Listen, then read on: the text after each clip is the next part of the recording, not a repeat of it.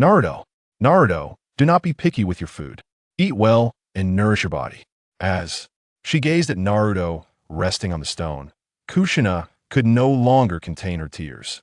Make sure to bathe daily, go to bed early, and remember to make friends. The quantity does not matter. What counts is that they are true friends whom you can trust, even if it is just a few. You must learn ninjutsu. I could never master it, but perhaps you can. Each person has their strengths and weaknesses, so do not be disheartened if you struggle. Pay close attention to your teachers at school. And remember, there are 3 taboos for ninjas. Avoid borrowing money unless absolutely necessary. Save the rewards from your missions. Refrain from drinking before turning 20, and even afterward, do not indulge excessively in concerning women. Well, as your mother, I may not have all the answers, but there are only men and women in this world. One day, Naruto, you'll surely find a girlfriend. Just as long as she is not too peculiar, strive to find someone like your mother. Fourthly, be cautious of Jiraiya Sensei.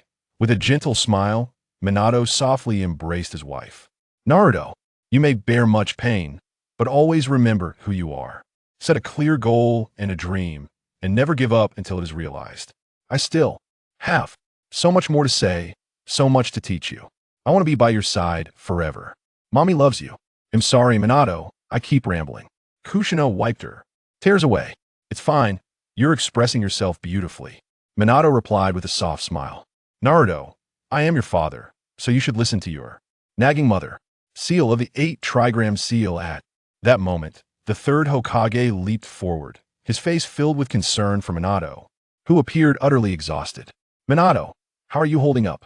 Listening to the words of the dashing blonde man and the enchanting red-haired woman, the small infant in the cradle began to struggle. Damn it. No. I failed to honor my parents in my past life. Must I lose everything now? Gazing at the enormous, menacing form of the Crimson Fox, the infant desperately attempted to speak, his eyes fixed on Minato and Kushina, filled with longing. After much effort, he could only emit the cries of a baby, his tiny hands reaching out. In vain, unable to touch his parents. Lord Third, I have sealed the Nine-Tails within Naruto. From now on, I entrust him to you. With a heavy heart, Minato softly uttered to Naruto, I'm sorry, Naruto. Before he took his last breath, that I end the village, regardless of whether they were ninjas or ordinary citizens. They knew only that the 4th Hokage had vanquished the Nine-Tails with an extraordinary jutsu. They were unaware that their revered 4th Hokage had sealed the Nine-Tails within his own child. When they saw a small infant appear where the Nine-Tails had vanished, it was an undeniable fact that they could comprehend. On a warm morning, the sun ascended from the distant horizon, its resplendent orb surrounded not only by golden rays, but also by wisps of delicate purple light. In a secluded area of Konoha, an abandoned apartment stood precariously, its surroundings seemingly deserted, save for a plump old woman residing nearby, who was currently casting a gaze of animosity at the diminutive figure perched above the dilapidated building. Naruto found himself in the world of Hokage without understanding how he arrived there. However, having come this far, he resolved to adapt, for existence is inherently justified. At that moment, within his dantian, a mature lotus pod floated, having accompanied his soul to this realm from a misty void. The lotus pod, a deep azure, was adorned with countless purple patterns, each seemingly embodying the profound truths of the universe, knowledge far beyond Naruto's current comprehension. According to the revelations he gleaned from within, this lotus pod bore an ominous origin. It was the 36th grade Chaos Blue Lotus that had flourished in the primordial space before the creation of the world. Unfortunately, after Pangu obtained it, he refined his physical form with its essence, causing its grade to diminish from 36 to 24. Subsequently, as Pangu opened the heavens and the earth, the Chaos Blue Lotus shattered, leaving behind 24 petals that transformed into the 12-grade Merit Gold Lotus, the 12-grade Annihilation Black Lotus, the 12-grade Purification Green Lotus, and the 12-grade Karma Fire Red Lotus. The lotus leaves became the banners of the 4 primordial treasures, while the lotus stems, infused with Pangus merits, manifested as the universe's merit ruler. Yet, The perfectly matured lotus pod vanished without a trace. It is no wonder such treasures have never appeared in the primordial realm. It seems the Chaos Blue Lotus, unwilling to meet its demise, used its final strength to send the lotus pod across the void to other worlds. The purple patterns on the lotus pod were inscribed by the Chaos Blue Lotus, reflecting Pangu's profound insights into the 3,000 paths, laden with his contemplations and understandings infinitely profound. Within the pod, over 3,000 mature lotus seeds developed, astonishingly mirroring the number of the 3,000 paths. Naruto, utilizing the Hunyuan-ju, gently circulated his somewhat fragile meridians, absorbing a hint of purple chi mingled within the morning sunlight.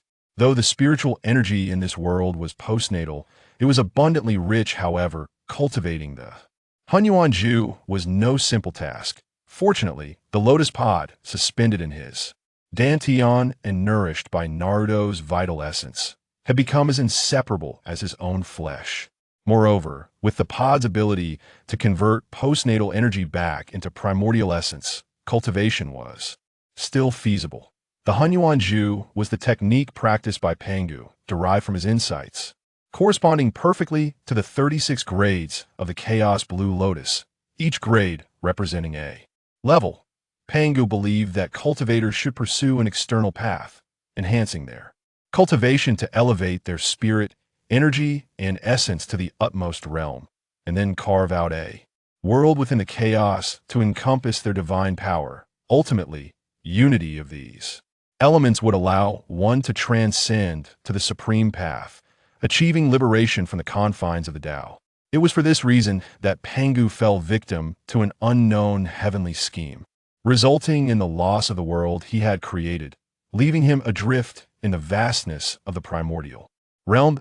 As a latecomer who traversed from another realm, Naruto has been profoundly impacted by the explosion of theoretical knowledge from his previous life, deeply resonating with the notions of the grand universe and the microcosm of the human body that in a significant departure from convention. He has endeavored to harmonize external cultivation with internal refinement through the mixed yuan technique, attempting to carve out space within his dantian, gradually expanding this space to ultimately manifest the lesser thousand world, the middle thousand world, the greater thousand world, and the chaotic world. Upon reaching the chaotic world, he aspires to attain the realm of the great path. Since gaining consciousness, Naruto has been diligently honing his physical form with a rising purple aura of dawn. Now, 3 years later, from the age of 3 to 6, he has yet to engage with chakra, this rudimentary energy, yet his cultivation is on the verge of reaching the nascent soul stage. According to Naruto's estimations, his energy has already begun to rival that of the legendary figures Senju Hashirama and Uchimadara. Regrettably, until now, Naruto has felt no connection to the world of his past life, as if such a place does not exist within the vast cosmos. Consequently, he has never left Konoha. Perhaps for him, this world is perpetually unfamiliar, rendering every location distinct yet alike. With a slow exhale, Naruto's youthful face is imbued with determination. Notably, unlike the original depiction of him with yellow hair and 6 whisker-like markings, the current Naruto boasts a cascade of violet-blue hair, each strand emanating a faint azure radiance.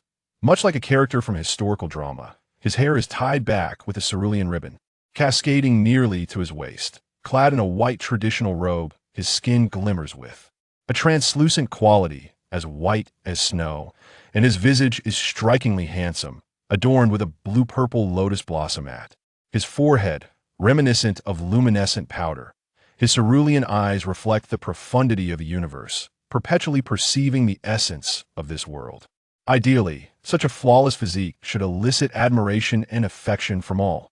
However, due to the Nine-Tails incident 6 years prior, he has become the object of disdain among many residents of Konoha, particularly because of the enigmatic lotus upon his brow, which has led them to perceive him as a harbinger of the nine-tailed fox, a manifestation of hell itself.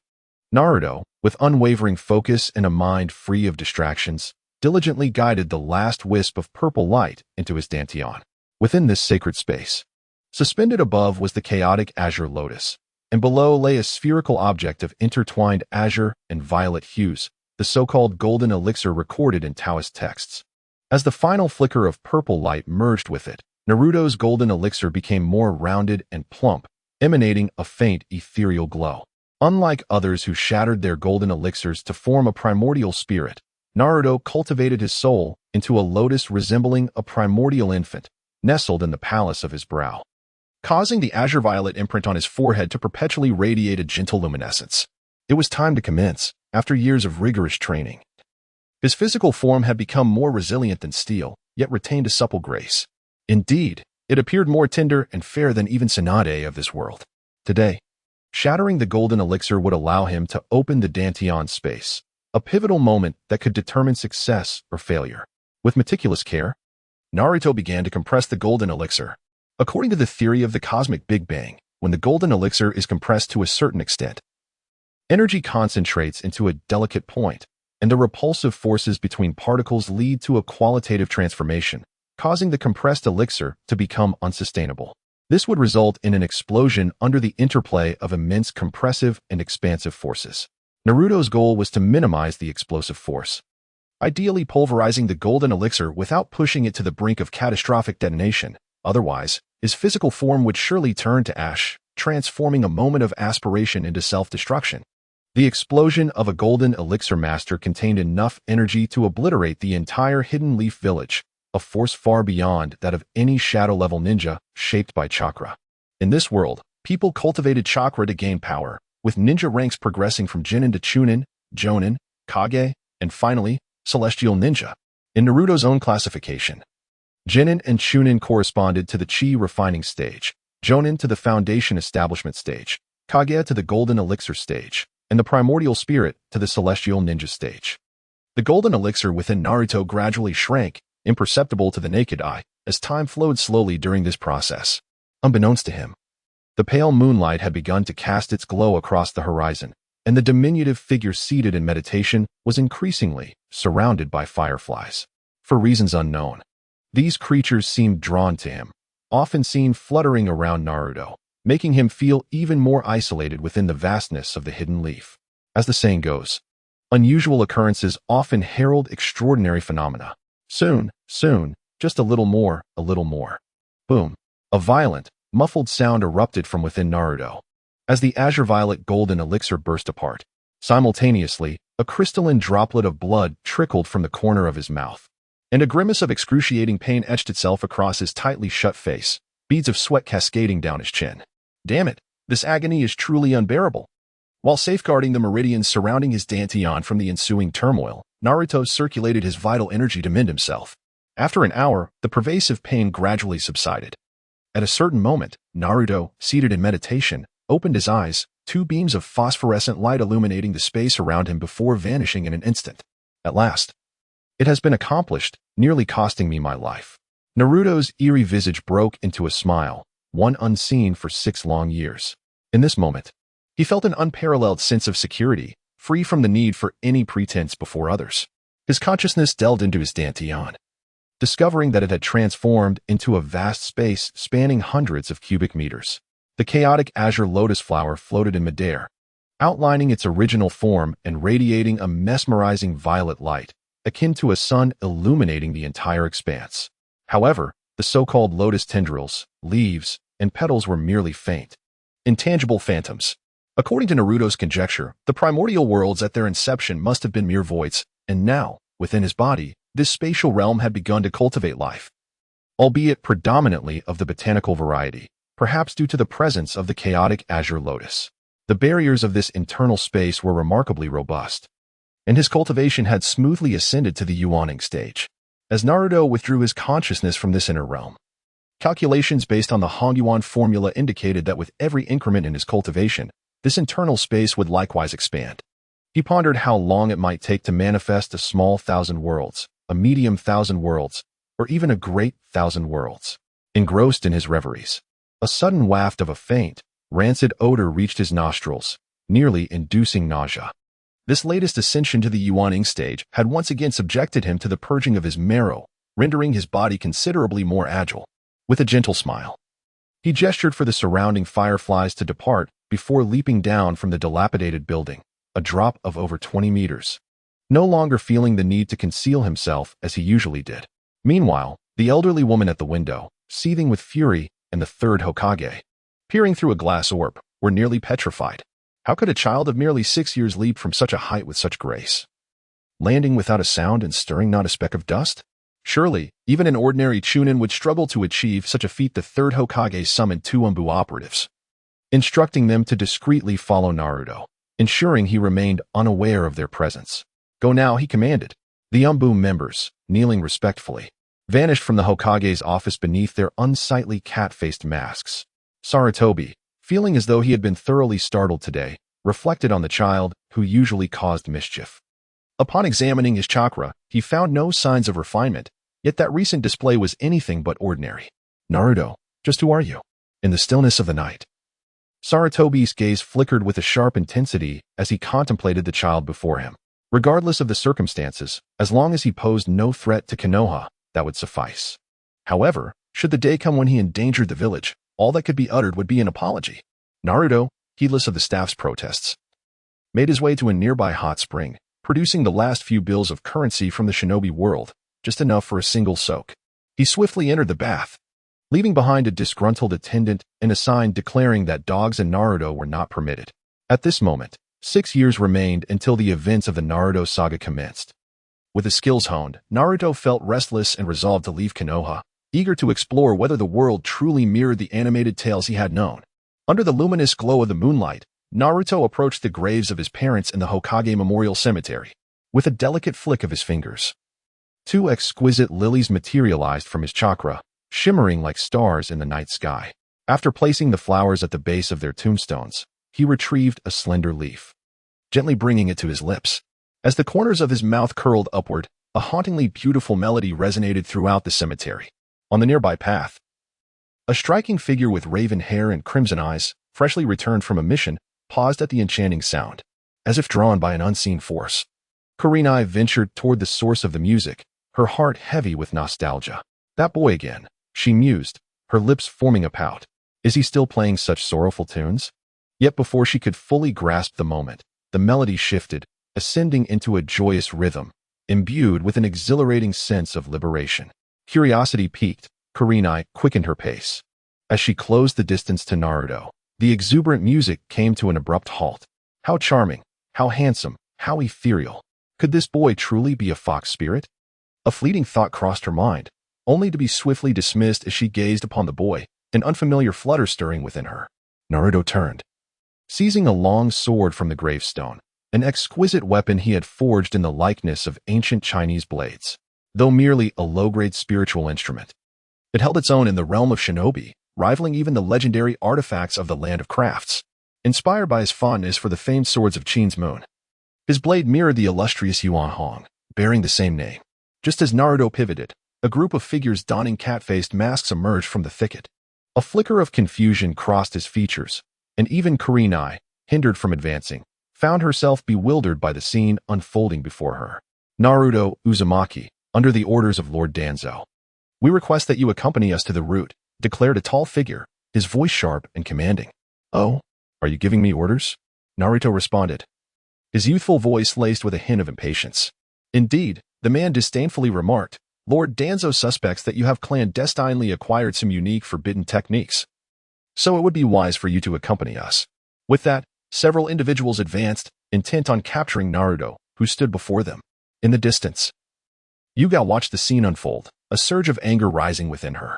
Hey, you cannot act in this manner. Has this operation been sanctioned by Lord Third? She protested. Exactly. Naruto cannot go with you. We are under orders from the third Hokage to escort him to the Hokage's office. Naruto, please come with us. Suddenly, 2 more individuals emerged, blocking Danzo's men. Seeing this spectacle, Naruto let out a hearty laugh, though his youthful visage bore no trace of mirth. In a melodious voice, he declared, Danzo, Hiruzen, have you realized that your so-called weapons are uncontrollable? Alas, if they had come on their own, perhaps they could have stalled me for a moment. But sending 13 useless Jonin and 2 Chunin is truly an underestimation of my capabilities. Naruto Uzumaki, do you intend to defect? I advise you to come along quietly. as the consequences are beyond your capacity to endure, one of Danzo's subordinates threatened. No, Naruto must accompany us to the Hokage's office. Another insisted. How can you do this? He is just a child. It is utterly unfair to treat him this way. Yugao exclaimed, her face a mask of indignation. Sigh, people are inherently selfish. Prioritizing their own rights and interests, Naruto reflected, recalling the facades of the higher-ups in Konoha from his previous life. His voice turned cold, laced with malice. My parents have already been schemed against and perished at your hands. Everything has been divided among you, and I have received nothing from you over the years. If there had been anything, my parents would have repaid it long ago. Konoha and the Third, what a disheartening place this is. A flicker of awkward guilt crossed Hiruzen's eyes before fading in mere seconds. Enough of this idle chatter, come with us. The two factions seemed to reach a consensus. Encircling Naruto, while Yugao remained isolated from the fray. Naruto glanced at the illuminated Konoha and turned his back, his eyes devoid of any lingering affection. This place, which had caused him so much pain, was far from the idealized version depicted in the anime. With a swift motion, he unsheathed his sword, Yuan Hong, and his figure became a blur, darting through the throng. At last, he brandished his long sword, which widened dramatically in the air. Naruto, with his diminutive stature, leaped onto the blade, and the fireflies that had surrounded him dissipated. Farewell, Konoha, the so-called benevolent, he uttered, as he stood upon his sword. His figure vanishing into the dim night sky. Yugao stood transfixed, gazing at the direction Naruto had disappeared, perplexed and unable to comprehend the situation. After a moment, her thoughts were shattered by the sound of agonized screams.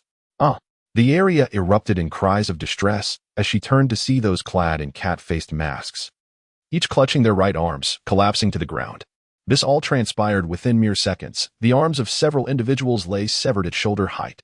In a panic, Yugao hastened towards the Hokage's office, but then paused to glance back at the fallen figures, scoffing before redirecting her steps back home. At this moment, witnessing Naruto's unjust treatment, she dismissed the fate of those scoundrels.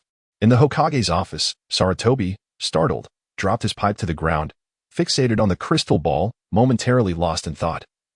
As a profound sense of dread inexplicably welled up within him, he had departed, if I had truly left. After the initial shock, Konoha dispatched a multitude of ninjas to search for Naruto, yet the occurrence of his escape was shrouded in secrecy. Only the high-ranking officials, accustomed to scheming, found themselves in a state of restless anxiety. Deep within a dense primordial jungle, situated in the southern part of the Land of Fire, near the once legendary Land of Whirlpools, lay an uninhabited expanse rarely traversed by anyone. In the world of ninjas, the unique chakra cultivation system resulted in an abundance of medicinal herbs. Though lacking the ultra-advanced innate spiritual roots found in ancient realms, they proved quite beneficial to Naruto before he progressed to the second tier of the chaos technique. Moreover, after an unexpected transplantation of herbs into his internal space, Naruto discovered that this space had inexplicably expanded. Thus, over the past 2 months, wherever he ventured, he meticulously gathered various precious materials. His internal space had evolved into a vast expanse of over 10 kilometers, sprouting a few modest forests and sketching out preliminary mountains, rivers, lakes, and oceans. The higher the grade of the herbs, the faster the internal space would develop. Exhausted, he thought it wise to rest before continuing, feeling utterly drained. Naruto reclined against a towering tree, its height astonishingly grand in the world of ninjas, his body sprawled on the soft moss, occupying merely a fifth of the trunk. Yet, the remarkable expansion of his internal space, illuminated by the sunlight chaos Qinglian, had caused the herbs to exhibit signs of advancement, a truly marvelous phenomenon. With a languid yawn, Naruto closed his eyes and gradually drifted into slumber. Tick-tock, tick-tock. In a vast, shadowy sewer, the slumbering Naruto's soul unwittingly found itself transported here. Oh, this place resembles the anime quite closely. The Nine-Tails. A mischievous smile flickered across Naruto's handsome face, quickly overshadowed by a surge of resentment, for after all, this wretched fox was responsible for the deaths of his parents. I shall see just how formidable you truly are. Hey, little brat, come here, come here. Yes, keep moving forward, the Nine-Tails urged, its excitement palpable as it observed Naruto approach the imposing iron gate. Silently, it chanted within, hurry, hurry, I am almost free. Haha.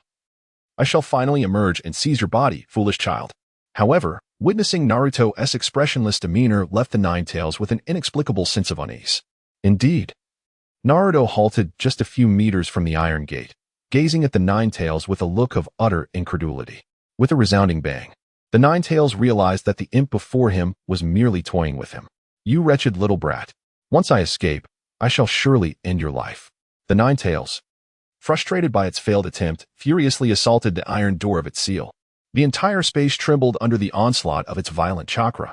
Its massive claws struck the door, striving to extend its head and devour Naruto outside, yet it could not break free, revealing a more menacing snarl. "Hey, Nine-Tails," Naruto deliberately emphasized the last two words, his starry blue eyes scrutinizing the beast. The expression he wore sent a shiver down the spine of the creature. Realizing its failure, the Nine-Tails retreated its claws from the iron door, swallowing hard. "How curious. Why do I feel a sense of trepidation?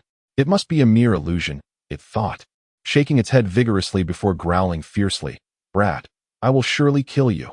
"Shut up," Naruto replied, casting a fleeting glance, and instantly discerned the creature's true nature. "With your level of strength, killing me is utterly impossible." He regarded the Nine-Tails with disdain, noting how rudimentary its energy was. "Were it not for the abundant solar chakra mingled within your tailed beast chakra, which continuously regenerates your cells, you would have long perished. It's no wonder that ninjas in the shinobi world have such short lives. What foolishness to exchange lifespan for power. I cannot fathom why you fools take such pride in your abilities. Even that so-called sage of six paths was foolish enough to bestow upon you a grandiose title. You are but a fox, a creature of no significance." "Hey, brat, what are you talking about? Clarify your words."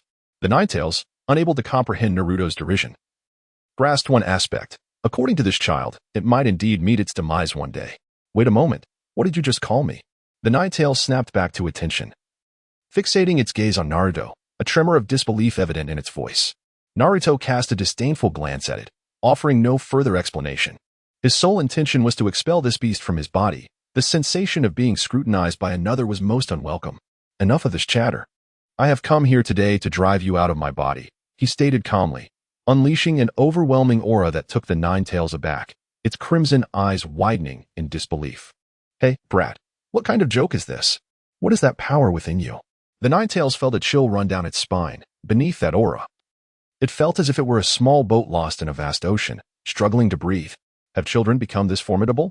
Damn that fourth Hokage, the Nine-Tails mocked, yet secretly wished for Naruto to unleash the seal.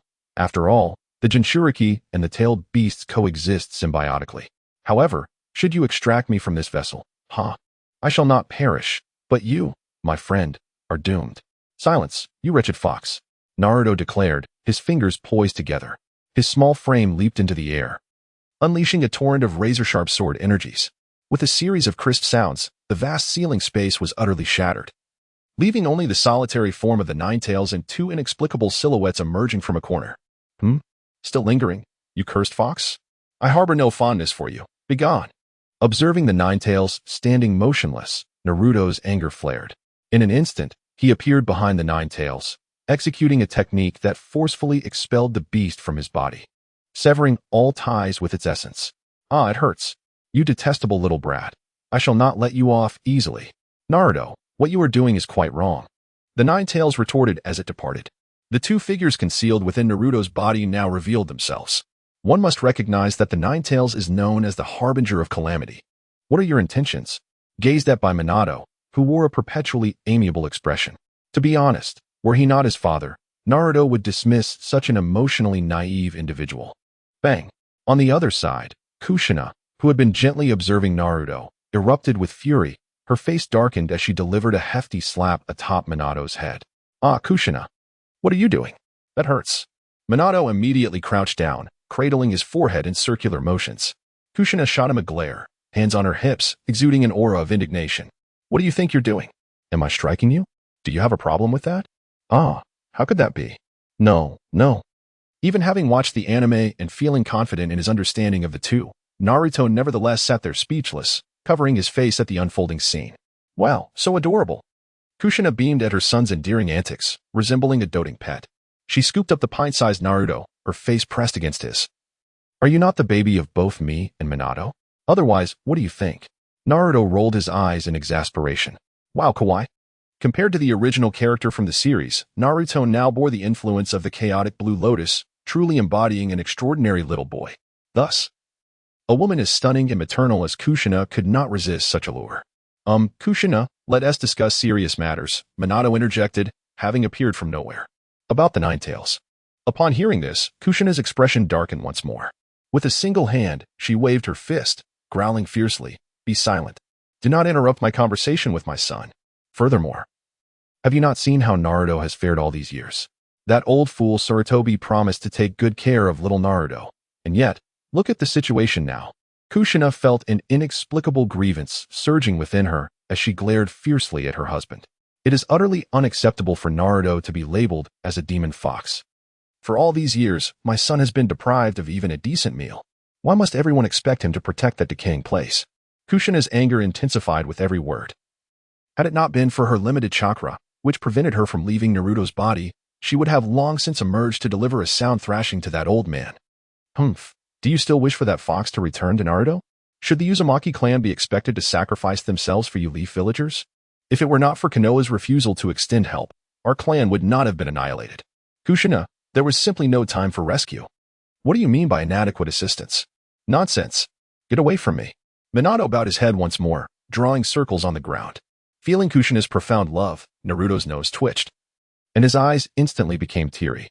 His small arms clung tightly around Kushina's neck, burying his head in her embrace, fearful that this sensation might vanish at any moment.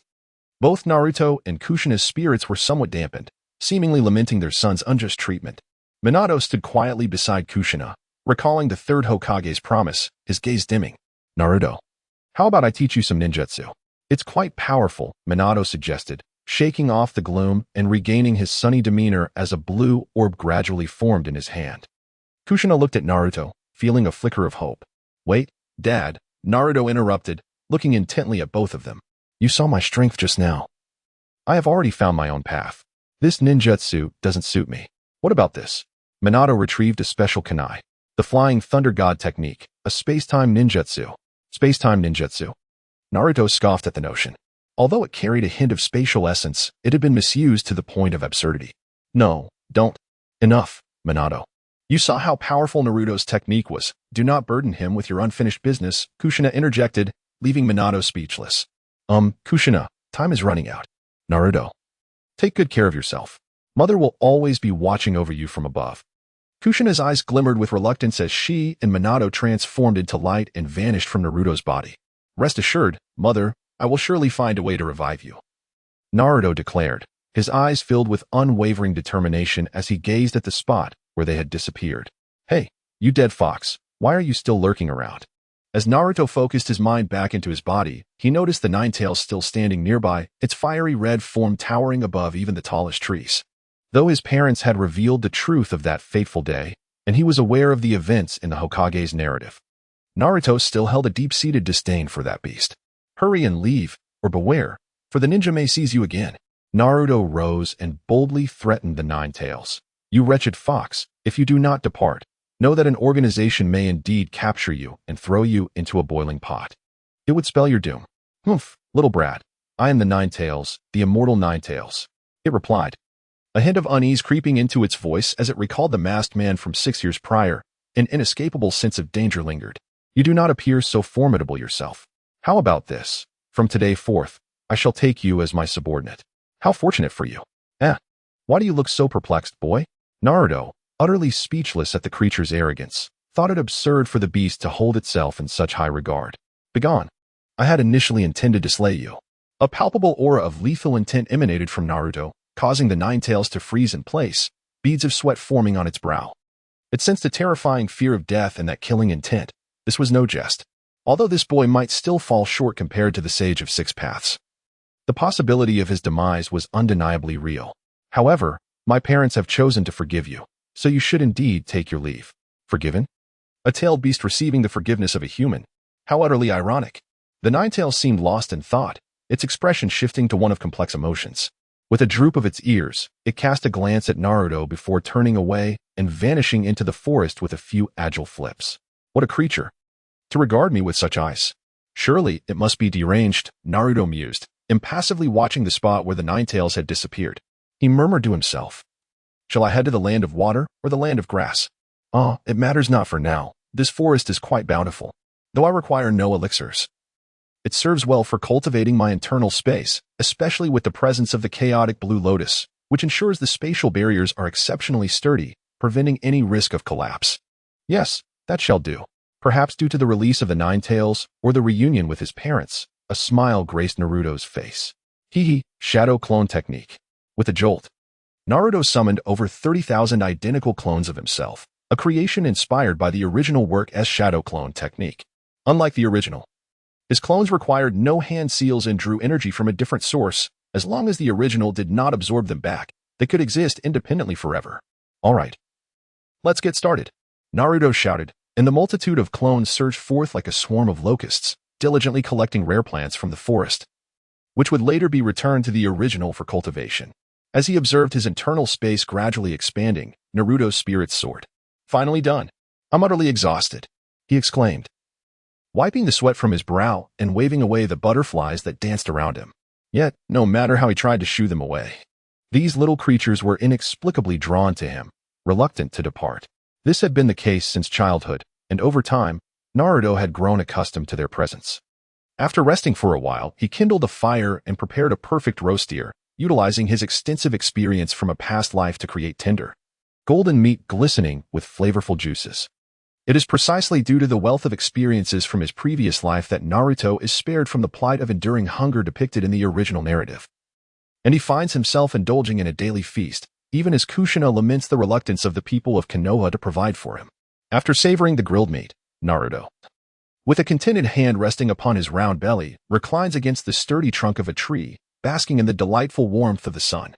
The gentle rays envelop him as vibrant clusters of flowers and shades of purple and red adorn the surrounding greenery, their unique fragrances wafting through the softly flowing air.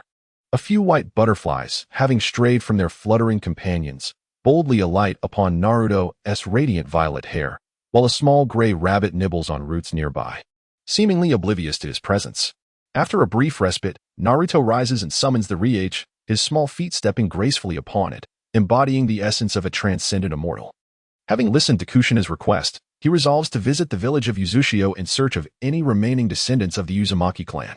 With the swift flight of his sword, and now possessing an inner space, Naruto finds the consumption of energy to be a mere trifle, easily disregarded. Moments later, guided by the memories shared by Kushina, he arrives at the ruins of the Uzumaki clan.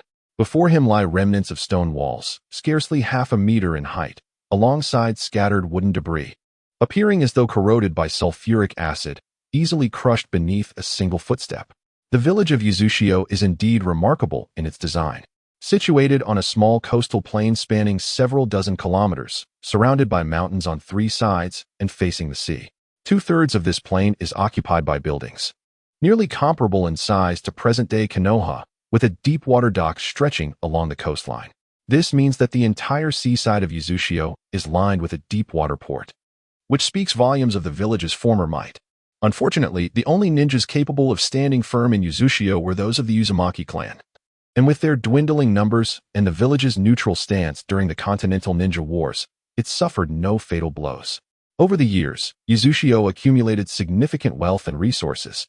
Yet without a robust ninja foundation, one can imagine the envy and ambition of other ninja villages.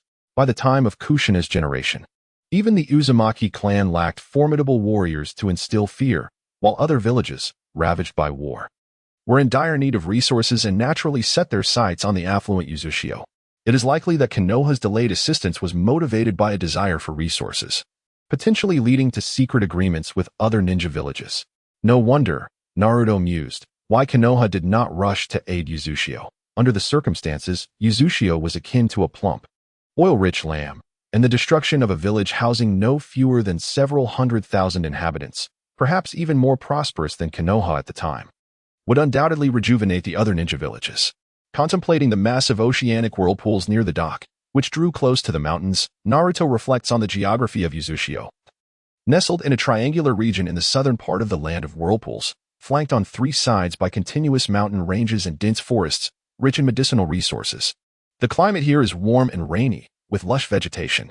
Although the village of Uzumaki no longer exists, many medicinal herbs and resources on the continent still originate from the dense jungles of the land of Uzumaki. The forests of this land are pure, untouched wilderness, unlike the Hidden Leaf Village, which was meticulously crafted by Hashirama Senju. Consequently, the variety of plants is remarkably rich, particularly those high-energy herbs that only the astonishing physique of the Uzumaki clan can withstand.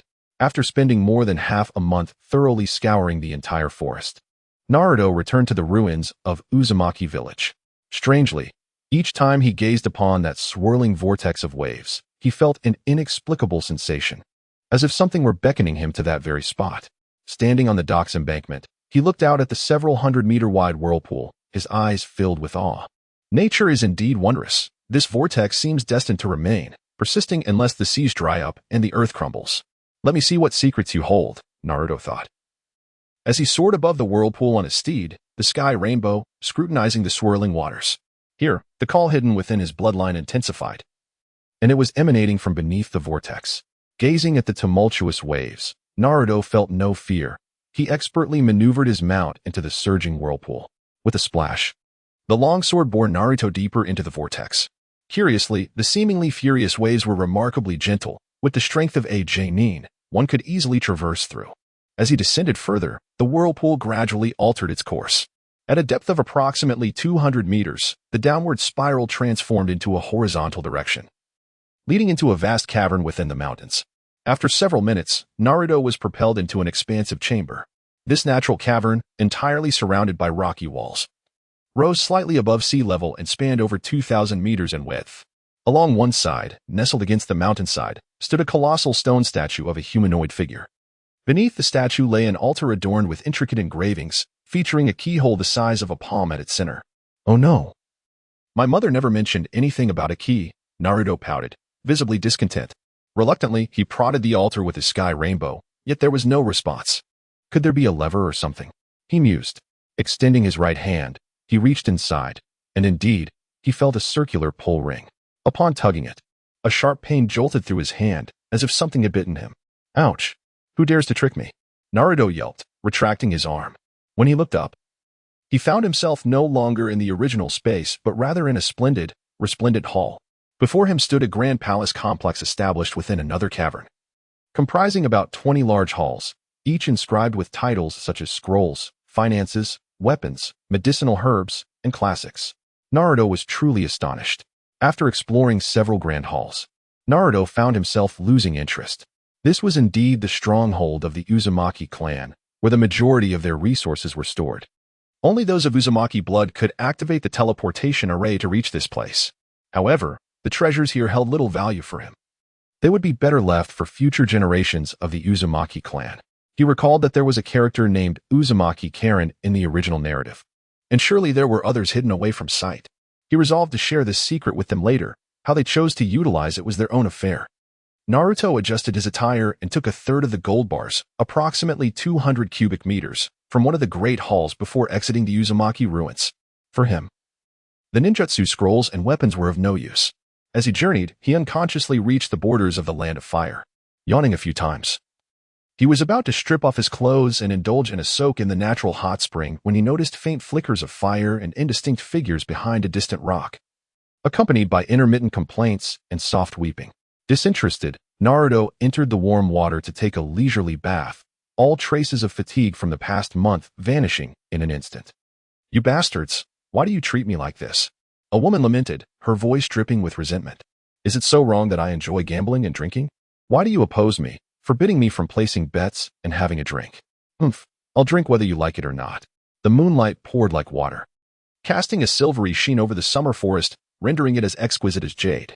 Yet, it could not conceal the sound of shattered glass bottles and the woman's ceaseless tirade.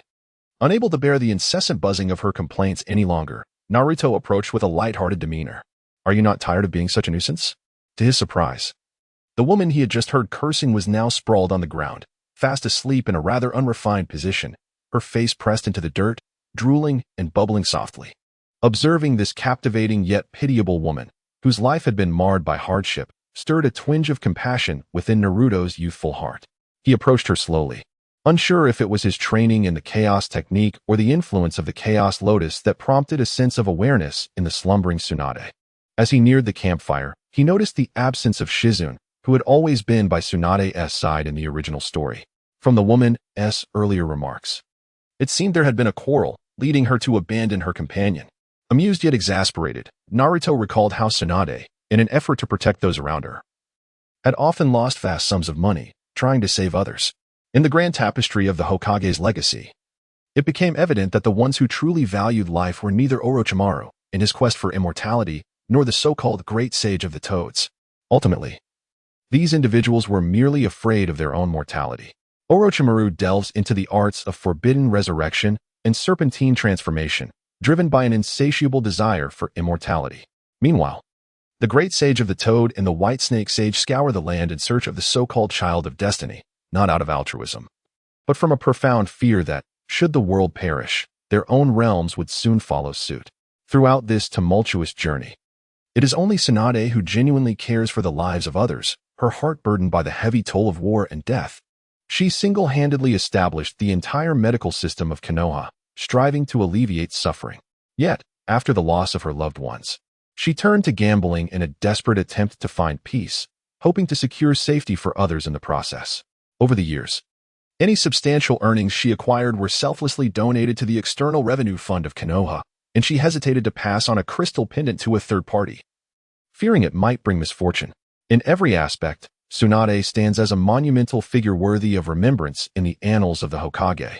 Naruto retrieved 2 large white tiger skins from his inner space and laid them on the ground.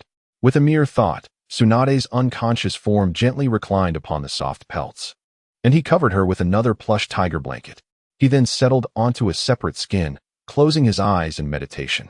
After a short while, Tsunade began to stir in her dreams, inadvertently crawling onto Naruto, her head resting in the crook of his arm, leaving him in a state of mild distress and helplessness.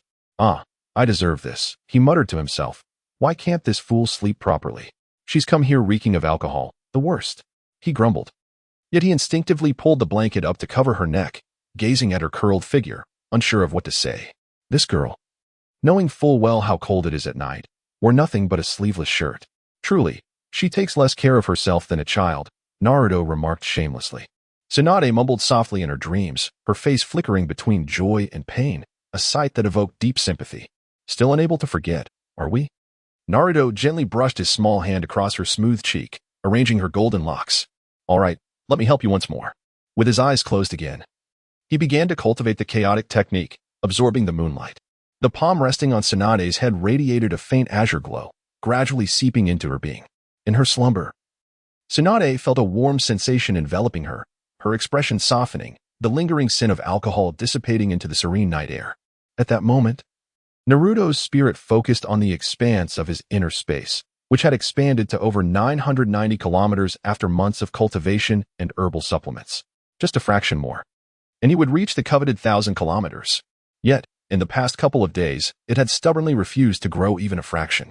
As his technique flowed, the moonlight around him intensified, gradually being absorbed by his body. As dawn broke, the sun rose slowly over the horizon, and the figure resting against the boy's legs had stirred several times but showed no signs of awakening, whether out of shyness or the chill of the morning air. She remained tightly wrapped in the plush blanket, surrounded by scattered glass vials strewn about the fire. In the distance, the bonfire blazed fiercely, its flames seemingly fueled by an unyielding supply of wood typical of the shinobi world, destined to burn for days unless extinguished by deliberate effort. As the violet radiance coursed through his being, Naruto reached a pivotal stage in his cultivation of the chaos technique, his mind intensely focused, refusing to entertain even a moment of laxity. Yet, the figure resting upon his legs felt a growing unease, wondering if her once untarnished reputation would be marred by this little brat.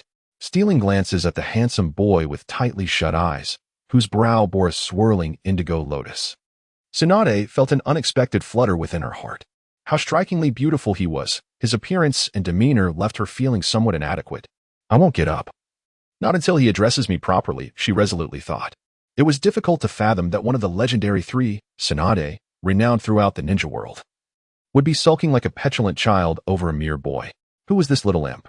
His aura was surprisingly pleasant, reminiscent of being surrounded by a lush garden in full bloom. It was an oddly comforting sensation. Suddenly, a mysterious sound jolted Tsunade from her reverie, the most astonishing aspect being that it emanated from the boy's very core. At last, he had broken through the first layer of the chaos technique. elevating his cultivation to the late stage of the nascent soul. In that moment, Naruto's tightly shut eyes flew open, a flash of brilliance bursting forth before vanishing into the depths of his gaze. Ignoring the now-awake beauty upon his thighs, he sat cross-legged, stretching his upper body, his gaze drifting toward the distant forest as he sighed softly. Come out, you fool. Where in this forest could such a colossal, crimson mushroom possibly grow? Have you ever seen fire-red mushrooms in this woodland? Mushroom? Tsunade pondered in confusion, her thoughts interrupted by a thunderous voice. Ah-ha-ha-ha. A towering figure, several meters in height, approached with a hearty laugh, before sitting down in a manner reminiscent of a human, exuding an air of self-importance. Naruto remained unperturbed, gazing into the distance while the creature, seemingly indifferent, remarked with a teasing tone, Well, little brat, you've certainly made progress. In just a few days, you've managed to win over a woman.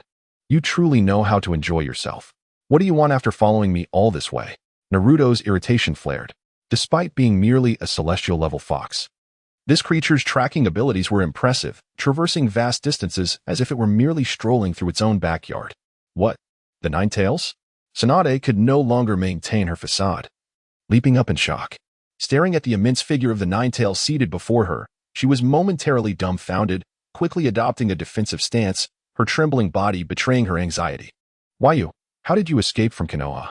Is the Jinchuriki already? Ah, so it's the illustrious Tsunade Senju. No wonder you looked so familiar.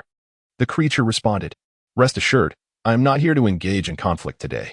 The Nine-Tails, devoid of its usual beastly ferocity, nonchalantly waved a sunflower seed and cast a reassuring glance towards Tsunade, before turning to the motionless Naruto and saying, The host you mentioned is right behind you. I was released by him. You should inquire further with him. Hey, kid, don't keep me at arm's length. Since you are unwilling to be my little brother, let me be yours instead. Observing Naruto's eye roll and evident impatience, the Nine-Tails implored him with a beseeching gaze. What if I become your summoning beast? You must know I am the Nine-Tails, possessing an inexhaustible chakra. Even as a summoning beast, I would be the strongest in the entire ninja world. Not interested. Naruto replied flatly. Come on, don't be like that. Just think of me as a pet. A pet would suffice, right? The Nine-Tails gazed fervently at Naruto, having noticed the remarkable increase in his power since their last encounter. The speed of his growth was astonishing, far surpassing that of the Sage of Six Paths. If he could latch onto this formidable ally, perhaps in a few years, if not sooner, even the Sage of Six Paths would be of no consequence. With nothing to occupy its time, the Nine-Tails mused about the prestige of having a tailed beast as a pet.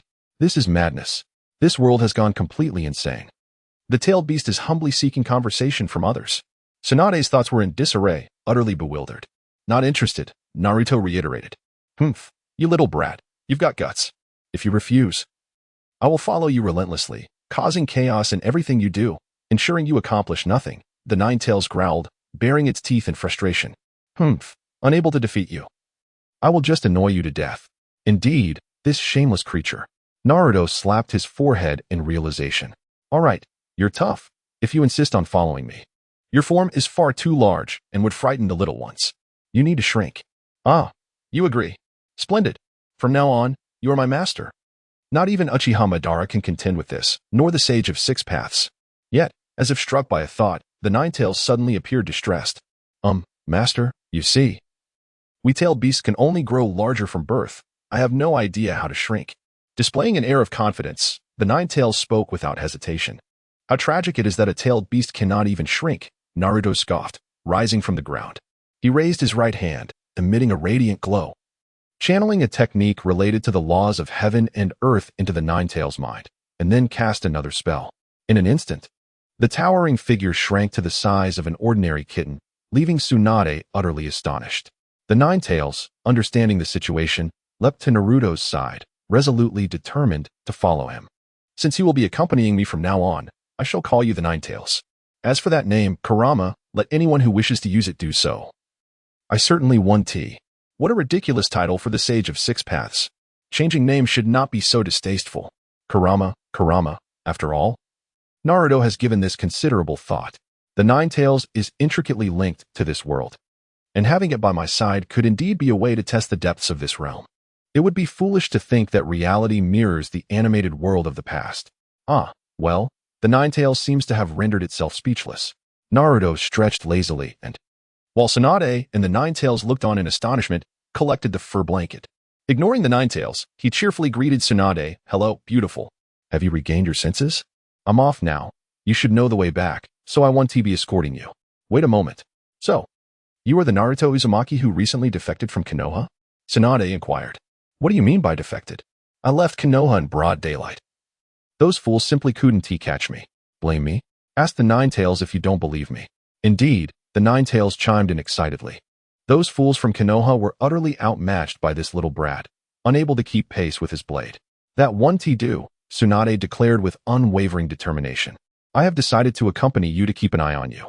I cannot allow other ninja villages to capture you both. Yes, that is my resolution." "What a formidable rationale."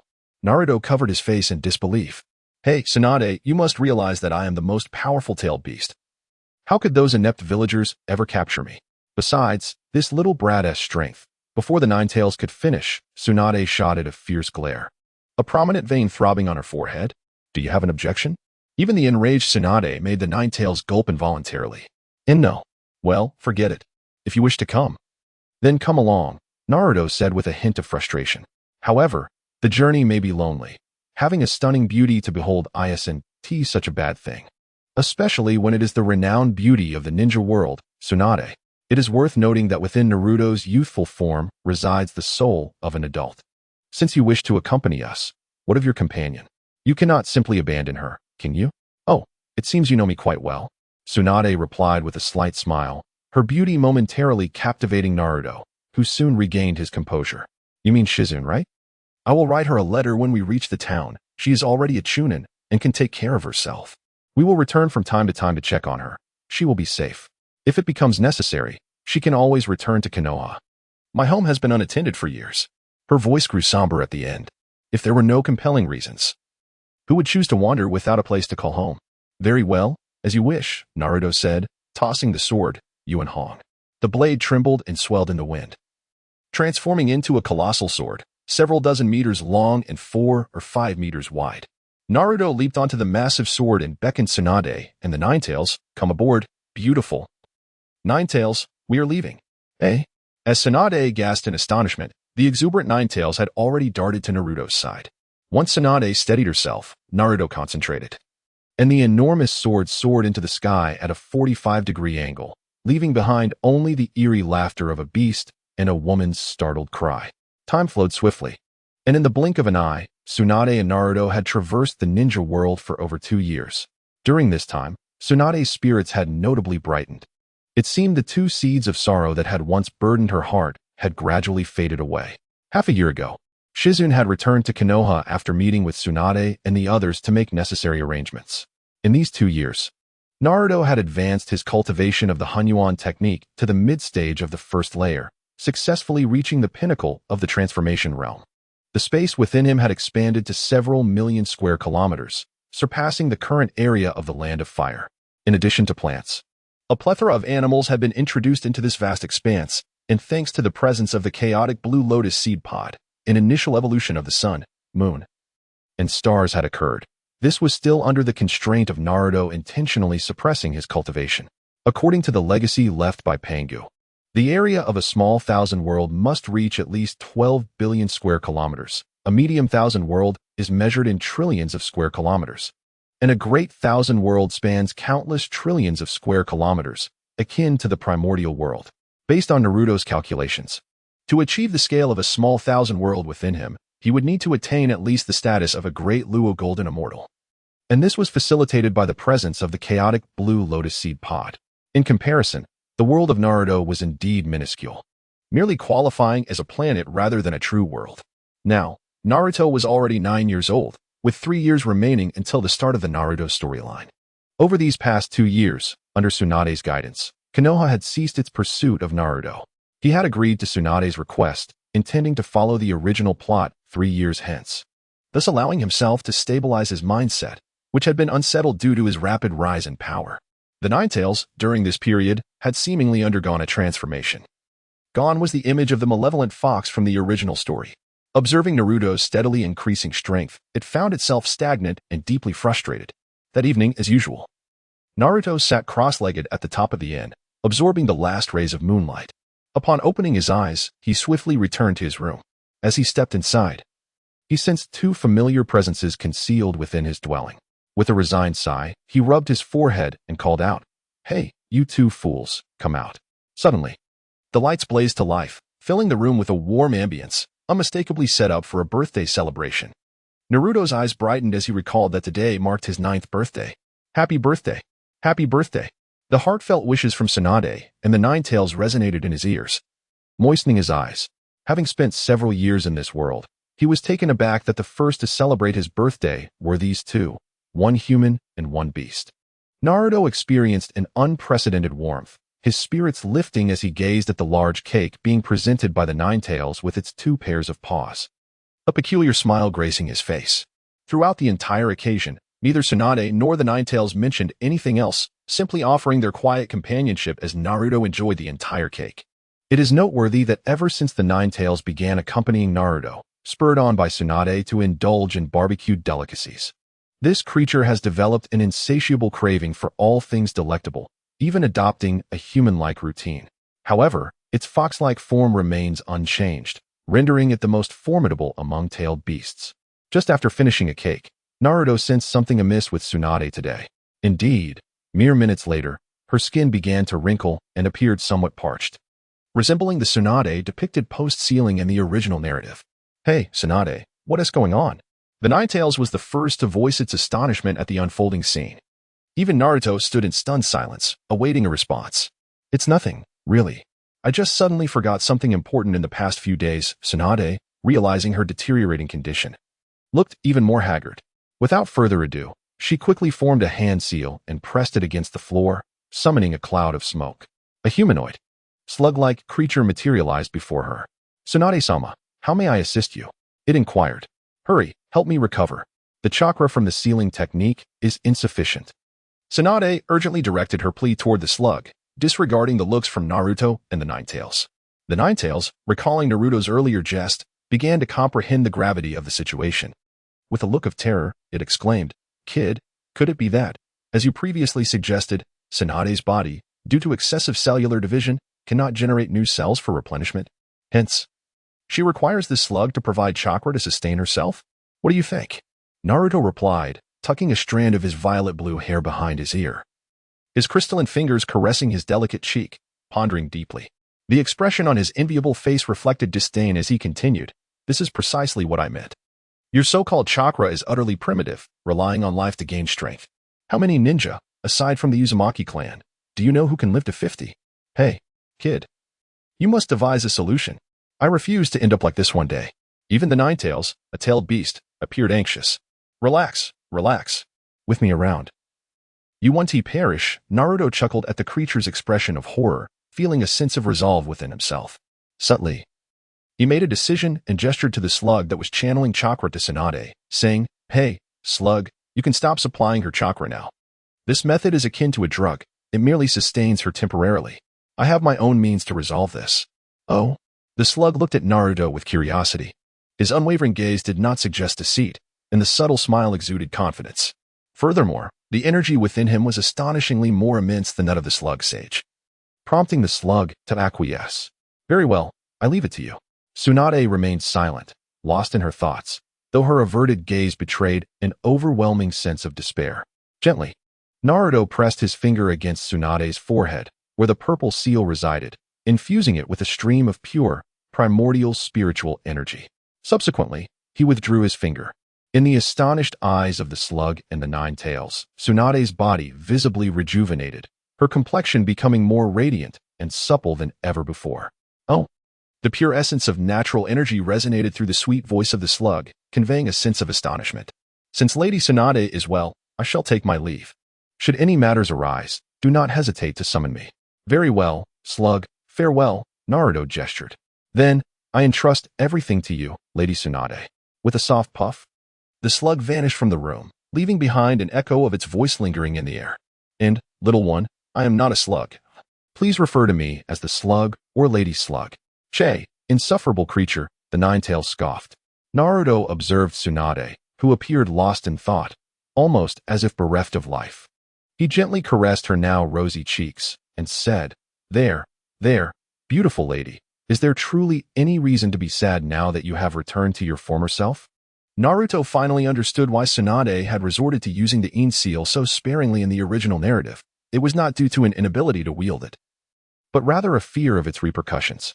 After all, her vitality had been severely depleted during the Great Ninja War. Do you look down upon me? Tsunade muttered. Her head bowed, and her voice barely above a whisper. Ever since she had begun following Naruto over 2 years ago, she had been captivated by his elusive techniques. Moreover, his mature demeanor made her feel as though she were interacting with a peer. Gradually, she attempted to emerge from the shadows of her painful past. Yet each time she reverted to this state, it dragged her back to those terrifying days. In these moments, she grappled with the complexities of her feelings for him. Naruto tenderly stroked Tsunade's cheek, helping her to rise from her curled position. Taking her delicate, pale hand in his, he smiled and reassured her, "Do not worry. I understand your thoughts. You fear reverting to that previous state, do you not? I can resolve this." The childlike voice resonated in Tsunade's ears at this moment. Naruto had grown to a height just below her chest, and perhaps in a few years, he would be nearly her equal. However, the sight of Tsunade biting her lower lip, filled with a haunting melancholy, was rather poignant. "Come here, Nine-Tails, place your paw on my shoulder. I am taking you to a special place." "Very well, little imp." The three of them vanished in the blink of an eye, appearing beneath an unfamiliar sky. Tsunade was bewildered by the sudden change, but the Nine-Tails, with its keen perception, sensed the extraordinary nature of this locale. Indeed, this was the inner space that Naruto had created. At that moment, the inner space was a vast forest, abundant with medicinal herbs. Thanks to the Chaos Blue Lotus, many herbs surpassed their counterparts in the world of shinobi. Aside from the absence of humans, the area was teeming with birds, beasts, insects, and fish, with islands and oceans scattered across the continent, presenting a vibrant world brimming with life. A complete biological chain had already formed, patiently awaiting the arrival of humanity. "Little imp, where's this place? What do you mean by bringing us here?" The Nine-Tails inquired impatiently. Yet, as the words left its mouth, it sensed something amiss. "No, this is not merely a world. This is not merely a world?" Tsunade adjusted her downcast demeanor, for she understood that whatever had incited such terror in the Nine-Tails was likely a rarity in the entire world. Naruto offered a faint smile. "Indeed, Kurama, you are correct. This is no longer the world we once inhabited. So where exactly are we? Have you traversed into another realm using your spatial abilities?" A look of astonishment crossed Kurama's solitary face. Such a power, I dare say, even the Sage of Six Paths could scarcely accomplish. Naruto shook his head. "Let me speak plainly. This is a world I have created within myself." What? If Kurama was merely shocked moments ago, now even the usually stoic Tsunade was taken aback. Creating a world, a phrase never before uttered, conjured images of sheer madness from just those 4 words. Isn't that a tad exaggerated? You're joking, right? Even the Sage of Six Paths couldn't do that. "Humph, the Sage of Six Paths," Naruto replied with a hint of disdain. "That pompous figure, his strength is rather unimpressive. I possess my own system of cultivation. Allow me to explain.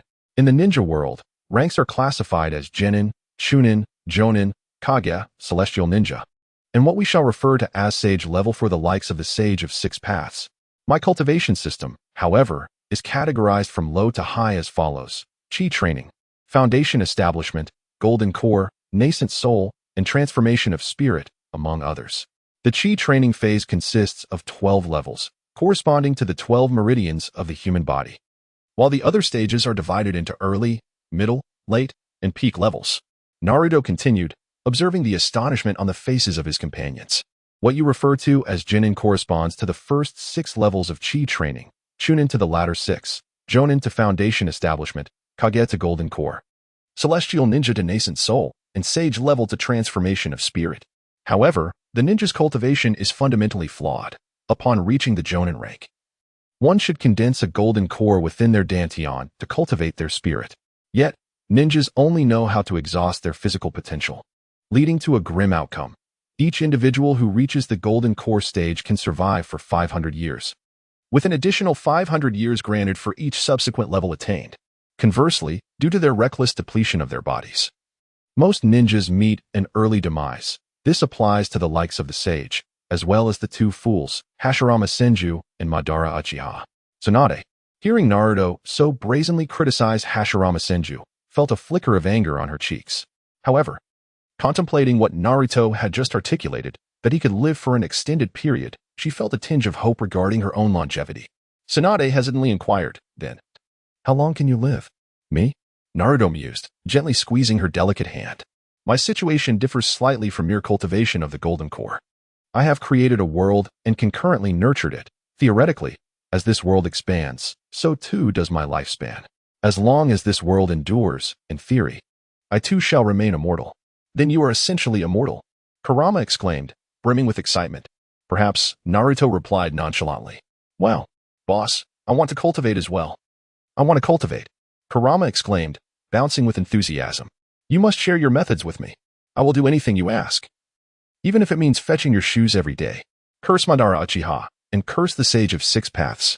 Yet, before Kurama could leap with joy, a single remark from Naruto swiftly dampened his spirits. "Hey, you cunning fox, do not be so smug. Even if you wish to cultivate now, I cannot assist you. Providing you with the techniques will be futile." "Why?" The Nine-Tails instantly slumped, his ears drooping in despair, as he had just entertained thoughts of indulging in the company of some lovely sisters. "There is one thing you are aware of. Your soul is incomplete. If it were merely a fragment, I could assist you in restoring it, but you are missing a full half. If you were to attempt cultivation under these conditions, your soul would be unable to achieve the necessary yin-yang resonance, and it would not be long before you face soul combustion and true death. This is not the cyclical rebirth you tailed beasts speak of through chakra," Naruto implied. "You must understand that with each death and subsequent rebirth, a portion of your power is irretrievably lost. Thus, as a tailed beast, your lifespan merely exceeds that of the Sage of Six Paths by a small margin. You too cannot attain infinite rebirth. It is simply that your essence has not yet been entirely depleted." "I knew it, although I've never died." "According to that big fool of the One-Tail, it is indeed as you say," the Nine-Tails remarked, somewhat dejected. "Moreover, after your father, the fourth Hokage, divided me into two halves years ago, each half's power has diminished to the early stages of a shadow level. I have a feeling that even if we were to reunite, we could never return to our former heavenly level. Do not worry, in a few years, I will return to Konoha with the beautiful lady and retrieve the death god mask from the Uzumaki clan's repository. At that time, I shall reclaim your missing half of the soul, and after following my method of cultivation, you may even transform into human form." "Really? Little brat. You would not deceive me, would you? I can become human?" "Of course," Naruto replied affirmatively to the Nine-Tails, then turned his gaze to the gradually recovering Tsunade, gently squeezing her fair fingers. "So, beautiful lady, are you willing to adopt my cultivation method?" Tsunade gazed intently into Naruto's eyes, filled with anticipation and a hint of complex emotions. Was she not also in a similar position? She extended her exquisite hand to caress Naruto's head. In that moment, she realized that she could not truly part from this still-growing boy for the rest of her life. Just as Naruto's head began to droop in disappointment, Tsunade's cheerful demeanor resurfaced, aligning her gaze with Naruto's at chest height. The mature, fragrant aura enveloped him, filling his nostrils. "Then, please entrust it to me, Naruto." "Eh?" Those simple words rekindled a smile on Naruto's previously forlorn face. At this moment, the Nine-Tails, sensing the intimacy between the two, chose to remain quietly in the background. Naruto joyfully leaped up and pulled Tsunade to sit upon a high cliff within his inner space. He then faced her, extending one hand with fingers splayed, revealing a pinkish-purple lotus seed radiating a crystalline glow in the center of his palm. "This is my lotus seed. I will now place it into your dantian. This seed is fully matured, and once it separates from its mother, it will begin to grow until it becomes an independent lotus. I estimate this will take about 2 to 3 years. If your cultivation were to advance, the first petal would bloom within you, and your brow would bear a mark akin to mine, a distinctive emblem of our lineage." Naruto gestured towards the 36 petals of the azure and violet lotus upon his forehead. Continuing, "Rest assured, this lotus seed poses no harm to you. If you aspire to successfully manifest an inner world like I have, its assistance is indispensable. Now, let a drop of your blood fall upon it. From this moment forth, it shall be as integral to you as your own body. Moreover, it harbors numerous unforeseen benefits. Do give it a try." Tsunade, fully aware of the seed's precious nature, promptly pricked her finger and let a drop of blood fall, subsequently guided by Naruto to channel the seed into her dantian. As soon as the seed entered her dantian, it vanished without a trace, except for Naruto, who possessed the lotus pod's essence, and Tsunade herself. Even those with comparable lotus seeds would be unable to perceive it. much like how Naruto could see the floating lotus pod in the inner space while Tsunade could not. Otherwise, this treasure would ignite a frenzy of competition among countless seekers. The lotus and its essence are intertwined. Should the essence perish, the lotus itself cannot endure. Naruto glanced at the envious Nine-Tails and earnestly remarked, "Rest assured. The very fact that you are witnessing this today signifies that when you are able to cultivate, I shall provide you with a lotus seed as well, albeit of a different hue." "Really?" The Nine-Tails, recognizing Naruto's sincerity in his gaze, chuckled. "I never imagined that after living for thousands of years, I would encounter such extraordinary fortune. Even if I had to relive all my past experiences, it would still be worth it." Sighing, Tsunade observed Naruto and the Nine-Tails, reflecting. Who would have thought that in the end, it would be us three, so dissimilar, who would come together? What is wrong with that? Naruto laughed as he transferred the language system of Huaxia along with another set of scriptures, the Purple Dream Sutra, which held equal rank to the primordial technique, to Tsunade. It was uncertain whether Pango had initially devised such numerous methods for his family, but his unfulfilled path ultimately paved the way for the likes of Naruto. He felt fortunate to have taken the primordial Chaos Green Lotus pod with him. Otherwise, the profound truths inscribed within would not have fallen into his hands.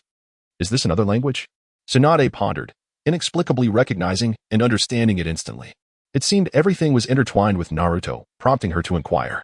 Indeed, Naruto nodded in affirmation. I have directly instilled this language system within you, allowing immediate comprehension. It is not merely superfluous. The techniques are fundamentally constituted of this script. Should it be transmuted into another form, the original resonance of the Tao would dissipate, rendering cultivation and understanding impossible. In the blink of an eye, 3 years had passed. Yet conflicts, both great and small, continued to persist within the world of Hokage. Throughout these years, the trio traversed the starry island of the water country, roamed the vast deserts of the wind country, and scaled the thunderous mountains of the lightning country, as well as the barren lands of the earth country. They spent their time either gambling with Tsunade or wandering and cultivating. In the present day, Tsunade appears as a youthful maiden of 18. Yet she possesses an added depth of maturity and grace, enhanced by the passage of time. A delicate lotus flower, tinged with shades of pink and purple, blooms at her brow, marking her as a woman of distinction. After 3 years of rigorous training, the internal space she has cultivated within herself has expanded to a size comparable to Naruto's inner realm from 3 years prior, encompassing several million square kilometers of land. This space, born from lotus seeds, has matured into a thriving ecosystem, although neither Naruto nor Tsunade has yet relocated any human inhabitants into this inner sanctuary. A fortnight ago, Tsunade successfully transcended to a higher realm of cultivation, having once possessed mid-tier strength as a ninja. The transition, despite its differences, shared numerous similarities, thus facilitating her rapid advancement. Under Naruto's indulgent care, her demeanor has transformed to that of a carefree girl, starkly contrasting with the Tsunade of the original narrative, who wore a smile yet concealed profound sorrow. As for Naruto, his internal space has also achieved a remarkable breakthrough, now exceeding 10 million square kilometers.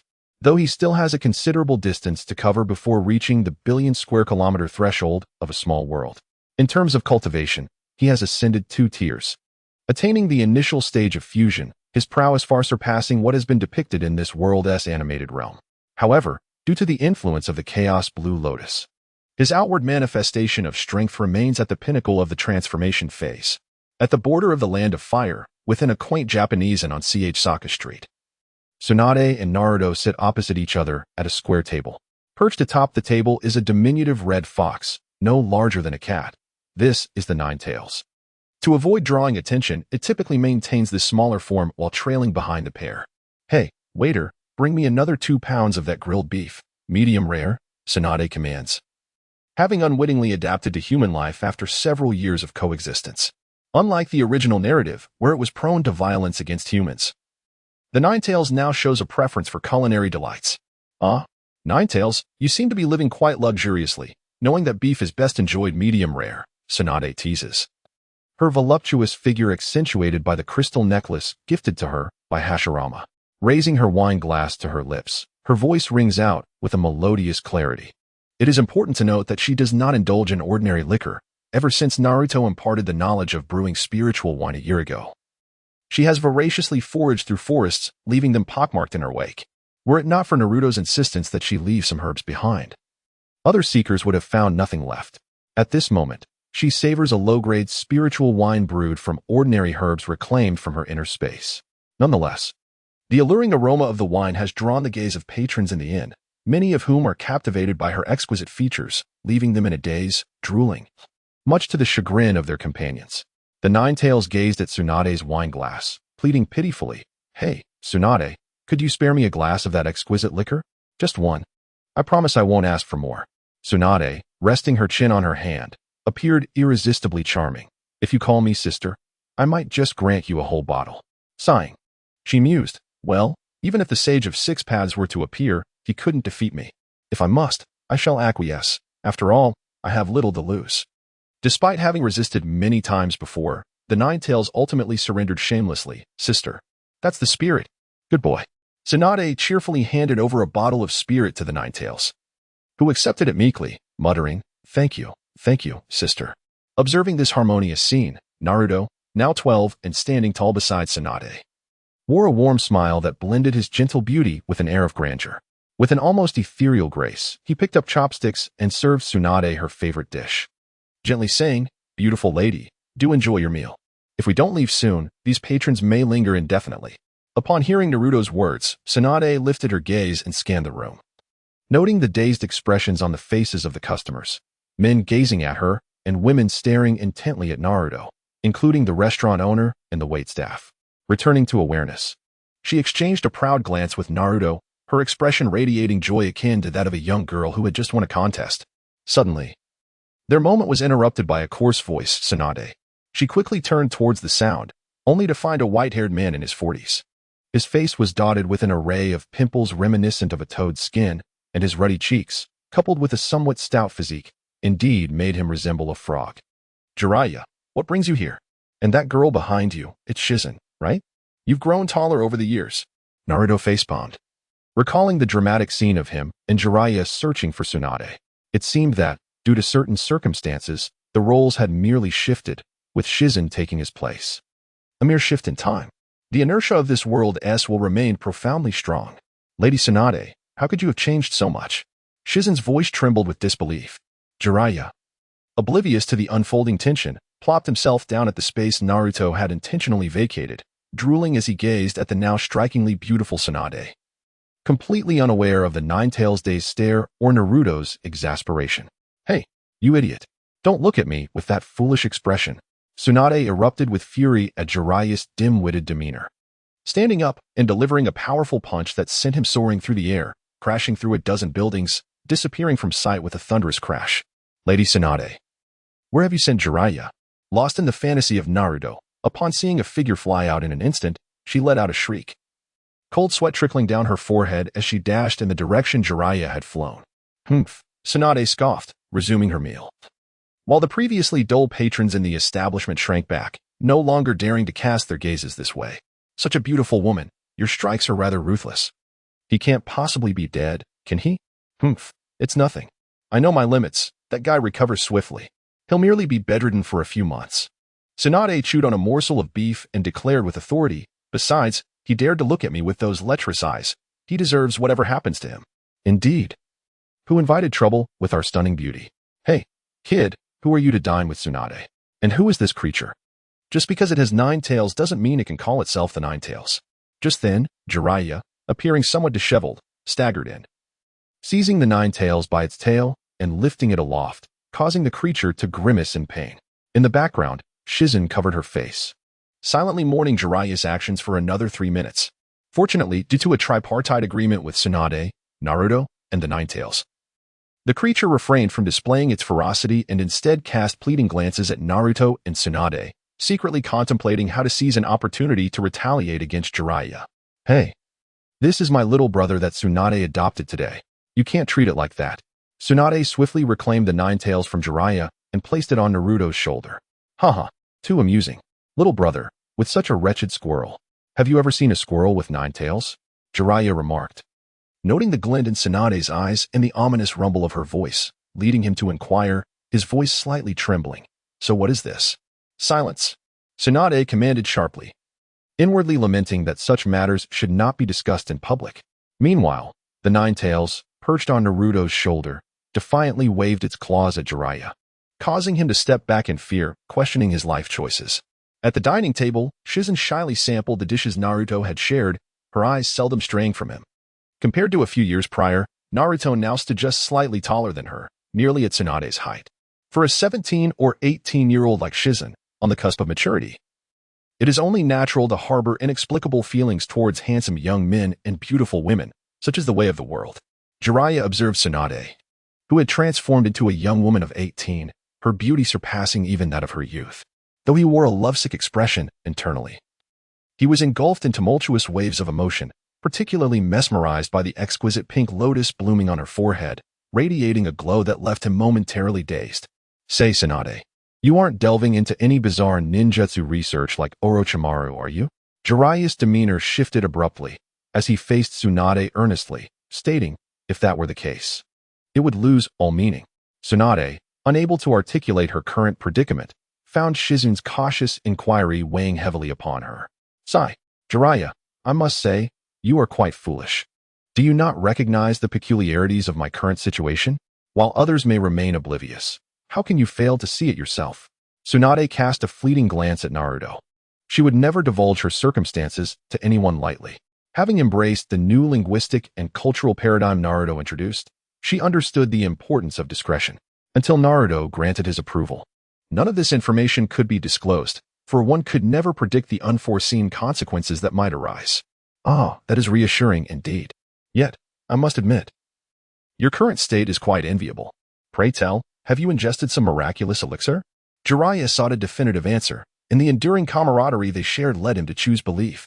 Following Tsunade's gaze to the right, he discovered a youth with purple hair and a silver robe, adorned with a lotus blossom at his brow, casually enjoying roasted meat, a stark contrast to the norms of this world.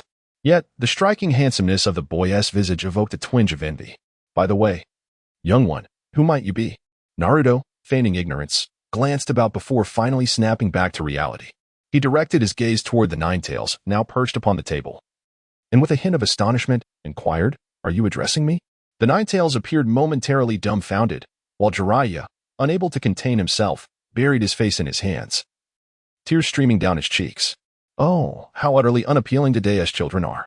Ino observed the two clearly out-of-sorts individuals, a bead of sweat forming on her brow.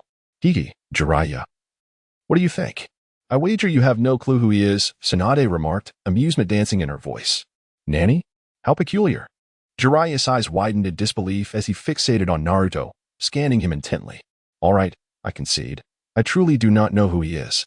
Furthermore, why do you both bear a lotus on your foreheads? Baka, it is not a lotus, it is a water lily, Tsunade retorted, seizing Jiraiya by the collar and shouting animatedly. She then pointed to the unflappable Naruto, stating earnestly, this is Naruto Uzumaki. Ino, who was aware of Naruto's identity, nodded in agreement. Uzumaki Naruto. Jiraiya scrutinized Naruto closely, seizing a bottle of sake from Tsunade's side and taking a swig. Though I now know he is my apprentice, he bears no resemblance to Minato whatsoever. He does, however, share certain traits with Kushina. And what is this hair? I recall neither of them having purple locks. Internally, he mused, Minato, Kushina, you may rest easy. Naruto scoffed inwardly, unwilling to resemble the disheveled, fox-faced Naruto of the original tale, so unappealing with that ugly yellow hair. The Naruto who ascended to Hokage in the original narrative, after a haircut, bore a striking resemblance to the elderly and unattractive third Hokage. Minato's appearance pales in comparison to Naruto's, Tsunade interjected. Do you not think a man with yellow hair appears rather unseemly? Indeed, Jiraiya replied nonchalantly, then abruptly leapt to his feet, proclaiming, allow me to introduce myself. I am the beloved of all, the one who makes flowers bloom and causes vehicles to burst, renowned throughout the shinobi world, the enchanting white-haired sage of Mount Myaboku, Jiraiya. How is it? Are you captivated by my charm? Each person and their fox bears a large character on their foreheads. Naruto is relieved that he did not summon a toad in the hotel, while Shizen hastily lowers her head to her chest, feigning unfamiliarity with him. Silly, she murmurs. Jiraiya, feeling the pressure from the gazes of those around him, breaks into a cold sweat. The atmosphere seems rather off, and he timidly retreats to his seat. Now then, Tsunade, please reveal your decision. In recent years, a certain organization has been increasingly active and peculiar. The younger generation in the village lacks formidable guardians. Meanwhile, I must journey through the ninja world to fulfill my creative pursuits and collect some intelligence. You lecherous sage, you truly have no shame, Naruto remarks disdainfully, recalling the original Jiraiya's works that harm both body and spirit. Heh, you are aware of my magnificent creations, Jiraiya exclaims, then shifts his tone, bellowing at Naruto. I told you to call me the Toad Sage, the Toad Sage. All right, lecherous sage, Naruto replies with a hint of exasperation. Jiraiya, ignoring Naruto, fixes his gaze on the revealing parts of Tsunade's attire, signaling his fatigue and hope that she might return to the village to instill some fear in the upstart miscreants from other villages. Sarutobi Hiruzen is actually stepping aside? This diverges from the original narrative, yet it seems unlikely. Shizune watches eagerly. Since returning to Konoha these past few years, she has struggled with the absence of Tsunade. After all, having followed Tsunade since childhood, how could she forget over a mere 2 or 3 years? Tsunade taps the table, seemingly lost in thought, her expression tinged with an inexplicable sorrow. Her beautiful eyes slowly meet Naruto's, and a flicker of expectation passes between them. What do you think, Naruto? Great beauty. I respect your decision, Naruto replies with a gentle smile, affirming his stance. Very well, Jiraiya, I agree to your request. Without the interference of Orochimaru from the original story, Tsunade responds decisively. The trio, along with a beast, stroll down the short street, yet Tsunade's heart remains unsettled. She clings tightly to Naruto's arm, as if seeking solace. Jiraiya observes this scene, feeling a twinge of jealousy but helpless to change it, merely watching with envy. Has he already begun to influence Tsunade's decisions? The old man was right. This is a positive development, as Tsunade seems to be stepping out of her shadows. Shizune walks quietly beside Naruto, appearing somewhat reserved, her gaze flitting between Tsunade and Naruto with a hint of envy. She feels joy for Tsunade, for after years spent together, she understands Tsunade's heart better than anyone.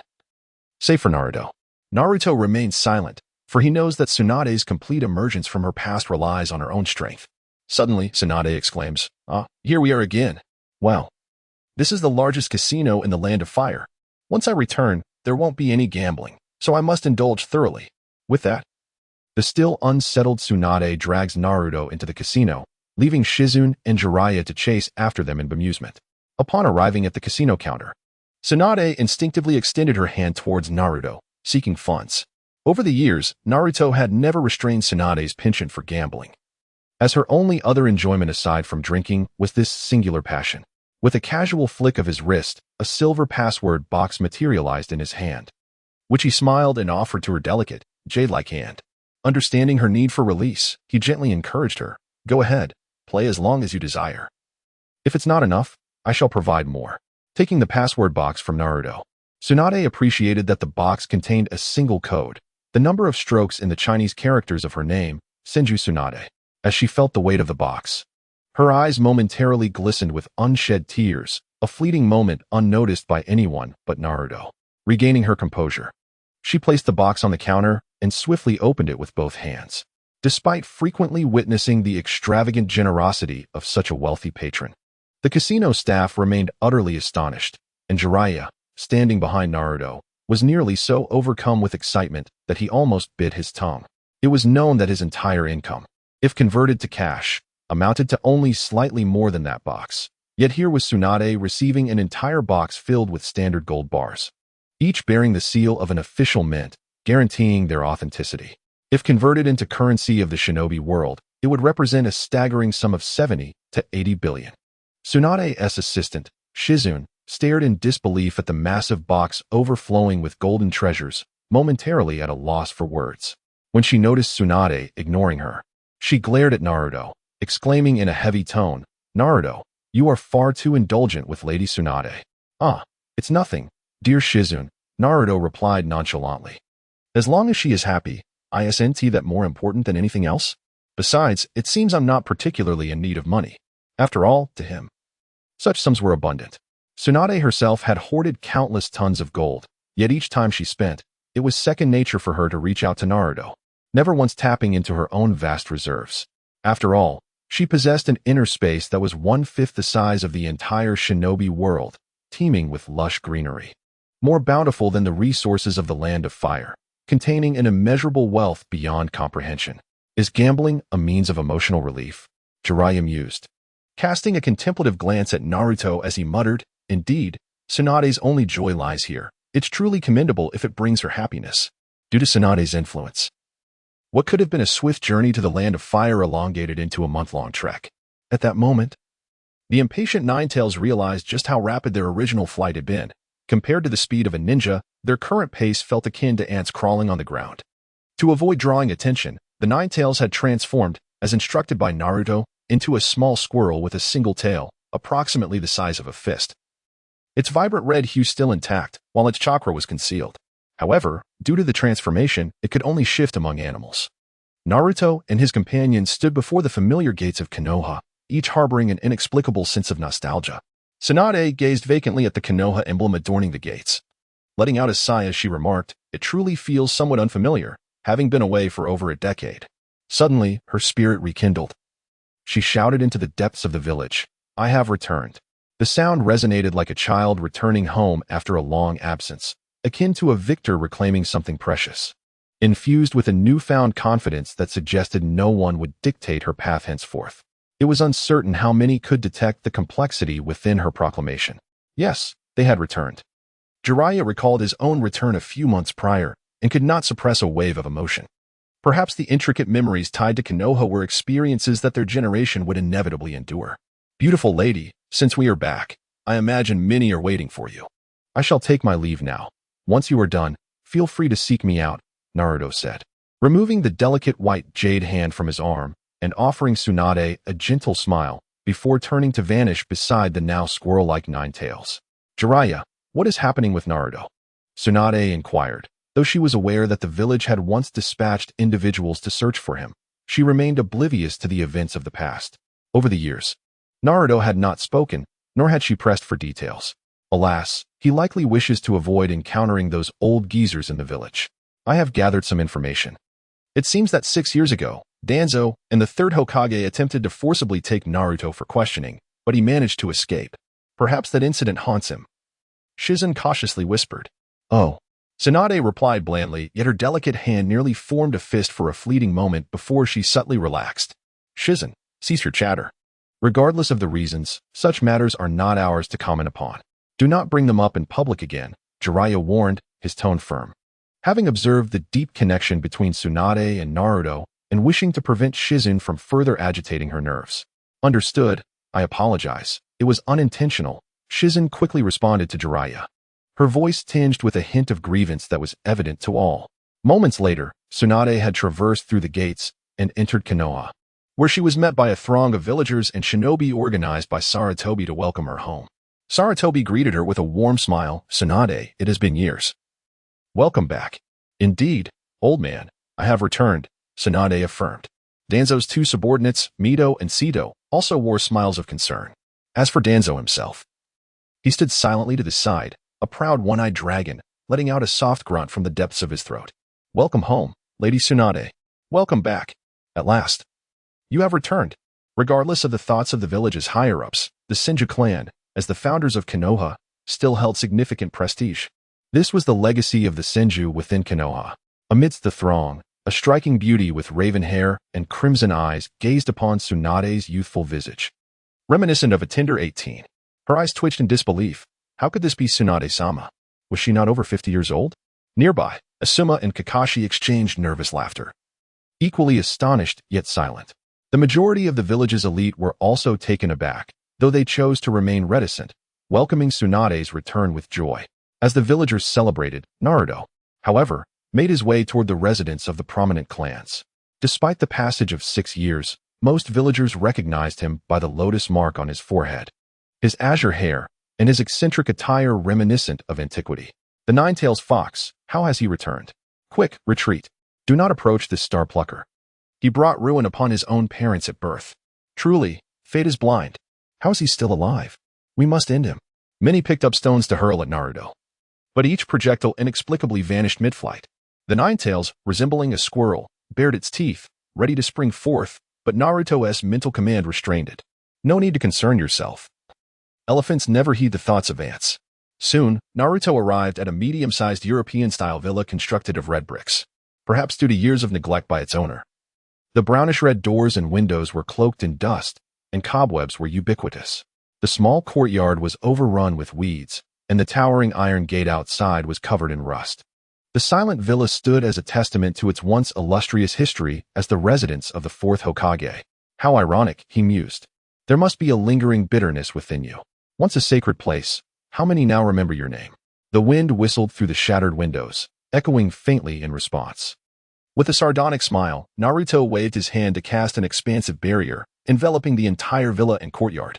Moments later, a complex, spatial barrier materialized above the yard, resembling an inverted pot, and vanished in an instant. He then retrieved various materials he had collected over the years, along with a colossal cauldron born from a lotus pod. Placing it in the courtyard, his intention was to forge the entire villa into a spiritual artifact. Although the quality of the creation might not be exceptional, it would be portable. The searing flames melted the precious materials, gradually transforming them into a bubbling solution that, under Naruto's meticulous control, flowed throughout every corner of the villa. After 2 hours of labor, drenched in sweat, Naruto finally paused. Gazing at the miniature version of the villa and courtyard in his palm, he tossed it into the air. And a brand new estate emerged before him, radiating a soft luminescence as if sculpted from jade. The flower beds in the courtyard had been replanted with blossoms from the inner realm. In this small area, dragonflies and butterflies from other regions began to congregate, as if it were a miniature paradise of celestial beauty. What was happening? Who has moved into the home of the fourth Hokage? I am unaware. Let us take a look. No, we cannot enter. What is this? Did I not just step into this courtyard? How did I end up at the back of the yard? Strange, indeed. After completing his tasks, Naruto yawned while seated on the brand new sofa in the house. Well, I might as well take a nap, after all. I do not know if Tsunade will come to see me. With that thought, Naruto sauntered into the bedroom, turned over, lay upon the modern soft bed he had crafted, and soon fell asleep under the covers. The Nine-Tails, enjoying its roasted meat, instinctively sought out a room. In the Hokage's office, a multitude of ninjas gathered, each pair of eyes fixated on Jiraiya and Tsunade. Ahem, Tsunade, your return is a relief. With you and Jiraiya guarding the village, I can rest easy. Sarutobi remarked with a signature smile. By the way, there is another matter, Jiraiya. That little rascal Naruto has returned as well, hasn't he? Indeed, Jiraiya affirmed. That's right. Old man, I intend to stay in Konoha for a while to teach him a few things. What do you think? Jiraiya had always struggled to perceive Naruto's true abilities, often thinking he knew nothing. Meanwhile, Tsunade's aura only hinted at being at the mid-stage of the Golden Core, similar to her previous mid-stage as a Hokage. It was only later that Naruto, wishing to avoid drawing attention, deliberately obscured his presence from its original peak at the transformation stage, prompting Jiraiya to consider imparting some ninjutsu to him. Sarutobi continued, the Nine-Tails should be entrusted to our root, as this will benefit the safety of the village. Aside from Shizune, Tsunade, and Jiraiya, no one in the village was aware that Naruto had extracted the Nine-Tails. Consequently, Danzo still addressed Naruto with contempt, referring to him as the Nine-Tails. Observing Danzo's arrogant demeanor, Tsunade, having cultivated a serene mindset alongside Naruto over the years, felt a slight tension. Her orange, gem-like eyes fixated on Danzo, unintentionally exuding a trace of pressure, causing Danzo to pause mid-sentence with a cold grunt. Impressive. Kurenai gazed at Tsunade with admiration, eliciting glances of intrigue from numerous ninjas. Ahem, Sarutobi shot Danzo a fierce glare, silently reprimanding the old man for broaching a sensitive topic. Did he not realize the extraordinary bond between Tsunade and Naruto? He then kindly advised Tsunade, rein in your aura, Tsunade. Look at the others.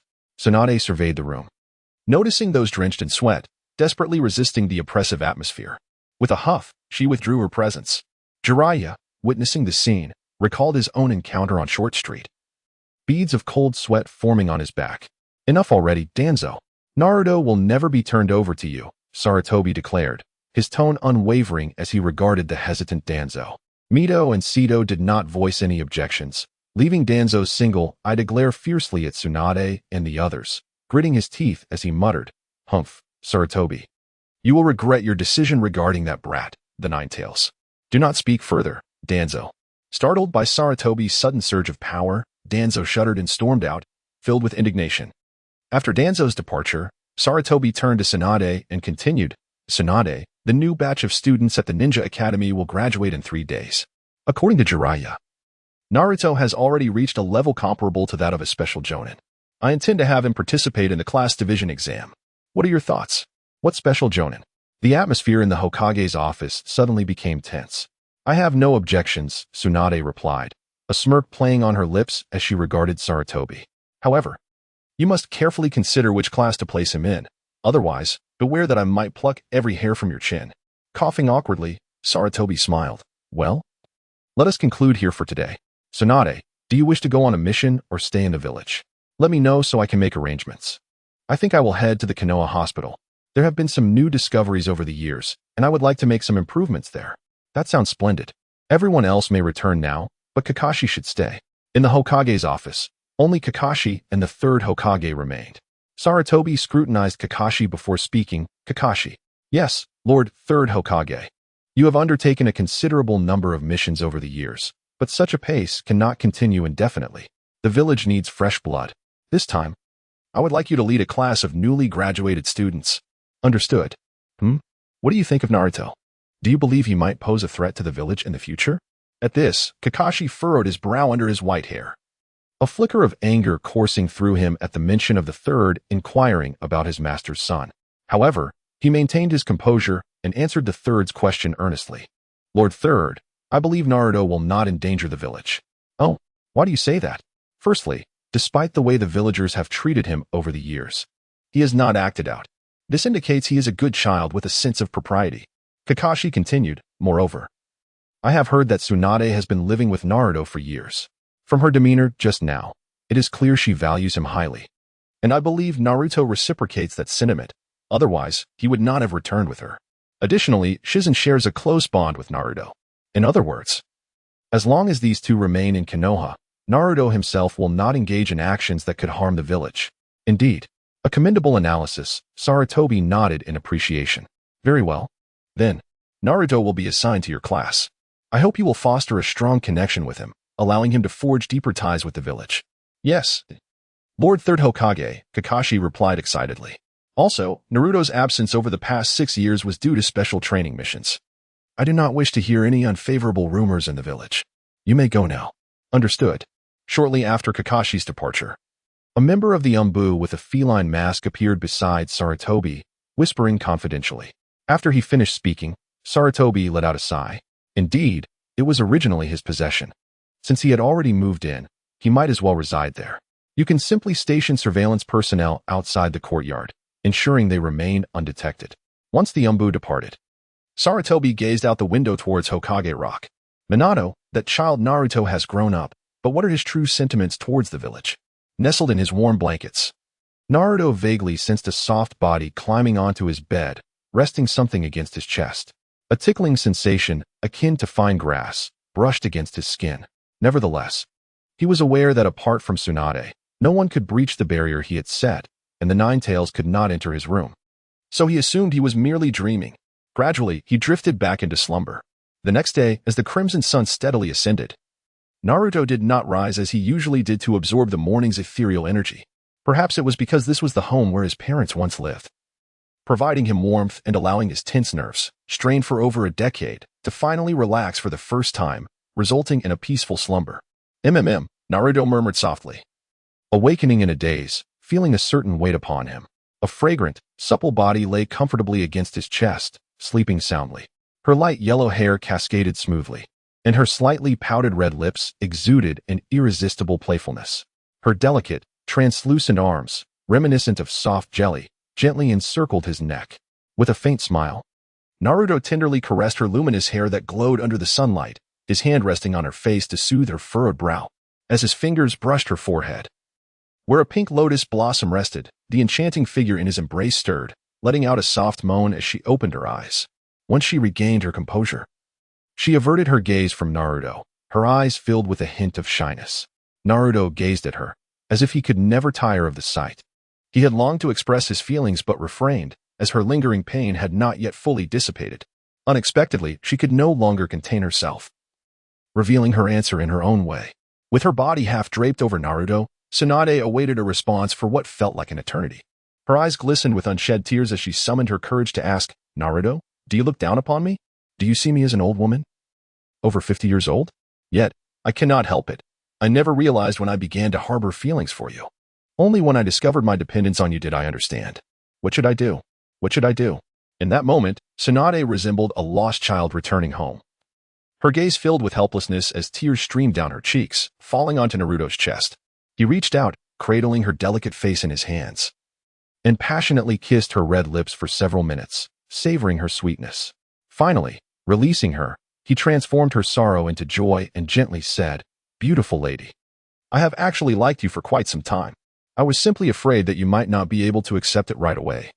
So I intended to wait until you moved past your former pains to confess. Who would have thought you would take the initiative? Regarding the issue of age, take a moment to gaze into a mirror and reflect. Do you truly appear as one who has reached the age of 50? Moreover, given the current state of our lives, we embody the essence of those who grow older with grace. By conventional standards, we are still but infants in our early stages." As Naruto playfully teased. The displeasure on Tsunade's face gradually faded, prompting her to lean down and kiss him once again. The two remained entwined in their affection until midday, and Naruto refrained from rushing into intimacy with Tsunade, recognizing that their relationship required time to develop and flourish. However, in her newfound romance, Tsunade exhibited a bashful demeanor reminiscent of a young girl. Despite her previous romantic encounter with Kato, it had merely consisted of mutual glances, without even the simplicity of holding hands. Thus, in many ways, both Tsunade and Naruto were akin to blank slates. After receiving Tsunade's message, Shizen relocated to Naruto's villa. At the dining table, Tsunade and Naruto shared dishes as they usually did, though today their eyes sparkled with a unique radiance. While attending to each other, they did not neglect Shizen, who became shy and focused on her meal, inadvertently serving herself golden, succulent roasted meat. "Hey, kid, now that we've finished eating, shouldn't we fetch that death god mask?" The Nine-Tails urged, growing impatient. Observing the surging power of Naruto and Tsunade, it felt a pang of frustration to be merely a spectator. "All right," Naruto replied, acknowledging the Nine-Tails' urgency, and cast an apologetic glance at Tsunade. Her resolve only strengthened by his actions. Tsunade approached him for a brief embrace, softly saying, "Go ahead, return soon. Shizen and I will be at the hospital. Then I'll prepare dinner for you." Naruto nodded affirmatively and departed with the Nine-Tails. "Tsunade-sama, congratulations," Shizen expressed. "Thank you, Shizen," Tsunade replied. As Naruto walked, memories of his experiences with Tsunade flooded his mind, gradually fostering a sense of belonging in this world, no longer merely an observer. His steps came to a halt, and unbeknownst to him, an overwhelming aura began to emanate from him. "Stop it, you fool. Control yourself. Do you wish for my demise?" the Nine-Tails exclaimed, nearly thrown off balance, its claws gripping Naruto's hair tightly in alarm. Upon hearing the commotion, Naruto quickly reined in his aura, his face betraying an uncontainable joy. He had experienced a breakthrough in his mental state, allowing him to advance 2 small levels, transitioning from the early phase of integration to the latter phase. Curiously, he pondered how the seemingly diminutive world of Naruto could accommodate such power, hinting at numerous undiscovered secrets lurking within it. "Goodness, you haven't broken through again, have you?" "Indeed, perhaps it is due to the breakthrough in my mental state." Within the village of Konoha, the Namikaze clan's residence was situated near the territory of the Center clan. Though both clans had dwindled significantly in number, the structures remained remarkably intact. Before me stands a dark, ominous edifice reminiscent of Tang Dynasty architectural forms, yet entirely enveloped in black. Even the paint on the doors and windows is obsidian, exuding a chilling aura. This structure diverges significantly from the original depiction of the Namiya Hall. It is a tangible realm, and it appears that one cannot rely on the conventions of the original narrative. Naruto cast a spatial barrier around him, ushering the Nine-Tails into the Grand Hall. If he were to unleash the Nine-Tails here, it would be prudent to avoid any disturbances. The Nine-Tails perched on Naruto's shoulder was already brimming with excitement, bouncing about energetically. Ascending the stone steps to the main hall, they encountered a wall adorned with a swirling emblem, beneath which lay a vibrant mural of the Grim Reaper. The area where the Grim Reaper cradled an object was precisely where the mask hung. "Ha ha ha. At last, I have found you. I shall prosper." The moment the Nine-Tails beheld the mask, an overwhelming thrill surged through him, prompting several leaps to snatch it from its perch and bound jubilantly before Naruto. Meanwhile, Naruto's gaze remained fixated on the Grim Reaper's portrait, a peculiar sensation washing over him. No wonder he had always found this figure somewhat odd during his previous encounters with the series. It is indeed worthy of scrutiny. "What's the matter, little brat?" the Nine-Tails inquired, casting a sidelong glance at the Grim Reaper's portrayal. Nine-Tails, have you noticed how remarkably similar this Grim Reaper appears to Sage of Six Paths, particularly in their attire? The back of his robe, adorned with numerous tomo, along with that shock of white hair and the two beastly horns atop his head, bear a striking resemblance to the Tsutsuki clan. Eh? The Nine-Tails refrained from questioning how Naruto was aware of the sage's appearance, instead choosing to scrutinize the mural more intently. I wouldn't have realized it if you hadn't pointed it out. It is indeed quite similar, especially to the sage's brother, the Tsutsuki Kinshiki. Aside from the absence of the Byakugan, who says that Tsutsuki must possess Byakugan or Rinnegan. As far as I know, the emergence of the Rinnegan stems from other circumstances, and the Byakugan may not necessarily be a requirement, Naruto speculated. The Nine-Tails swallowed hard. If that's the case, this world seems rather intricate. What shall we do? What shall we do? Why, we shall summon the Grim Reaper, Naruto proclaimed. The sealing techniques of the Uzumaki clan are well known. Let us give it a try. Oh, splendid! Without any hesitation, Naruto seized the Grim Reaper's mask and began forming hand seals, albeit with a speed that was rather disconcerting. Having never engaged in ninjutsu before, it took him a full 3 minutes to complete the sequence, causing the Nine-Tails beside him to question the very fabric of existence. Ninjutsu, Shiki F.G.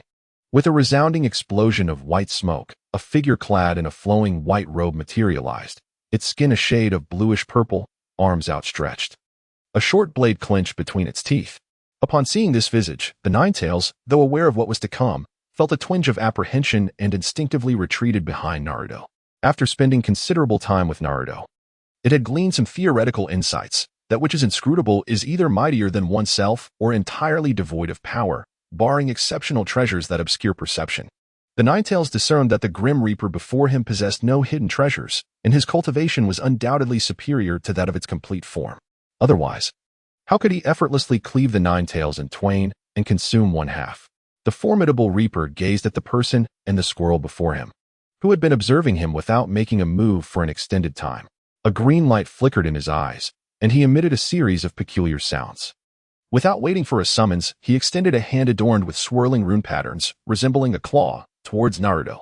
The elongated nails and 4 sharp fangs bore an uncanny resemblance to either a zombie or a vampire, yet they existed in a spectral form, albeit a rather corporeal one. Naruto scrutinized the rune-covered claw with a knowing grin, instantly unleashing his restrained power. With a wave of his hand, he erected a barrier that ensnared the Reaper entirely. Oh. Release me. Release me. The Reaper was propelled backward by the force of Naruto's aura, green liquid oozing from his mouth. Once again, he found himself confined. And a moment of sheer terror enveloped him. He had not anticipated encountering someone of such formidable strength in this realm. Even the legendary Sage of Six Paths would not dare to confront him. Let me go. I am the Reaper. I shall devour your soul. The Reaper's screams bore an uncanny resemblance to a character from the original narrative. The Nine-Tails regarded the immobilized being with admiration, casting a glance at Naruto, affirming that indeed, the leader was the mightiest. This little devil has been dealt with rather efficiently, remarked Naruto. Indeed, this entity is beyond your capacity to contend with. Although merely a spirit, he possesses strength akin to that of a peak transformation master, comparable to the current Tsunade. Naruto continued to observe the Reaper and remarked, however, there is something peculiar about this fellow. It seems he is ensnared by a certain curse, unable to seize another body for rebirth. The caster likely requires him to oversee this realm's underworld, establishing a reincarnation cycle to sustain this world. What is this underworld you speak of? And what is the cycle of reincarnation? Is it connected to the Sage of Six Paths and the Rinnegan? The Nine-Tails inquired, utterly bewildered. Ah, never mind. I shall impart to you the linguistic system I once relayed to Tsunade, Naruto said with a hint of disdain. The Sage of Six Paths. The Rinnegan, truly nonsensical beings and absurd ocular techniques. A true celestial being would not require such methods to discern his adversaries. Yea, yea, the Nine-Tails leaped with glee. And after a moment, finally grasped what Naruto meant. So that is it. No wonder this world pales in comparison to the true vastness of reality. Nonetheless, I shall not lose heart. I am the Nine-Tails, the mightiest tailed beast in existence. All right, Naruto replied, observing the Wailing Reaper. This individual indeed belongs to the Dayatamu clan, yet he has existed since the inception of this realm, far older than any Sage of Six Paths. Due to Naruto's selective teleportation, he possessed knowledge of many things from his past life that Tsunade and the Nine-Tails were unaware of, such as the entirety of that world. Thus, neither comprehended that in that realm, they were merely characters within an animated series. Had they known, it was uncertain whether they might despair, leading to instability in their cultivation center. I have subdued this fellow. You should take that dagger from his grasp and slice open his abdomen to release your other half. Take heed, we must not allow this individual to be utterly distressed, for otherwise we would need to seek a replacement to manage the underworld, Naruto lamented, expressing his disdain for the audacious notion conceived by that scoundrel, for it is indeed lamentable that in this realm, there exists but a solitary overseer of the underworld, embodying both the king of hell and the minions of death. Toiling endlessly yet reaping no rewards is truly unfortunate. It is no wonder that this individual forged a pact with the Uzumaki clan, emerging periodically to instill fear in others. Upon hearing Naruto's words, the Nine-Tails transformed back into its fox form, growing to the stature of an adult, seizing the short blade from the Shinigami's grasp. Ignoring the Shinigami's howls, it deftly sliced across his abdomen, subsequently sensing its other half, along with Minato's soul, and drawing them forth. Ah, Naruto, Nine-Tails, it has been quite some time, Minato remarked, still bearing the demeanor of a good-natured, albeit annoying, figure. What brings you here? Father, it has indeed been too long. The Nine-Tails and I have come to retrieve its other half, Naruto replied, waving his hand to erase the Shinigami's memories, and with another gesture, he sent him, along with the blade, back to the Pure Land. Oh, I see. It appears you two have formed quite the bond.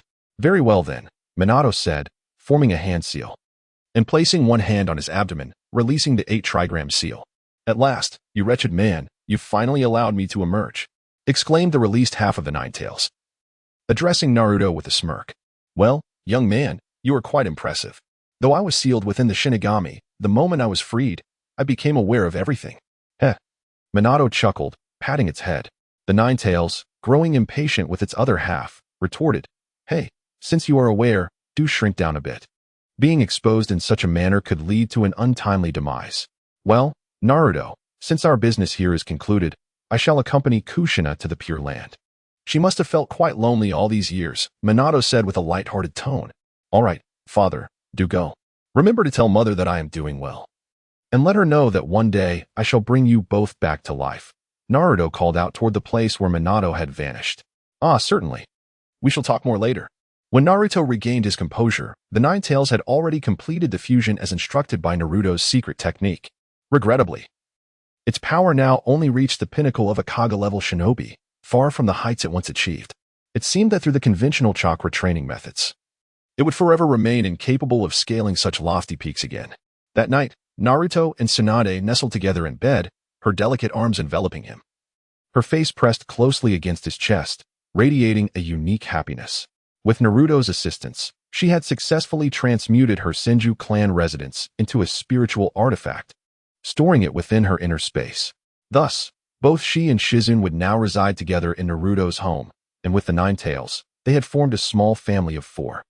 Naruto smiled as he planted a kiss on Tsunade's forehead, hardly able to fathom that he was finally destined to be with the most beautiful woman in the world forever. Especially after her training, her beauty had only intensified, surpassing her former self. My beautiful lady, today I encountered the Shinigami.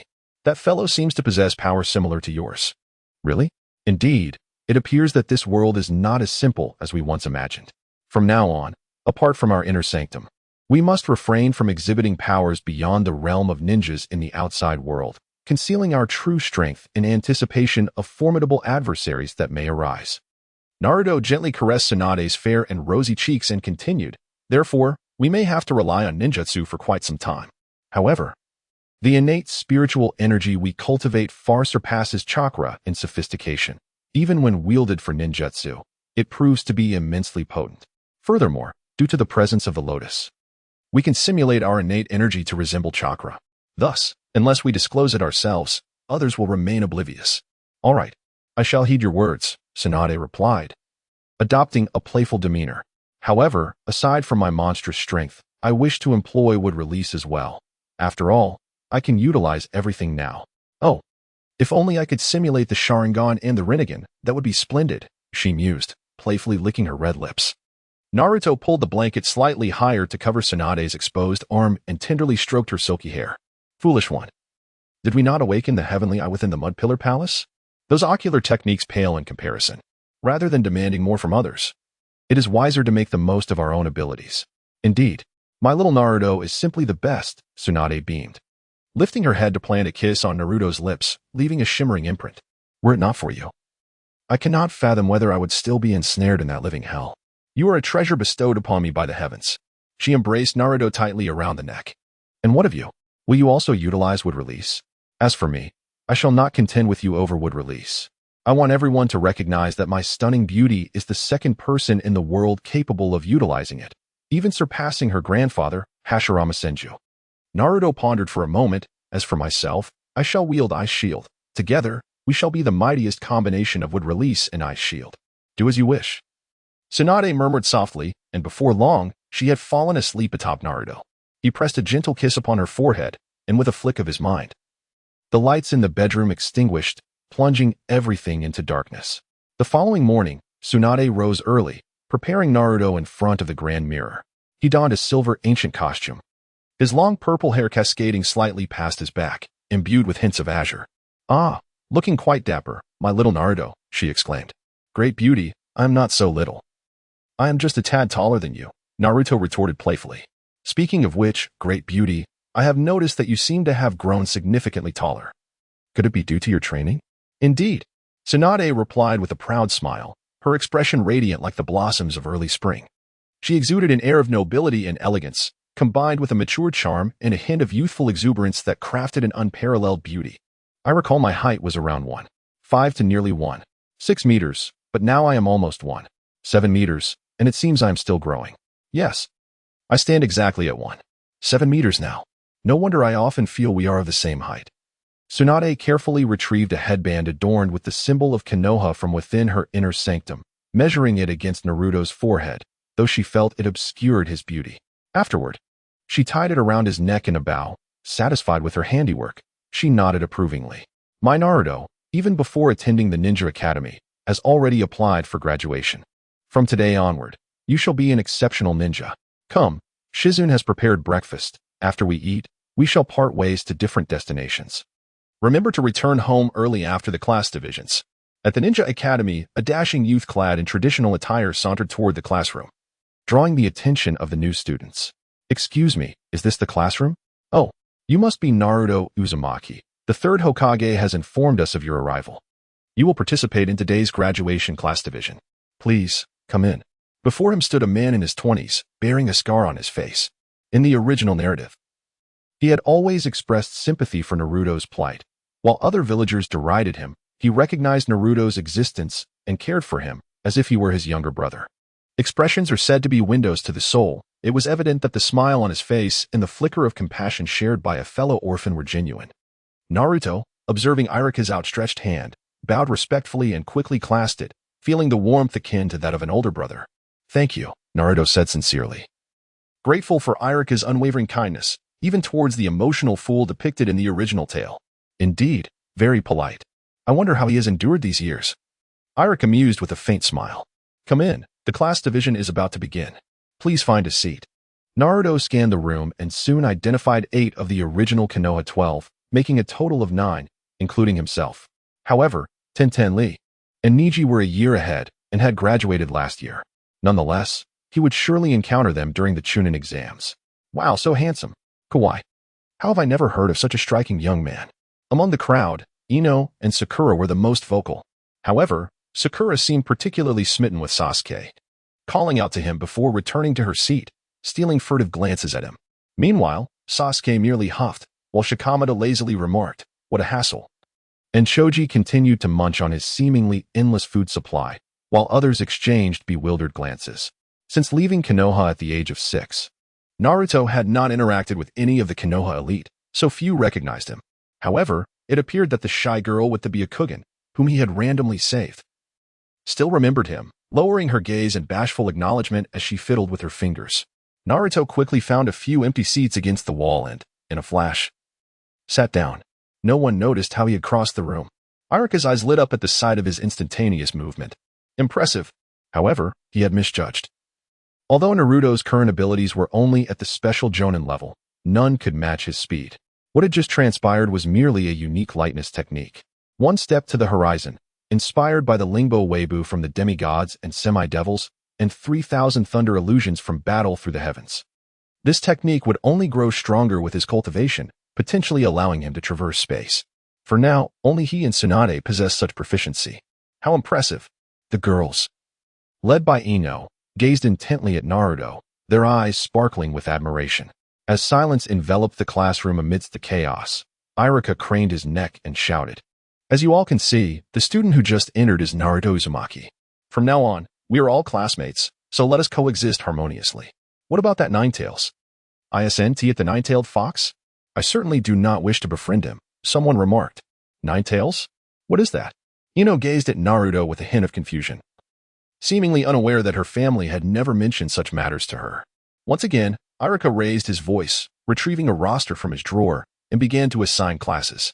Class 1, Class 7, Naruto Uzumaki, Sakura Haruno, Sasuke Uchiha. Yay! Sakura exclaimed, her fists raised in pride upon hearing Sasuke's name, blissfully unaware that he was perceived as the weakest among the Elite 12. Naruto, indifferent, murmured, well, it's just like in the original story.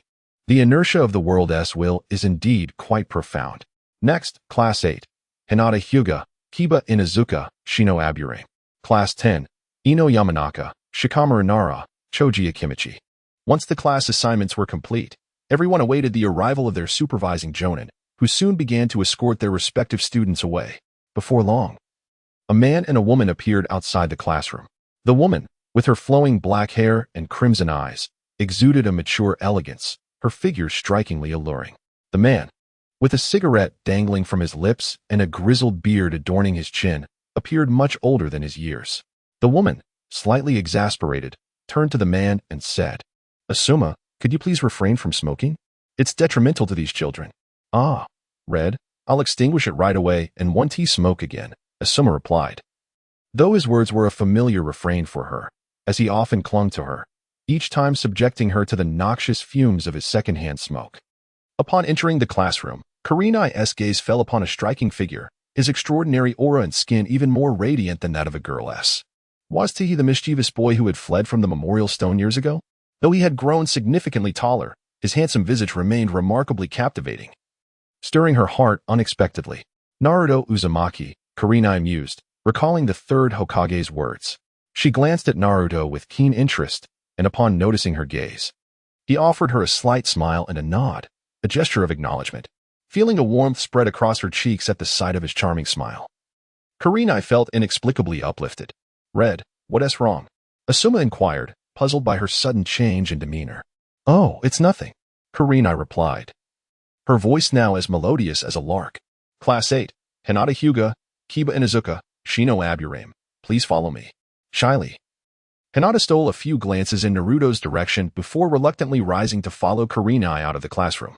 Asuma, bewildered by Kurenai's transformation, cast a lingering glance at Naruto, who remained lost in thought, resting his chin in his hand, completely oblivious to the scrutiny.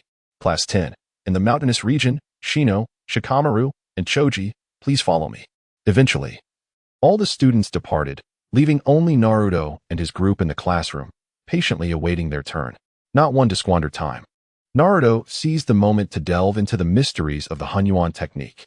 Within his inner space, countless tangible clones, conjured from his shadow clones, fervently practiced hand seals while developing his unique ice shield ninjutsu, based on the teachings of Tsunade. Around 3 in the afternoon, a man with white hair, holding an inappropriate booklet and occasionally blushing, stumbled into the classroom. "Hello, it's a pleasure to meet you all," he greeted. "Teacher, you are exceedingly late." Sakura Haruno, now embittered, stood up and shouted in frustration. Without Naruto's usual antics from the original narrative, this man had a relatively positive influence on the 3 students. Kakashi cast a meaningful glance at Naruto and Sasuke Uchiha. "Now, let's meet on the rooftop in 10 minutes, he said, and with that, he transformed into a puff of white smoke. As Kakashi's words faded, Naruto opened his eyes, swiftly dashing out of the classroom like a streak of light, leaving Sasuke momentarily stunned, his pupils wide with surprise, while a deep-seated malice stirred within him. "Damn it, why am I not this strong? If I were, I could surely eliminate that man," he thought, charged with murderous intent as he stormed out of the classroom. Sakura shivered under the weight of Sasuke's ominous aura before hastily pursuing him. "Wait for me, Sasuke." Upon reaching the rooftop, Just as the white-haired man intended to continue his blushing antics with the booklet, he glanced up and was startled, causing him to drop the booklet and nearly bite his own tongue. Kakashi, momentarily forgetting the booklet, narrowed his gaze at the figure meditating on the ground and trembled. "What are you doing here?" "Huh?" Naruto, hearing the voice, looked around before mischievously pointing to himself. "Are you talking to me?" A bead of cold sweat trickled down Kakashi's forehead. He had often used that line to tease Guy, the overly enthusiastic sensei. Who would have thought that one day it would be turned against him? He picked up the fallen booklet, his attention shifting from Naruto. "Well then, let us wait together." A few minutes later, the last two arrived at the rooftop, panting heavily. Kakashi's lone visible eye gleamed as he observed the three before the railing, his voice muffled by the black mask covering most of his face. "Ah, I have gathered you all here to get acquainted," seemingly oblivious to his words. Naruto busied himself, teasing the butterflies fluttering around him. Sasuke, disregarding the sweat pouring down his forehead, fixed his gaze on Naruto, his eyes filled with resentment and rage. Yet, Naruto had little interest in this ungrateful, spoiled brat from his past life. Beside them, Sakura occasionally stole glances at Sasuke, her expression one of foolish admiration. Upon observing three indifferent children, Kakashi helplessly scratched his white hair, contemplating where to begin. "Well then, I shall start with myself. My name is Kakashi. I possess no particular fondness for anything, yet I harbor a multitude of dislikes. As for hobbies, I have none, and my future aspirations are non-existent."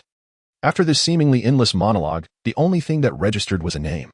Immediately, Haruno Sakura erupted in exclamation, her demeanor reminiscent of her portrayal in the original narrative. Following Sasuke Uchiha's defection, Sakura maintained a tenuous relationship with Naruto, persistently wishing for him to bring back Sasuke. It wasn't until the final battle that the foolish Naruto realized, through Hinata's deep affection, the disparity between his efforts and the rewards. Consequently, throughout the series, Sakura emerged as Naruto's second most disliked individual, just after Sasuke. And he had no desire to engage with this pair of misguided souls. Kakashi chuckled, masking his discomfort. "Now, let us commence with the boy on the far right." Naruto raised his head, gazing earnestly at Kakashi's former disciple, a gentle smile gracing his lips. "As for me, my name is Naruto Uzumaki. You may call me Naruto. My admiration lies with Tsunade, and while I have some dislikes, my true joy is sharing grilled meat with my family at home." He reminisced about the moments spent with Kurama, Shizune, and Tsunade, competing for food, a warmth enveloping his heart, his smile infectious. "My dream for the future? To continue living happily with my family, and to indulge in grilled meat every day." Has he already found someone special? His family? Surprisingly, it is Lady Tsunade. Kakashi inwardly acknowledged this truth, feeling a subtle relief. While recalling the whimsical illustration of a cow in the beloved Paradise art book, his cheeks twitching at the thought. "Ah, teacher, your child is indeed extraordinary." Sakura, taken aback, exclaimed, "What? That guy actually likes Lady Tsunade, that old woman." Kakashi's gaze turned serious as he fixed his eyes on Sakura. "Classmate, please mind your tone." Next, snapped back to reality by Kakashi's warning. Sakura transformed into a starry-eyed admirer. "Is it my turn? My name is Sakura Haruno. While I cannot claim to have a favorite thing, I confess I am rather fond of a certain someone," she said, peering closely at Sasuke. "As for my future dreams? Hobbies? Ah," she squealed, once again stealing glances at Sasuke, her bewilderment evident. "My most detestable person? Ino. After all, she competes with me for Sasuke. Oh, the priorities of a girl at this age, indeed, love reigns supreme." She laughed nervously. Next, Sasuke, with an expression of cold indifference, prompted another shriek from Sakura. "My name is Sasuke Uchiha. I have no likes, many dislikes, no hobbies, and my future aspiration is to restore the Uchiha clan and to eliminate that man." In an instant, he exuded an aura of lethal intent. Kakashi's pupils abruptly contracted, only to return to a languid demeanor as he helplessly raked his fingers through his white hair, murmuring to himself, "Ah, truly a group of troublesome youths. This poses quite a challenge." He then proclaimed, "Thus, let us conclude for today. Everyone is to gather here tomorrow morning at 8 o'clock for a survival exercise." "Survival exercise?" Sakura inquired, a tinge of fear creeping into her heart.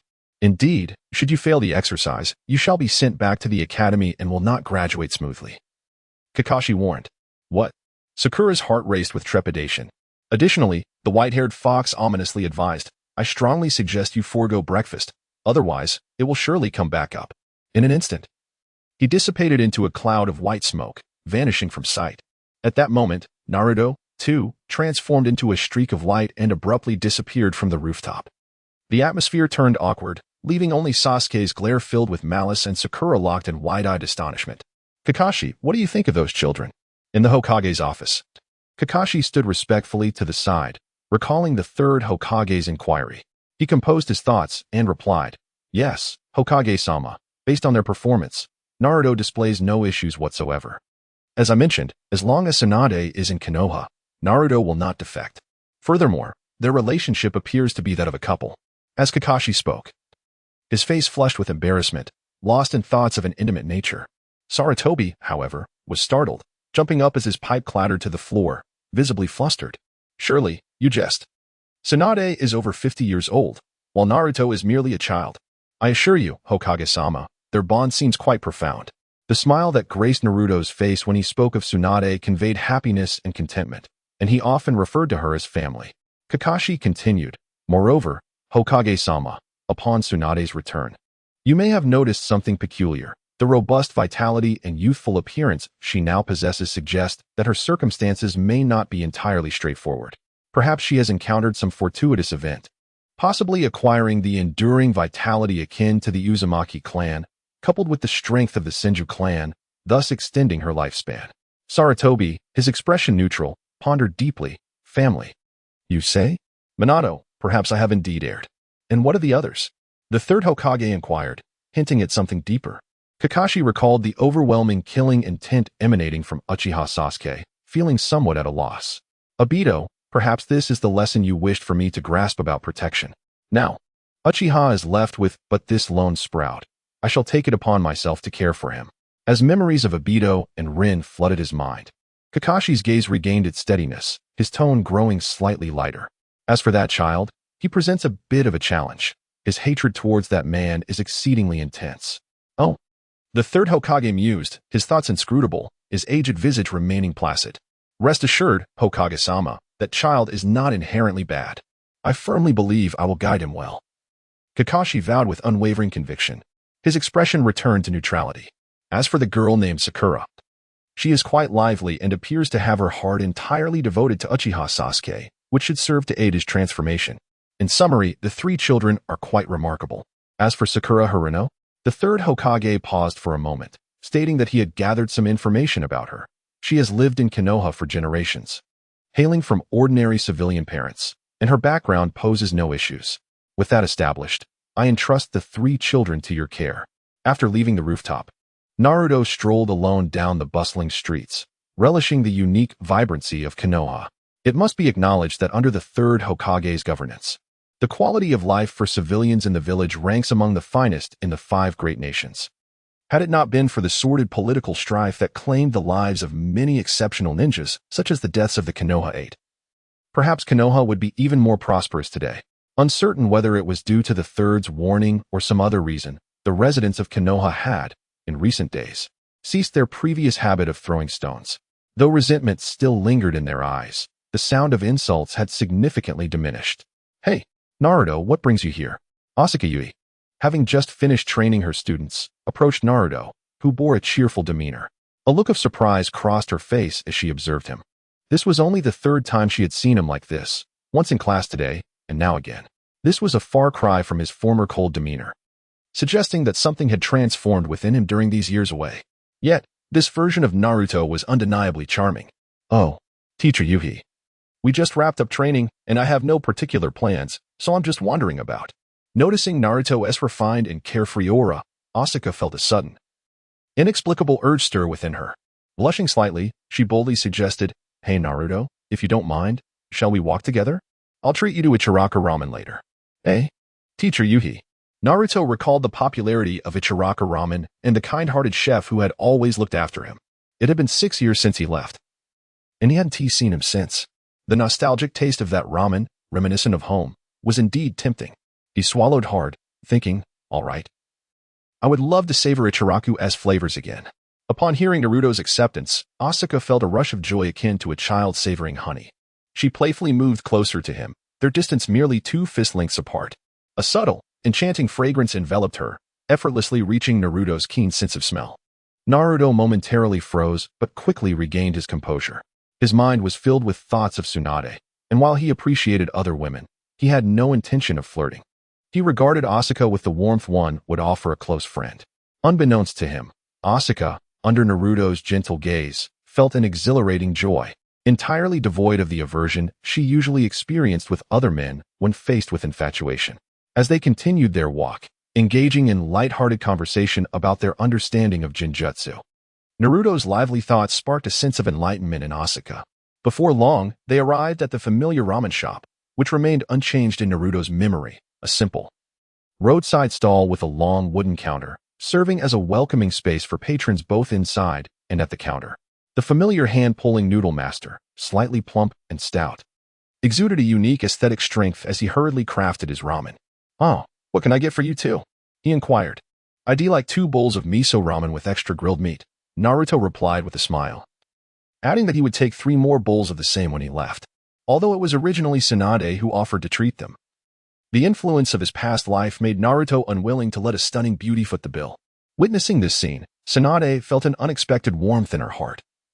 A sense of being cared for and protected, a feeling of happiness and security that had eluded her since her father, Asuma, passed away. Her eyes moistened slightly, but she quickly masked it. "Ah?" The noodle master looked up and fixed his keen gaze on Naruto, his expression shifting through various emotions until he finally spotted the prominent indigo lotus mark on Naruto's forehead.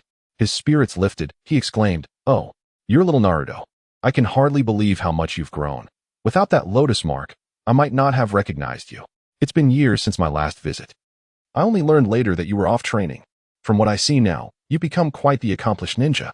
"Indeed, it's been a long time, uncle," Naruto replied, "and I've missed the taste of your ramen. Is the big sister not at home?" "Oh, you mean Shizen? She went out to gather supplies. Please, have a seat. Today, your ramen is on me as a welcome back for little Naruto." "Oh, I couldn't possibly accept," Naruto said, a hint of shyness in his voice. "Don't be so modest, young man," the noodle master replied with admiration. Tsunade watched the two with incredulity and smiled. "I had no idea you were so familiar with uncle. It's truly astonishing." "Haha," Naruto chuckled, filled with gratitude. "Back in the village, no one liked me. So even with money, I couldn't buy a meal. Uncle brought me to his shop, and I often came here to eat, receiving his kindness." Tsunade, aware of some village matters, chose not to comment further, but her gaze towards Naruto now held a touch of compassion. Meanwhile, the noodle master emerged from the back with 2 bowls of ramen, each generously topped with a unique grilled meat, leaving Tsunade in awe, pondering that this might be the most meat she had ever seen in a bowl of ramen. "Thank you, uncle," Naruto beamed sincerely. And soon he and Tsunade were engaged in light-hearted banter while devouring the large bowls of ramen. "Ah, I'm so full." By the time they finished, only the 2 of them remained in the shop, as the sky above was adorned with a myriad of stars and a crescent moon. Ah, such comfort. From now on, I must frequently indulge in the ramen brought by Naruto for Tsunade and the others. He casually cast a barrier to maintain its warmth and turned to the sunset red. Smiling as he said, "Uncle, we shall take our leave for now. Please convey my regards to Sister Sh.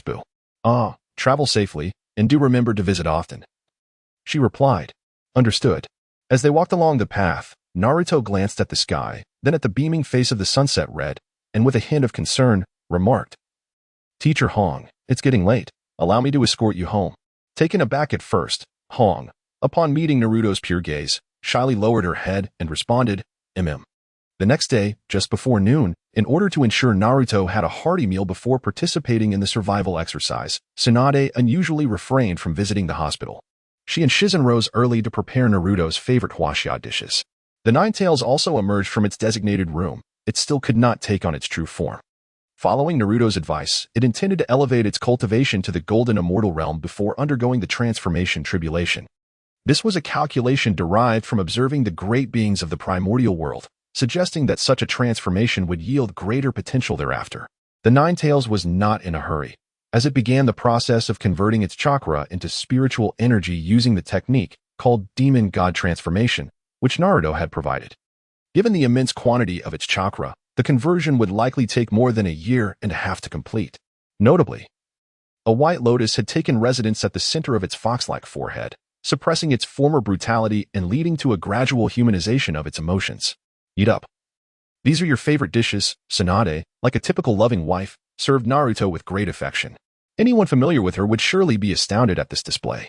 After you've eaten well, be sure to give Kakashi a good beating during the survival exercise. Before Naruto could compliment her, Tsunade rolled up her sleeves and proclaimed fiercely. Naruto couldn't help but silently admire this fierce woman. Shizen, sitting beside Tsunade, worried that Naruto's response might provoke others' displeasure, cast a nervous glance at Tsunade and said to Naruto, "Naruto, don't mind Tsunade's words. Just pass the exercise casually." "What do you mean, Shizen? Do you believe I strike you?" Tsunade's forehead bore the symbol of a well-known irritation. Indeed, all her gentleness was reserved solely for Naruto. The Nine-Tails, witnessing this scene, chose to ignore it entirely. Awkwardly grasping the chopsticks with its claws, its ears perked up, seemingly unfazed by the commotion. Breakfast concluded amidst the playful banter of Tsunade and Shizen, with everyone enjoying their meal thoroughly. After dining, Naruto disappeared in a flash of light, bidding farewell to Tsunade and the others. Shizen, seated at the table, reflected with a sigh, "Tsunade-sama, Naruto has truly grown up."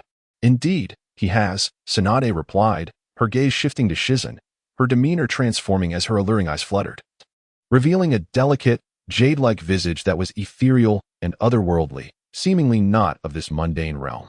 Tsunade cast a playful glance at Shizen's modest chest, leaving her flustered and covering herself, resembling a mischievous rogue teasing an innocent maiden. As the esteemed Tsunade raised an eyebrow, she fixed her gaze upon the two prominent mounds of her companion. "You know, you have matured, haven't you? Do tell me if there is someone who catches your fancy. I shall assist in bringing that young man to you, ensuring that by tomorrow, your relationship shall reach fruition." "Ino, how can you speak so? Please refrain from such actions. It is quite embarrassing." On the rooftop, Sasuke Uchiha and Sakura Haruno had been waiting for 4 to 5 hours, in preparation for the survival exercise scheduled for the day. They had arrived at the break of dawn without having consumed anything, and their hunger had reached an unbearable point, their stomachs growling audibly. Sakura, being a young girl, could manage her embarrassment, yet for Sasuke, hailing from a prominent clan, such a situation felt like a profound humiliation. Consequently, his expression grew increasingly grim with the passing time. His eyes fixated on the spot where Kakashi had stood the previous day, nearly bulging with intensity, emanating an aura of formidable menace. With a sudden gust, Naruto's figure appeared as if by teleportation, leaving behind a trail of afterimages, standing beside the unfortunate Sakura and Sasuke as Kakashi made his entrance. Despite having exerted all his strength to assess Naruto's eccentricities, beads of sweat began to form on Kakashi's brow. He muttered to himself in apprehension, "Must he be so terrifying? Does he not realize that scaring someone could lead to dire consequences?" Rubbing his unruly white hair that seemed to reach for the heavens, he squinted his eye and chuckled. "Ah, good morning, everyone." No one paid him any heed. After a few moments, the famished Sakura could no longer contain herself. "Kakashi-sensei, you are several hours late." "Ah. This morning I encountered a black cat blocking my path and assisted an elderly lady across the street, which caused my delay." Even Naruto, who was well aware of the unfolding events, could not help but drop his jaw, a bead of cold sweat trickling down his nose. "An excuse? Very well. There are still 20 minutes until noon," Kakashi continued, disregarding the murderous glares from Sakura and Sasuke. "Let us proceed immediately to the 10th training ground." A few minutes later, at the 10th training ground, Kakashi squatted atop a wooden post, nonchalantly pulling out a clock and setting the time. "There are precisely 20 minutes until noon," he announced, producing 2 bells and hanging them from his waist. "Your task is to seize these bells within the allotted time. The individual who fails to acquire a bell shall be bound to this post and forced to watch as the other 2 enjoy their lunch. Furthermore, that individual will be sent back to the academy for further training." "What?" Upon hearing such a stern decree, both Sasuke and Sakura trembled slightly. Particularly Sakura, who was the weakest among them, cast a furtive glance at the stoic Sasuke, her heart sinking slightly. Yet, she resolutely clenched her fist. Losing would not be catastrophic. At the very least, she would avoid appearing too foolish before a crush. "Let the game begin." As Kakashi's words echoed in the air, Sakura and Sasuke swiftly took their positions, seeking cover. "Ah, quite impressive indeed. You're doing exceptionally well," he remarked. Suddenly, turning around, he was met by the sight of a boy, strikingly handsome yet bearing an enigmatic smile, standing beside him, gazing intently. This child, despite possessing the innocence of youth in his visage, was nearly of the same height. Kakashi felt a shiver run down his spine, an unsettling premonition settling in. Having experienced the peculiar nature of this individual firsthand, Kakashi held no doubts regarding Naruto's capabilities, and with a hint of trepidation, he inquired, "Naruto, what do you intend to do?" Meanwhile, the teachers of other classes who had completed their assessments gathered in the Hokage's office. Their eyes fixated on the crystal ball of the third Hokage, eager to discern the strength of this newly admitted class. Among them, Yuhi Kurenai's captivating eyes were locked onto the somewhat ethereal-looking boy, and witnessing Kakashi's flustered reaction to Naruto's gaze, her alluring lips quirked into a smile, stifling a laugh. Asuma Sarutobi, secretly enamored with her, watched in astonishment. Kurenai had scarcely smiled since her father's passing. Was it this boy who elicited such joy? His gaze then shifted back to the crystal ball. In the training ground, Naruto observed Kakashi's evident unease and awkwardly shrugged. "Kakashi-sensei, I haven't done anything. Isn't this a survival exercise?" His mind briefly recalled Tsunade's words. "Oh, well then, it seems I must take this seriously," Kakashi muttered, swallowing hard to steady his racing heart. Reluctantly returning the small booklet he had just retrieved to his pocket, he then drew a kunai, removing the cover from his left eye. As the crowd watched, a vibrant red, three-tomo Sharingan spun mesmerizingly. The most astonished among them was Uchiha hiding in the thicket, for the sight of that eye evoked a deep sense of familial nostalgia, a bittersweet reminder of his clan's tragic demise. Damn it. Why does that guy possess such strength to instill fear in Kakashi? Why not me? I am Uchiha, he thought. Oh ho, has Kakashi activated his Sharingan? This battle is bound to be thrilling, the third Hokage mused, a hint of a smile gracing his weathered features, whether genuine or feigned remained uncertain. Lord Third Hokage, is this truly safe? One of the onlookers asked, anxiously observing the scene. It was well known that once Kakashi activated his Sharingan, he approached a level akin to that of a Kage. Fear not, you underestimate that boy, Naruto. The third recalled the events of the Memorial Stone incident 6 years prior. A shiver of apprehension coursing through him. Kakashi assumed a defensive stance, his expression grave as he scrutinized Naruto. Although Naruto's displayed strength merely suggested he was a special jonin, and he would likely employ only that much power in their confrontation, Kakashi still felt a sense of unease. "Come, Naruto, let me see how far you have come." "Very well, I shall grant your wish," Naruto responded just as Kakashi, not waiting for him to strike, initiated the attack. Kakashi swiftly completed the necessary hand seals, opening his mouth to unleash a formidable gust of wind directed toward Naruto, a wind release. Great breakthrough. In an instant, as the hurricane approached, Naruto hastily formed hand seals, pressing one hand against the ground.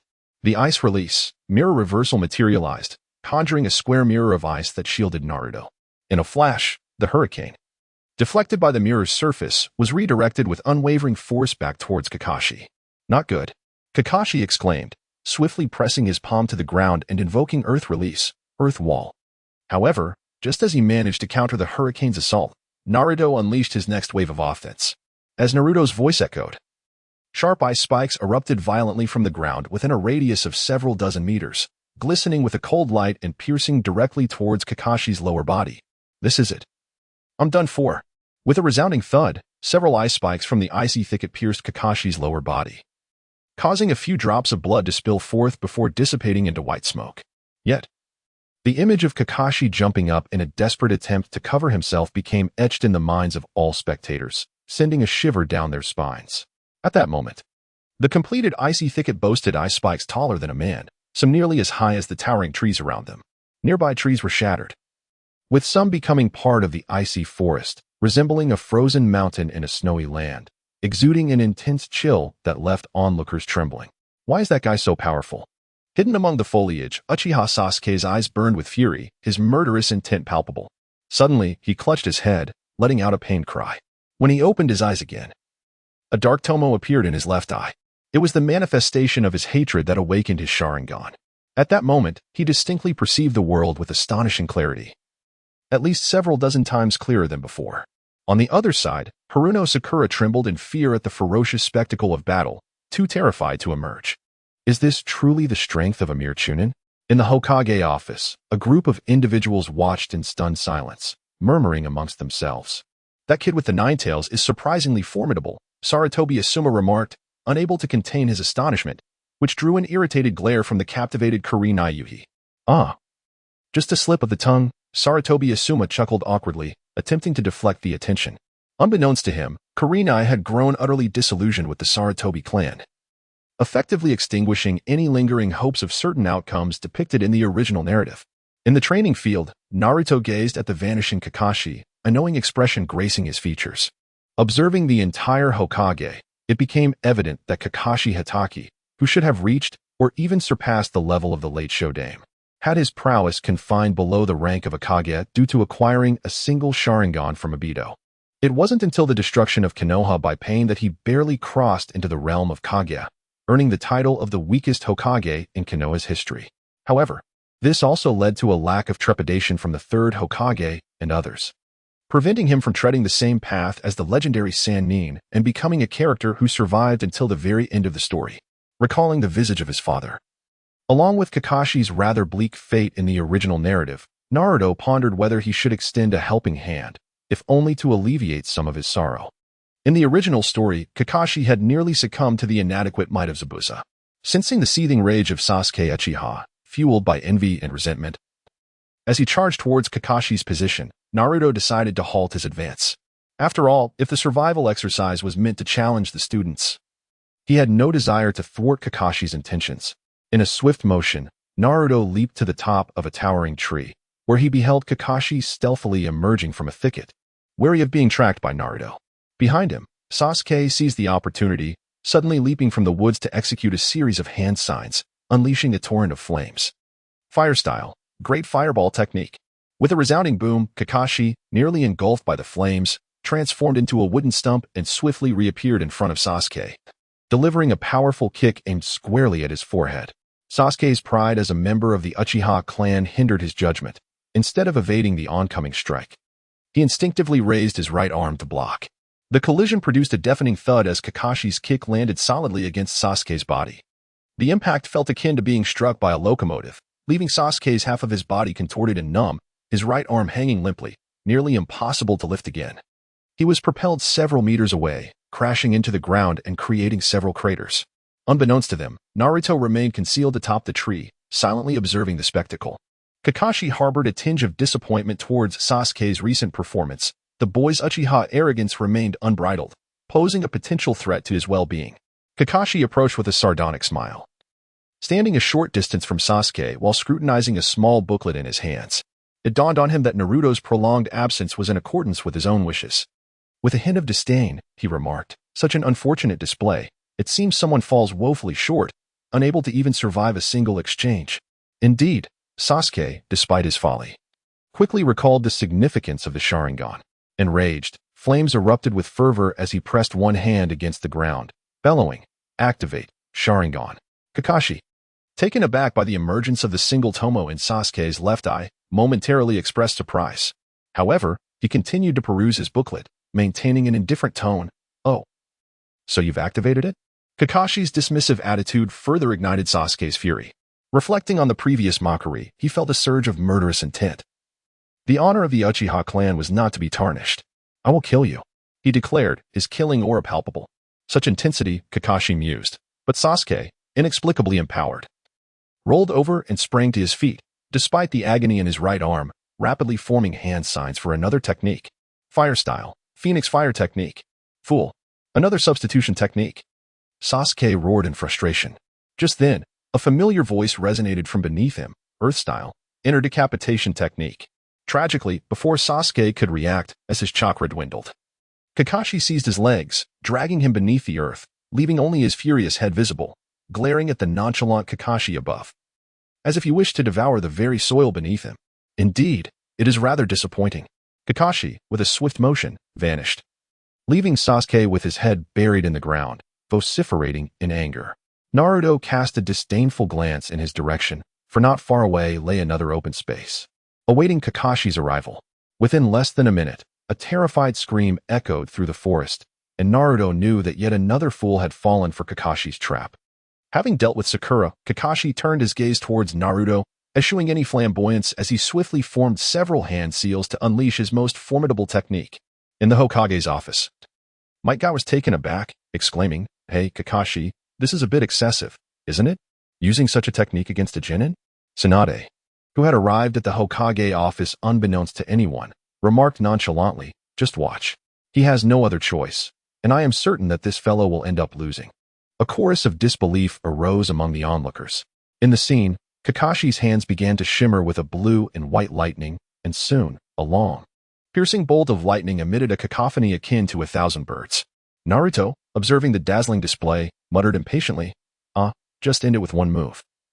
This level of combat is rather tedious." With a swift motion, Kakashi unleashed the Raikiri, the lightning bolt hurtling towards Naruto.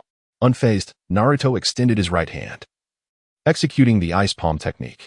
With a resounding clash, the two forces collided, and a colossal ice hand manifested before Naruto, hurtling towards Kakashi. Struck by the force of the ice hand, Kakashi was sent reeling backward, desperately attempting to escape but finding himself mired in a quagmire, only to be propelled back until his back collided forcefully with a large tree, causing him to spit out a mouthful of blood. The ice hand, seemingly under Naruto's command, passed through Kakashi without inflicting further harm, yet it encased everything in its path as ice sculptures. Meanwhile, the uncontrolled Raikiri coursed through the icy remnants, affecting Kakashi's own body, eliciting a pained cry from within the icy confines. "It hurts. Oh, the special Jounin's power has been exhausted." "Tsunade, answer me seriously. Does Naruto truly possess only the strength of a special Jounin?" The third Hokage asked, his gaze sharp and penetrating. "Tch, old man, your perspective is narrow. To put it in Naruto's words, you are judging a noble heart with the malice of a petty mind." Naruto's victory merely stemmed from his astute assessment and application of chakra based on the strength Kakashi revealed, Tsunade replied, her impatience evident as she regarded the eager faces around her. From the outset, Naruto partitioned his chakra into 6 portions, utilizing 1/6 for a probing counterattack, then 2/6 to execute an ice shield technique that dispatched Kakashi's clone. Ultimately, Kakashi sensed the shift, compelling him to resort to his most potent technique, while Naruto unleashed the remainder of his chakra, sending Kakashi flying and encasing him in ice. The results are evident, are they not? However, that final strike froze everything within a radius of several kilometers. Isn't that a bit exaggerated? Might Guy remarked in astonishment. You are well aware of the vast chakra reserves possessed by the Uzumaki clan, coupled with the chakra control I imparted to him. What is there to be so remarkable about? The third Hokage continued his inquiry. Then, what of Naruto's ice shield? Nothing significant. Naruto's chakra affinity lies with wind and water. As for the ice shield, it was merely a serendipitous creation during his training years ago. Ultimately, he possesses no formalized ninjutsu. He simply devised a few techniques on his own, came the response. The office was enveloped in astonishment at the notion of self-developed ninjutsu. Sarutobi recalled the sight of Naruto soaring away on a colossal sword a few years prior, surmising that Naruto might still harbor undisclosed abilities.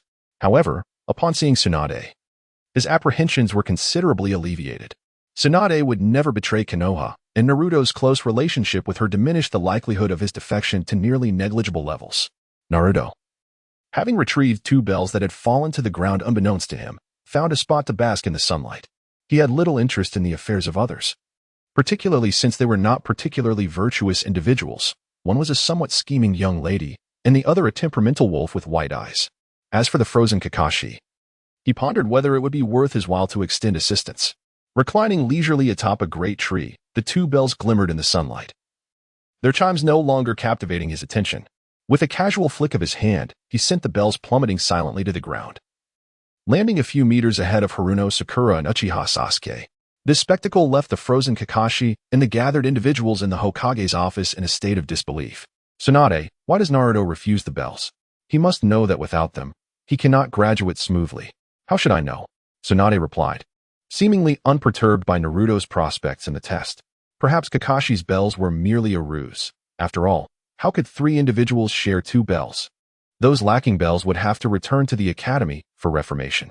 That clever boy has likely already devised a plan. Otherwise, with his prowess, he could have easily emulated the Uchiha brat and simply seized the bells, sitting aside to enjoy the spectacle without engaging in such fierce confrontations with Kakashi. In that moment, Hikarinai comprehended the situation fully. Yet, she pondered why he did not release Kakashi. Tsunade chuckled, a hint of madness in her smile. I previously instructed him to give that arrogant Kakashi a good thrashing. Perhaps that is the reason. The onlookers in the office observed the animated Tsunade, beads of sweat forming on her brow, mentally categorizing her as a highly dangerous individual. A few minutes later, Uchiha Sasuke and Haruno Sakura emerged, each grasping a bell. As Naruto was currently emitting no chakra signature, Sasuke quickly spotted him and ostentatiously jingled his bell in a display of triumph. Naruto, expressionless, spat and resumed his slumber. Sasuke and Sakura, casting glances at the frozen Kakashi, appeared to be merely spectators, proudly waving their bells without any intent to assist. As the sun gradually dipped in the west, Kakashi finally freed himself from the icy prison, his damp form shivering under the sun's rays. Due to Naruto's peculiar arrangement, remaining in the ice for half an hour would not lead to death. However, it could result in a cold. Well, look at that. He has emerged. Kakashi-sensei. Naruto leaped down from the tree, gazing at Kakashi with a playful smirk. Achu. Kakashi rolled his eyes. Well, it seems you truly enjoy tormenting me. Not even letting me out. And then there's Sasuke and Sakura. Kids these days are becoming increasingly insufferable. Kakashi composed himself and released his fire chakra to evaporate the moisture clinging to him. Naruto observed the significant injuries Kakashi had sustained from blocking with Raikiri. His entire right sleeve below the shoulder was torn away, revealing a multitude of cuts on his arm. Your Raikiri is indeed a remarkable technique. Akin to a chakra scalpel's penetrating wound, albeit with more numerous and intricate lacerations. Naruto reached into his belt, retrieving a fist-sized azure metal gourd, and tossed it over. Take one of these pills, the rest are yours, he said, casting a meaningful glance in a certain direction. Children of a teacher truly are different, he added. Shooting a peculiar glance at Sasuke and Sakura, Kakashi swallowed a white, cotton candy-like pill. Immediately, the wounds on his arm began to heal at a visible pace. Within seconds, they vanished entirely, even the long-standing internal injuries gradually mending. It seemed the medicine had yet to fully dissipate. This pill, Kakashi mused. Well, it's not anything remarkable. They're all yours. With a twitch at the corner of his mouth, Kakashi feigned seriousness and warned. What do you mean by tossing the bell to those two? Do you not wish to graduate? What? Sasuke and Sakura exclaimed in surprise. Sakura hesitated with the bell, while Sasuke, proud as he was, refused to accept charity and threw the bell back at Naruto, gritting his teeth as he stated, I'll rebuild my strength at the academy. Sakura approached, forcefully placing her bell into his palm, her eyes glistening with emotion. I should return to the academy, after all. I am the weakest among the three of us. A year of rebuilding will surely lead to graduation. Enough of this, Kakashi-sensei, Naruto interjected. Isn't this all about teamwork? Voluntary cooperation is indeed the best. However, for us Genin, gradual adaptation after coming out is quite sufficient. Kakashi regarded Naruto with appreciation. Indeed, you have seen through it. Very well, I hereby declare that you all have passed. However, he continued, I hope you remember, those who abandon their mission are deemed worthless. But those who forsake their comrades for the sake of a mission are even less than worthless. Hey, Naruto, that guy has gone the wrong way. It's over here. After finishing his test, Naruto strolled leisurely through the streets on his way home. Soon, he heard a voice calling from behind. Turning around, he saw 3 students from the Yuhi clan. A small white dog barked at him, seemingly to greet him. Ah, it's you guys. Wait. Isn't this the direction to my home? What? Inuzuka Kiba looked at Naruto, bewildered. You don't know? The 7th, 8th, and 10th classes, along with the esteemed Kaiban, have organized a gathering, and we are all making our way there. It is said that Lady Tsunade and Sister Shizun have already arrived. How come no one informed you? Damn it. I wondered why Kakashi-sensei was so mysteriously calling out to Sasuke and the others. It turns out it was about the evening gathering. And I was left in the dark. This is revenge. It must be revenge, Naruto thought to himself, glancing at Hinata, who was shyly nodding beside him, and smiled, saying, Well then, let's head straight there. Thank you, Kiba. No problem. Let's go together, Kiba replied. Naruto walked over to the bashful Byakugan girl, unsure if it was due to his rapid growth, but Hinata appeared only a head shorter than him. Kiba seemed to have matured a bit more than in the original tale. Meanwhile, Shino Aburame remained as unassuming as ever, his head bent as he communicated with his insects. Hinata had grown her hair into a graceful length, her appearance transformed into that of a more mature character from the later stages of Naruto, looking far more adorable than in the original. Naruto instinctively reached out to gently ruffle Hinata's hair, which resembled his own purple locks, and spoke in a soothing tone, Hey, Hinata, I didn't expect you to have grown so tall, and you truly are beautiful. Though Hinata relished Naruto's praise and the sensation of his hand on her head. Her cheeks flushed a deep crimson, her mind swirling with his words. Naruto, Naruto, he called me beautiful. Hey Hinata, what's wrong? Are you alright? Kiba exclaimed, taken aback, fearing something was amiss with the Byakugan girl.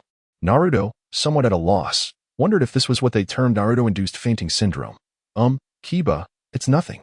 Hinata has always been like this. Whenever we have physical contact, she inexplicably faints. It's fine. Let us keep moving. I'll carry her. And she should recover by the time we reach the restaurant. Really? That is quite peculiar. Hinata is indeed strange, Kiba remarked, intrigued. Yes, I can't quite fathom it.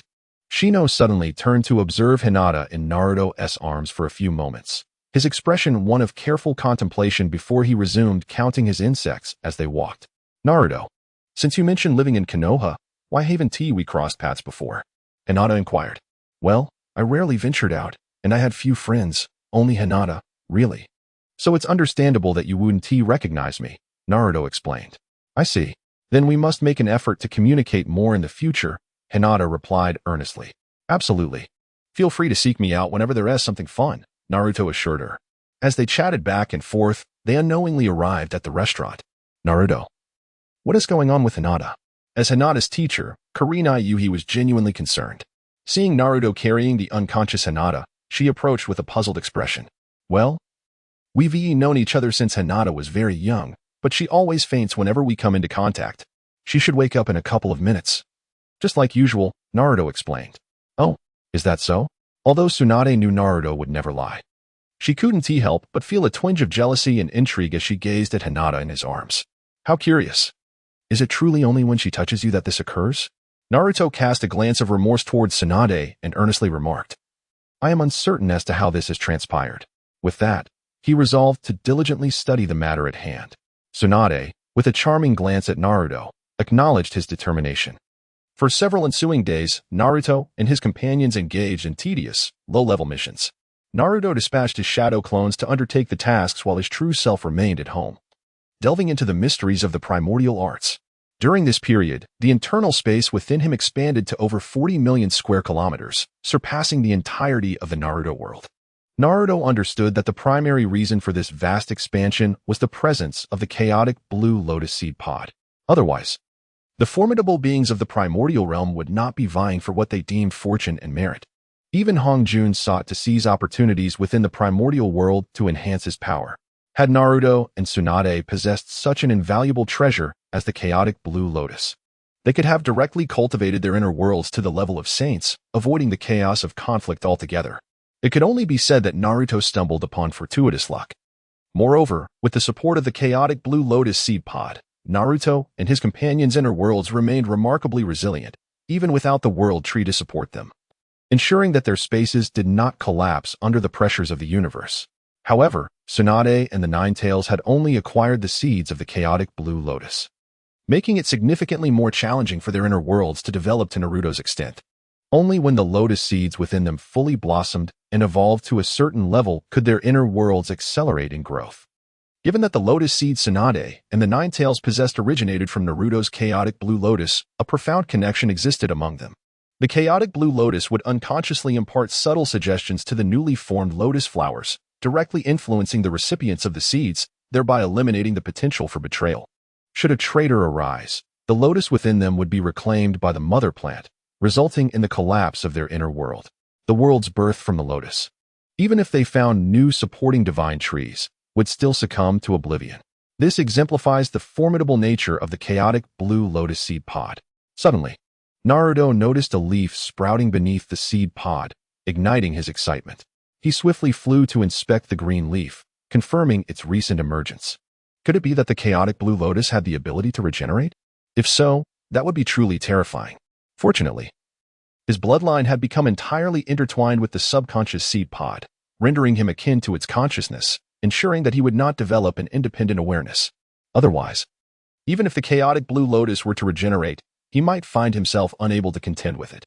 As Naruto gently caressed the blue lotus leaf, a radiant smile adorned his face. In touching this leaf, he found himself experiencing a sensation of tingling, signifying that he and the blue lotus were now one, inseparable from one another.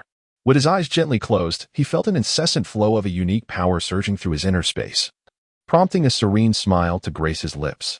Thus, he realized that the inherent power of the seed pod was nurturing the continuous growth of this inner space, while simultaneously, the inner space reciprocated with a special world force to aid the seed pod in producing new leaves. Yet, a bittersweet feeling lingered within him. He had not anticipated that a mere small world could be so vast. As he contemplated the prospect of ascending to the highest level of the chaotic world, he pondered how it would compare to the universe of his previous life. However, one cannot help but ponder the immense resources that would be required.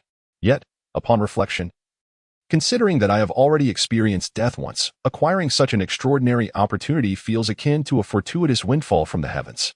Why should one strive for unattainable heights? As long as I continue to strive, regardless of whether I am at the ends of the earth or the far reaches of the universe, I am assured that I will one day arrive at my destination. Within the inner space, Naruto found himself enveloped in a state of ethereal tranquility. As the blood coursing through his veins flowed quietly through every corner of the chaotic azure lotus pod, ultimately returning to his corporeal form. This cycle repeated itself 365 times, transforming the blood within him into a viscous substance akin to blood jade. It felt as though he had been circulating within this inner realm for a millennium, with his blood undergoing a complete cycle every 2 seconds. After an indeterminate number of cycles, Naruto's 365 acupoints gradually began to open, slowly drawing energy from the celestial bodies and the natural world around him. Various forces seemed to enter the 365 distinct acupoints in a harmonious manner. Once Naruto had initially opened the acupoints and the space within began to reach a state of saturation, an aura of unprecedented strength emanated from him, elevating his cultivation to the pinnacle of the harmonization stage. Why do I feel as though I have traversed a millennium? As Naruto opened his eyes and extended his consciousness to explore the inner space, he was astonished to find that its area had more than doubled. The second leaf of the azure lotus had also begun to sprout. I must have entered a state of sudden enlightenment, as described in Taoist teachings. His blood surged with vitality, and his body felt remarkably lighter. This feeling, I should take a bath first. Upon emerging from the inner space, Naruto discovered that Tsunade and the Nine-Tails were already waiting in his bedroom, with even Shizen dozing on the bed shared by him and Tsunade. The moment Naruto appeared, the eyes of both the woman and the fox brightened, exchanging glances as if they had stumbled upon something extraordinary. What is it? He inquired. After a brief silence, the usually exuberant Tsunade remarked with astonishment, Naruto, you look more handsome. Naruto felt as though he had received 1,000 blows to the heart. What do you mean I look more handsome? Wasn't I handsome before? Yes, you were handsome before, but now you are even more so. All right, Naruto conceded, feeling bewildered by the complexities of the female perspective. What brings you both here? Oh, Tsunade snapped back to reality, regarding Naruto with curiosity. We were hoping to inquire about what transpired with you. Today at the hospital, I suddenly felt a vibration within my body. A sensation of drowsiness overcame me. After that, I returned home and found the Nine-Tails sleeping beside you. I then sat down and fell asleep as well. In my dreams, I contemplated many matters, and I was able to comprehend several aspects of the Purple Dream Sutra that had previously eluded me, successfully breaking through to the initial layer of its teachings. My cultivation also ascended to the mid-stage of the empty reality phase, and the inner space has expanded significantly.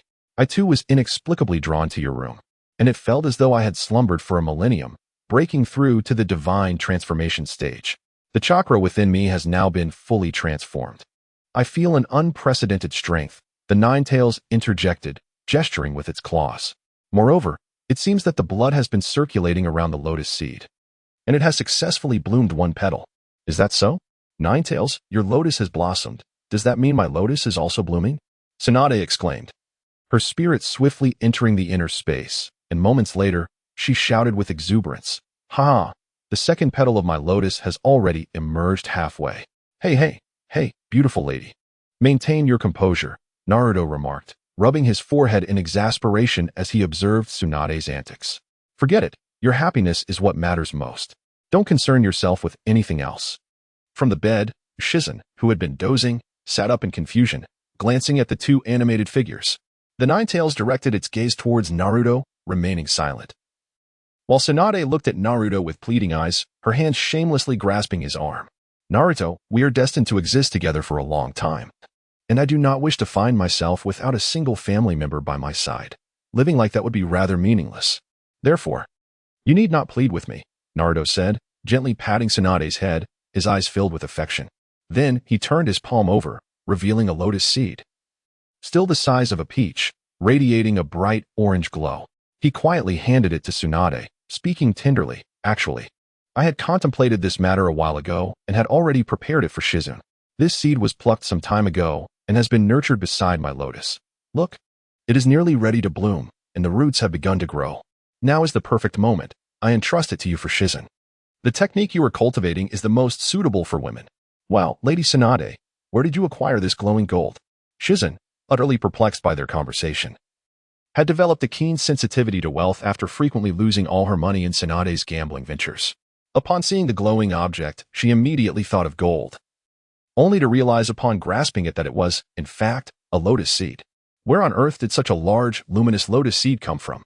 Surely, I could exchange it for a substantial amount of silver at the exchange. The three others began to sweat profusely, and Tsunade snatched the lotus seed, forcefully pressing Shizune back onto the bed. So, how do we explain this situation today? There won't be any danger, will there? The Nine-Tails nervously inquired, aware that despite its growing strength, risk still lurked, much like the principles of chakra gaining power through the consumption of life. It was determined not to revert to its former path. Fear not, all is well, Naruto smiled, gazing out the window. I have a general understanding of the situation regarding this incident. The lotuses within you are derived from the seeds of my lotus, representing a maternal relationship with their progeny. Cut it out. I'm not your descendant. Oh, that was merely a metaphor. In essence, when I entered what I call a state of enlightenment, a connection was forged between the seed and the mother, leading you to also enter a state of enlightenment. The power gained through this enlightenment is, in fact, the strength you have cultivated yourself. There is nothing incomprehensible about it, so there is no danger. Oh, that's a relief. With that in mind, I can relax. The Nine-Tails sighed, feeling reassured. If all is well, I shall return to my room to meditate. Oh, I never anticipated that I would reach the realm of the Venerable Six Paths. Truly, the world transforms, and fate plays its tricks. The Nine-Tails sighed, and soon vanished from the room. Who would have thought that the once mighty-tailed beast, renowned for its boundless chakra, would express such sentiments? Naruto turned back to see that Tsunade and the others had completed everything, gazing at the blossoming orange lotus mark on Shizune's forehead, as well as her newfound youth and beauty, reminiscent of a freshly bloomed peony. Her radiant skin was second only to Naruto and Tsunade in the entire Hidden Leaf Village. Shizune, I never imagined you could become so beautiful, Naruto exclaimed. Naruto, please don't look at me like that. It's so embarrassing. Shizune replied shyly. Haha. You must diligently cultivate according to the methods taught by the stunning Tsunade. The more you train, the more beautiful you will become. Just look at the enchanting Tsunade. If she continues to enhance her skills, she will eternally retain this youthful appearance of 18. Naruto teased. Lady Tsunade, is that true? Shizune cast an inquiring glance towards Tsunade. Of course, Tsunade replied, her gaze lingering on Naruto. This little rascal would never deceive me. Although I have only recently surpassed the virtual realm, I now possess the potential to live for over 2,000 years. Though we are all human, our essence of life is fundamentally different from that of ordinary people. Wow, that's wonderful. Shizune stole a glance at Naruto, a flicker of inexplicable emotion crossing her eyes, which did not escape the sharp gaze of Tsunade. However, Tsunade seemed unbothered. Her look towards Shizune softened perceptibly. Perhaps she had made a decision regarding this matter long ago. Ah, my lovely companions, my shadow clone has received a mission. We shall depart promptly at 7 o'clock tomorrow morning. Tonight, let us enjoy a meal together. This mission may last over a month, Naruto said, familiar with the unfolding story. 1 to 2 months? What kind of mission requires such time? Nothing too significant. Mainly, we must protect an elderly gentleman until he completes the construction of a bridge in the land of waves. The next morning, Naruto opened his eyes at the appropriate moment, gently pecked the red lips beside him, and quietly replaced his position with a panda plushie. Then, like a wisp of wind, he drifted out the door. After washing up, Naruto's inner energy began to flow. With a step, he reappeared at the gates of the Hidden Leaf Village. Good morning, everyone. Am I late? Naruto greeted the others. Oh, Dasna squinted his eyes, gazing at Naruto in a daze, and slowly remarked, Young lady, you have arrived just in time. Uh-huh. Sakura's laughter erupted. The old man just called Naruto a young lady. How hilarious.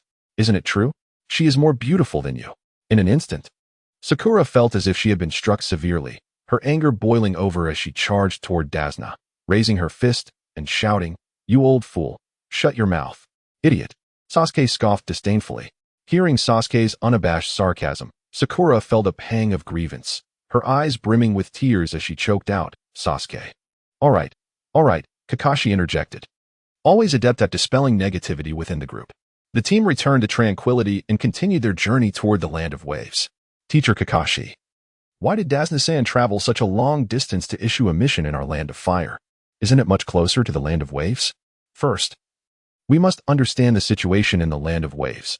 It is a small island nation situated between the Land of Fire and the Land of Water. In this world, there exist 5 great ninja villages, commonly referred to as the 5 Great Nations Ninja Villages: the Hidden Leaf Village in the Land of Fire, the Hidden Mist Village in the Land of Water, the Hidden Sand Village in the Land of Wind, the Hidden Cloud Village in the Land of Lightning, and the Hidden Stone Village in the Land of Earth. Additionally, there are several lesser ninja villages, such as the Star Village in the Land of Bears and the Rain Ninja Village in the Land of Rain.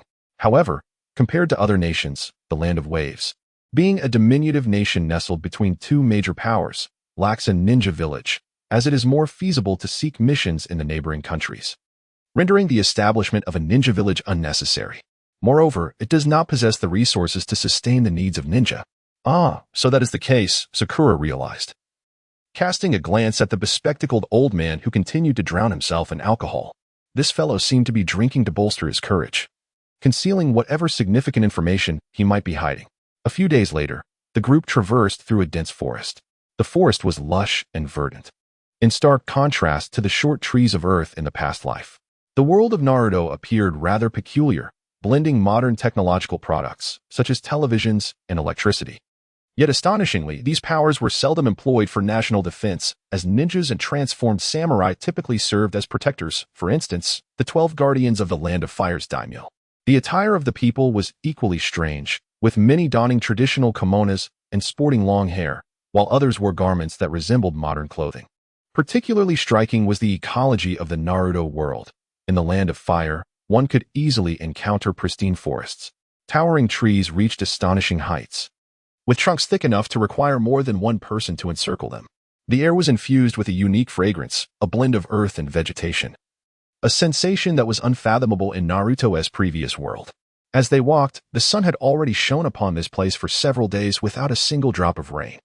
On the ground ahead, 2 puddles of transparent water appeared, resting on the slightly dry path, reflecting the shadows of desiccated leaves. There was an inexplicable oddity about it. Even an idiot could discern that something was amiss. The ninjas of the mist truly possessed a lack of common sense, Naruto thought, rolling his eyes at the puddles. He paused briefly to obstruct Dasna, before continuing forward, drawing closer to Kakashi and the others, who were already nearing the water's edge. Kakashi, too, feigned ignorance. Suddenly, the puddles transformed into 2 shadowy figures clad in black ninja attire. One of them launched a chain at an alarming speed towards Kakashi, exclaiming triumphantly, "First." The other person brandished a chain aimed at Sakura, shouting, "Second." The abruptness of the scene terrified Sakura, who had never faced life-and-death situations before, causing her to clamp her legs together and scream in panic. Teacher Kakashi. Dasna, who was bringing up the rear, could hardly maintain his composure. Had he not seen Naruto standing unfazed a short distance away, his anxious expression would surely have driven him to flee. Beside him, Sasuke was the first to react. Swiftly raising his kunai, his Sharingan activated. He leaped forward, delivering 2 rapid strikes that felled one of the mist ninjas to the ground. With a precise throw, he embedded the kunai into the chain of another mist ninja, pinning it to the tree trunk. Impossible! The mist ninja struggled against the chain, only to find it immovable. At that moment, Sasuke soared into the air, delivering a forceful kick to the ninja's head. Meanwhile, Sakura remained weak and trembling on the ground, haunted by the image of Kakashi's demise. Once Sasuke had securely bound the 2 mist ninjas to the great tree, Kakashi, who had been observing from a distance, strolled over, remarking, "Well done, Sasuke. Naruto performed admirably as well. But Sakura, what has come over you? You stood frozen in the face of the mist ninjas." Sakura, startled by Kakashi's teasing, glanced at Sasuke's back with a hint of disappointment. Fortunately, no one was injured, and despite Kakashi's jibes, she stubbornly gathered her resolve and shakily rose to her feet. However, Kakashi's expression turned serious as he addressed Dasna. "Now, Dasna-san, Could you enlighten us about what transpired? Observing Dazna's calm demeanor juxtaposed with his evasive gaze, Kakashi continued. The reason I intentionally put myself in harm's way was not only to assess my students' training, but also to determine which among us was the target of the ninjas. From the behavior of those two just now, it appears their attacks were consistently directed at you. If you do not speak the truth, it is improbable for ninjas to appear during a C-rank mission. We reserve the right to terminate the mission based on your concealment of facts. Dazna's face turned pale at Kakashi's words, and he sighed bitterly, attempting a self-deprecating smile. As I mentioned, I am a renowned bridge builder from the Land of Waves. I must confess that we are a very impoverished nation, with even the feudal lord possessing little wealth. How could I afford to request a higher-ranked mission? Thus, I was compelled to withhold the truth. The reason for my secrecy is that I am overseeing the construction of a bridge that could potentially liberate the Land of Waves from economic isolation and establish communication with the outside world. If successful, our economy would gradually improve, enhancing the quality of life for all. However, this endeavor has angered the richest magnate of our maritime industry, the owner of the shipping conglomerate, who fears the bridge will siphon away a portion of his business. Consequently, he seeks to eliminate me. Are you referring to the owner of the shipping group in the Land of Waves, the world's wealthiest magnate, Kato? Kakashi's pupils contracted, realizing that if this were the case, the days ahead would be dire. He bowed his head in deep contemplation. Seeing Kakashi's expression, Dazna felt as though the world had become a dismal place. He began to speak in a sarcastic tone. It's all right, Kakashi-san. If I perish, it will merely be a stroke of bad luck at the hands of Kato.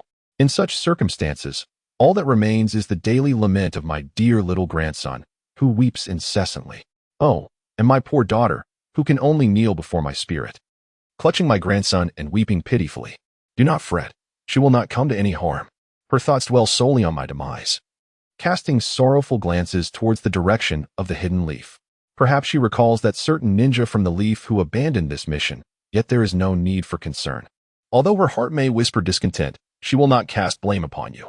As Dazna spoke, he wore a countenance of profound sorrow, and with each utterance, the expressions of those present darkened further.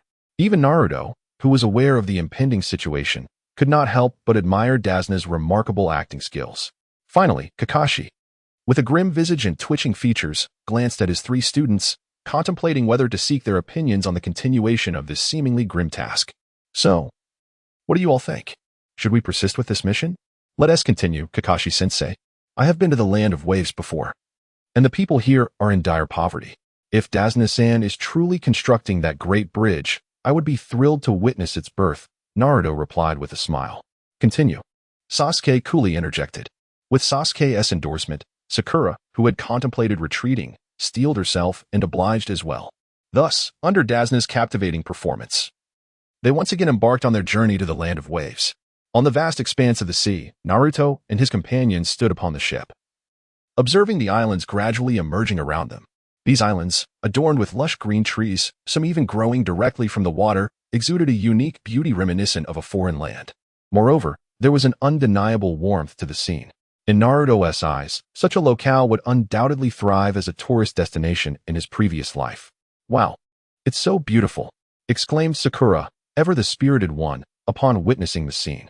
Yet Dazna, standing at the bow of the ship, wore a troubled expression as he remarked. Indeed, it is beautiful, but this picturesque scenery is merely a facade. The exploitation by shipping companies has rendered the streets of the Land of Waves teeming with beggars. Even those slightly better off find it difficult to enjoy a meal of meat and vegetables. That is why I am resolute in my decision to build that bridge. Dazna-san, for your unwavering spirit, you have earned my lifelong admiration, Naruto stated sincerely, bowing deeply. Kakashi observed this scene with a smile, while the Uchiha brothers appeared bewildered, struggling to comprehend Naruto, a ninja, bowing to the common folk. Aha, little brat, for that statement, I shall acknowledge you as a true man, Dazna chuckled. Naruto's face darkened in response. At that moment, a colossal bridge, towering dozens of meters high and spanning over 20 meters wide, began to reveal itself through the mist. The majestic silhouette was something Naruto, having witnessed countless bridges in his past life, had never before experienced. It was unfathomable that the people of the Naruto world could accomplish such a grand feat without the advanced engineering tools of his previous existence. In the verdant expanse of spring, Haruno Sakura let out a piercing scream, startling Dazna, who promptly gestured for her to keep her voice down. Every now and then, A patrol from the shipping conglomerate passes by, he remarked, casting his gaze towards the bridge nearing completion just a few hundred meters away. If it weren't for those scoundrels from the shipping company, this bridge would already be operational. Rest assured, Dazna-san, I have faith in you. This bridge will soon be opened. And you will lead the people of the Land of Waves towards a prosperous future, Naruto spoke earnestly. His heart filled with compassion for the plight of the Land of Waves, having witnessed the contentment of his own homeland. Well, I appreciate your kind words, kid, Dazna replied. Indeed, the fog is quite thick, Kakashi mused, glancing at the small booklet in his hands, occasionally letting out a faint, odd chuckle, his flushed face eliciting various speculations. Though Naruto had suppressed his chakra to the level of a special jonin, his keen perception allowed him to detect subtle movements nearby. This was a method of elevating one's mindset through the use of minimal force. Suddenly, Naruto produced a shuriken, launching it with a swift motion. The sound slicing through the air. His action startled Sakura, who was lost in the beauty of the surroundings. Naruto, what are you doing? You're scaring me. Even Sasuke tensed. Readying his kunai. Kakashi shook his head in exasperation at Sakura's reaction. Before long, Sakura emerged from the thicket, cradling a fainted snow rabbit, her tone stern. Naruto, look what you've done. You've scared this little rabbit into unconsciousness. You must apologize. Sakura, are you sure that's a rabbit? Kakashi replied, bemused. What you're holding is a snow hare, which typically only appears in winter. The only ones you might see in spring are those raised indoors as substitutes. Just as Kakashi finished speaking, a raspy, eerie laugh echoed through the forest. From a distance, something hurtled through the air, glinting ominously with a predatory shine. Kakashi quickly pressed down on Sasuke and Sakura, shouting, Baka, get down. Quick, duck. Naruto urged Dazna, pressing down on his neck with his left hand while bending his right leg, expertly kicking the incoming decapitating blade away. The blade embedded itself deeply into a gnarled tree trunk, vibrating violently. To their surprise, a figure appeared atop the blade, shirtless, with bandages wrapped around his neck and half of his face. Impressive, kid. You managed to kick away my decapitating blade with brute force. If you survive this encounter, I shall inscribe your name in my notebook, the man said coolly, exuding an air of aloofness. Oh, I see now. It's none other than Zabuza Momochi. The rogue ninja from the village of Mist, Kakashi remarked, holding a kunai and teasing the figure on the blade. His expression then turned serious as he removed the covering from his left eye. Oh, so it's the copy ninja, Kakashi Itaki. How fortunate I am to encounter such a figure on a mere mission, Zabuza replied, a hint of amusement in his voice.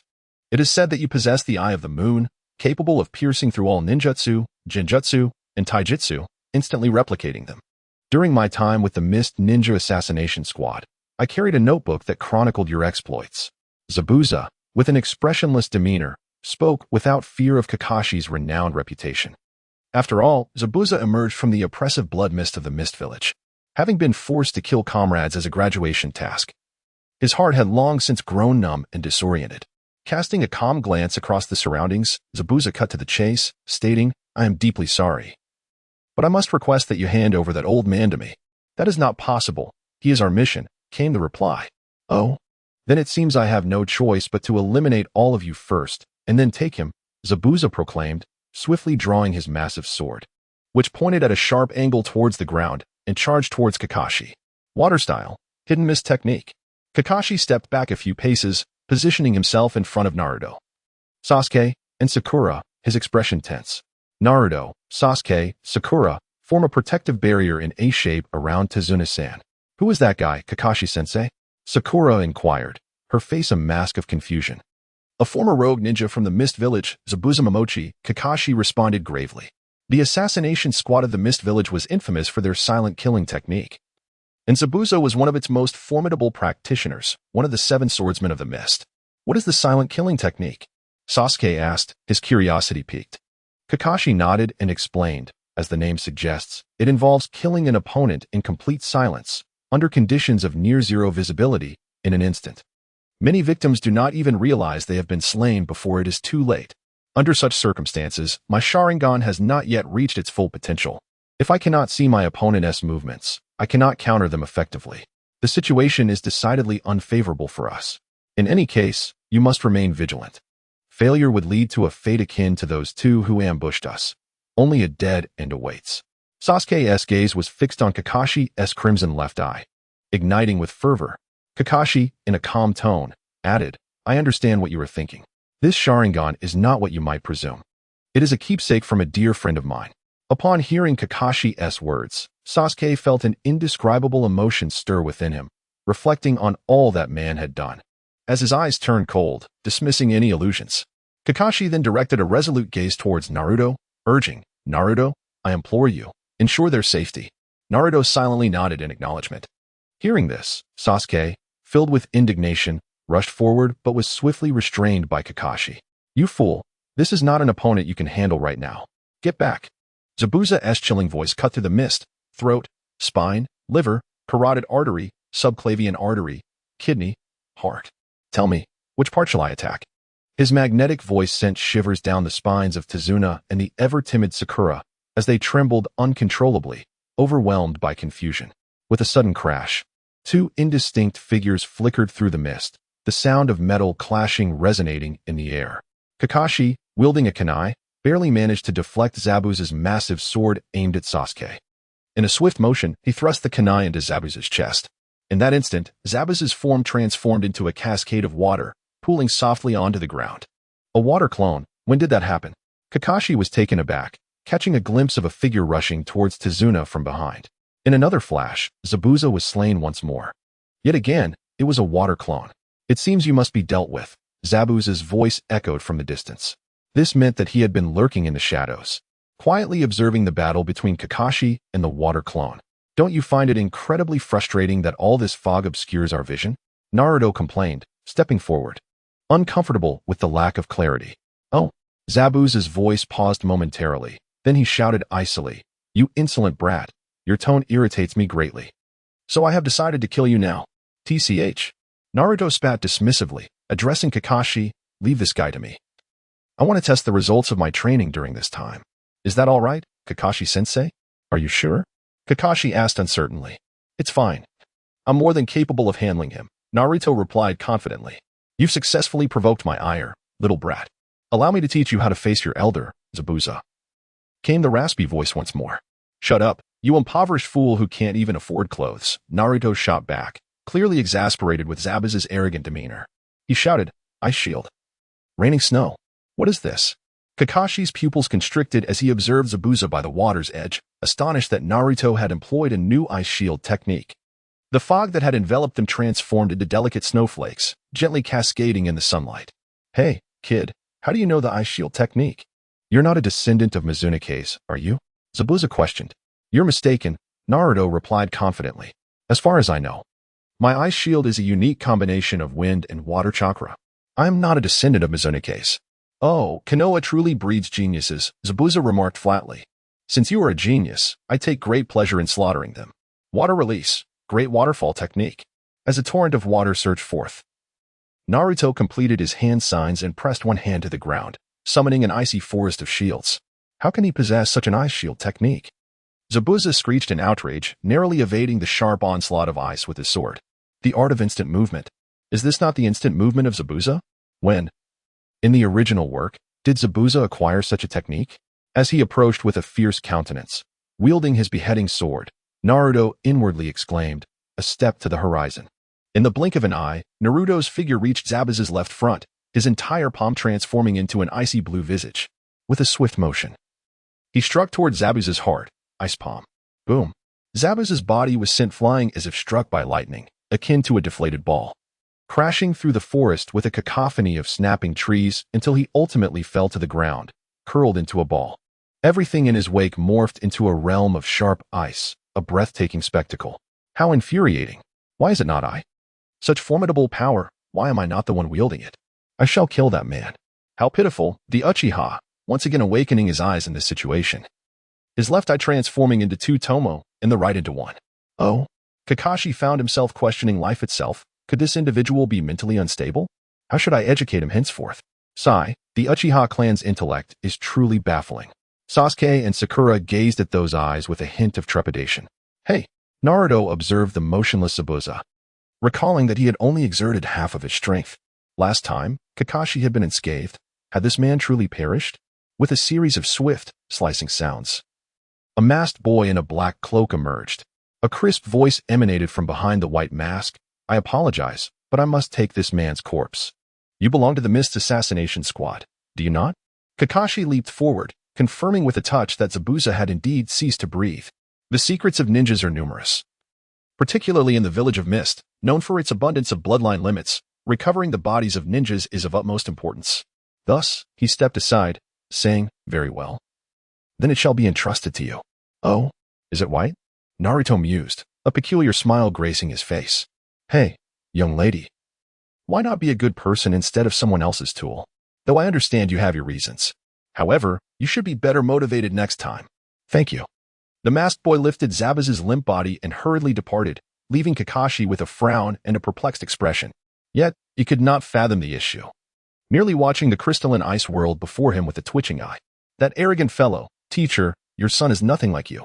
Kakashi-sensei, are you truly allowing that masked boy to take Zabuza? Is there anything strange about it? Kakashi, Sasuke, Sakura, and Tsunade all turned to Naruto, who seemed hesitant to speak. A sense of foreboding swelling within them. I can't quite articulate it, Naruto stammered. I just feel that Zabuza's demise was a tad too casual. After all, I exerted the same force before, merely encasing you in ice. That individual just now, for some reason, my ice palm failed to freeze him upon impact. What do you mean? Kakashi's pupils constricted. Perhaps I am overthinking it. Kakashi meticulously replayed the recent events in his mind, from Zabuza being struck and sent flying, to the appearance of the masked boy, and then to the rather peculiar side of him simply carrying someone away. Alas! Kakashi let out a pained cry and promptly fainted to the ground. Hey, could this be true? Naruto gazed at the unconscious Kakashi, rendered speechless. He had assumed that this fellow, unlike in the original narrative, had not excessively relied on the Sharingan, and thus would be fine. To his astonishment, it seemed that was not the case. After a moment of contemplation, he sighed. Oh well, let us lend him a hand. What happened to Kakashi-sensei? Sakura inquired, her voice laced with concern, while the other two cast worried glances in his direction. It's nothing serious. He merely overexerted himself using something that does not belong to him, leading to mental exhaustion, Sasuke explained. Now, hop on my back, Kakashi-sensei, and let us continue onward. Why must it be me? Sasuke's eyes gleamed with a cold light as he asked in a forbidding tone. Who else could it be? Kakashi-sensei is incapacitated, and I must take responsibility for protecting Tsunade. Shall we switch roles? Or do you believe Sakura-chan can carry this hefty burden? Very well.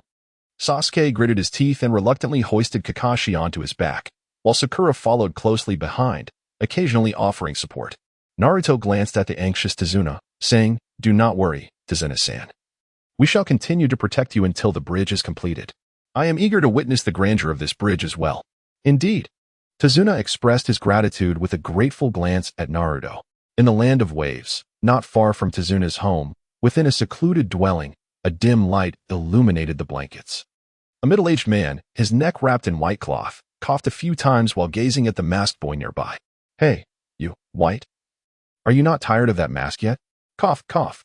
Zabuza-sama, please do not become too agitated. That boy nearly shattered your heart. The masked boy remained unfazed by Zabuza's reprimand.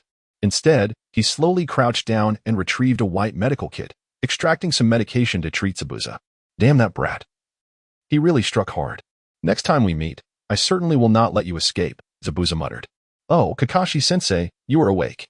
Sakura exclaimed with excitement as she noticed Kakashi's eyes flutter open. His mood seemed perpetually exuberant, akin to someone who had just won a grand lottery, truly relentless. Sakura, where are Naruto and the others? Please summon them. I have matters to discuss. All right. Wait, how could I forget that vial of pills? Kakashi retrieved a small gourd from his bag, poured out a pill, and swallowed it. Ah, that feels good, though it cannot heal my mental fatigue. I already feel much better. Warm sunlight streamed through the window, accompanied by the distant chirping of insects. A gentle breeze carried a hint of refreshing sea air, provoking an irresistible itch in one's throat. A moment later, Naruto and the others entered the room, where Kakashi had already gathered himself. I regret to inform you, but we are in serious trouble. I suspect that Zabuza did not truly die yesterday. What? Sakura's startled scream echoed, and even the arriving Dazna appeared somewhat frightened. Thus, I surmise they will return, and it is highly likely that they will not come alone next time. The masked youth from yesterday is likely his accomplice. However, his injuries will take about a week to heal, so I plan to use this time to enhance your overall skills. Kakashi spoke with a grave expression, especially you, Sakura. I must say, although you topped the written exams at school, theoretical knowledge does not equate to practical strength. I trust you have realized this during our time together. Whether it is Sasuke or Naruto, they have shown some degree of fighting capability when faced with other ninjas. Yet, you often find yourself standing idly by, even requiring protection from others. Therefore, you must strive harder. While I do not expect you to contend with other ninjas at the very least, do not become a burden to them. You must be responsible for confronting ninjas while also ensuring your own safety. Yes, Kakashi-sensei, I will certainly put in the effort. Sakura replied, her head bowed in shame, resolute in her promise. You should leave quickly. Kato is not someone you can handle. A young boy of about 4 or 5 years observed disdainfully as he looked at Naruto and the others. One could only wonder where he found the audacity to confront someone as formidable as Kakashi without flinching, yet he seemed to regard Kato as a taboo. The mention of Kato brought a flicker of fear deep within his pupils. What are you saying, child? Tsunade, his mother, worried that his words might provoke the ninja, swiftly placed a comforting hand on him. Oh, that Kato? What is there to fear? In a few days, I will defeat him for you, Naruto responded nonchalantly, savoring a rare taste of the home-cooked meal, which evoked a sense of nostalgia for the mother he longed for. As he ate, his eyes became slightly moist, the steam rising from the bowl masking the emotion welling up within him. Shut up. Inari, feeling equally distressed, burst into tears. Desperately trying to break free from his mother's grasp, he forcefully pushed her away and pointed at Naruto, shouting, I loathe people like you. Always smiling and trying to act tough, just like that man. Knowing the story, Naruto realized Inari was referring to his father, although he was merely a stepfather. He had genuinely cared for Inari, though that man had passed away. The boy failed to comprehend the depth of that lost affection and did not appreciate the love of the two family members still present. This ignorance ignited a simmering frustration within Naruto, who had grown up without family. Suddenly, Naruto approached and lifted Inari into the air, his tone icy as he declared, You, brat, with your self-pitying attitude, do not deserve to exist in this world. That man you spoke of, I may not know who he truly was, but I suspect he was your father. Based on your tone, it seems he treated you quite well. Do you not understand the importance of respecting a hero who confronted violence or sacrificed himself to save others? Furthermore, your mother cares for you deeply. Are you truly so blind as to not recognize her affection? In a moment of utter astonishment, Naruto expressed everything, casting Inari aside as he stepped outside, vanishing before the crowd. Inari collapsed to the ground, weeping bitterly, fist clenched tightly, even pushing away Tsunade, who came to offer support. Before retreating to another room, consumed by his own turmoil, Tsunade ascended the stairs, gazing out the window at the sobbing figure curled up in despair. While she picked up a family portrait from the floor, its shattered frame pressing against her chest as silent tears streamed down her face. Could that child also be suffering? Dazna was taken aback by Naruto's sudden outburst, exchanging a questioning glance with Kakashi, who was equally perplexed, as were Sasuke and Sakura. Naruto had been without parents since his birth. They had perished defending the village when he was barely an hour old. He had traversed these years alone. Kakashi hesitated, recognizing that without the intervention of Lady Tsunade, the consequences could have been dire. At the very least, from what he understood, the village might face devastation. Thus, in his heart, he believed nothing surpassed the importance of parental love. The words of that little rascal had provoked the most sacred tranquility within him. Naruto has parents. Yet everyone in the village calls him the Nine-Tails Fox, Sakura whispered, her voice laced with confusion. Sasuke, embodying the indifference characteristic of his esteemed lineage, dismissed such claims entirely. Feeling an inexplicable fondness for Naruto, Kakashi's gaze sharpened. After all, he was speaking of his teacher's son. Sakura, you must refrain from such thoughts. Despite the dubious origins of your information, please do not hastily question or slander your comrades. Oh, understood, Kakashi-sensei, Sakura replied, her voice trembling with acknowledgement. Dazna-san, I shall check on your young one. Dazna nodded in confusion as Kakashi vanished from sight. In an instant, Kakashi appeared beside Inari, sitting down next to him. The setting sun painted the coastline in hues of crimson, as fiery clouds reflected upon the shimmering sea. A formation of geese flew farther away along the white, foamy shoreline. Inari continued to bury his head between his knees, ignoring Kakashi's presence as if he were invisible. Kakashi, unperturbed, gently addressed him. Firstly, I must apologize for that individual's impulsive behavior. In truth, he has endured greater misfortune than you. He lost his parents shortly after birth and has grown up alone all these years. If anyone can empathize with your feelings, he is among the most qualified. He has no father either?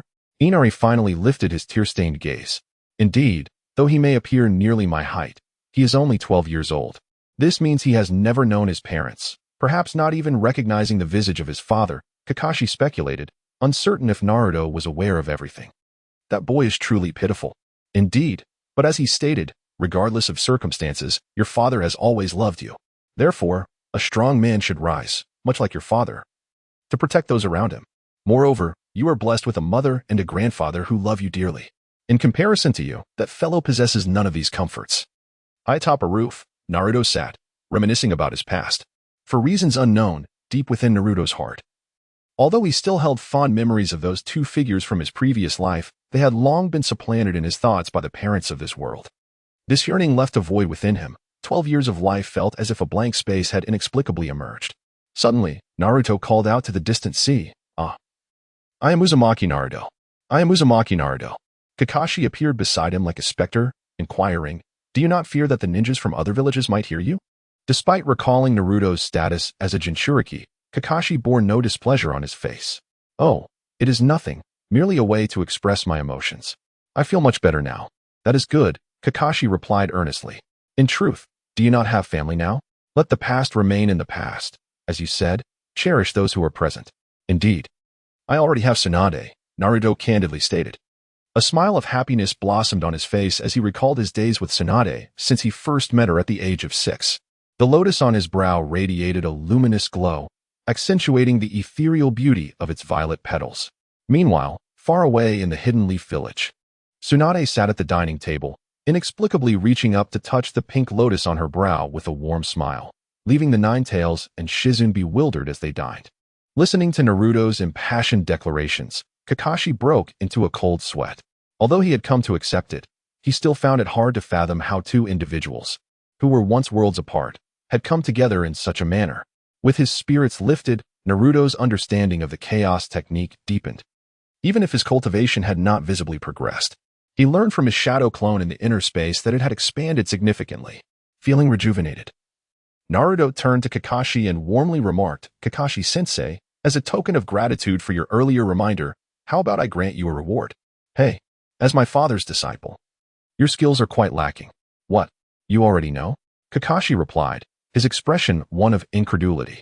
However, reflecting on his own abilities, he recognized the reason behind it, and his gaze dimmed with resignation. "It is nothing. I possess the chakra left by my father, which has allowed me to be aware of everything," Naruto explained, concealing his other identity. "Ah, it appears to be a contingency plan from the teacher. Now, let us discuss your situation. I suspect that your strength began to solidify only after acquiring that Sharingan," Naruto stated bluntly. "Though it may be a blow to your pride, I must say. If you continue to rely on that eye, you will struggle to surpass the early stages of a Kage, even if you unlock the Mangeki. Unless you encounter some extraordinary fortune. Have you considered removing that eye?" Kakashi, taken aback by Naruto's words, could hardly believe the implication. Naruto did not conceal his feelings. Gazing towards the distant sunset, he spoke with earnestness. "Indeed, my strength surpassed that of the Kage 6 years ago. Otherwise, why do you think Danzo and the third Hokage were so eager to eliminate me?" At this thought, Naruto scoffed disdainfully. "Those fools they sent were utterly incompetent. They couldn't withstand even a single blow from me. Had I not encountered Tsunade later on, I suspect I would have never returned to Konoha." Tsunade's affection for the village runs profoundly deep. Even from thousands of miles away, she considers it her home. So, when she yearned to return, I too embraced that place as home. When she decided to remain and protect it, I chose to stay alongside her. "I see. That explains your apparent disdain for the third," Kakashi interjected. "However, what puzzles me is that while Danzo's deranged musings can be somewhat understood, I had not anticipated that the third would align with such madness." Kakashi felt a chill of sweat trickle down his back. It seemed that even after all these years, the murky politics of the village remained obscure to him. Kakashi-sensei, you have underestimated the complexities of the situation," he lamented. "If Konoha's elite had not tacitly permitted the third's actions or utilized Danzo as a tool for eliminating certain individuals, do you truly believe that the root organization, which lacked even a semblance of the Kage's strength, could so easily orchestrate the mysterious deaths of these formidable leaders?" One or two might be dismissed as coincidence. But the sheer number of those who once stood at the pinnacle of power, each capable of overwhelming other ninja villages, perishing one after another as if they were oblivious to the tides of fate, do you truly consider that all mere accidents?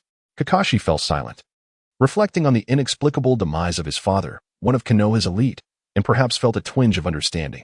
There was one matter that continued to haunt him.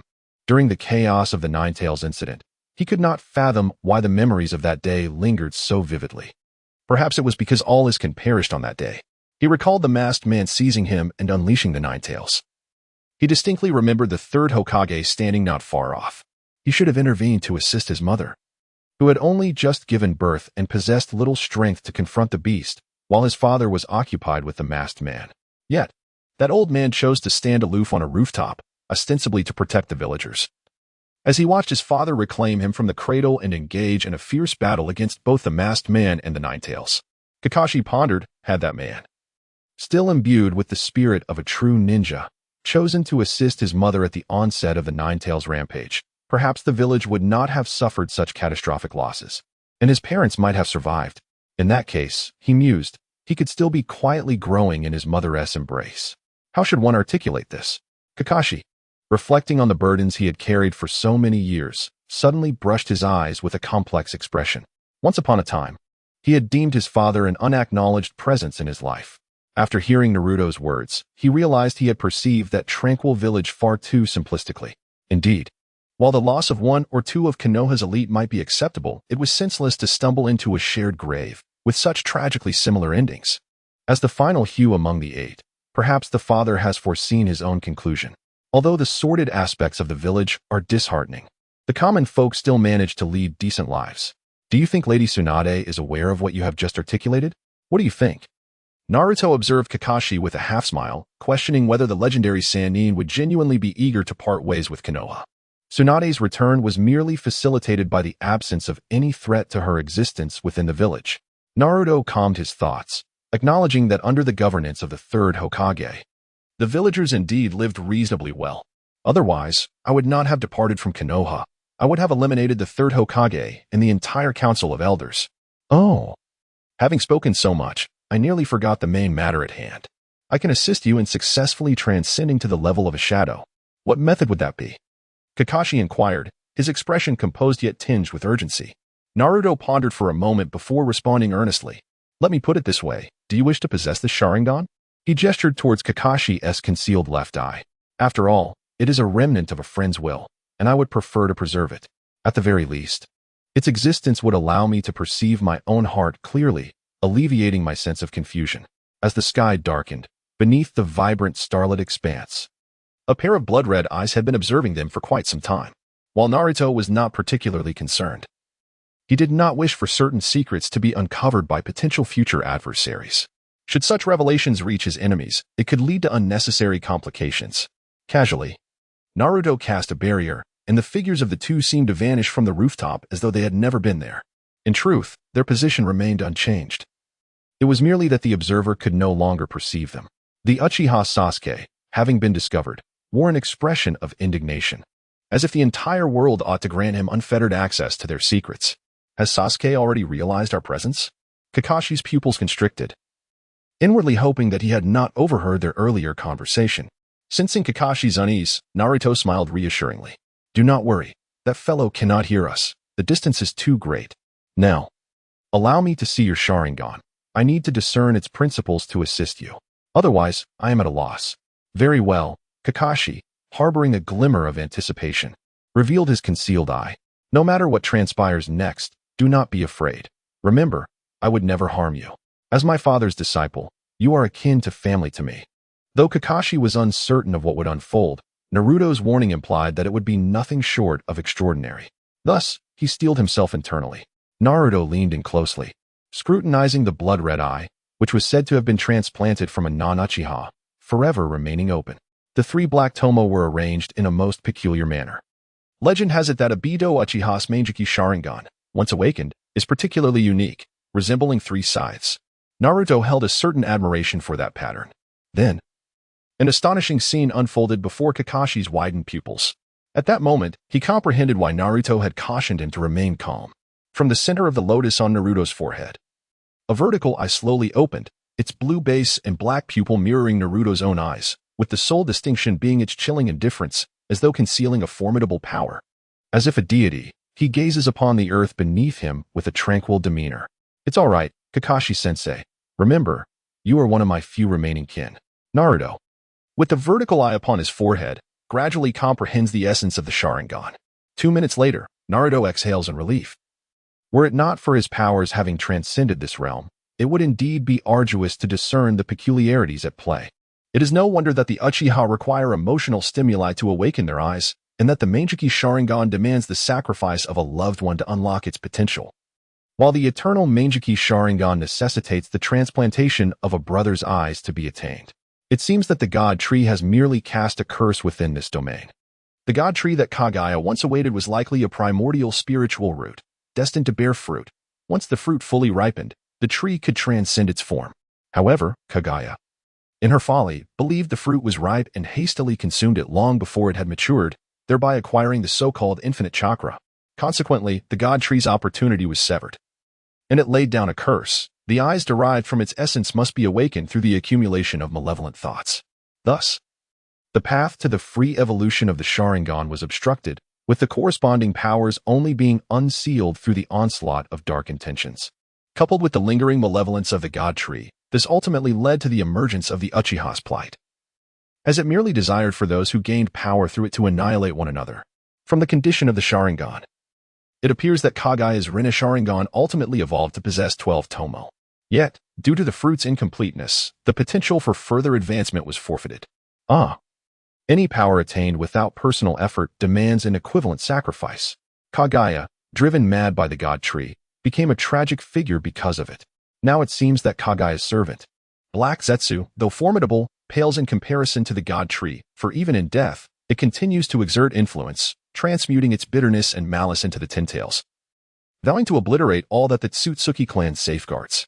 Having unraveled the truth, Naruto released his gaze from Kakashi's eyes, standing with a serene smile.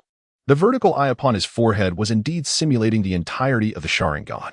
One must concede that the Sharingan, as an ocular manifestation born from the consumption of a primordial spiritual root, possesses unique attributes in certain regards, such as precise control of power, instantaneous release, and immediate retraction. Should he harness his own abilities to enhance it, combining it with the celestial eye he awakened, and utilize it to unleash the power of the world formed within his inner space, the outcome would be formidable indeed. As Naruto continued to simulate and refine within his vertical eye, 2 minutes passed until even Kakashi, watching intently, felt a twinge of anxiety. Gradually, the tomo began to materialize within Naruto's vertical eye, 1 tomo, 2 tomo, 3 tomo, until all 12 tomo were fully manifested. Then, it transformed into a 12-pointed star composed of 12 blades, albeit devoid of the circular lines and purple hue characteristic of the Rinnegan. For Naruto harbored a disdain for such circular markings. Thus, the entirety retained the Sharingan's distinctive crimson hue, accented by the 12 sides forming the 12-pointed star. How is it that you have awakened the Sharingan, and what kind of Sharingan is this? Kakashi was left utterly astonished, rendered speechless by the revelation. Kakashi-sensei, what I have just simulated is a unique manifestation of my own Sharingan, distinct from yours. Do not ponder it further. Allow me to remedy the situation. Naruto smiled at Kakashi and said, "You are fortunate. You may receive 2 Sharingan." Without waiting for the stunned Kakashi to respond, Naruto directly spun the vertical eye on his forehead. In an instant, Kakashi found himself immobilized, as a trace of blood within his left eye was gradually extracted, flowing under Naruto's control into his heart, where it slowly merged with Kakashi's own bloodline, giving rise to a new essence. Kakashi felt a sudden lightness in his body, as if a certain restraint had loosened. Before long, his right eye underwent a transformation as well. A new pattern emerged, gradually coalescing into a fresh 3-tomo Sharingan, before coming to a halt. Subsequently, the vertical eye on Naruto's forehead began to spin faster, drawing forth 2 enigmatic forces from Kakashi, accompanied by the faint sound of a monstrous roar. A colossal beast phantom materialized in Kakashi's constricted pupils, evoking a profound sense of insignificance akin to an ant gazing at the heavens. The beast then morphed into a massive purple tree, only to revert back to its fearsome form moments later. Its head bore a singular 9-tomo Rinnegan, presumably a testament to Kagaya Haim's acquisition of the fruit and the consequent loss of an eye. The beast's menacing maw, brimming with countless sharp teeth, opened toward Naruto. Its single eye filled with rage and resentment. Now liberated from all burdens, Kakashi approached the imposing creature, his form trembling as he inquired, "Naruto, what is this terrifying entity?" "This is the source of your eye's power, the God Tree, or you may refer to it as the Nine-Tails," Naruto explained, casting a glance at the reluctant fading visage of the beast. With a tinge of sympathy, he added, "The Nine-Tails, or the God Tree. I understand you're an innate spirit root." The vanishing phantom of the Nine-Tails turned back to regard Naruto, silent yet expressive in its howls and gestures of excitement. "Since I have benefited from you, I shall grant you an opportunity. Although I cannot resurrect you at present, I can assure you that in a decade or so, someone will bring you back to life. I will intervene at the final moment to help you reclaim your essence. And I shall transport you to a realm where you may begin anew, thus enhancing your chances of rebirth." The remaining eye of the Nine-Tails scrutinized Naruto intently. The two shared a gaze until the beast confirmed Naruto's honesty. Only then did the vast phantom of the Nine-Tails leap in jubilant celebration. "Now, return to the trunk. Though it may be an empty shell, I sense that there remains considerable power within it, which could nurture your frail soul, thereby increasing your prospects for rebirth." The phantom of the God Tree howled a few times, casting a reluctant glance at Naruto before vanishing like a streak of light. However, it had not retracted the malevolent sentiments from others, indicative of its profound enmity. To his astonishment, someone was indeed spying on Naruto. With a cold snort, he opened his vertical pupils again, and a stream of light entered Kakashi's left eye through the ordinary gaze of the heavenly eye. A resounding crash echoed as a certain seal within Kakashi's left eye shattered, yet it had no effect on him. "What is wrong, Naruto?" Kakashi inquired anxiously. "Nothing much. Someone placed a seal within your eye, using it to spy on you. I've erased his memories and simultaneously lifted the seal from your eye," Naruto replied. "Obito? Impossible." Kakashi pondered before shaking his head. "Stop thinking about it and try your eyes. If there is an issue, I can assist you," Naruto suggested. Upon hearing this, Kakashi closed both of his crimson eyes, then slowly reopened them. To his astonishment, he discovered that his eyes could now shift at will, much like those of the Uchiha clan. Moreover, his chakra had transcended the shadow level he had been confined to for years, reaching the initial stage of the shadow level, and was even gradually increasing. As Kakashi repeatedly opened and closed his eyes, he ultimately found no discomfort, as if his eyes were naturally his own. "It should be fine. I haven't detected any problems." "That's good," Naruto remarked with a slight smile. "You're quite fortunate, Kakashi-sensei. I extracted a thread of the Uchiha bloodline from your left eye and facilitated its complete integration with your own bloodline, forming a brand new lineage. This is why your right eye has awakened the Sharingan. You are the first non-Uchiha to possess a double Sharingan and wield it at will. However, I must caution you. Kakashi-sensei, your Sharingan will evolve down a path distinct from the Uchiha. It will, like mine, evolve to the 9-tomo stage, ultimately culminating in the Rinnegan. To awaken the power of the Mangekyou Sharingan, you need only reach the 4-tomo stage. This means that upon achieving the 3-tomo Sharingan, your power will ascend to shadow level. At 6 tomos, you will attain the status of a heavenly ninja. As for the 9 tomos, you will learn in due time. Your power will advance, and the tomos will automatically awaken, unlike the Uchiha's method of stimulation. Therefore, if your Sharingan does not upgrade, do not seek stimulation, as it will be futile." Naruto's expression turned serious as he continued, "It's best not to let others know about your current situation, although you now possess shadow-level strength.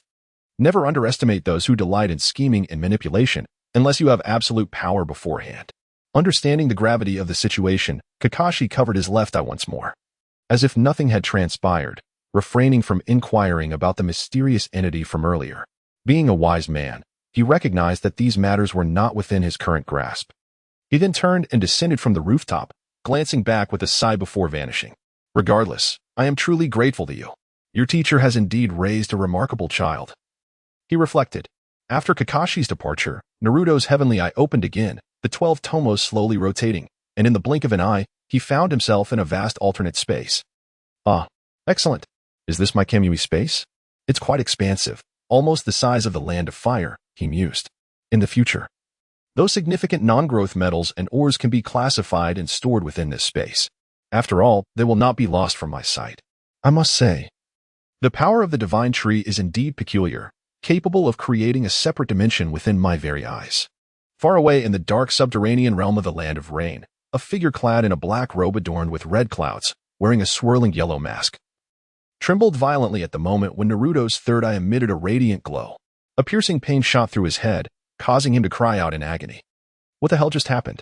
Why do I feel as though a piece of my memory has vanished? What is it? Who has meddled with my eyes? Baka Baka? The masked man's gaze fell upon a grayish-white figure standing foolishly beneath a stone platform, who stared blankly at a half-white, half-black creature resembling a pitcher plant, and asked in confusion, "What is wrong with Madara?" The pitcher plant-like being glanced at the speaking fool and replied in a mocking tone, "How should I know? TCH. You dark-clad fool, you're courting death," the masked man roared, his fury palpable, prompting the two audacious creatures below to fall silent. The pitcher plant regarded the masked figure with a strange expression, asking, "Madara, are you all right?" "I am fine." The masked man regained his composure. And then an eye opened within the circular aperture of his mask, three sides whirling rapidly within. "I must go see Nagato. I need to hasten our plans." I felt as though a part of my memory was missing, though I am uncertain of the cause. I have a foreboding feeling. I hope my instincts are mistaken. Otherwise, I fear our plans may be jeopardized. "Very well, return swiftly. I shall continue to oversee the Black Zetsu's creation," the Black Zetsu replied, a flicker of doubt crossing his gaze before it was swiftly concealed. Inwardly, he vowed, "No one shall thwart my efforts to resurrect my mother. No one." For the next week, Kakashi diligently trained Sasuke and Sakura. Since Naruto had employed his shadow clones to practice ninjutsu, he now had genuine clones engaged in comprehending the Hunyuan technique at all times. Although the real clones could not cultivate, they were remarkably effective for understanding the techniques. And upon returning to his original body, the insights gained would be transmitted back. Additionally, Naruto planned to take this time to consolidate his abilities. Apart from absorbing the purple energy each morning, he spent his days in slumber, only rising at night to bask in the moonlight's ethereal glow. Recalling the gentle, charming girl from the original story, with her lovely smile and delicate features, stirred an overwhelming impulse within Naruto. In an instant, he flashed into the nearby forest, not concerning himself with the training of his companions, and lay down upon the ground, his weary gaze drifting. Before long, the sound of steady breathing filled the air. As one night passed, the morning breeze delicately wove through the blossoms and leaves. Not far away, a soft footfall tread lightly upon the verdant grass and flowers. Like a sprite among flowers, a little bird alighted upon her fragrant shoulder. The maiden gently tilted her forehead, gazing intently at the bird perched upon her, her expression brimming with innocence and exuberance. Sasha has arrived. The girl's footsteps danced in harmony with the swaying grass, and upon sighting a familiar figure sleeping not far away, she paused momentarily, only to break into a smile. Gradually, her silhouette drew nearer, just as her outstretched hand was about to grasp Naruto's neck. It transformed into a gentle push to rouse him. "Oh," Naruto feigned grogginess as he opened his eyes. "Who are you?" "Thank you for waking me." "No need for thanks," said Bai as she set down the basket in her hands, her radiant smile enchanting enough to captivate the world. In that instant, Naruto was struck by the thought of saving her life, not for any other reason, but for that crystalline heart she had just revealed. "Do you need these herbs? If not, I shall pluck them." Her melodious voice awakened the entranced Naruto. I felt a peculiar sensation. This strikingly handsome figure, marked by a lotus blossom between his brows, exuded a sense of familiarity and safety, prompting her to naturally unveil her truest self. "Oh, is that so? If you require those herbs, allow me to assist you in gathering them." After the herbs had been collected, a fleeting glimpse of reluctance surfaced in Bai's eyes, quickly suppressed as she lifted the bamboo basket and smiled at Naruto, her beautiful eyes narrowing into a playful sliver. "Thank you, I am Bai," she introduced herself. Naruto reached out to grasp her delicate, almost ethereal hand, feeling warmth and softness that sent a shiver through his heart. "I am Naruto Uzumaki. It's a pleasure to meet you." Bai. Their hands clasped for a moment, both sensing the unique essence of one another. "Farewell, Bai," she smiled gently, carrying her flower basket as she began to depart. "Goodbye, Miss Bai," he called after her. Suddenly, Bai turned back, her expression serious as she addressed Naruto. "I am a man, not Miss Bai." "Very well, Bai the man. Take care," Naruto replied, bemused, internally scoffing, as if I didn't notice. After my earlier inspection, there was not a single trait of manliness to be found. Just like that fool Zabuza. Why would a perfectly fine girl want to adopt such a persona? Those fog ninjas are truly deranged. The moment Bai vanished, Naruto transformed into a gust of wind. Arriving at the home of Tsunade, just in time to witness two rogue samurai attempting to abduct Tsunade. Ah, another little brat has arrived. I suggest you keep your nose out of this, or else. One of the samurai brandished his gleaming sword, while Tsunade, gagged, struggled violently in their grasp. Inari, seemingly hurt from a fall, sat trembling on the ground, terrified of the sword. Naruto could not abide such brazen acts of violence against innocent women. He stared coldly at the two samurai and warned, I advise you to release her, or there will be dire consequences. Oh, look, little brat, we are not easily intimidated. We wield swords, after all. Besides, we have a hostage. What can you possibly do? Exactly. The other samurai sneered, leering at Tsunade as he groped her, nearly provoking her to tears. Sweetheart. If it weren't for our boss wanting to take you back, I would have already taken my pleasure with you. Yamada, swiftly eliminate these two individuals. We must continue our journey. Yoshi, despite the abundance of pleasantries, why do you remain unheeding? Naruto's gaze suddenly sharpened, and his third eye opened at his brow. The 12 Tomo rapidly morphing into a stellar formation. Thus, meet your demise. A tremendous force of spatial distortion erupted upon the two warriors, utterly disintegrating them and their swords into mere powder, leaving not even a cry behind. Subsequently, tranquility enveloped the scene, with no one witnessing the fleeting moment of Naruto's third eye as they merely stared in disbelief at the vanishing warriors, the faint scent of blood lingering in the air. Liberated, Tsunade dashed towards Inari, the two embracing and weeping heartily. Observing this tender moment, Naruto beamed with warmth, his figure gradually fading away. Hey, Zabuza. Did you not mention another formidable child? Why is it that only Kakashi remains now? Upon hearing this lamentation, Zabuza's eyes bulged in irritation as he cast a furious glare at the man carrying the child, sharply retorting, Silence, Raiga.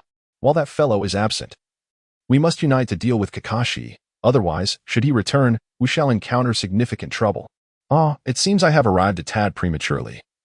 A leisurely voice unexpectedly infiltrated the ears of the crowd, causing Zabuza, who harbored a flicker of hope, to shudder.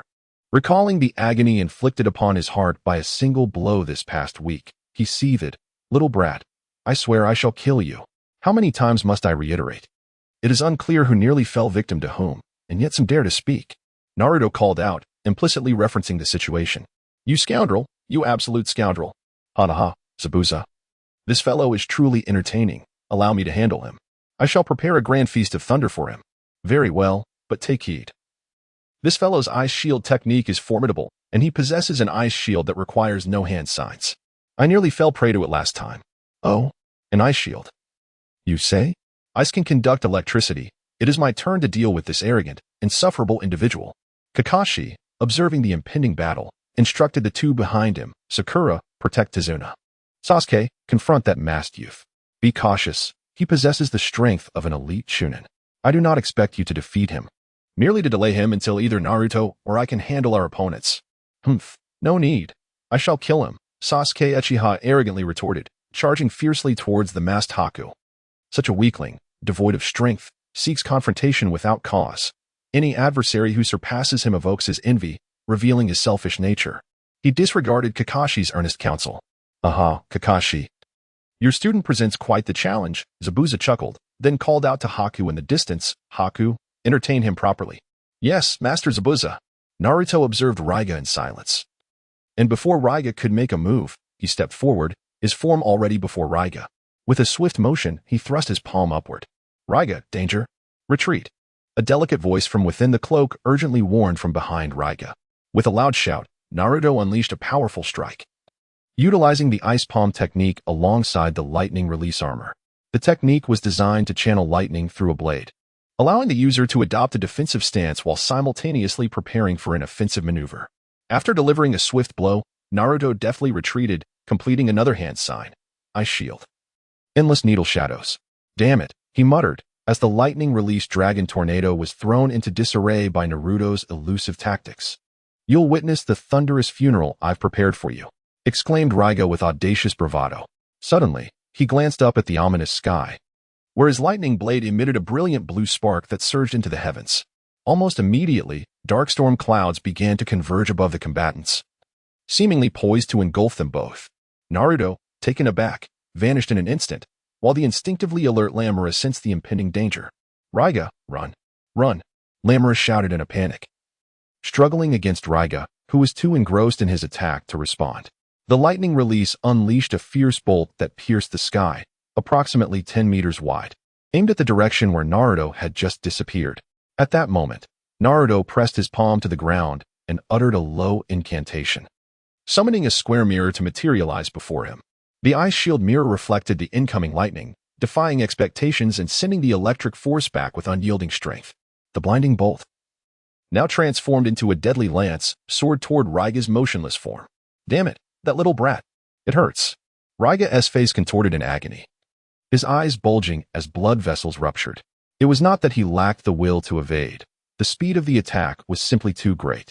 Before he could react, the bolt severed him at the waist, leaving a gruesome scene as his insides spilled onto the ground. Damn it, how could this happen to me? Raiga gasped, his lower body collapsing, spewing forth a mixture of blood and shattered organs. Lanmaru, caught in the aftermath of the assault, succumbed to the violence and breathed no more. Naruto gazed at the lifeless bodies with a heavy sigh, feeling a pang of discomfort upon seeing Lanmaru's corpse. It was perplexing that a rogue, like the Mist Ninja, would consistently carry a young girl with him, leading to unavoidable tragedies.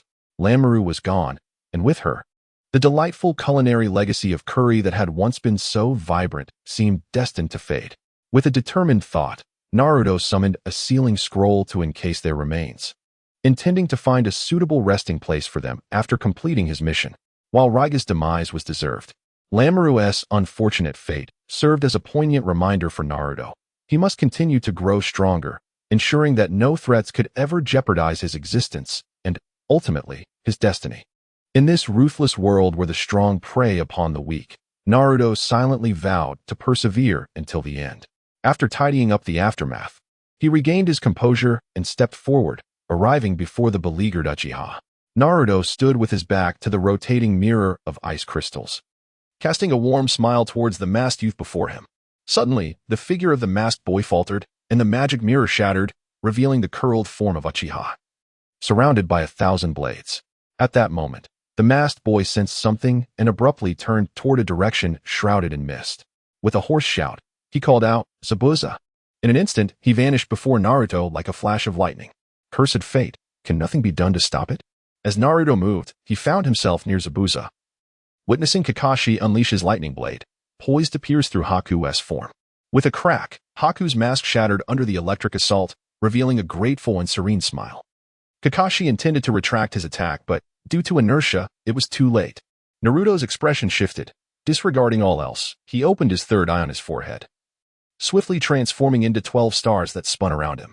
The space rebounded, and a sound akin to a long sword being sheathed echoed through the area, as Zabuza and Haku were forcefully ejected by the distorted space. Meanwhile, Kakashi's lightning blade collided with the bridge's railing, slicing it in half, the electricity resonating with the cries of myriad birds before gradually dissipating. "What are you doing, Naruto?" Kakashi inquired, bewildered. "Fear not, Kakashi-sensei. The mission is complete," Naruto replied, his gaze fixed in a direction as he formed a hand seal, transforming the mist before him into a flurry of snowflakes, revealing Kato and countless samurai ninjas in the distance. "Oh," Kakashi, although puzzled, halted to observe the two fallen figures and the multitude of warriors, deep in thought. With a flick of his fingers, he summoned the ninja hounds that had been gnawing on Zabuza's arms, dissipating them into white smoke. On the ground, Zabuza, regaining his senses, lowered his hands, having lost the ability to move, and could only wriggle his head to rise gradually. However, as he was about to stand, he kicked Haku, who had fainted, a considerable distance away, eliciting a pained groan. At this moment, Naruto appeared beside Haku, crouching down to place a white pill into Haku's mouth. "You fool, this girl was willing to sacrifice herself to save you, and you have no shred of compassion? Damn it, are you not human?" Sakura, having drawn her kunai, stood protectively in front of Naruto, her anger directed at the now subdued Zabuza. Though trembling and hesitant to speak, she resolutely asserted her stance. The fate of a tool is to fulfill its purpose when the moment arises. As a tool, Haku should have been aware of this. Also, kid, as a rogue ninja, Zabuza, your affairs do not require your judgment, Kakashi interjected softly, suggesting that matters concerning renegades should be resolved by the renegades themselves. Silence. Naruto bellowed, his gaze fixed on Zabuza's lifeless expression, a murderous intent radiating from him. "Do you know what I wish to do now?" I'm contemplating binding you and slicing your heart piece by piece to see if this demon feels any pain. This fellow cares for you so deeply, yet you treat him in such a manner. You, an absolute scoundrel, are utterly unworthy of existence in this world.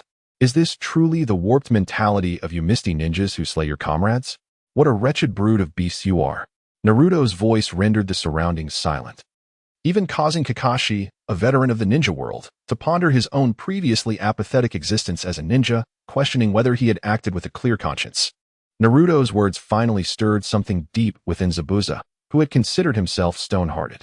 Memories emerged from the depths of his mind, scenes of having to kill comrades amidst the blood mist to secure his own survival, only to realize afterward that it was his comrades who could no longer endure and willingly met his blade.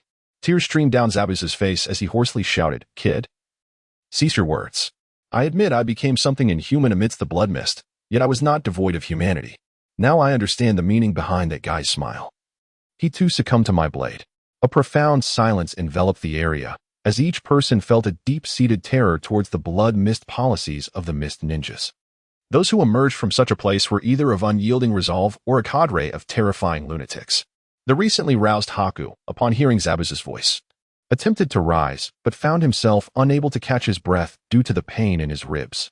He could only pitifully seek Naruto's assistance. "Ah, Zabuza, I never expected to see you in such a pitiful state. How amusing."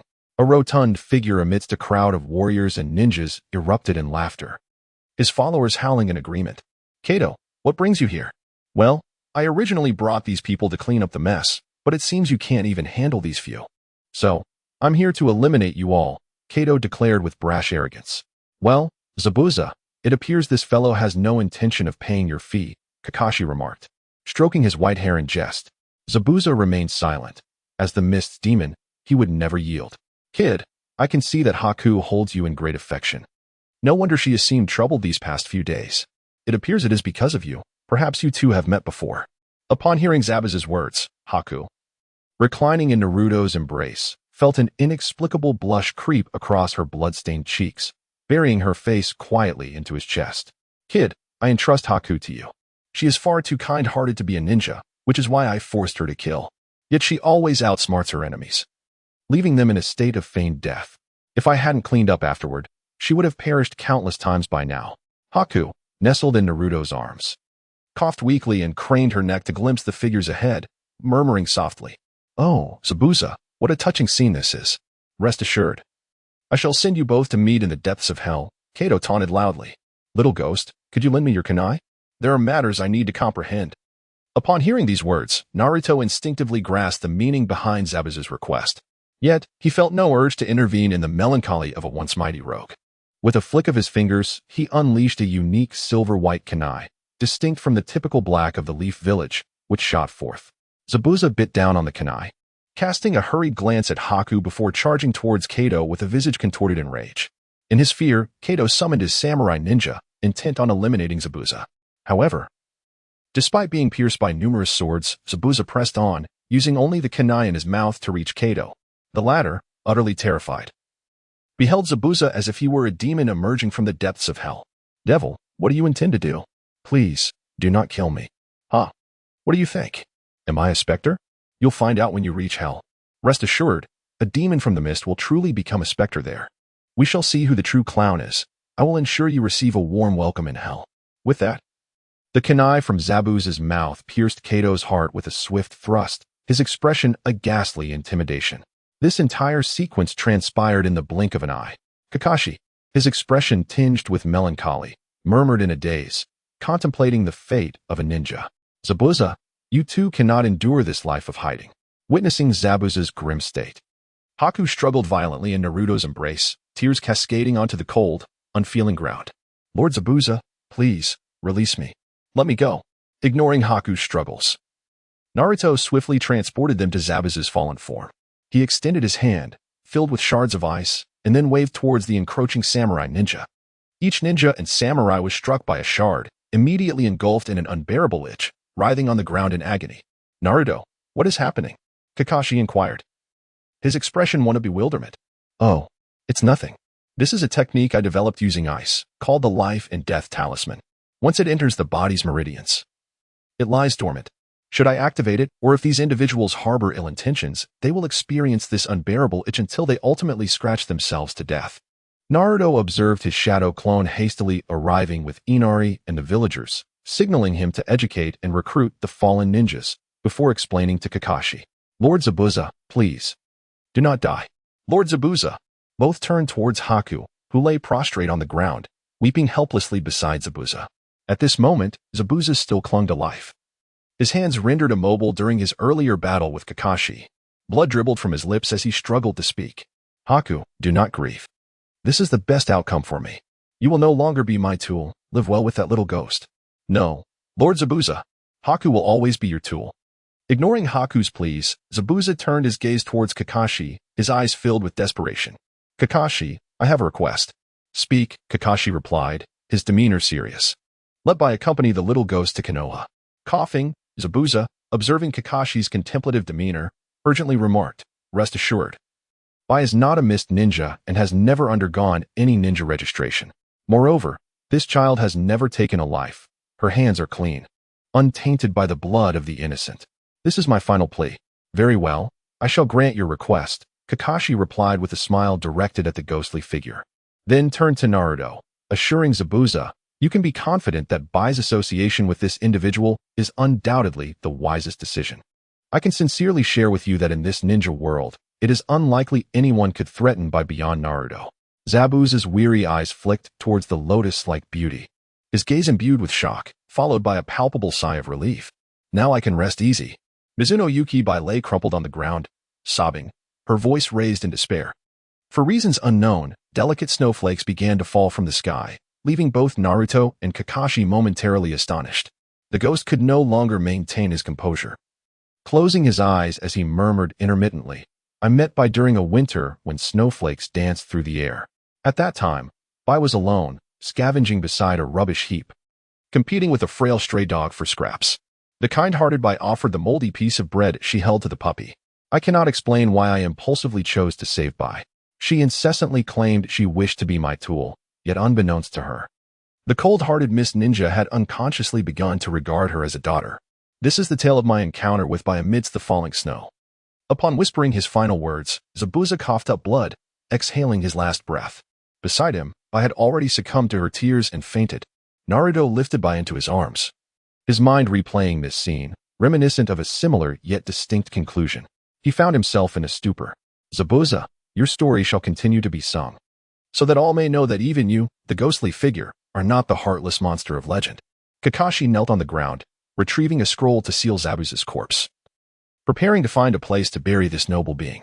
The experiences of the new day made him feel he had gained more than all he had ever acquired before. Ah, Sasuke, how are you? Came Sakura's frantic scream from afar. Cough, cough, Sakura, it hurts. Ah, I'm so sorry. Sakura, how is the situation? Oh, Naruto has defeated the Black Reaper, and Kakashi-sensei has also vanquished Zabuza. At last, Zabuza, the ghostly mist ninja, has finally met his end amidst the falling snow. Alongside him, the impoverished and backward land of waves faded away, with countless emaciated figures wandering the streets in tattered clothing. The following day, Naruto and his companions laid Zabuza to rest in a lush forest behind the Great Bridge, a location from which the entire bridge could be admired. This was Bai's wish.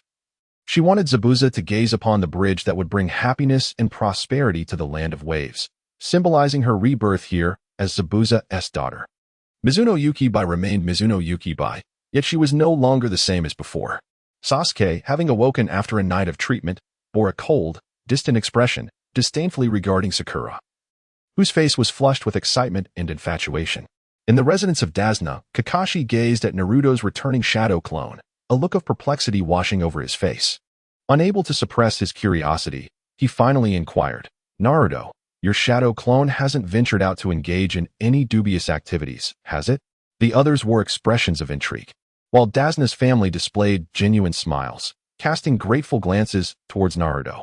This only deepened the confusion among Kakashi and his companions. Oh, it's nothing of the sort. The clone merely took possession of all of Kato's movable and immovable assets. Kato's various enterprises have been redistributed among the citizens of the Land of Waves, ensuring that the unemployed and beggars will have opportunities to earn a living. A portion of the cash has been allocated to establish a children's fund dedicated to caring for orphans in the Land of Waves. The remaining funds will serve as a special endowment for developing the nation's infrastructure and enhancing foreign trade. Perhaps when we return to the Land of Fire, our dining table will feature an array of seafood from the Land of Waves, Naruto explained. With a population of around 700,000 to 800,000, the wealth was sufficient to provide for all. Furthermore, I entrusted the wandering warriors and ninjas I recruited yesterday to the daimyo as guardians of the Land of Waves. Many of them yearned for a stable home, and the majority accepted this offer. Even those who declined, due to the life-saving seals, would be deterred from engaging in malevolent deeds. Of course, Naruto refrained from mentioning that he had completely erased the daimyo's memories, transforming him into a politician focused solely on enacting beneficial policies for his citizens. Kakashi, covering his white hair with one hand and displaying a deadpan expression, remarked, "I never anticipated you would accomplish so much on your own. But don't you desire Kato's wealth? He is the wealthiest man in the world." As others were just beginning to admire Naruto, Kakashi's discordant remark drew scornful glances, leaving him somewhat flustered. "If it were merely about money, I have more than enough for myself. I simply follow my heart, striving to rectify the injustices before me." Naruto thought back to the original story, where Kakashi surrendered Kato's wealth only to have it distributed among those so-called noble families, and he could not help but feel disdain. Clearly, this was not Kakashi's first time indulging those ungrateful elites, allowing them to grow fat while they gained nothing in return. It would be far better to directly address the plight of the impoverished people in the Land of Waves. After a moment of contemplation, Naruto concluded, "It is also in pursuit of a final peace for my own heart, to strive for the betterment of the present injustices and seek a last refuge for one's soul." Kakashi pondered deeply, his eyes brightening as he seemed to gain new insights regarding his future path. I gazed up at Naruto's towering figure with admiration, feeling sincere respect for someone she would follow in the times to come. Meanwhile, Haruno Sakura remained aloof and indifferent, while Uchiha Sasuke, with the haughty demeanor of someone from a prestigious family, displayed disdain for the plight of others. After joyfully sharing a meal at Dazna's home, the group set forth on their journey back. Standing upon the Grand Bridge, the five figures waved farewell to the throngs gathered on the shore. Kakashi could distinctly see many figures weeping as they watched them depart, a sight he had never encountered in all his missions before. The surging crowd lingered for several kilometers before reluctantly dispersing at Naruto's fervent request. Perhaps this is indeed the path a ninja ought to tread. "Wow, I'm finally back," Sakura exclaimed, gazing at the familiar gate with open arms, inhaling the fresh air that belonged to Konoha with fervor. "TCH, what's there to be so joyous about?" Sasuke remarked coldly, casting a disdainful glance. "Wow, Sasuke is so cool," Kakashi mused, feeling a slight headache from the antics of the foolish duo. Meanwhile, Shiro wore a smile, albeit with a hint of apprehension, as she followed Naruto toward the grand entrance, where two breathtaking figures awaited. "Welcome back, my beautiful one," Naruto said, embracing the stunning lady before him, inhaling the fragrant breeze that wafted from her. "It's good to have you back," Tsunade said, patting Naruto's back with a blissful smile. After more than a month apart, both Tsunade and Shizune had grown taller, their skin blooming with a youthful radiance that made the onlooking men blush with envy. "Hey, Shizune. Looking good. You haven't been slacking off. You're almost at the golden core stage," Naruto remarked. Shizune bashfully murmured in response, her shy demeanor complemented by an orange lotus blossoming on her forehead, transforming her into a vision of charm. Guzi, who was busy receiving Kakashi's pass, was oblivious to the fact that he was tightly gripping the pass, nearly yanking it from Kakashi's hands. "Guzi, you rascal, hand over the pass.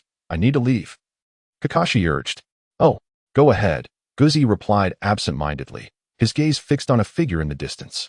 Kakashi sighed, feeling the weight of an indifferent world. Tsunade approached the bashful Mizuki Shiro, who was nervously clutching her clothes, and rested her hands on her delicate shoulders. "So, this is the Shiro you mentioned?" "Ah, hello," Shiro stammered, startled by the sudden interaction. "Indeed," Tsunade said, gently stroking Shiro's head, her tone as soothing as the winter sun. "Do not fear. From this day forth, we shall be family. Naruto has already informed me of your situation. Let us head to the Hokage's office to obtain your residence permit."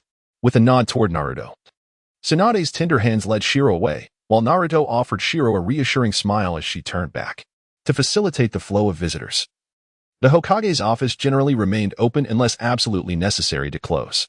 Thus, Tsunade entered with Shiro without even knocking. After all, for Tsunade, the entire Konoha felt like her own home. Did she really need to announce her presence? That old fool. He isn't peeking at the women's bath again, is he? How shameless can he be? Tsunade thought, glancing at the desk where the old man sat, his face dripping with blood from his nose. Her expression darkened at the sight. Her already formidable presence in the Hokage realm becoming even more pronounced. Quietly approaching Sarutobi, she remarked with a half-smile, "Well, this is quite the sight, isn't it? Curvaceous and full of vitality.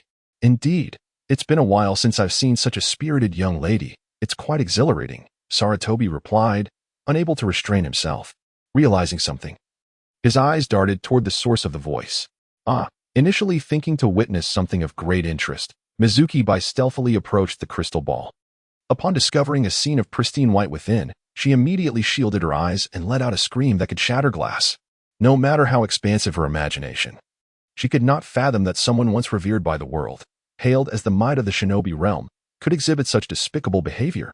At that moment, Sarutobi swiftly wiped away the 2 streams of blood trickling from his nostrils, casting an innocent gaze akin to that of a small child before a giant. Directed at the furious Tsunade, it was because of him that Jiraiya had audaciously spied on her perfect form countless times. Although he had been caught and thoroughly beaten each time, the thought of it gnawed at him, stirring an impulse to strike. "Oh Tsunade, what brings you here? Baka. You lecherous old man, can you not exercise a modicum of restraint? That scoundrel Jiraiya has already learned from you. Do you wish for others to follow suit and tarnish the reputation of Konoha?" With a resounding thud, Tsunade's fist struck the Hokage's desk, creating a deep crater that reverberated throughout the building. Despite the sheer force, the desk remained largely intact, merely bearing the impression of her fist. However, the overwhelming aura caused even the esteemed Sarutobi to narrow his pupils, swallowing hard and standing at attention like a contrite child. Hokage-sama, Kakashi, who had just entered and intended to speak, felt the weight of Tsunade's wrathful gaze sweep over him, causing beads of cold sweat to form on his brow. He stuttered, ultimately opting to turn away, facing the wall, and standing with his back to the others. Kakashi's arrival somewhat eased the tension in the room. In that fleeting moment, Sarutobi composed himself and, sitting upright, addressed Tsunade with a calm tone. "Tsunade, is there a matter that brings you here? Is it not permissible for me to visit?" Who allowed this lecherous old man to indulge in such voyeurism? As she recalled Naruto witnessing this scene and mimicking the act of spying on the women's bath, a shiver coursed through her. She directed a sealing technique toward the crystal ball beside the 3rd Hokage, declaring, "As punishment for your actions, your crystal ball shall remain sealed for a week, rendering it incapable of viewing the women's bath." Kakashi, leaning against the wall, finally comprehended why Tsunade was so incensed. It turned out that the 3rd Hokage had been caught peeping at the women's bath. Although this was already common knowledge, the absurdity of the situation still evoked both surprise and amusement. Thus, Kakashi silently stifled laughter. Meanwhile, at the entrance, Haruno Sakura and her companion exchanged bewildered glances. One could not help but ponder, had the Hokage truly lost all decorum? Henceforth, one must exercise caution when visiting the women's bath, lest one be exposed by a lecherous old man. What? Upon hearing Tsunade's words, the 3rd Hokage's face turned pale, and as he attempted to manipulate the crystal ball, he was left dumbfounded. "You Tsunade, you actually succeeded. How was I unaware of your prowess in sealing techniques? Humph, there is much you remain oblivious to, old man." She thought to herself, "But I shall never reveal Naruto's secrets to anyone. Her name is Mizuki, my newly accepted disciple. I am here to assist her in obtaining a residence permit for Konoha." Upon hearing Tsunade's words, Bai was momentarily taken aback, then performed a standard 90-degree bow towards Sarutobi, saying, "Greetings, Hokage-sama, I am Bai." Mizuki, known for her proficiency with ice shields, caught Sarutobi's discerning gaze. Upon confirming with Tsunade, he nodded without hesitation. He proceeded to register her details and smiled at Bai, saying, "So, Bai, from this moment forth, you shall be a resident of Konoha. Your accommodation will be arranged by Tsunade, and your residence permit will be delivered to you by tomorrow morning." Given her bloodline limit, Sarutobi exhibited an extraordinary inclination to welcome her, and with Tsunade as her guarantor, complications were unlikely. However, every new resident of Konoha must undergo a month-long observation period by the Umbu, so I hope you can understand. "Thank you," Bai said, bowing once more in gratitude. Her long life of wandering making her acutely aware of the significance of this moment. She couldn't help but recall Zabuza, who had fallen in a pool of blood. Perhaps this was exactly what Zabuza, weary of a life of wandering, had hoped for. At this thought, tears welled in her eyes. Tsunade, sensing the depth of Bai's emotions, reflected on her own life before meeting Naruto. She gently wiped away the tears from the corners of Bai's eyes and took her hand, waving casually at the third Hokage. Old man, we'll be taking our leave now. Do take care, at your age, excessive nosebleeds aren't advisable. Sarutobi chuckled awkwardly. Kakashi, what do you think about Tsunade's level of strength? He inquired after Tsunade had left. Well, I'm not entirely sure. She certainly appears formidable, Kakashi replied. Scratching his white hair, Sarutobi sighed, realizing that this inquiry yielded no substantial insight. Nevertheless, Tsunade's confidence as a teacher and her deep-rooted connection to the Senju clan assured her strength. The situation, however, was different for others. Recently, Shizune, who had been assisting Tsunade in the hospital, was discovered to have an orange lotus appearing on her forehead. Consequently, Konoha, along with Tsunade and Naruto, now boasted 3 lotuses. It was said that since Shizune manifested the lotus, her previously established strength had surged to Near-Kage levels within the span of a month. This left Sarutobi bewildered by the unfolding events. As Tsunade and Shizune had interacted with numerous civilians and ninjas in the hospital, whispers began to circulate, linking the 3 lotuses and coining the term Lotus Clan. However, should Sarutobi learn of the Nine-Tails, it would indeed be 4 lotuses. I never anticipated that you would encounter ninjas, and 2 of the 7 swordsmen at that. Consequently, this mission has escalated in severity, Sarutobi informed Kakashi. Yesterday, the feudal lord of the Land of Waves augmented the mission's reward by 500,000 Ryo. I would like you to provide a direct report on the circumstances during this mission. Yes, Hokage-sama, Kakashi replied, his expression turning serious. Regarding this mission, Sakura, Sasuke, and Naruto all performed admirably, particularly Naruto, who has nearly become one of the mainstays of this task. During the course of the mission, he first dealt a decisive blow to the notorious beheader known as Peach Land, and subsequently vanquished one of the 7 formidable swords, the Black Ho Thunder Fang, which wielded formidable lightning techniques. He then, utilizing his shadow clones, single-handedly subdued hundreds of samurai and ninja, redistributing the entirety of the Kado group's assets among the commoners of the Land of Waves. Furthermore, he assisted the citizens of the Land of Waves in forming a delegation of seafood merchants, thereby opening the seafood market of the Land of Fire. As a result, Konoha has now begun to receive seafood products from the Land of Waves. Regarding the cash and real estate belonging to the Kado group, the majority has been allocated to construct orphanages, nursing homes, and similar establishments to care for orphans and support the homeless elderly. That rascal Naruto. Kado is indeed the wealthiest magnate in the world, Sarutobi Hiruzen remarked, his lips pursing in a contemplative manner. Kakashi, who was narrating this tale, suddenly changed his expression. But recalling the heartfelt emotions displayed by the people of the Land of Waves during their farewell, he quickly added, Lord Hokage, I wholeheartedly agree with Naruto's handling of Kado Group's wealth. Moreover, the profound gratitude expressed by the citizens of the Land of Waves during our departure is something I have never witnessed before. The entire coastline was filled with people. Some elderly grandmothers even walked several thousand meters holding the hands of their 2- or 3-year-old grandchildren. Had it not been for Naruto's intervention, who knows how far they would have followed us? As Kakashi spoke, his eyes began to glisten with emotion.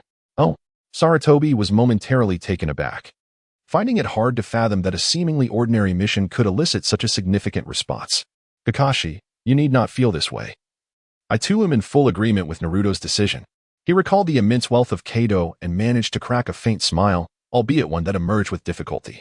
Furthermore, your remuneration for this mission is 5 million, with you personally receiving 2 million, while the remaining funds can be divided between Haruno Sakura and Uchiha Sasuke. A few days ago, when the salaries were dispersed at the Konoha hospital, Tsunade already mentioned that moving forward, any salary or compensation for their family need not be issued. Their wages will be donated to the Children's Fund, while other rewards will be shared among comrades. Kakashi initially appeared somewhat astonished, yet ultimately expressed his delight with a loud exclamation. After Kakashi departed, Sarutobi turned towards the Hokage Rock and murmured, "The Hyuga clan?"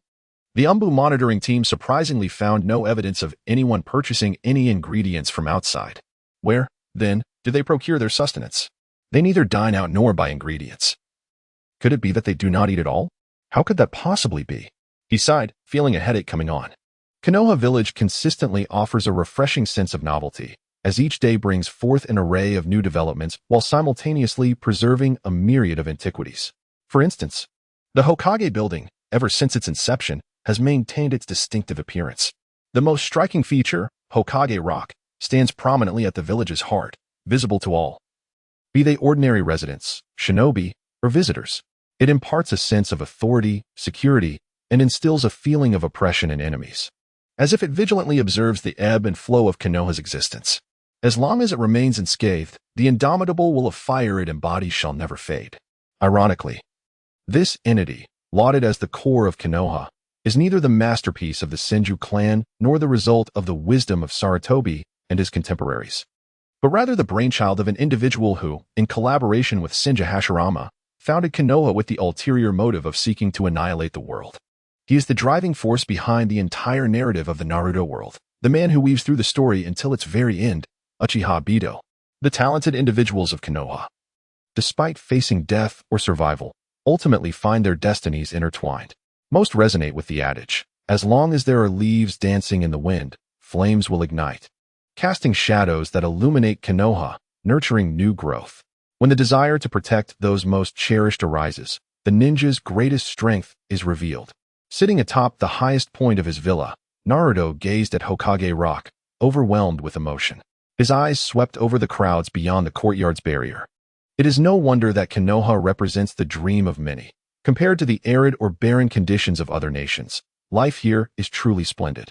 Presently, Konoha boasts a population of over 50,000, which may seem insignificant compared to the megacities of the past life, yet within this world, it stands as a prominent city. His gaze turned toward the villa's small garden, where an array of flowers had flourished, their petals now vibrant, filling the air with an enchanting fragrance that uplifted the spirit. Taking a deep breath of the floral aroma, Naruto felt his very soul lift. Naruto, it's time for dinner. Oh, I'll be right there, Shizen, he responded, rising to stretch lazily, his form vanishing like a phantom from the villa's spire. Unlike the Hinata family's humble dining customs, the interior featured a grand mahogany round table and white leather cushions, a modern touch that Naruto had orchestrated. The newly arrived Mizuki felt somewhat out of place amidst the warmth of the setting, hesitating as he surveyed the table laden with dishes and drinks. There's no need for formality. Now that you're here, we're family, Naruto said gently. Yes, Lord Naruto, replied. Just call me Naruto. Adding Lord makes me feel as though I'll never grow up, he chuckled. All right, Naruto, replied with a smile. Haha, today's meal is my creation. How is it? Not bad, right? I even consulted the chef at mealtimes, Tsunade chimed in, pouring wine into Bai's glass. Her transition from a pure beauty to a boisterous personality eliciting bemusement. Shizen, standing nearby, found it difficult to meet Tsunade's triumphant gaze. Naruto quietly savored the succulent roasted meat in his bowl, rolling his eyes as he remarked, You used your shadow clones to cook again, didn't you? Gorgeous. Haha. How did you know? I've been using my shadow clones at the hospital for days, and no one noticed. Those fools are so dim-witted. You silly Tsunade. Naruto's shadow clones are nearly indistinguishable from the real thing. Without our Lotus clan's abilities, who could tell if you're the real deal? Shizen interjected. At that moment, Naruto paused, observing the playful banter between Tsunade and Shizen, before glancing at the fox seated beside him. Kurama, equally baffled, remarked, How would I know? It must be the handiwork of those two lunatics again. At this moment, Bai, who was quietly dining, was startled by the sight of the small fox-like Kai Bai. Oh, the fox can talk, exclaimed Bai in astonishment. Hello, little girl, I am Kai Bai, but you may call me JRA. Bai swallowed hard, evidently aware of Kai Bai's identity, yet chose to remain silent. Hello, beautiful lady, could you explain this to me? Naruto inquired with a curious glance towards Tsunade. Oh, it's nothing much. This wasn't entirely our own idea, Tsunade replied, taking a few sips of wine, her cheeks flushed as she continued, previously. Only you and I bore the lotus mark in front of the villagers. She gestured towards Bai's forehead. However, ever since Shizen acquired it too, and her strength gradually increased, many ninjas began referring to us as the Lotus Clan. Over time, a multitude of villagers adopted this terminology. Hence, I have come to accept this title. Moreover, I crafted numerous garments for each of us, adorned with a blue-purple lotus emblem on the back. Henceforth, we shall present ourselves to the world in this manner. With a chuckle, Tsunade added, After all, I am the last one left. Now that we all bear the lotus mark, it is quite reasonable to be addressed as such. Very well, I concur. After our meal, I have a new reward for you all, Naruto remarked, lightening the atmosphere with a smile. You should join us soon. Now that we are family, we cannot lack a family emblem. Tsunade will provide you with your family insignia shortly. What are you up to, Naruto? So mysteriously. Tsunade and the others observed as Naruto prepared to enhance their space barrier within the room. Their curiosity piqued. Beautiful lady, this new item is unlike any before. If it were to leak out, it could potentially disrupt the entire world. Thus, I must exercise utmost caution, Naruto replied with a serious demeanor. He then opened his right hand, revealing a golden lotus seed, one petal already blossomed, radiating a brilliant golden hue reminiscent of a dazzling sun, purging all worldly impurities. Naruto handed the lotus seed to Tsunade. This is for Bai. Please let her use it first. Tsunade cautiously accepted the lotus seed, while Bai gazed at the golden seed. Fully aware of its invaluable worth, far exceeding her expectations. She was taken aback that not only did they not reject her, but they had already embraced her as family. Lord Naruto, Lady Tsunade, you are too kind.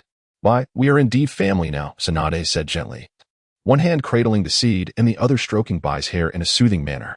Moments later, as Bai sat cross-legged, a golden lotus mark gradually emerged on her forehead. The 36-tiered imprint elevated Bai's aura to an even more perfect state.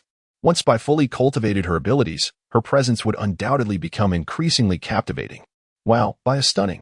From now on, you and Shizune must diligently train. Our family now only has you two who have yet to establish your own space. Once you both create your spaces, our family will be complete, Tsunade said with a smile. I will strive to do my best, Bai replied, having grasped the new linguistic system conveyed by Tsunade. Now understanding the essence of creating space.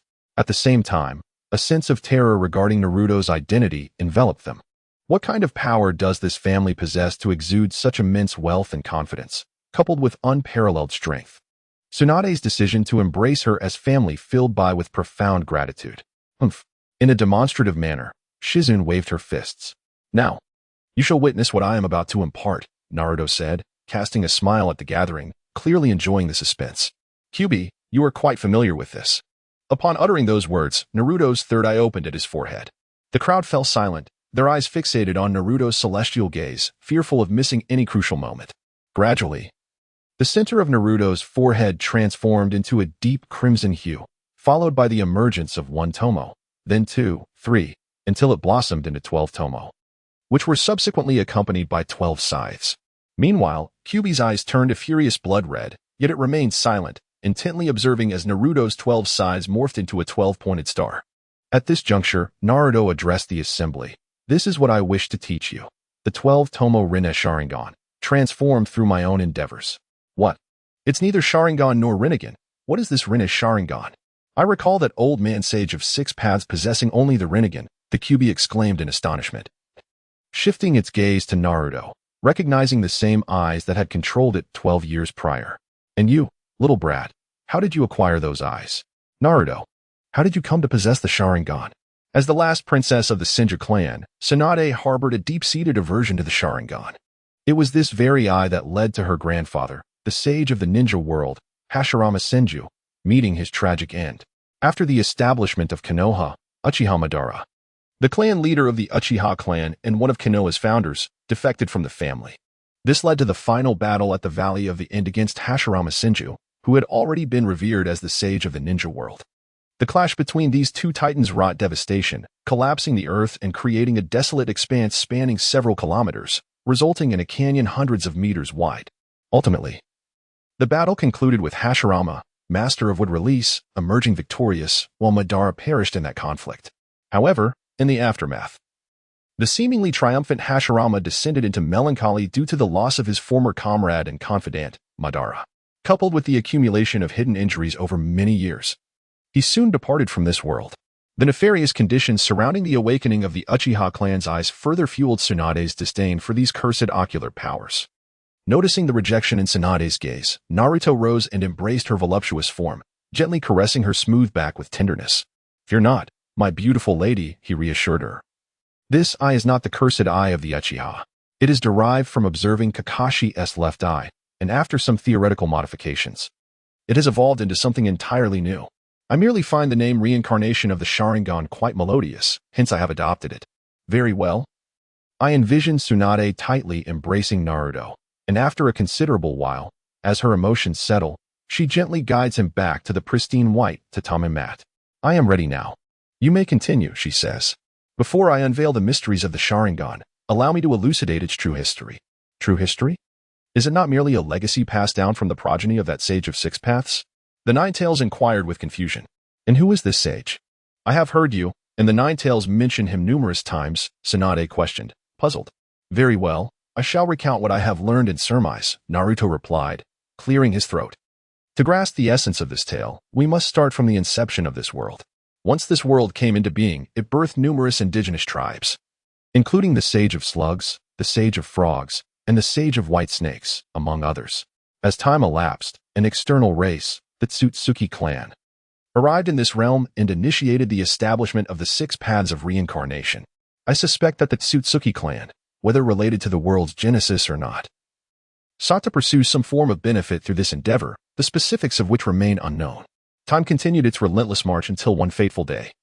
Another member of the Tsunade clan descended upon this world, bringing with her a seed and tasked with nurturing it, the divine tree. Naruto cast a glance at the entranced audience before continuing. The guardian of this divine tree was none other than the Sage of Six Paths' mother, Kaguya Tsutsukey. What? The mother of the Sage of Six Paths? The Nine-Tails had never heard of this elder having a mother. Naruto nodded. The divine tree resided in what was then the land of ancestors, where Kaguya Tsutsukey watched over its gradual growth. Eventually, the emperor of the land of ancestors stumbled upon the ethereally beautiful and enchanting princess, Kaguya.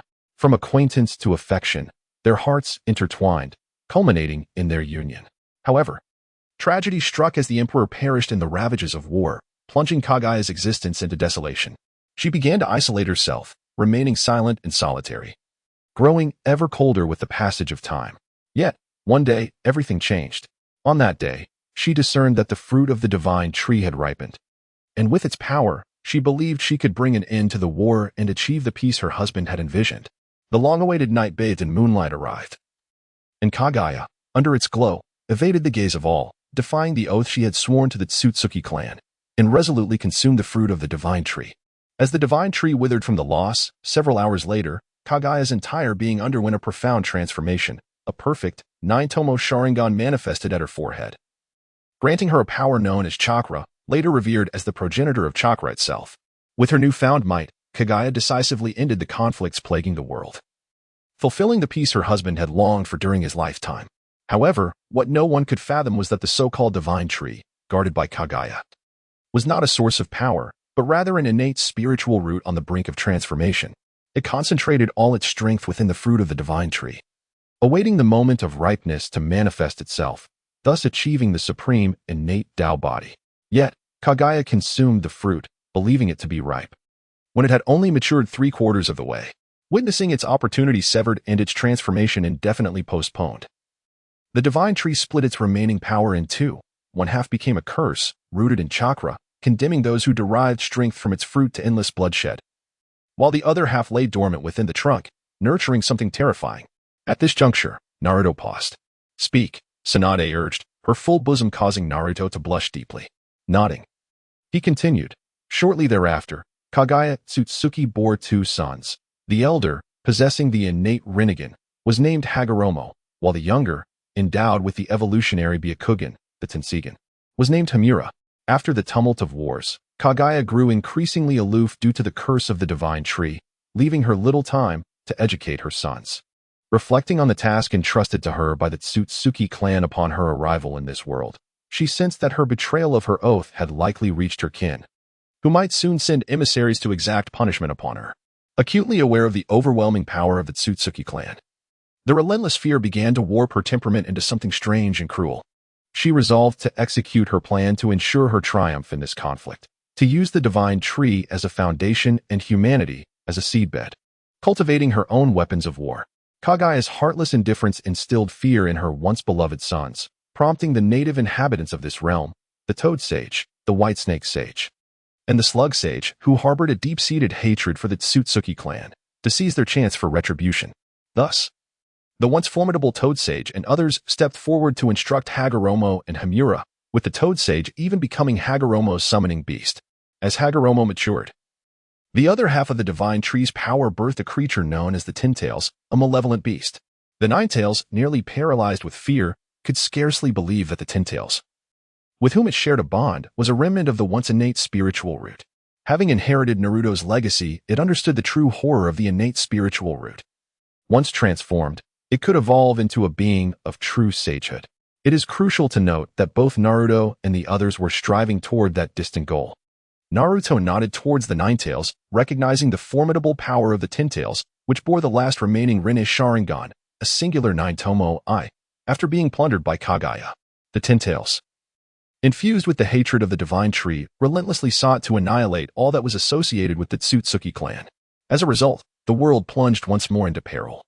With countless civilians brutally murdered, the populace displaced, and the land scarred with ravines, devoid of any glimmer of hope for life. This time, not only the Tsutsuki clan but also the indigenous races such as the toads, white snakes, and slugs found themselves ensnared in a perilous predicament. In their panic, various clans sought to persuade the now mature Tsutsuki Kaguya and her village, proclaiming that the Nine-Tails was a creation of Tsutsuki Kaguya, intended for the annihilation of the world. The benevolent Kaguya, unwilling to witness the suffering and death of innocents, utilized her formidable power to seal the Nine-Tails within herself. Subsequently, incited by multiple parties, and fueled by her anger at Kaguya's practice of treating humanity as mere livestock, she conspired with her village to imprison her mother, Tsutsuki Kaguya, within the moon. As Naruto recounted this tale, he produced several bottles of exquisite sake to share with the others, taking a sip for himself. It was then that Kaguya and her village realized they had fallen prey to the machinations of others. However, the truth of Kaguya's use of humanity as a breeding ground for weaponry remained undeniable, leading both to maintain their conviction in the righteousness of their actions. After some time, unable to quell the guilt festering within him, Kaguya's village departed from her, choosing to settle on the moon in order to guard their mother and alleviate their remorse, gradually forming the Tsutsuki clan of Byakugan on the moon. Today, the so-called Hyuga clan is but a branch descended from the progeny of Tsutsuki Kaguya's village. Meanwhile, Kaguya, unable to confront her own inner turmoil, roamed the world accompanied by her spirit beast, the great sage Toad, who was also one of her instigators. Through this journey, she came to understand the importance of love and chakra, ultimately founding the shinobi sect. To prevent any unforeseen complications in the future, Naruto refrained from mentioning Kaguya's true nature. The shinobi sect, from which the current ninja lineage evolved, became a new paradigm. Burdened by her guilt, Kaguya felt unworthy of her lineage, leading many to recognize her solely as the Sage of Six Paths. Before his demise, the Sage of Six Paths divided the Nine-Tails into 9 entities: 1 tail Shikaku, 2 tails Matatabi, 3 tails Isabu, 4 tails Son Goku, 5 tails Kokuo, 6 tails Saiken, 7 tails Chome, 8 tails Gyuki, and 9 tails Kurama. He warned these foolish-tailed beasts that one day, a certain individual would emerge to guide them correctly. However, this was mere folly, as it was well known that these creatures were not easily vanquished. Perhaps one day, a person might succeed in subduing them, transforming them into obedient beings. Hashirama Senju and Madara Uchiha managed to pacify these beasts, yet offered no true guidance, ultimately resorting to a display of sheer power. Observing the ever-expanding symbol above Kurama's head, Naruto decided it was time to cease provoking this unfortunate creature. The 9-tailed beasts, having inherited the chakra of the Nine-Tails, simultaneously bore the malevolent intentions of the divine tree, thus earning their infamy for destruction in the present day. Naruto, you have spoken at length, yet you still have not explained the origin of the Uchiha Sharingan, Tsunade remarked, her brow furrowed as she fixed her gaze intently on him. Very well, Naruto replied. Like Tsutsuki Kaguya, the Sage of Six Paths also fathered 2 sons.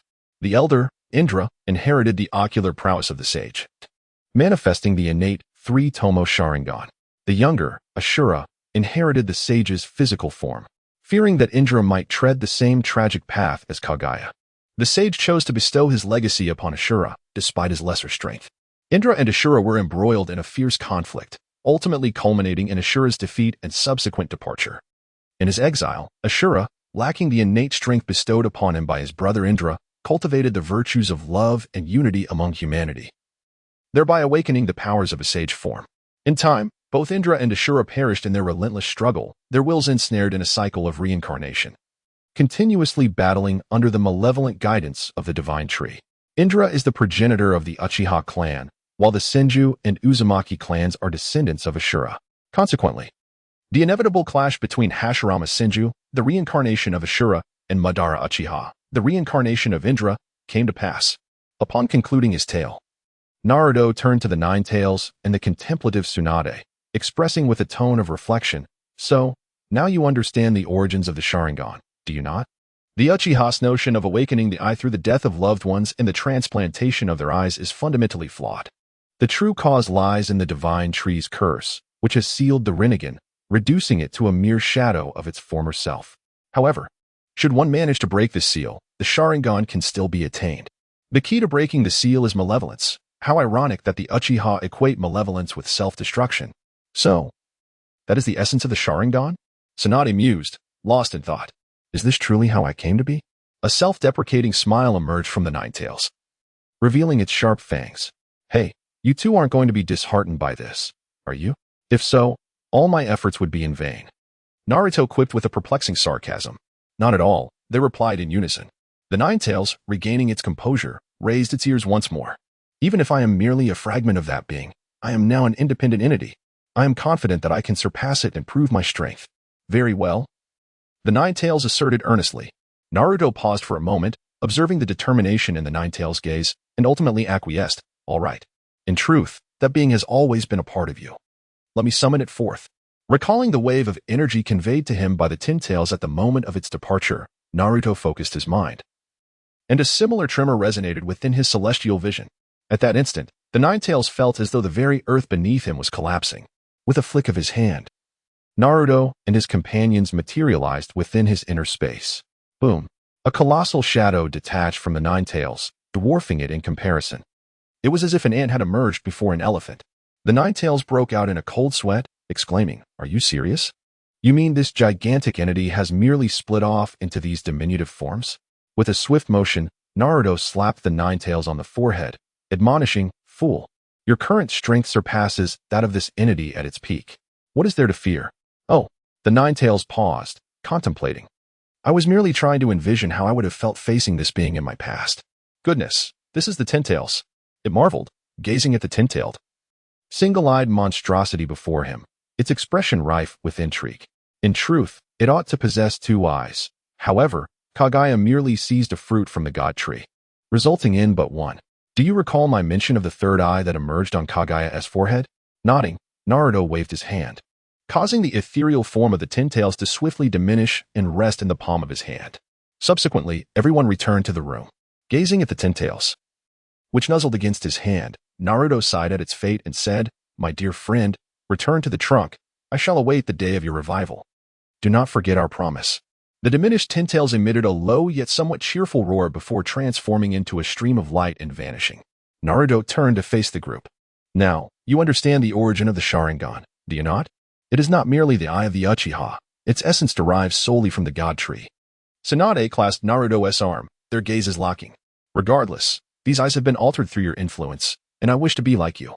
Moreover, I am aware that if the future of this eye is merely the 12-tomo reincarnation Sharingan, you would not be so eager for us to possess it. Naruto gently pinched Tsunade's adorable cheek, acknowledging her insight. This individual, destined to become Hokage in the original narrative, possesses the remarkable ability to connect thoughts that elude others and articulates them with such precision. Indeed, as you have articulated, if these eyes were to merely reflect the mature form of the god tree possessing the 12-tomo reincarnation Sharingan, then it would not warrant the immense effort I have expended. Naruto regarded everyone with utmost seriousness. If the 12-tomo reincarnation Sharingan of the god tree serves as the starting point, then my current eye merely represents a function I have developed for the heavenly eye. It amplifies all the capabilities of the reincarnation Sharingan manifold. The ultimate 12-star luminary reincarnation Sharingan is merely its inception. My present objective is to unlock the second 12-star luminary, and as my strength grows, to eventually awaken myriad 12-star luminaries, culminating in the perfect constellation of the 10,000-star luminary array. Only then shall the true power of this eye be revealed. As for the future of this eye, I must confess, as we continually enhance and refine it, I remain uncertain of its ultimate potential.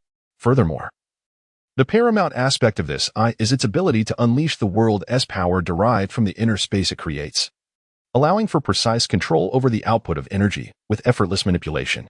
Notably, this I can also establish a unique spatial realm. With a flourish of his sleeve, Naruto led several individuals into a realm shrouded in gray. Welcome to the inner space of my eye. What say you? Ample and grand, is it not? Alas, it lacks the capacity for life to flourish as in other spaces. It is merely a repository for miscellaneous items. Goodness, this is simply astounding. It is even larger than the land of fire. The Nine-Tails consciousness explored the area, leaving its host momentarily speechless. Indeed, Tsunade tightened her grip on Naruto's arm, her eyes shimmering with unspoken admiration. My man is truly remarkable, capable of creating such formidable things. Chuckling, Naruto affectionately ruffled Tsunade's hair. And as she basked in the moment, he continued, the most significant treasures of my life are merely the few of you. In order to confront the uncertainties of impending crises, I must continuously strengthen myself to safeguard our eternal tranquility. Rest assured, we shall exert our utmost efforts. Tsunade, with her small fist raised, spoke earnestly. In this world, once she has set her mind on a person or a matter, she will pursue it with unwavering determination. So do we, echoed the others, even the Nine-Tails. Subsequently, with Naruto's assistance, each of them unlocked the celestial eye capabilities of the Sharingan. Tsunade and the Nine-Tails successfully activated the 12-starry wheel of reincarnation. Shizen, still a tad short of shadow-level prowess, managed to awaken only 3 tomo. Yet her strength ascended to the golden core stage, corresponding to the shadow level. As for Shiro, being the last, her chakra had yet to undergo transformation, leaving her at the elite Chunin level. With Tsunade's help, she barely managed to initially open the celestial eye, successfully coalescing a single tomo. After completing their tasks, Naruto wandered aimlessly through the bustling streets, feeling a mix of nostalgia and sweetness as he observed the lively crowd. Perhaps this encapsulates the essence of humanity, relentlessly pursuing a greater beauty regardless of circumstances. Unconsciously, his essence reveled in the warm sunlight, the heat intermingling with the coolness of the blue lotus adorning his brow, enhancing the brilliance of the surrounding violet glow. Naruto retrieved a bottle of his homemade orange juice from his inner space. Chilled, it was refreshingly delightful in the scorching sun. Suddenly, a gentle, melodious voice, reminiscent of cicadas, echoed in his ear. Oh, it's you again, Naruto. He turned towards the sound and beheld Yugao, accompanied by her 3 students, approaching him. They must have just completed a mission and emerged from the Hokage building. Hey, teacher Yugao, what a coincidence. Naruto smiled at her, then greeted Hinata and the others. Hey, Naruto, you look rather dashing in that white attire. You're nearly catching up to me, exclaimed Kiba, playfully pointing at his nose, while his growing Akamaru barked in agreement. The others could only roll their eyes, silently cursing the audacity of such shamelessness. Oh, that lotus on the back of your shirt seems familiar, remarked the stoic Shino, scrutinizing the 36-petal blue lotus on Naruto's vest. From the hospital, Kiba shouted, as though fearful that Shino might forget. Hinata, being from a prominent family, had some knowledge of such matters and gazed at the lotus on Naruto's back with a perplexed expression, softly murmuring, Lotus family? Is it the Lotus family? As the sun began to set, Yuhi Kurenai, with a hint of melancholy, turned her gaze and smiled at the 3 students, saying, now that our tasks are complete, you may return. Remember, we shall gather promptly at 8 tomorrow morning. That's wonderful, teacher Kurenai. I've been waiting for those words. My mother has prepared ribs for me. Just thinking about them makes my mouth water. So goodbye, exclaimed Naruto, cheerfully waving as he departed, followed by Shino's farewell. See you, Naruto, Kurenai-sensei. Hinata, though reluctant, managed a goodbye as well, glancing back wistfully as she walked away. Hey, Kurenai-sensei, dismissing your students so quickly, are you harboring any intentions towards me? Naruto teased, blowing warm air near her ear. Instantly, Kurenai's charming face flushed a deep crimson, her demeanor growing somewhat anxious as she stammered, We are friends now. And I would like to treat you to ramen. Ramen. All right, Naruto replied, amused by Kurenai's apparent shyness. He developed a mild fondness for this captivating kunoichi of the ninja world, and gradually, their conversation resumed, perhaps due to his vast knowledge from a previous life. Naruto spoke with an air of authority, as if he had always known these things. Since their last encounter, Kurenai felt an inexplicable closeness to him, akin to the attraction between the poles of a magnet, perpetually wishing to be near him. Notably, after their previous discussion regarding Genjutsu, Kurenai found her own training in the art of illusion more fluid, gaining a deeper understanding of its principles. Unbeknownst to them, they soon arrived at a familiar shop. The alluring aroma of ramen wafted through the air, and Naruto, unable to contain his enthusiasm, grasped Kurenai's delicate hand.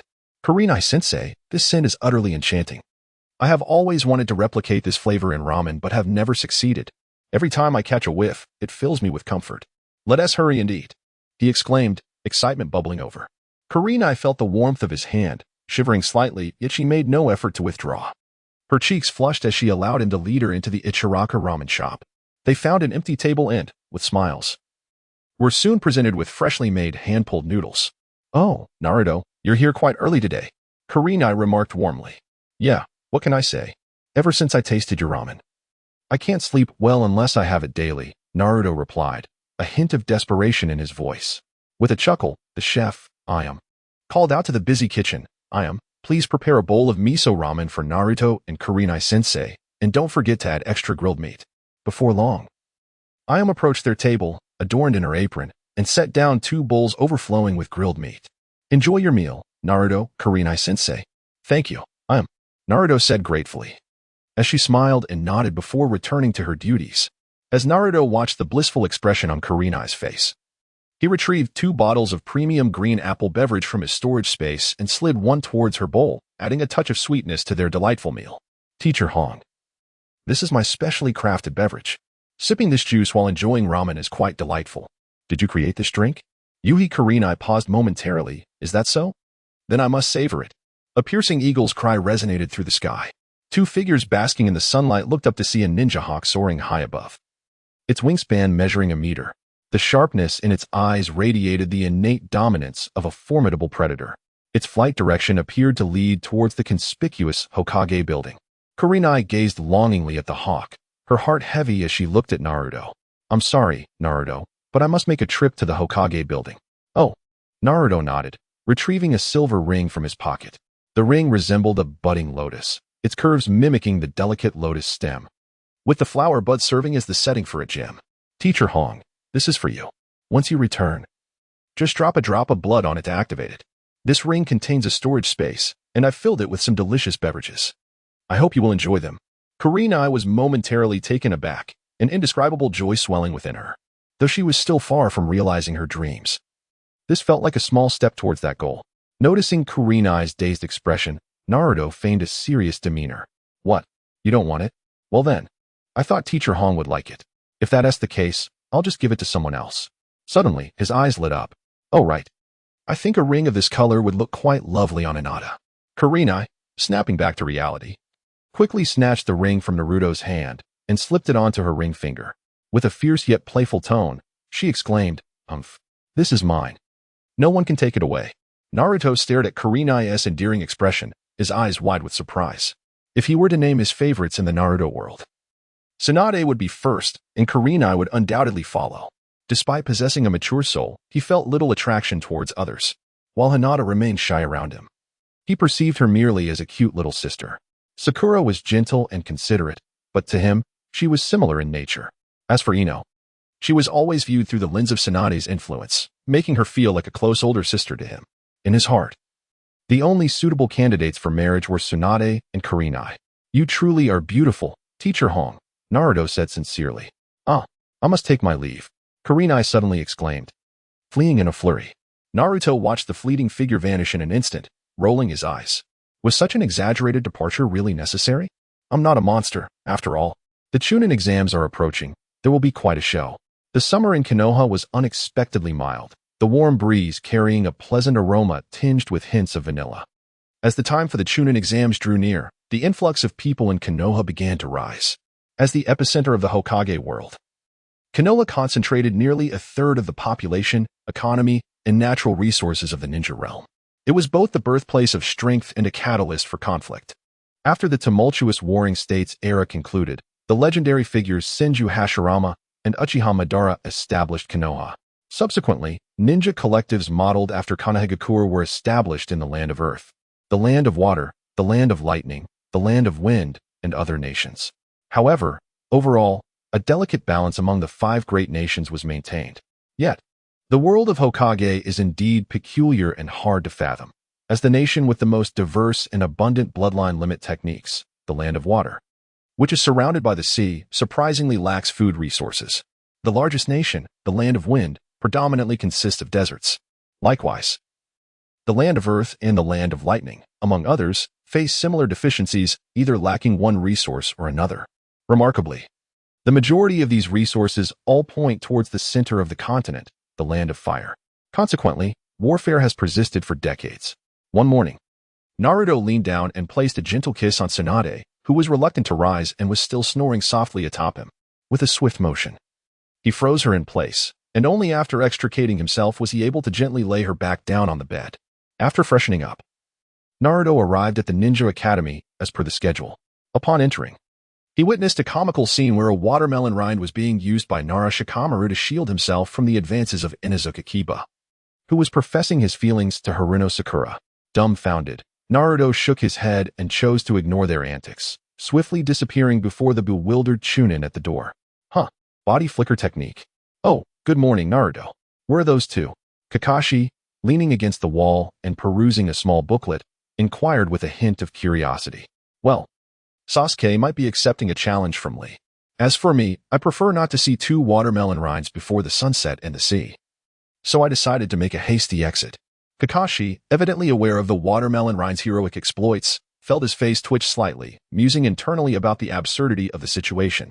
Afterward, with cold sweat beading on his forehead, he recalled the terrifying notion of sunset and the sea. Having said that, Naruto delved into his inner space, immersing himself in the comprehension of the Hanyuan technique. Approximately half an hour later, upon spotting two figures in the distance and confirming that Sakura and Sasuke had arrived, Naruto's mind returned to his physical form, shaking off his lethargy. He then lazily addressed Kakashi. Sensei, we're going in. The exam should be starting soon, right? Ah, yes.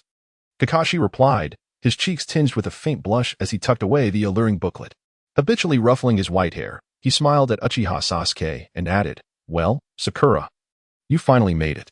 I was waiting here and honestly a bit surprised you didn't give up after all.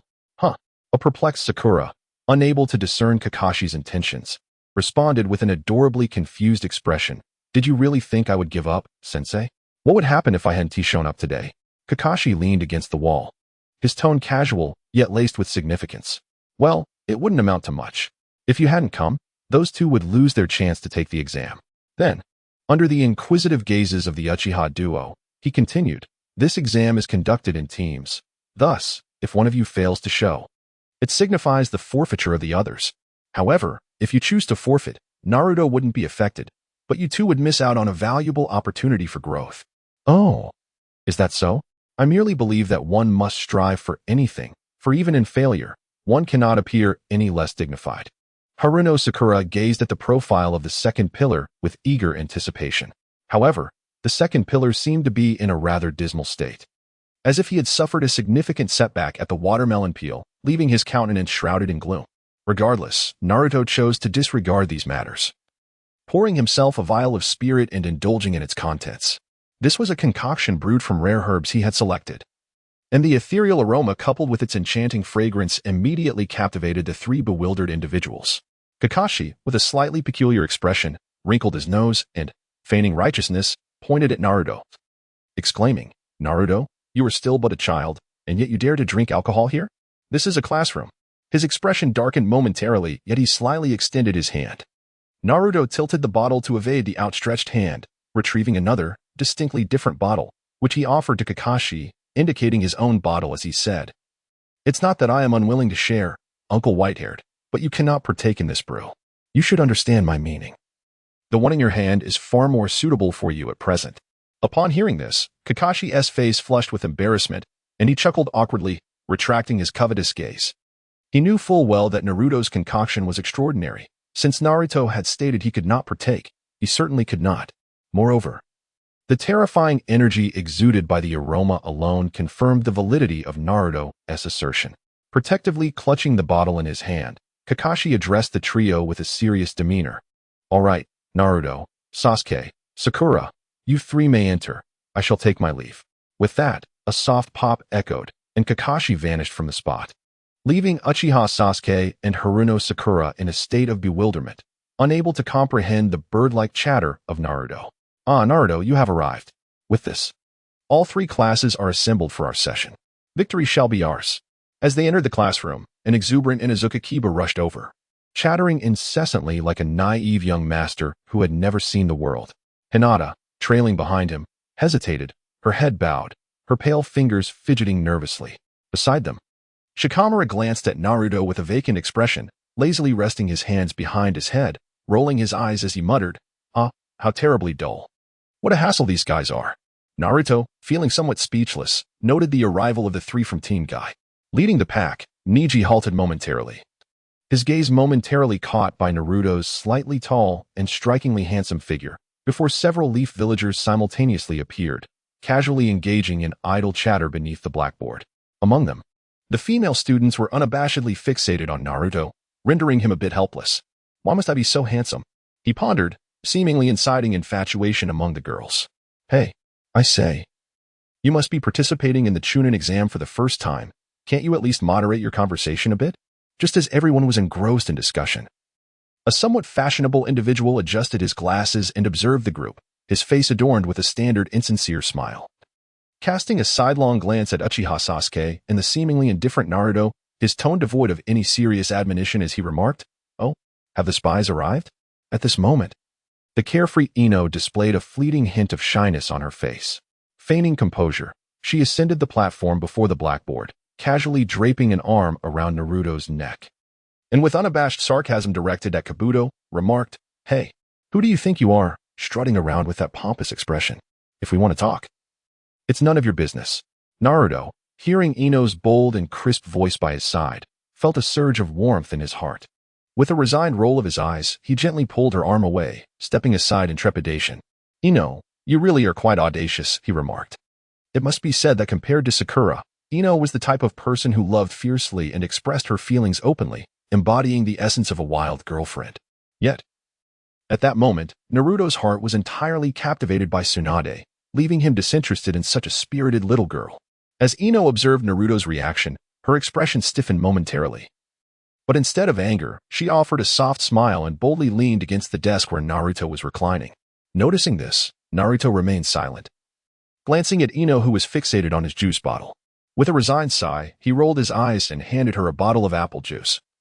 Gesturing towards the crowd before them, "Drink while you watch. This scene truly is entertaining, isn't it?" Little did he know, Ino was lost in her own fairy tale. Shyly accepting the juice as if it were a victorious trophy, waving her small arms and legs triumphantly towards Sakura, her petite muscles nearly springing to life. Meanwhile, Kabuto, intimidated by the formidable Konoha 12, wiped a large bead of sweat from his forehead and feigned a shiver, saying, "Haha, it's not that I have a problem. But your words have stirred the ire of the masses. Just look behind you." A moment later, aside from Naruto, the rest of the Konoha 12 turned in unison, their pupils dilating in alarm. Opposite them stood dozens of fierce warriors, their expressions menacing, as if they were ready to devour them whole. Some had already positioned their hands on their weapons. Particularly ominous were several scarred individuals, baring their teeth like bloodthirsty beasts. "The Lotus clan, huh? What a magnificent physique. It seems I have more options to consider," one of them mused with anticipation. "Hep, Mama, that guy is back. I must kill him. His blood is exquisite. And Mama will surely love it. And that icy-faced one, I will eliminate them all, proving my existence."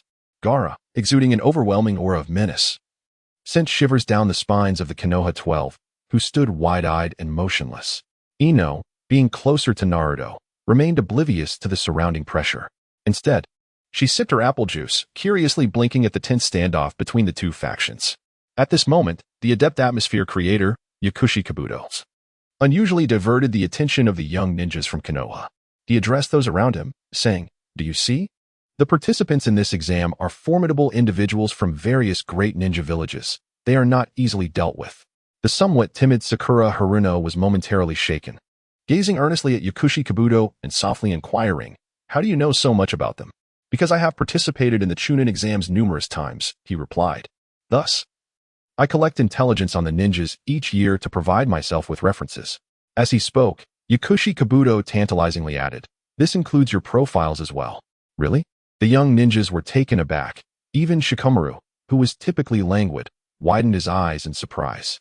Sasuke Uchiha looked at Yakushi Kabuto with intense interest. Kabuto then produced a stack of rectangular cards, smiling as he announced to the others, "These cards are called ninjutsu cards. They contain a wealth of information about many ninjas. So, who would like to give them a try?" Soon, with Sasuke's inquiry, the warriors began to gaze in astonishment at the watermelon rind and gourd formations, eliciting a bemused reaction from Naruto, who was sitting at a distance, drinking at his desk. He muttered, "TCH, what nonsense. Weaklings find everything terrifying. What's the use of being surprised? They might as well spend that time improving themselves." "Naruto, don't you want to know about the others' information?" Ino, observing the scene, felt a surge of eagerness. Naruto casually chuckled and replied with disinterest, "Not at all. It's better to focus on my own improvement." Ino pondered for a moment, nodding in agreement, choosing not to follow the crowd. However, Yakushi Kabuto seemed intentionally inclined to promote his own achievements, his voice rising slightly as he proclaimed, "Uzumaki Naruto. Age 12, mission rank once, legendary as the strongest among you all. 6 years ago, he left Konoha, reportedly for secret training. Although rumors suggest he vanished in a flash of light and later returned for unknown reasons. Currently, his abilities are deeply concealed, and no one knows the extent of his power. Recently, he completed a mission in the Land of Waves, where he severely injured the notorious Zabuza Momochi and effortlessly defeated the formidable Raijin Raiga in just 2 moves. Moreover, it has been rumored that he is the boyfriend of Princess Tsunade, the unparalleled strength of Konoha." Upon hearing this, Naruto narrowed his eyes at the surrounding crowd, a smile evident in his gaze, clearly indicating that the last statement by Yakushi Kabuto was the most noteworthy. Wow, Naruto is really Tsunade's boyfriend. Even Orochimaru, lurking in the corner, could not help but shudder.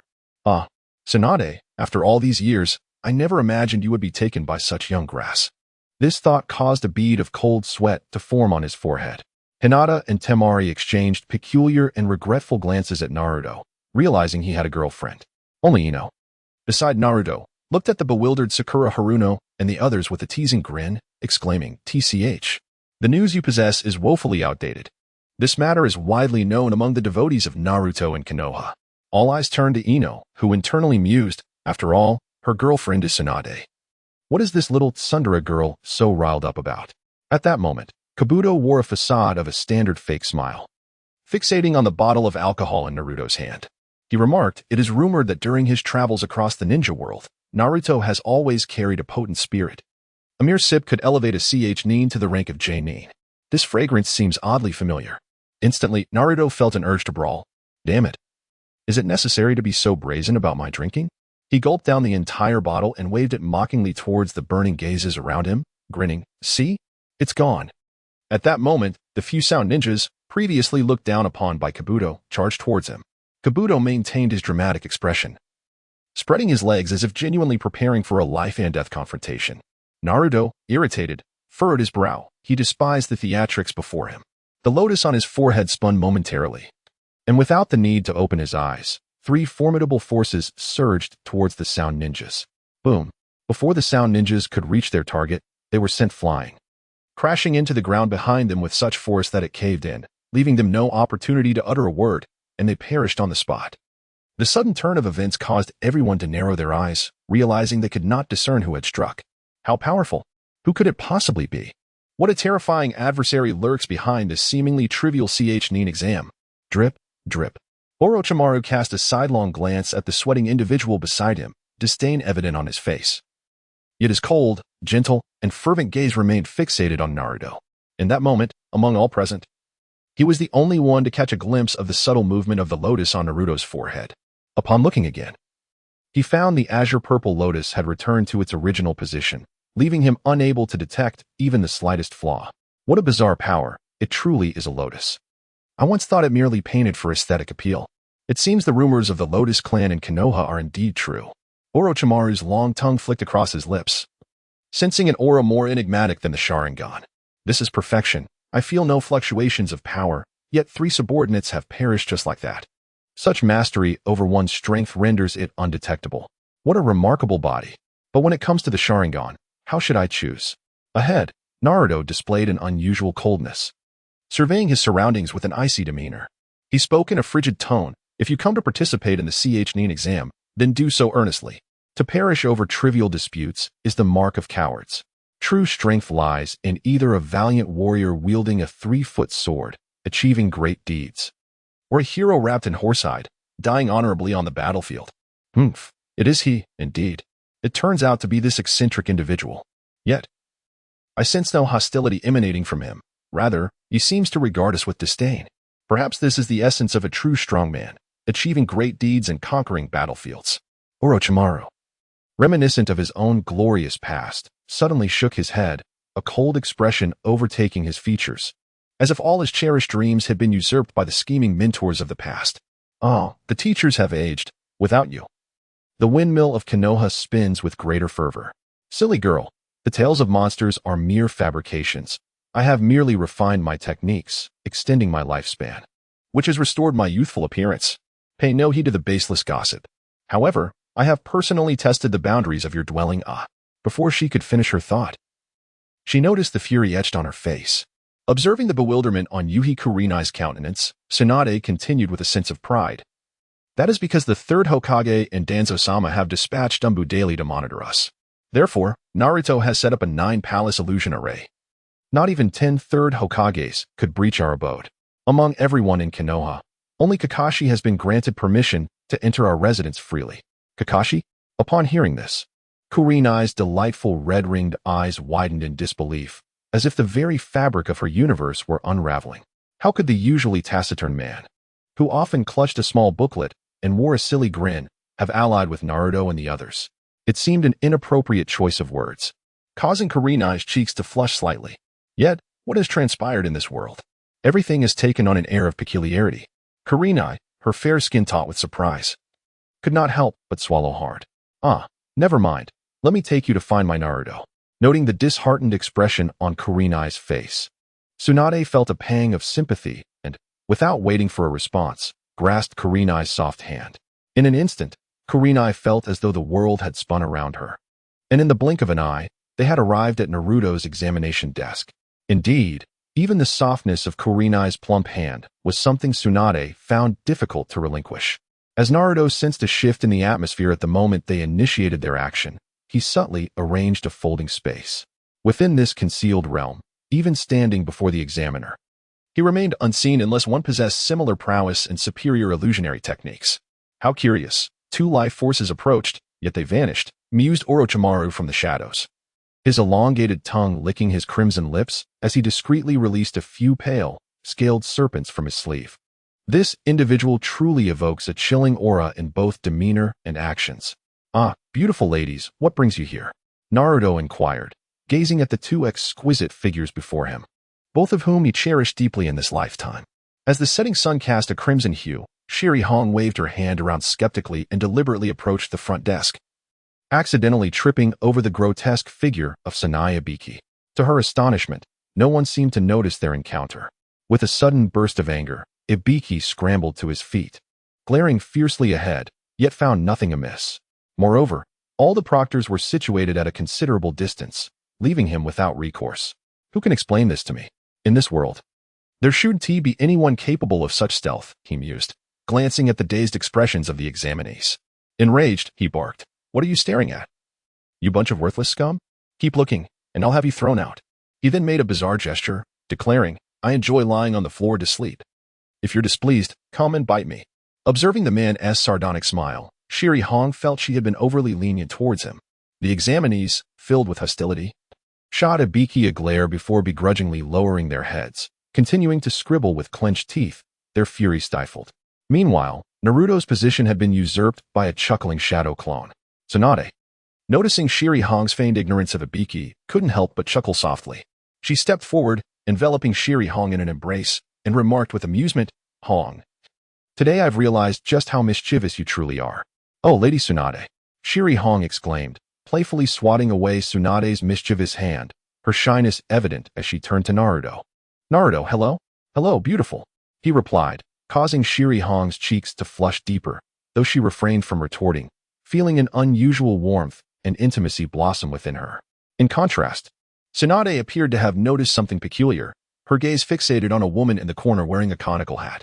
There, Orochimaru suddenly tensed, sensing an ominous gaze upon him, a bead of cold sweat trickling down his forehead as he nervously glanced around. "Hey, Number 36. You've looked around twice already. If you do it again, you'll be penalized for cheating. Orochimaru found himself at a loss for words, silently adopting a composed posture. He had plans to execute, and, being a master of patience, would not easily expose himself over trifles. How intriguing. It seems that Konoha holds many unexpected surprises, he contemplated in silence, while Tsunade was startled by the voice. She could not discern its source. A drop of sweat rolled down her pale forehead as she timidly retreated behind Naruto, clutching his left arm tightly, her voice trembling. Naruto, that white snake is terrifying. It's hiding within a female corpse. Though the corpse still holds some life, its soul has truly departed. What on earth could that be? Lady Tsunade, what white snake? What corpse? Shirihong inquired, her brow furrowed adorably in confusion. Upon hearing this, Tsunade extended her delicate hand, grasping Shirihong's trembling fingers. Her face etched with fear. Look for yourself. At Tsunade's urging, Shirihong turned her gaze towards the corner, and indeed, the unsettling sight awaited her. The scene before them suddenly transformed. A small white snake was coiled upon the belly of the female corpse. Even the most seasoned ninjas, such as Hinata and Sakura, found themselves psychologically shattered by Orochimaru's ghastly technique of reincarnation. Ah, why Hikarinai screamed, rushing behind Naruto, trembling uncontrollably. Naruto pulled the two closer, shaking his head in a sigh, feeling a deep sense of pity for the snake-like man. It was unfortunate that he had resorted to such a grotesque form of existence, neither truly alive nor dead, which frightened others. Moreover, with each reincarnation, his soul deteriorated, stalling his progress and even causing regression. Although he ultimately succeeded, it was akin to a castrated form of immortality. Imagine a man being reincarnated as a woman, or vice versa, who could endure such a psychological burden. Only someone as twisted as Orochimaru could bear that torment and still find joy in it, indifferent to the horror. Beautiful lady, why not take a glimpse into the soul of that white snake? Naruto gently urged Tsunade, prompting her to peer into the depths of the serpent's essence. Instantly, her expression shifted to one of shock, and both women screamed in panic. Naruto, how could Orochimaru have become like this? Don't hold me back. I must go over and give that bastard a good beating. Tsunade struggled against Naruto's grasp, her exquisite eyes nearly reddening with tears. As a former classmate, teammate, and friend, the sight before her pierced her heart. Naruto held Tsunade tightly, one hand softly caressing her delicate back, soothing her as she wept. Beautiful lady, please, don't cry. Orochimaru's pursuit of forbidden techniques led him to this plight, and his path to immortality is what led him astray. His transformation is not solely due to the war. Even the third Hokage bears an undeniable responsibility. How is the third Hokage involved? Wasn't he Orochimaru's mentor? Why Hikarinai, now aware that the figure before them was indeed Orochimaru, found her initial fear dissipating as she cautiously peered out from behind her companion. Amidst the vast, ethereal mountains, upon a majestic cliff, a picturesque world unfolded before them. The morning mist gracefully ascended between the mountains, while the dew of dawn sparkled like crystalline droplets, touched by the sun's gentle rays, casting a warm and intoxicating glow as it slowly descended through the gaps of Konoha. In the distance, the grassy plains were adorned with vibrant lakes, resembling a long-slumbering beauty, glimmering under the sunlight. The shimmering waters danced like the flowing skirts of a lovely maiden, lifting the spirits of all who beheld it. Above the mist, a procession of cranes gracefully soared along the treetops, their soft calls echoing as they ascended towards the heavens. In the lush and verdant forest, life has begun to awaken. Deep within the unseen thicket, a brown bear unexpectedly emerges, its resonant howl piercing the air and heralding the rhythm of a new day. High upon the cliffs, three ethereal figures sit in tranquil contemplation. Unlike yesterday today, the setting sun casts a warm glow upon the delicate brow of the evening, where a radiant crimson lotus has blossomed. Among the myriad of lotus seeds emanating from Naruto, Tsunade's is pink, Kurama's is white, Shizen's is orange, and Mizuki's is golden, while the evening's hue is red. Each seed, apart from its inherent color, is enveloped in a faint violet aura, akin to a veil shrouding a beauty's visage, lending an air of mystery to the lotus blooms. Naruto senses that each seed produced by the chaotic azure lotus bears an underlying pattern, yet at this moment, he remains oblivious to its nature. As he indulges in these musings, a sudden crisp resonance fills the space before him, and a world strikingly similar to Konoha materializes. The Hokage rock looms close, appearing almost tangible, while the Hokage tower stands somewhat distant. Are we back? Tsunade, roused from her meditation by the commotion, is taken aback to find herself greeted by the familiar faces of Steel and Shima. "Tsunade-sama, welcome back," they say with beaming smiles, instinctively extending their palms toward her. Confused, Tsunade scratches her head, struggling to comprehend. Wasn't I with Naruto and the others? When did I leave the village? Strangely, she produces her identification documents and hands them over. Alarmed, Naruto reaches out, attempting to pull Tsunade back to reality. "Beautiful lady, that's not real, don't go." Regrettably, Tsunade, ever carefree, is entirely bewildered. As her palm grazes a ripple in the air, it undulates like ocean waves, and her voluptuous form vanishes from the tangible world, slipping into the illusory realm of Konoha. When Shima respectfully presents her identification once more, Tsunade turns back, puzzled, staring at the empty ground behind her. What is happening? Where's Naruto? Suddenly, she feels a strange sensation in her fingers. Frowning, she glances at her palm, and, in her orange-yellow eyes, a flicker of dread emerges. A wave of unease swelling within her. She instinctively grips Shima's arm, asking urgently, "Shima, have you seen my Naruto?" Tsunade's voice betrays a peculiar strangeness, trembling as she recalls. "He was just by my side. How could he vanish so quickly?" Shima, puzzled, scrutinizes Tsunade for a moment before blinking and replying, "Tsunade-sama, you must be mistaken. There is no ninja named Naruto in Konoha. No, there isn't." Upon hearing these words, Tsunade appeared like a child who had lost the entire world. Her orange-yellow eyes widened in disbelief, as if the very fabric of reality had crumbled around her. Anxiously, she grasped the sleeves of the two aged gatekeepers, her heart racing as she demanded, "Naruto, where is my Naruto? Have you seen him?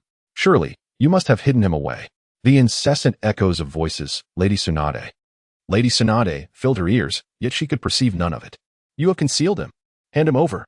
I assure you, my Naruto is formidable, with a single kick. He could flatten the entirety of Konoha." "You do not believe me? Allow me to demonstrate."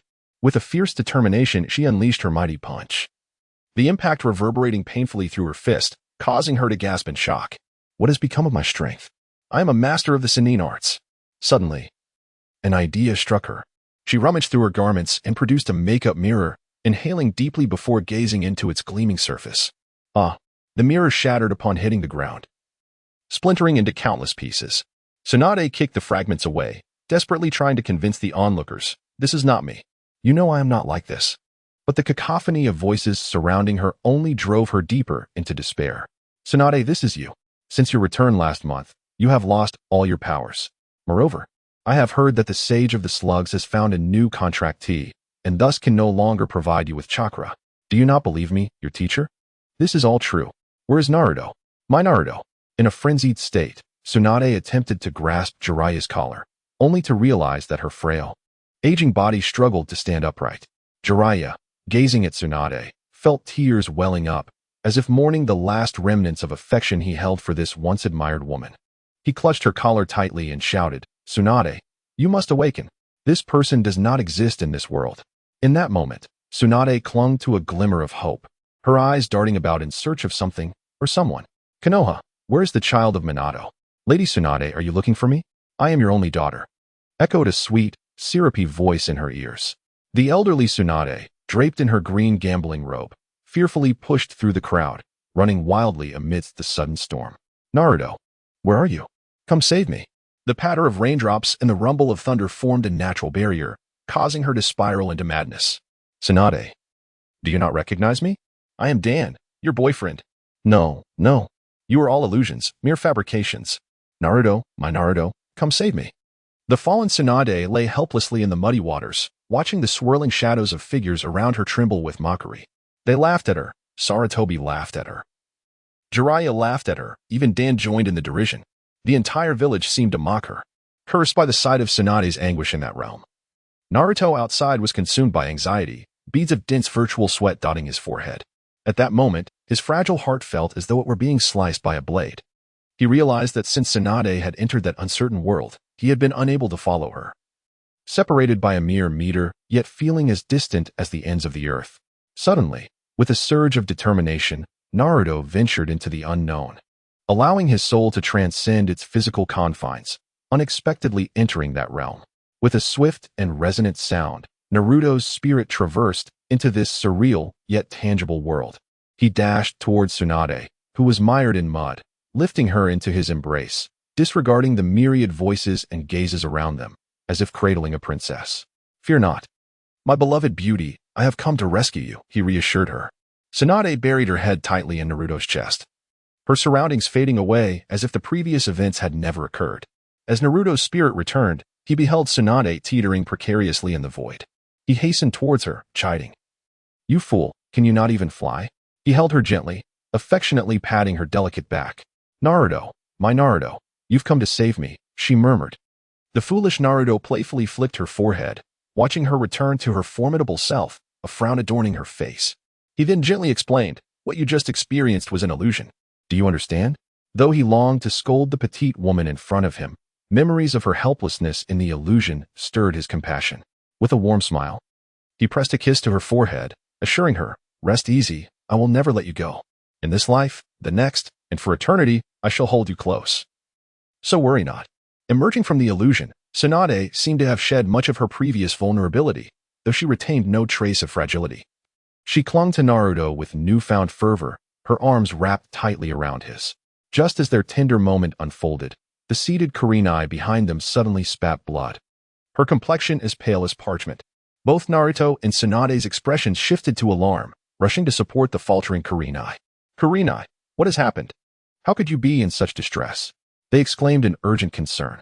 Tsunade, retrieving her towel, tenderly wiped Kurenai's face. Since the day she had brought Kurenai to Naruto, she had regarded her as a dear sister, and seeing her friend in pain caused a pang of distress within her. "Kurenai, are you unwell?" Tsunade glared at Naruto, silently blaming him for his carelessness. She then extended her hand towards him, reproachfully instructing, "Naruto, quickly retrieve the fire spirit elixir. Kurenai is gravely injured." This foolish Naruto, usually so astute, should have known to offer the injured a remedy first. Tsunade seemed to voice her indignation on their behalf.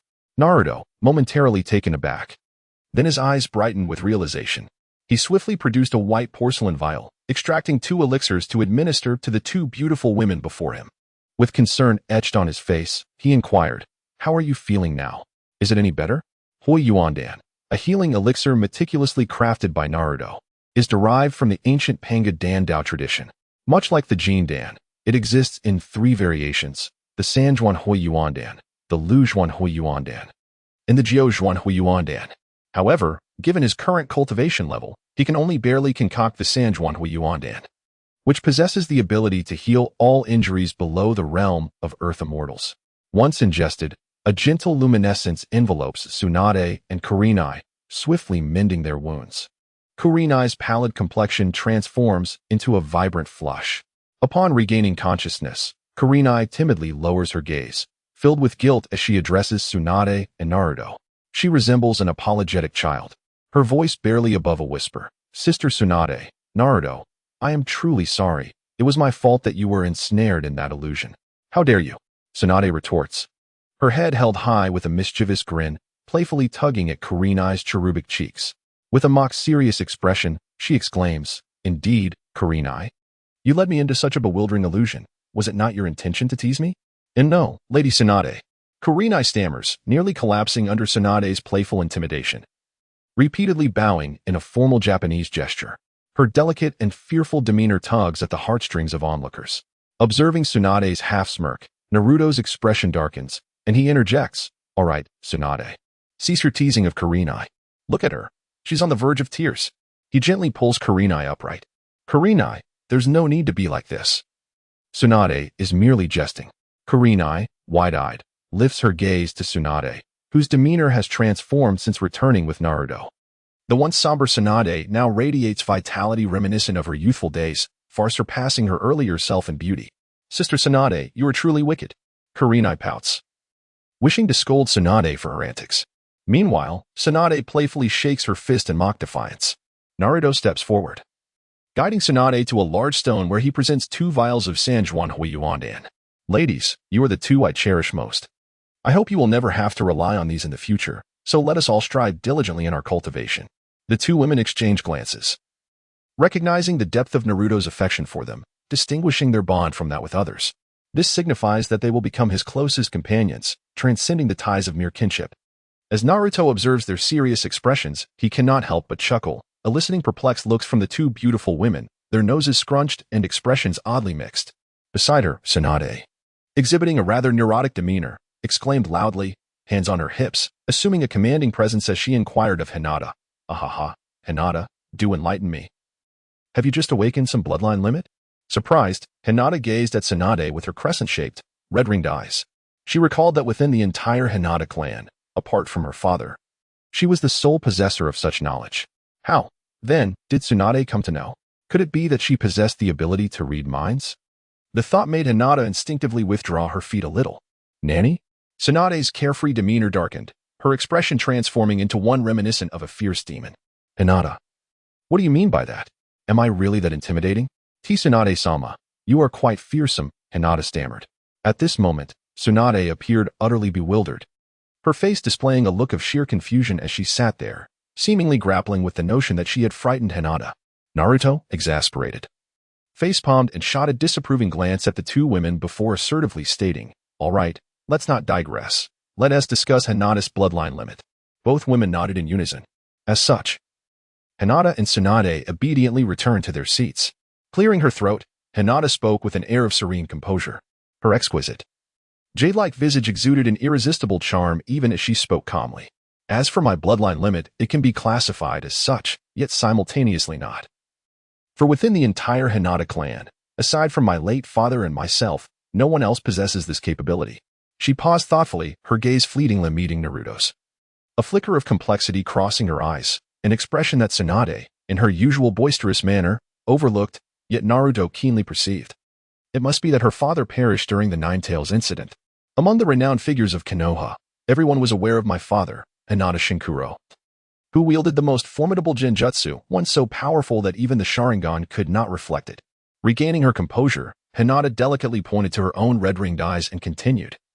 You see, my father possessed eyes that could discern reality from illusion, allowing him to manifest genjutsu to an almost tangible extent. She cast an apologetic glance at Tsunade, reminiscent of earlier. By channeling a modicum of chakra, I inadvertently returned the spiritual essence and cellular energy to my body, resulting in the emergence of a pure spiritual aura within me. This aura greatly stimulated my eyes, endowing them with the ability to perceive the true and the false, akin to my father's vision. Just now, without realizing it, I unwittingly released a genjutsu from my father's notes, and by the time I regained my senses, Tsunade's sister had already been ensnared within it, leaving me unable to retract it. Oh. Upon hearing Hinata's words, Tsunade's curiosity was piqued. Her eyes fixated on Hinata's red-ringed pupils as she exclaimed in realization, so, it's your father's genjutsu, the one that even the Uchiha clan cannot counter. No wonder I found Konoha to be so vividly real. But, Hinata, was I not caught in that very predicament just now? Why is it that upon my emergence, although I vividly recall the events that transpired, I regard them merely as an ordinary dream, easily dismissible? Upon hearing Tsunade's words, Naruto lifted his gaze. His azure eyes sparkled like a profound night sky, reminiscent of two flawless crystals, devoid of any impurities. The exquisite beauty must be attributed to the efforts of Red. I surmise. This illusion she conjured seems to unleash the most vulnerable aspects of one's soul, transforming all fears into tangible realities, ensnaring opponents in a belief that this fabricated world is genuine. Under the weight of such nightmarish visions, they may succumb to despair, ultimately descending into madness. Many, unable to bear the burden, may even choose to end their own lives. Such a terrifying illusion. Naruto broke into a cold sweat as he regarded Hinata, pondering that had he been in such a predicament, he too may not withstand it. Hinata's eyes widened in astonishment as she gazed at Naruto, as though she had seen a ghost. You are aware of my illusion? Do you, like Tsunade-sama, possess the ability to read minds? Read minds? How could I possibly possess such a gift? Naruto refrained from answering directly, instead continuing to ponder, carefully articulating, upon witnessing Tsunade's entrance into the environment. Hinata recalled her father's accounts, which filled her with dread. Thus, she exerted all her power to suppress the overwhelming fear of the beautiful lady, rendering her seemingly devoid of fear. So, that is how it is, Tsunade remarked as she extended her hand to embrace Hinata's slender arm. Feeling a gentle warmth in her heart, she could envision that had Hinata not acted in such a manner, even upon returning to reality, she would have faced utter collapse. However, Naruto remained perplexed. Logically, Hinata's exceptional Jonin prowess should not pose a threat to Tsunade, yet she managed to accomplish just that. Hinata, Your abilities should not be a threat to Tsunade. Is it possible that your illusions can transcend one's level of skill, allowing you to exert control regardless? No. Hinata quickly lifted her rosy, cherubic face. It is the lotus. As she spoke, she instinctively touched the inner crimson lotus with her cotton-like fingers. The lotus has always bestowed me with strength. It seems to possess boundless power. Oh, both Tsunade and Naruto exhaled in understanding. The power of the lotus was indeed formidable. Yet Hinata's ability to harness even a fraction of that strength was a testament to her remarkable talent. In contrast to Tsunade, Naruto possessed a deeper understanding. In the original narrative, after the demise of Hinata's parents, she had been training in solitude, curiously. Konoha had not assigned a formidable mentor to nurture the child of a hero. The only resource available to Hinata was the illusionary insights left behind by her father. Yet this tenacious girl persevered through her unwavering efforts to become an exceptional ninja. Even now, Hinata exhibited a profound sense of independence. Hinata, I commend you. The journey along the path of a ninja must have been arduous over these years, hasn't it? Do you recall the words your father once spoke? Naruto pondered for a moment, a smile gracing his lips. Yet his words carried the weight of a heartfelt admonition reminiscent of the teachings imparted by Tsunade before she ventured into battle. You are a ninja, and thus, one cannot guarantee survival. However, Hinata, you are a woman, and with that comes a significant responsibility to ensure that our will is passed down to our children. Observing Hinata's tearful expression, her glistening red lips pursed tightly, Naruto refrained from transforming her sentiment into the will of fire espoused by Tsunade. To him, the vastness of the universe may very well serve as the ultimate sanctuary for them all, their lives potentially extending far beyond the confines of the shinobi world. Noticing Tsunade's emotional demeanor, Naruto instinctively embraced her as well. You both are alike. In the long years ahead, we must support one another. Soft sounds of agreement resonated in Naruto's ears as both women nestled deeply into his embrace. In the examination classroom, the trio of Naruto, Hinata, and Tsunade suddenly appeared. Yet aside from themselves, none of the others seemed to perceive their presence. Within this hidden space, Hinata gazed in astonishment at Naruto's real clone. Who was sleeping in a chair? Naruto, is that your true clone? It resembles you so closely, with hardly any discernible difference, save for the energy within. With an unspoken pride, Naruto affirmed the essence of the real clone, distinguishing it from the shadow clones. He then cast a tender glance at Hinata, whose delicate features had become even more radiant, concealed by an illusion. In the inner realm, as Naruto spoke of the dangers present in their world, Hinata resolved to revert everything to its original state, intending to keenly observe the powerful beings lurking in the shadows. She hoped this would aid Naruto, even as the lotus at her brow was deliberately obscured. Hinata, do you truly not wish to evolve your Sharingan? With unwavering determination, Hinata replied, Naruto, Tsunade. My eyes possess significant insight. I wish to merge this vision with the Tenseigan to unlock even greater abilities. Although the Rinnegan is formidable, it is not inherently mine. At this moment, Hinata's expression dimmed slightly as she added, I yearn for a world where eyes akin to my father's can restore the memories of Konoha and the legendary genjutsu of Tsunade. Rest assured, we are all your family. Tsunade reassured, grasping Hinata's delicate hand, seemingly imparting strength. Thank you, sister, Hinata expressed, but her gratitude was abruptly interrupted as something startled her, causing her to jump. Naruto turned to discover it was Orochimaru's small white snake. 3 tiny white snakes, akin to tadpoles, swayed their forms, slowly inching towards Hinata. Regaining her composure, Hinata glared at the disguised figure at the wall's base, her irritation evident. This was not her first encounter with Orochimaru's fright, despite her previously calm demeanor. The enraged Hinata exuded an aura of formidable power. With a fleeting gaze, she revealed a hidden snake that suddenly appeared beneath the blackboard's balcony. Then, the sharp-eyed Hinata swiftly focused on the figure of Morinae Ibiki, who was meandering around the podium, knowing full well the risk of exposure. Uncle Snake was suddenly taken aback to find the cold-faced Ibiki had placed 3 pristine little snakes upon his desk. A scarred forehead bore a distinct mark. And with a frosty demeanor, Ibiki declared, Great Python, retract your little snakes, or do not blame me for my lack of courtesy. Without regard for the bewildered gazes of others, Ibiki ascended the podium, leaving Uncle Snake in a state of shock and confusion. Uncle Snake stared at the 3 little white snakes that remained unseen by the others, his entire body trembling involuntarily. He swiftly retracted the snakes. Cold sweat cascading down his brow, his face, which typically wore a nonchalant expression, now twisted in agitation as he muttered inaudibly to himself. What is happening? That aura, though seemingly weak, managed to paralyze my white snakes, and it even compelled that scoundrel Ibiki to bring the snakes to me. Does this mean I've been discovered? Observing the expressions of those around him, he noted the flicker of confusion in their eyes. What an ingenious maneuver. Indeed, no one had noticed the phosphorescent snakes. Thus, the implication was clear: do not interfere with him. The winds of Konoha's windmill have already begun to turn quietly. Yet this decrepit elder is still lost in his delusions of becoming Hokage. It seems that certain grievances have reached a point where they must be settled. Surely, no one would object to my actions. I must remain vigilant against that fool Jiraiya. It appears I should summon that rascal Manda to bring along some reinforcements. Alas, Uncle Snake is truly beyond redemption.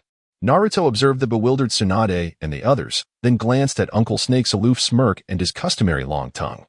Feeling a wave of nausea wash over him, turning to Tsunade and the others, he said, "The lovely ladies, Tsunade and Kurenai.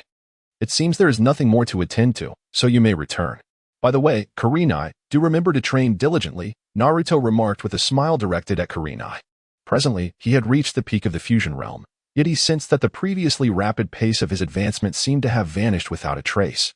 Indeed, it was as though a primal suppression had emerged within this world, making it exceedingly challenging for him to elevate his cultivation. This instilled a sense of urgency within him. He wished for no power to threaten those close to him. Hence, the stronger Kurenai and the others became, the more at ease he felt, with a sense of relief. Naruto noticed Tsunade batting her orange-hued eyes at him, resembling a mischievous child. She then turned and, pulling the hesitant Kurenai along, vanished into the void, leaving behind Kurenai's sweet voice echoing in Naruto's ears. "Naruto, I will train diligently, so there is no need for you to worry." Indeed, Naruto felt a sense of contentment, his azure eyes sparkling like the stars in the sky, radiating a charm uniquely his own. He then glanced around at the diligent individuals nearby, listening to the rhythmic sounds of writing, an odd sensation rising within him. With a slight sway, he merged entirely with his shadow clone, becoming indistinguishable from one another. Although he and Tsunade had spent several days within the inner space, to the outside world, it was but a mere breath. Looking up at the expressionless face of Tsunade Ibiki on the podium, Naruto couldn't help but chuckle, as this fellow seemed to possess a gaze that could devour anyone. While he reveled in his triumph here, the Hokage's office was in an uproar due to Ibiki's actions. Although the object in Ibiki's possession had been deliberately concealed by Yuhi Kurenai, all his movements and behavior were distinctly reflected beneath the crystal ball. Lord Third. What on earth just happened with that guy Ibiki? Might Guy, who was typically insensitive to ninjutsu and jinjutsu, asked in bewilderment. To him, the recent events seemed exceedingly strange, even causing this taijutsu ninja to sense something amiss. Yet, he could not pinpoint the source of the issue, a mystery even to him. Beside him, Kakashi's eyes momentarily gleamed with a hint of light, but he was astonished to find that even with his Sharingan's Fortomo, he could not discern the true nature of the happenings. Who else could conceal themselves so effectively under his watchful gaze? In this world, evading his detection could only be achieved by someone with significantly higher prowess, namely the leaders of the various villages or fellow Uchiha clan members. However, with Sasuke being the last remnant of the Uchiha, who could it possibly be? Kurenai, I never imagined you would be so inept. You can't even handle 2 cups of such low-grade sake, Tsunade quipped, having mysteriously produced a set of tables and chairs nearby. At that moment, she was reveling in the misfortune of Yuhi Kurenai, whose face had turned as red as a sunset, causing laughter to erupt and diverting the atmosphere of the Hokage's office. The gathered ninjas, including Kakashi, turned to gaze at the animated Tsunade in speechless disbelief, beads of sweat forming on their foreheads, their expressions twitching as if struck by an invisible force. After the initial shock, Kakashi suddenly recalled the individuals from the Lotus clan. If anyone possessed the ability to provoke Ibiki into such behavior, it would undoubtedly be Naruto, akin to playing with a monkey.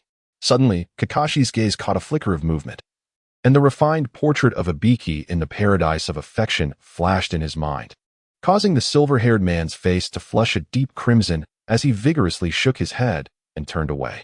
Regaining his composure, Sarutobi furrowed his brow, pondering the events that had just transpired. Could it be related to Naruto? That seemed unlikely. While the boy may not hold Konoha in high regard, he would not resort to such antics.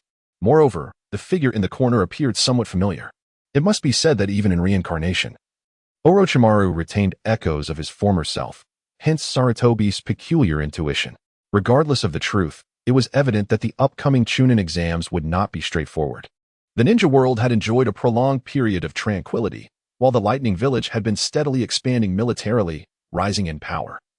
The Mist Village was likely recovering from its bloody past, this time in conjunction with the Sand Village's joint report for the Chunin exams. They could not evade the scrutiny of other villages. It must be noted that although Sarutobi had decayed in certain aspects, he still performed admirably in matters of external influence. Amassing comprehensive intelligence. It is somewhat peculiar that Konoha has consistently deployed Itachi as an undercover agent within the Akatsuki organization. Under such circumstances, figures like the third Hokage and Danzo should have long since acquired detailed intelligence regarding the members of Akatsuki. However, the original narrative presents a rather strange scenario. Most of the information concerning Akatsuki appears to have been derived from Jiraiya's external investigations, which is quite astonishing. How could the materials provided by a long-term undercover agent be inferior to the data gathered by Jiraiya, who often acts in a rather foolish manner? This seems implausible, suggesting that the third Hokage and Danzo, for reasons unknown, may possess ulterior motives, thereby concealing first-hand information from the broader populace. Setting aside the matter of Ibiki, I believe the tranquil village may soon stir once again. Everyone should remain vigilant regarding various circumstances within the village, ensuring that hostile elements are afforded no opportunity. The third Hokage remarked, puffing on his pipe as he addressed the surrounding shinobi. A chorus of affirmative responses echoed from the ninjas. In the classroom, a myriad of cheating methods emerged, with the Sharingan spinning in cycles and the Byakugan providing precise insight. A few individuals trembled, beads of cold sweat forming upon their brows, seemingly replacing the anxious Naruto from the original narrative. 18. You have cheated 3 times. Please gather your belongings and leave. Came the stern voice of the proctor from the upper left corner, startling Naruto from his reverie. Immediately, a fellow student trembled. Realizing he could no longer maintain the fade, he cast a glance at the 2 other ninjas who had risen alongside him, their expressions rife with reluctance. And he couldn't help but bow his head. Not long after these 3 departed, the classroom felt eerily spacious. A certain individual, his face smeared with paint, could no longer contain himself and stood up, declaring, "Proctor, I urgently need to use the restroom."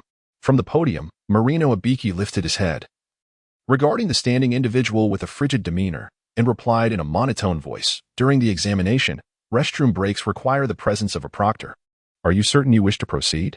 "Indeed," the student affirmed. Upon hearing their exchange, Naruto smirked disdainfully, turning his head. He found himself ensnared by the unwavering gaze of a pair of pale eyes, reminiscent of the moon, which seemed to pierce through him. He paused, bewildered. What is this Byakugan girl staring at me for? Simultaneously, Hinata, gazing into the cerulean depths of Naruto's eyes, perceived purity and innocence therein. In an instant, her fair cheeks flushed a deep crimson, and she swiftly turned her head away. Panicking, "He noticed me. What should I do?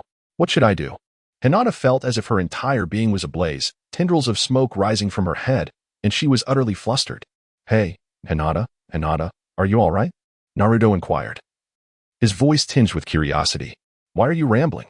However, upon hearing the sound near her ear, Hinata's face turned an even deeper shade of red. She instinctively propped her hands on the desk, feeling lightheaded and fainting. Naruto's expression contorted in bewilderment. What on earth is this little girl's threshold for embarrassment? He found himself utterly perplexed. Alas, the children of this world are remarkably precocious. Naruto wiped the cold sweat from his brow, relieved that this examination did not hinge upon mere answers, but rather on the courage of a ninja and their unique reconnaissance skills. Otherwise, the little girl's blank paper would surely prove a challenge.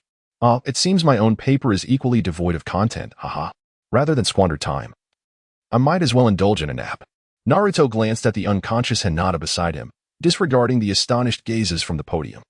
He closed his eyes and surrendered to slumber. What a conceited fellow he is. It appears he is aware of the examination's true purpose. The third Hokage's special instructions are indeed not to be taken lightly. Time passed, and in his drowsy state, Naruto began to hear persistent voices at his ear. His brow furrowed slightly in his sleep, yet he remained oblivious. After all these years, he seldom slept so soundly. "Hey, you there sleeping? It's time to wake up." Ibiki shouted from the podium, his voice tinged with irritation. Yet, the purple-haired warrior, seemingly indifferent to his frustration, continued to rest his head on the desk. "Hey, Ibiki exerted all his might, his voice nearly shaking the very foundations of the building. Hinata, observing the peculiar stares from those around and the fierce intensity in Ibiki's gaze, felt a twinge of fear. She hastily nudged Naruto. Naruto, wake up. They're about to announce the 10th question. Feeling the gentle pressure on his shoulder, Naruto whimpered softly and lifted his head, bewildered. He had been immersed in sweet dreams. How could he be awakened so abruptly? He wiped the drool from the corner of his mouth and surveyed the room filled with odd stares, sluggishly rising and muttering to himself, we've finished the exam. How delightful. I can go home soon. Hey, you need to grasp the current situation. Ibiki's icy tone pierced through the haze of Naruto's confusion. With a smile that belied his bewilderment, Naruto felt an unsettling sensation bloom within him. What was amiss? This seemed rather ominous. The 10th question. Beside him. Hinata tugged at Naruto's sleeve, her gentle voice finally rousing him from his stupor. Oh, it's the 10th question. I thought we were done. Naruto sat down reluctantly, his demeanor exuding reluctance, leaving the entire classroom of examinees in stunned silence. Oh, it seems this fellow possesses an unexpectedly endearing side, even disregarding the examiner's authority. Handing over the bright gaze of her eyes, Shikamaru fixated intently on the back of the white-clad warrior. It appeared this young man was maturing far too quickly. However, from this perspective, the invisible gap in their ages seemed to vanish. How amusing. Kankuro, adorned with paint, sensed the shifting emotions of the beastly decision and turned his vacant gaze toward Naruto's silhouette, his eyes harboring a trifling bitterness, a touch of fear, and a significant measure of hatred. How formidable this individual is, evoking within me a tinge of envy. His blood is simply exquisite. Soon, oh soon, I shall present it to you for a taste, dear mother. Behold, such a delicate lotus, radiating a power that is indeed enviable. Perhaps we should take this fellow along as well. Foolish buffoon. Above, Tsunade Ibiki listened intently to the incessant murmurs below, and with a resounding slap against the desk, he bellowed, Silence! Otherwise, you shall all be deemed unfit. This proclamation sent a wave of shock through the assembly, causing each individual to straighten up, returning to a state of attentive decorum. Now, I shall announce the regulations for the 10th question, he continued, a malicious grin spreading across his face as he surveyed the disheartened candidates. You must make your choice based on your circumstances and decide whether to attempt the 10th question. Those who remain to face it, should they fail to answer, will render all previous scores null and void, permanently forfeiting their chance to participate in the CH-NEEN exam. Those who opt to withdraw may continue to the next CH-NEEN exam, but their prior scores will similarly be counted as 0. In essence, this 10th question will determine your fate. Ibiki's words incited a palpable uproar among the candidates, many of whom were now drenched in cold sweat. The typically bold Shikamaru stood up, slamming his palms on the table, and earnestly addressed Ibiki. Wait, are you saying that all our previous examinations were for naught? You may interpret it as such, Ibiki replied, his demeanor unyielding. The atmosphere grew tense, silence enveloping the room, with even the softest breaths rendered nearly inaudible. Naruto, fully aware of these cunning ploys, rolled his eyes, his head resting heavily on the desk, resembling a mushroom that had sprouted in the wrong place. Not far ahead, Uchiha Sasuke, fueled by a fierce determination, glared defiantly at Ibiki's figure. No, I absolutely cannot withdraw. The honor of the Uchiha clan must not be tarnished. As for Haruno Sakura, she appeared to be the type who feigned superiority, yet for the written exam, although perfection was unattainable, it would not pose insurmountable difficulty. Naruto should manage just fine, and as for Sasuke, there was no doubt he would succeed. Thus, it seemed we were assured a place in the next round of examinations. However, amidst the fearless, there were those who trembled. Just as Naruto diverted his gaze, a quavering voice emerged. HG, in no way, I apologize, Proctor, I choose to withdraw. Atop the platform, Ibiki smirked coldly. If you lack even this modicum of courage, remaining would be futile. Such a ninja would either perish or flee on the battlefield. With a dismissive wave of his hand, he continued, Is there anyone else wishing to withdraw? Hurry, in 2 minutes. Anyone who does not withdraw will be deemed to consent to the examination. I withdraw. I too withdraw. Withdraw. Is there anyone else wishing to withdraw? 2 minutes later, Ibiki gazed at the lifeless head on Naruto's desk, startled, his teeth clenching audibly. He found himself powerless against that individual and could only rage at the candidates below him. Exclaiming, If there are no objections, I hereby declare that you bunch of insufferable miscreants have all passed this examination. Passed? What on earth is going on? Just as Ibiki was preparing to assert his authority, Naruto below him visibly brightened, a mischievous smile curling at the corners of his mouth. With a mere thought, the hat atop Ibiki's head silently floated down to the desk. Amusingly, the oblivious Ibiki failed to notice the bewildered and trembling gazes directed at him from the candidates below. In a quintessentially aloof manner, he reached up to pat his head, only to encounter the uneven terrain of his scarred scalp. In an instant, a wave of cold sweat broke out as Ibiki's pupils dilated. A swift glance revealed that his hat had indeed settled on the desk, accompanied by Naruto's taunting gaze. What a terrifying individual! Could it be that my earlier stumble and the silent arrival of my hat were all orchestrated by him? How frightening! I should avoid provoking him in the future, having endured much in life. Ibiki's fleeting unease was expertly concealed as he boldly gestured towards the multitude of scars adorning his head, intimidating the frightened children below with a commanding tone. Did you see that? As a ninja, one must possess an indomitable will, even in the face of the gravest trials. One cannot allow vital information to fall into enemy hands. Those who withdrew earlier lacked even the courage to face a challenge. They are unworthy of being true ninjas. Only then did the candidates below begin to comprehend, trembling in fear at the sight of Ibiki's horrifying scars. What terrible wounds! What has this man endured? Naruto, too, was taken aback. Such terrifying scars could only be the result of extreme interrogation methods. This man has suffered greatly. No wonder he seems so peculiar. One can only become so numb and cold after enduring such profound torment. Don't be afraid, Hinata, Naruto reassured the timid girl beside him. This man is merely a testament to the fact that he wasn't strong enough to evade capture by his enemies, resulting in his current state. What a perplexing woman, Naruto thought, chuckling softly. When Ibiki finally announced the conclusion of the exam, he dissipated into a streak of light before the eyes of the crowd. Whoosh. Oh no. Uncle Snake once again bit his own long tongue, disregarding the pain, or perhaps he was incapable of feeling it. His mind was tumultuous with waves of realization. That speed. The body flicker technique? No, it's different, far too swift. Could it be the flying thunder god technique? Unlikely. That technique cannot produce such an effect, and it requires prior placement of spatial markers. The individual appeared to charge forth impulsively, demonstrating an unrestrained audacity. Such formidable techniques must be acquired. I must possess them. Tsunade Ibiki, having just stepped onto the platform, furrowed his brow as he gazed in astonishment at the direction from which the light had shot forth. This was exceedingly bizarre. This individual was astonishingly powerful, truly a being to be feared even by the third Hokage.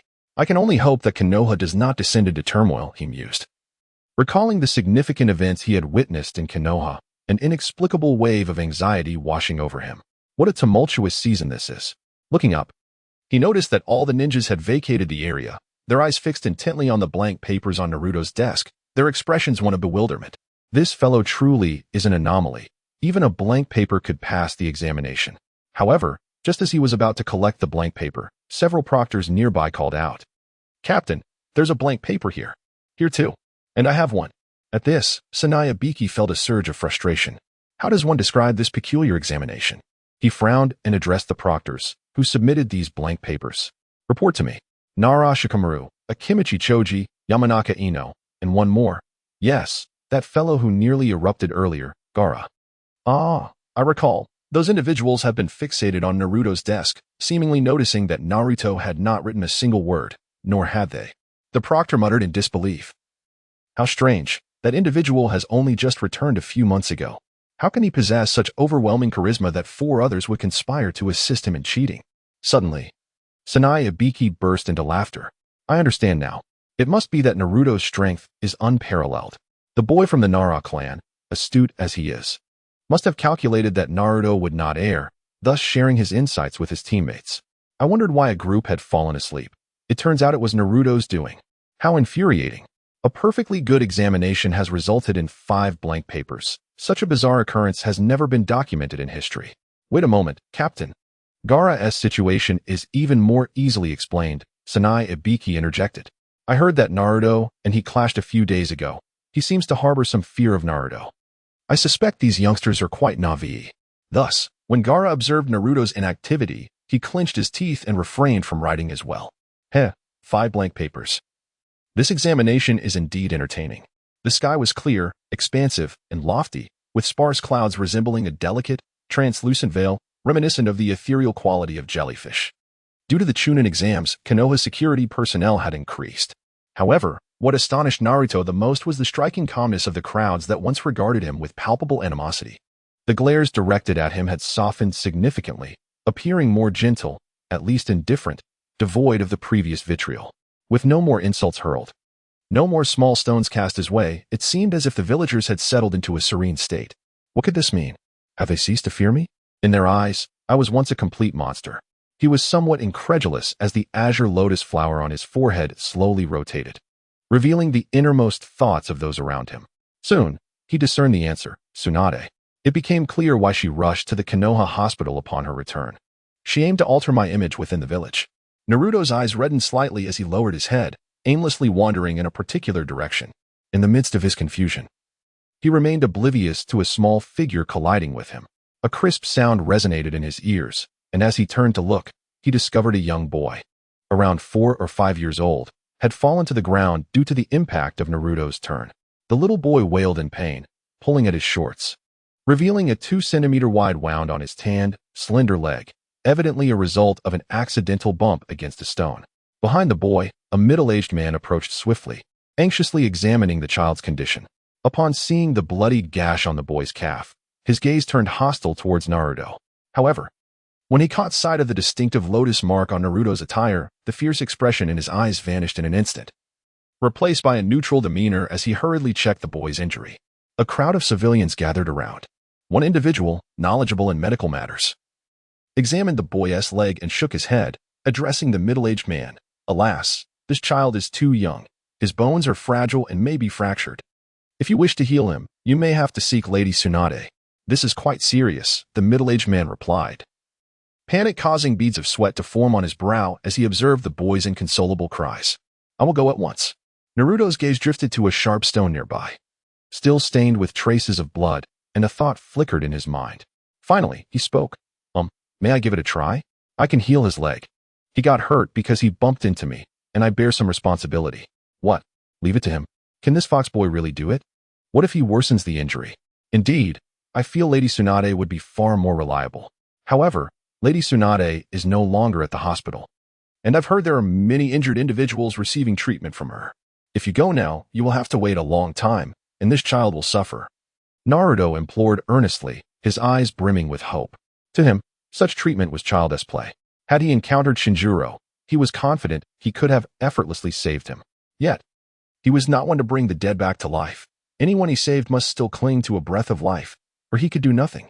The middle-aged man hesitated for a moment, glancing at the heartbroken child in his arms, then at Naruto.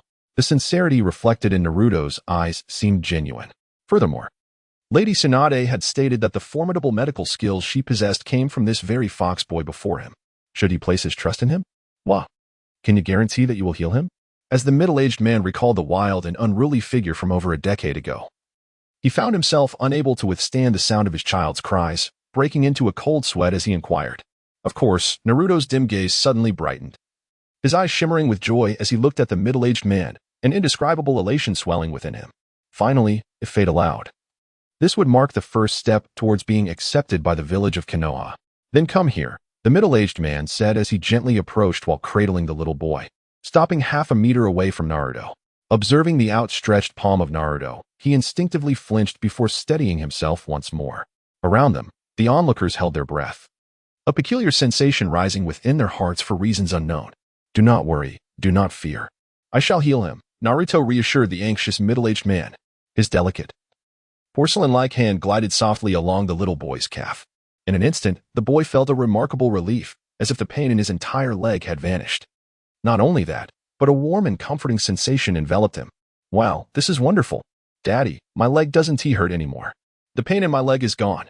Amidst the puzzled gazes of the crowd, the little boy's laughter grew ever more exuberant, his small, jewel-like eyes nearly squinting shut in sheer delight, his expression radiating bliss. In response, Naruto merely smiled gently, feeling the boy's wounds had completely disappeared. Retracting his hand, he experienced an indescribable joy within his heart. The icy sensation has vanished. The little boy exclaimed, unable to contain his curiosity as he opened his eyes and gazed at Naruto, a flicker of reluctance shimmering within his gaze. Big brother, how did you do that? I felt so good just now. While the adults might harbor various apprehensions towards Naruto, the children remained unburdened by such concerns. Despite the many admonitions imparted by the grown-ups, they recognized Naruto as the so-called demon fox. Yet, overall, their innate instincts fostered a greater trust in their direct experiences. Aren't you afraid I might devour you? After all, I am the demon fox Naruto, he playfully threatened, baring his teeth at the little boy. At the sound of his voice, the surrounding civilians recoiled in terror, stepping back several paces, their faces etched with trepidation.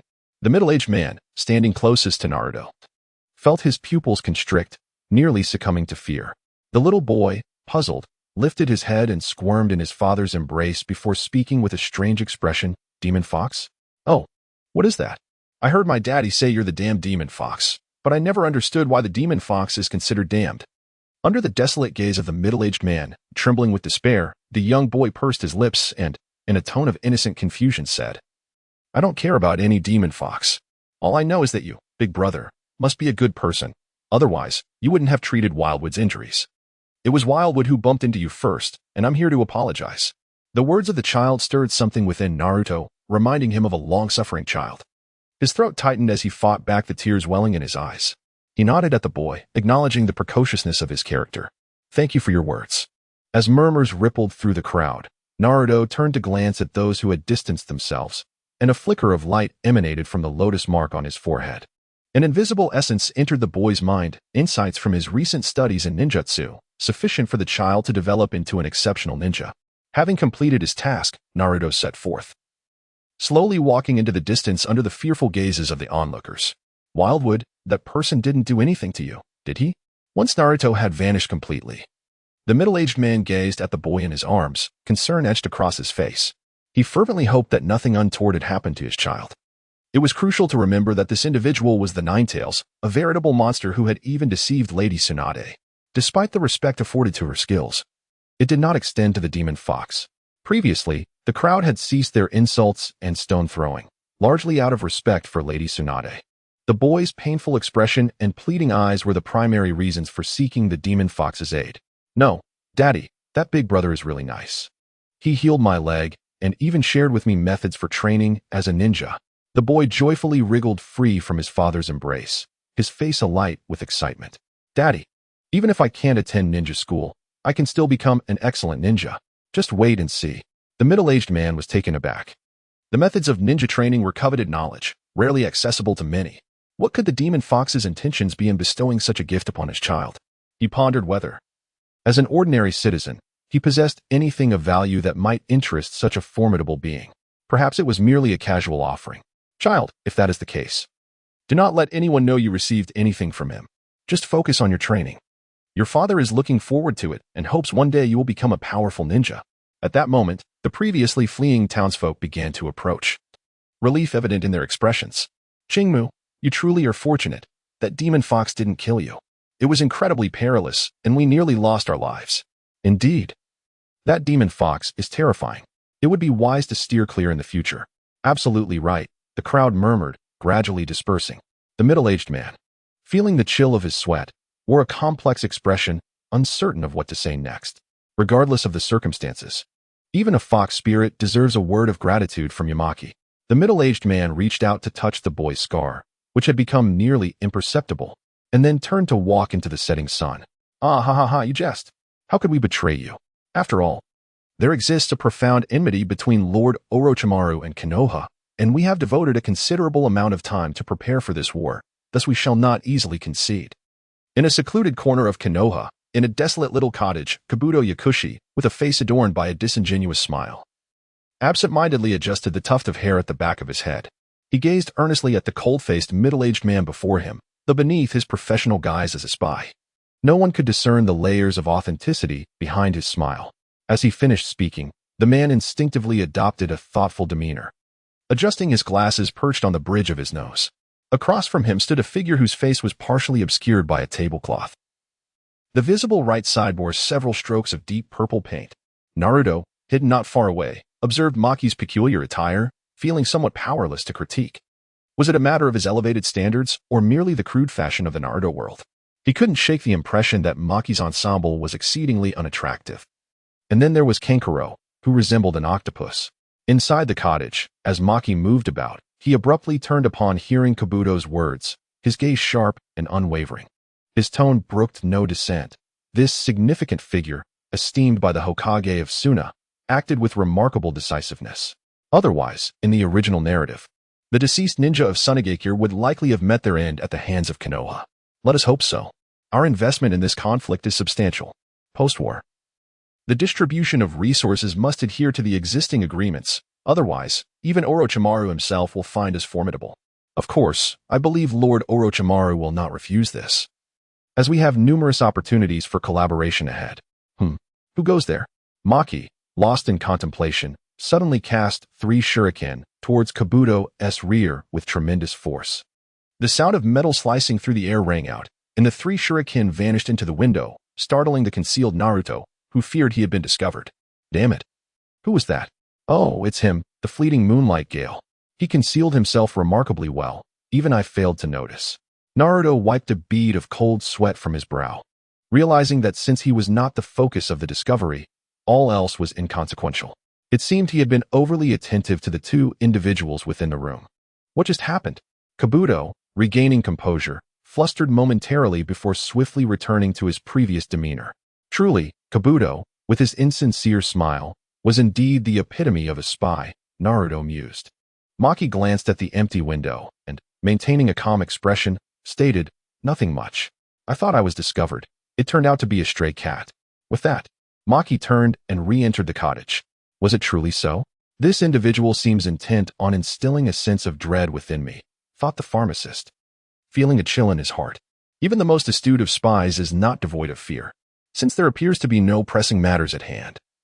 I shall refrain from intruding further. I trust that you shall proceed according to the established plan. Rest assured, we, the Sand Shinobi, have always upheld our commitments. As allies, we shall not capriciously alter our course. In the realm of existence, every beginning has an end. Likewise, within the domain of the Tao, there exists causality and reincarnation, intricately intertwined, influencing the achievements of practitioners. It resembles an invisible thread that connects practitioners to the people and events surrounding them. Beneath the vast white sky lies a dense forest, at the center of which is a gorge several hundred meters wide. Within this gorge, bizarre stones rise sharply, and the crystalline waters of an unknown river flow ceaselessly along its banks. At either end of the gorge stand towering cliff-carved statues, exuding immense presence. One bears an expression of cold arrogance, while the other emanates solemn nobility, hinting at the significant events that have transpired in this place. Known as the Valley of the End, atop the grand statues sits a striking and graceful youth, whose feet rest upon the head of the statue of Hashirama Senju. Compared to Uchiha Madara, although Hashirama is formidable in terms of temperament and inner fortitude, he falls considerably short. It is little wonder that Hashirama, who was destined for a long life, met an untimely end, while the ambitious Uchiha Madara nearly attained ultimate power. Naruto chuckled lightly, his gaze flickering as his fingers danced in intricate calculations. Since his last breakthrough to the pinnacle of the fusion realm, his cultivation had stagnated, despite his impending comprehension of the mid-stage of the chaotic decision. Thus, he sought to employ the art of deduction to discern the root of his predicament. As Naruto's fingers moved with increasing speed, a mysterious ripple emanated from his body, gradually sweeping into the distance. Upon extending hundreds of thousands of miles into the sky, it seemed thwarted by an unseen barrier, making further progress impossible. With a thunderous roar, his body quaked violently, and all his deductions dissipated. Blood suddenly erupted from Naruto's mouth, dimming his once bright gaze. Curious, indeed. Beyond this world lies a thick barrier of spatial obstruction. Fortunately, I had the foresight to glean a sliver of the profound. Yet, this revelation left Naruto perplexed. He could not fathom the nature of this world's structure.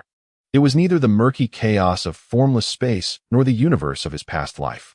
He distinctly recalled that when his soul, enveloped in the chaotic azure lotus seed pod, traversed into this realm, he beheld a cerulean world, though it did not rival Earth from his previous existence.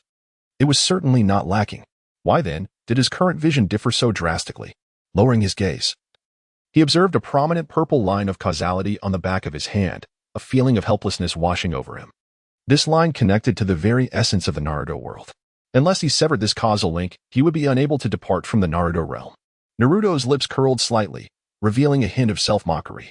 Nevertheless, it was true that I had assumed the identity of the original Naruto, and from that very moment, I had inexplicably intertwined my fate with this world.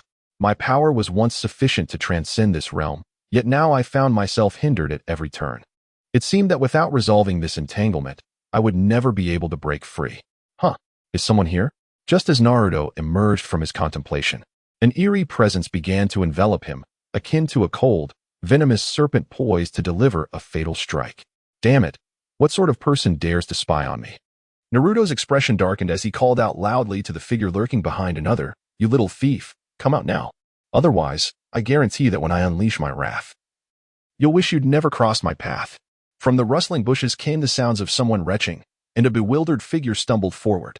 It was a little girl, perhaps 5 or 6 years old, with long rabbit ears and black hair trailing on the ground. Her snow-white kimono appeared excessively oversized, and her bright, round eyes sparkled like polished lenses. She was so frail that the billowing fabric of her dress only added to her peculiar appearance. However, Naruto's attention was not drawn to these details. Instead, his pupils constricted in shock as he took several steps back. Had he not just realized his newfound strength? Embarrassed, he shook his head and took a few steps closer, gazing at the wide-eyed girl. "Kaguya, what happened to you? Who is so formidable as to have transformed you into this state?" The little girl stared blankly for a while, seemingly perplexed by Naruto's words. As she innocently sucked on her tiny finger, her rabbit ears twitching lightly, suddenly she appeared to grasp something, leaping joyfully into the air. "I understand now. I'll go get it." With that, the girl bounded into the trees like a rabbit, swiftly returning with a large, grayish wild chicken in tow. She extended her hand towards Naruto, eager to present her catch. "Here, this is what I just caught. It's delicious, and I always eat this." Naruto was momentarily frozen, his eyelashes twitching as he gazed at the little girl. Well, I must ask, what is your name, little one? Are you truly not Kaguya?" You bear an uncanny resemblance to her. Aside from their age difference, even their rabbit ears were strikingly similar. As Naruto spoke, he crouched down and gently pinched the little girl's rabbit ears. The girl, resembling Kaguya, felt the warmth of his touch, her delicate face turning a deep crimson. She felt her entire body flush with heat. "This rascal, doesn't he know that my ears are the most sensitive? Wasn't it just for this wild chicken?" Why did she touch the girl's ear when she had already given it to him? In an instant, the little girl became furious, her petite white fist suddenly opening wide. A surge of immense purple energy radiating from her body. With a swift motion of her fingers, several sharp bone spikes surged toward Naruto. Could this little one truly be Kaguya? How could she even wield the bone of coagulated ash? Naruto's pupils contracted, his muscles tensing as a powerful aura enveloped him. The sound of clattering echoed as 3 gray bone spikes, exuding a putrid aura, fell to the ground, corroding the earth beneath them into small pits. Remarkable! Kaguya's bone of coagulated ash is renowned for its formidable solidity and corrosive nature within the ninja world. Yet, I sense a profound essence of death intertwined with a hint of life, along with a heavy miasma of the undead. As Naruto discerned the conflicting energies within his palm, a searing flame ignited, incinerating the 3 bone spikes entirely. How absurd! Such potent laws of nature, misused in this manner, is truly bizarre.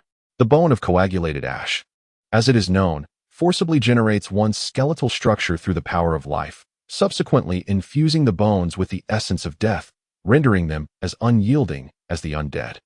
Releasing the girl's ear, he playfully tugged at her adorable face and said, "Little one, where did you learn that? You mustn't use it again. It's harmful to your body, you silly child. By the way, little girl, your name isn't really Kaguya, is it? What do they call you?" Naruto suddenly wore a blank expression, his gaze fixed intently on the girl. "And why do you resemble that Kaguya so closely?" The little girl blinked her large eyes. "Oh, you're asking for my name?" With that, she wriggled free from Naruto's grasp, impatiently darting away, only to return with a wild chicken in tow, sheepishly saying, "I thought you were going to eat my dinner. I don't have a name. I just opened my eyes in this forest. I don't even know who tossed me here." As she spoke, the girl patted a small stone slab nearby and sat down casually, resembling a carefree Tsunade, completely disregarding her appearance. Rubbing her delicate fingers, she conjured a flicker of orange flame, igniting the prepared wood. By the time Naruto noticed, the wild chicken in his hands had completely lost its vitality, skewered on a straight stick. Naruto stared in disbelief at the still feathered chicken, unprocessed and not even cleaned. Is she really going to roast it like that? What kind of taste will that yield? After all, there is quite a lot inside that chicken. Overwhelmed, he sat down on a nearby stone slab, pointing at the foul-smelling, charred feathers, and coughed at the stench, asking in a dazed manner, "Girl, you can't possibly intend to cook it like this, can you?" The young girl lifted her tender face, taking a considerable amount of time to comprehend Naruto's words. It seemed she had not engaged in conversation for quite some time, thus requiring a gradual understanding of many things. "Isn't this how it's done?" she wondered. "I have always prepared it this way, and it tastes quite decent. Besides, I am unaware of any other methods." Naruto was left speechless, waving his hand dismissively at the unpleasant odor. He was certain that the chicken prepared in this manner would be utterly inedible.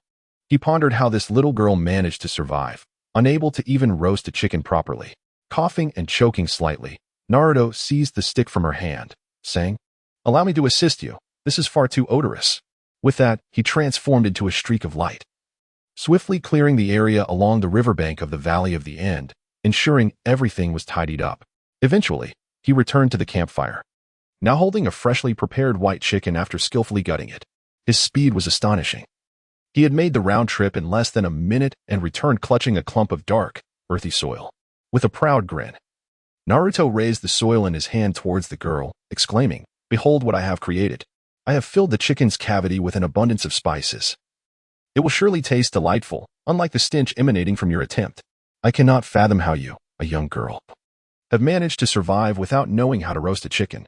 He tossed the clump of dirt onto the fire, allowing the charcoal to envelop it before resuming his seat.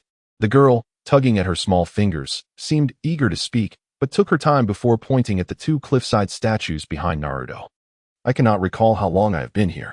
I have witnessed many powerful individuals come to this place, just like those two. Decades ago, they fought here, destroying the grand tree that I once called home." She bit down on her sharp little teeth, expressing her frustration. What despicable creatures they were. "What?" Naruto exclaimed incredulously, pointing at the girl. "You claim you have existed for decades? Why then have you not grown?" With a half-understanding expression, the girl replied, "I do not know." As she shrugged her small shoulders, her tone carried a hint of playful sarcasm. "No matter how powerful they are, they have never noticed my presence. For centuries. You are the first to discover me." "Centuries? Goodness, how is that possible? Are you human or some ancient spirit, a grotesque creature disguised as a child?" Naruto wiped the cold sweat from his brow, his heart racing as he opened his third eye, scrutinizing the girl whose expression had turned wary. What a terrifying aura. What is that eye? Why have I not grown? It seems more potent than that red-eyed affliction from decades past. The girl cast a glance at the Uchiha Madara statue behind Naruto. Though she remained cautious, her prolonged isolation from humanity had stifled any murderous intent. Instead, she gently touched her forehead, gazing curiously at the singular vertical eye on Naruto's brow. "This individual possesses a strength surpassing my own. Yet, I find myself pondering. Who am I? Why can I not recall anything at all?" After a considerable pause, Naruto, seemingly unperturbed, smiled gently at the young girl, patting his thigh in a warm invitation. Come here. Let your brother show you what might be the cause of your inability to grow." With a mischievous grin, he produced two green objects from his pocket, waving them enticingly before her. "Hurry over, there are lollipops to be had." Upon hearing the mention of food, the girl's eyes widened in delight.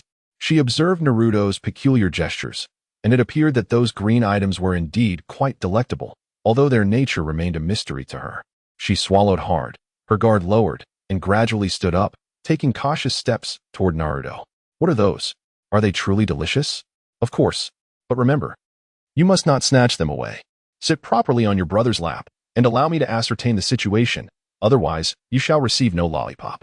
At that moment, Naruto's expression bore an uncanny resemblance to that of a dubious figure luring a child, yet the girl showed no hesitation as she climbed onto his lap with ease.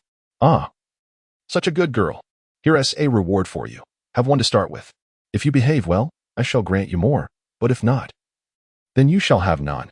Emulating Tsunade's demeanor, Naruto feigned a stern countenance as he unwrapped a lollipop and gently placed it in the girl's mouth. The sweet flavor awakened her taste buds, and she began to babble excitedly. "Wow, this is truly delicious. Brother, please check on me, but I want another one." "Haha. Do not fret. Even if it were 10 or 100, your brother would gladly provide." With a soft smile, Naruto realized how easily deceivable the unsuspecting child was. He tenderly placed his hand on her forehead, allowing a stream of chakra to flow into her body. As the chakra coursed through her, Naruto gradually comprehended the entirety of her physical condition. Strikingly, the girl's skeletal age approached 2,000 years, and it appeared she had been in slumber for an extended period, awakening only a few centuries ago. What is this? How could this girl's life essence be so fundamentally flawed? He observed that the quantity of chakra within her was astonishing, nearly comparable to that of a peak embodiment master. However, the deficiency in her life essence directly impeded her growth, and the chakra seemed to have been directly infused into her, further restricting her development. Having discerned the circumstances, Naruto fell into a contemplative state, seemingly resolved to grant this young girl an opportunity for growth. How intriguing.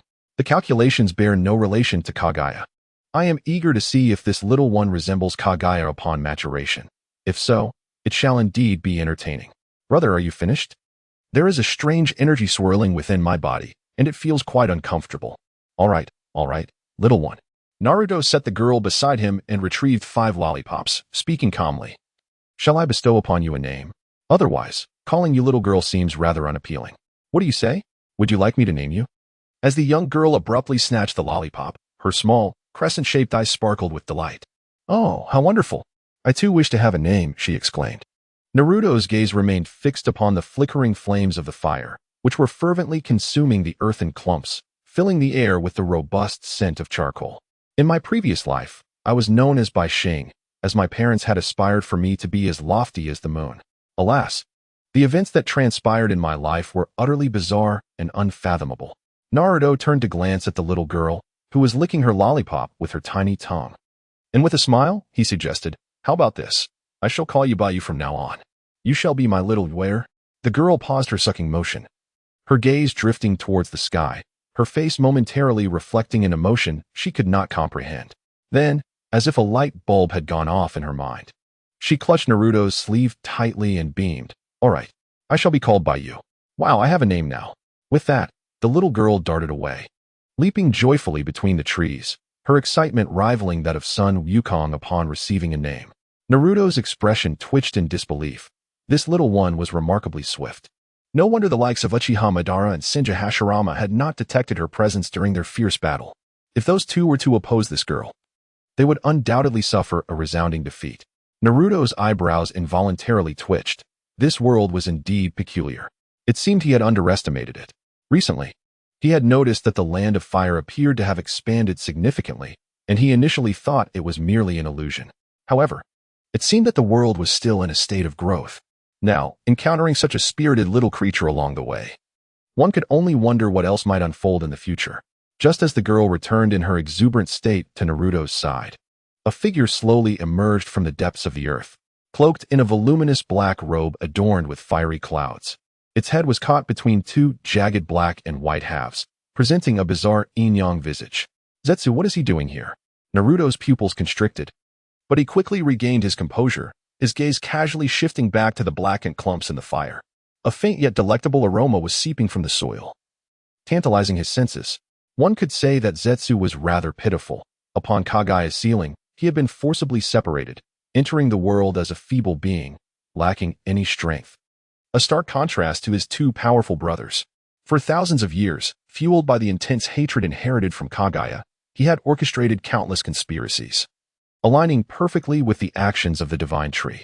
Yet, there was one redeeming quality about him: his unwavering perseverance in the face of countless failures over millennia, coupled with an unwavering, selfless love for Kaguya. Despite his malevolence towards others, he harbored a desire to reunite with his mother, wishing to merge with her once more to enhance her strength. In this regard, he was far superior to his 2 brothers who had sealed their mother away. Mother! How could she appear here, transformed into a child? The picture plants emotionless, pupilless eyes fixated intently on the little girl beside Naruto, her body trembling slightly. At that moment, he was overwhelmed with excitement, his eyes glistening with unshed tears as a tumult of complex emotions surged from the depths of his heart, nearly driving him to despair. Who was that man, sitting alongside the magnificent and powerful mother? A fierce hatred welled up within him. If he possessed immense strength, he was certain that the man across from him would not survive the next instant. The child approached, holding a rather large pitcher plant, resembling a rat that had stolen into the night. Standing not far from Baiwe, he bowed respectfully and spoke in a hoarse, desolate voice. Mother, how did you escape from the moon? I was preparing to rescue you. This is splendid. My two heartless brothers will never expect that you could break free from the moon. Oh, mother. The little girl beside Naruto ceased her sucking of the lollipop. Her gaze filled with confusion as she turned to him, tugging at his clothing with a perplexed expression and innocently inquiring, Brother, weren't you male? Why have you turned female? This person dares to call you mother? Upon finishing her sentence, she took a few steps back, visibly unsettled. Male and female? What nonsense was this? Naruto trembled, utterly bewildered by the child's strange expression.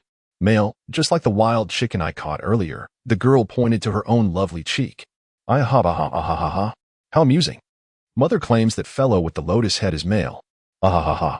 Ju collapsed into fits of laughter, rolling on the ground like a drunken madman, his boisterous demeanor almost causing him to weep with mirth. What is so funny? The little girl extended her tiny tongue to lick the white lollipop vigorously, her tone inquisitive as she pointed at the pitcher plant. Don't hide. It's you. You're also male. Yet, it seems you are a female plant? How strange. I've never seen a pitcher plant differentiated by gender. Today is truly an eye-opener. Ju was nearly choked by her words, nearly collapsing from the absurdity. It seemed that Mother was somewhat different from thousands of years ago. Perhaps this being was not truly Mother. How peculiar. Their essence was entirely identical. Hey, you wretched girl. Who are you? Why do you bear my mother's likeness, appearing so unkempt? Confess. My mother's sanctity is not to be profaned. She is the most powerful and beautiful woman in the world. How dare you look like her? You shall pay dearly. Upon finishing his declaration, he produced a black shuriken from his hand, an object he had acquired from Fei, unexpectedly proving to be of use now. Within the pitcher plant, a spectral visage of a dead person, a yin-yang face, flickered into view, swiftly hurtling toward the little girl. Naruto turned his head, showing no inclination to assist. Having assessed the little girl's physique, he understood that this child possessed a formidable power, making it exceedingly easy to subdue Ju, thus feeling entirely at ease. Oh, how delightful it would be to eliminate you, and then rid the world of that insufferable man.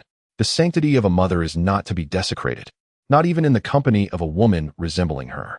Observing that carnivorous plant, clad in a dark coat, exuding an aura of menace, the little girl inadvertently crushed her lollipop, causing her delicate tongue to be bitten, bringing tears to her eyes. In a fit of anger, she exclaimed, You wretched creature! You've made me bite my tongue. You deserve to be punished.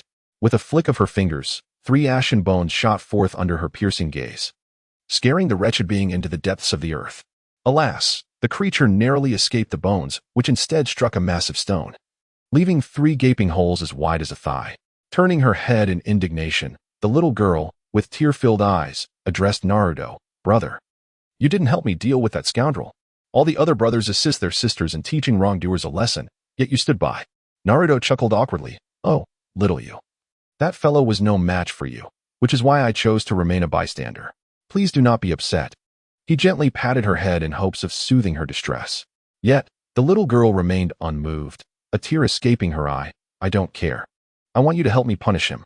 All right, I shall rectify this, Naruto declared, extending his hand towards a certain direction and exerting a powerful pull. The wretched creature, which had burrowed thousands of meters underground to escape, was suddenly yanked from the earth, finding itself before Naruto.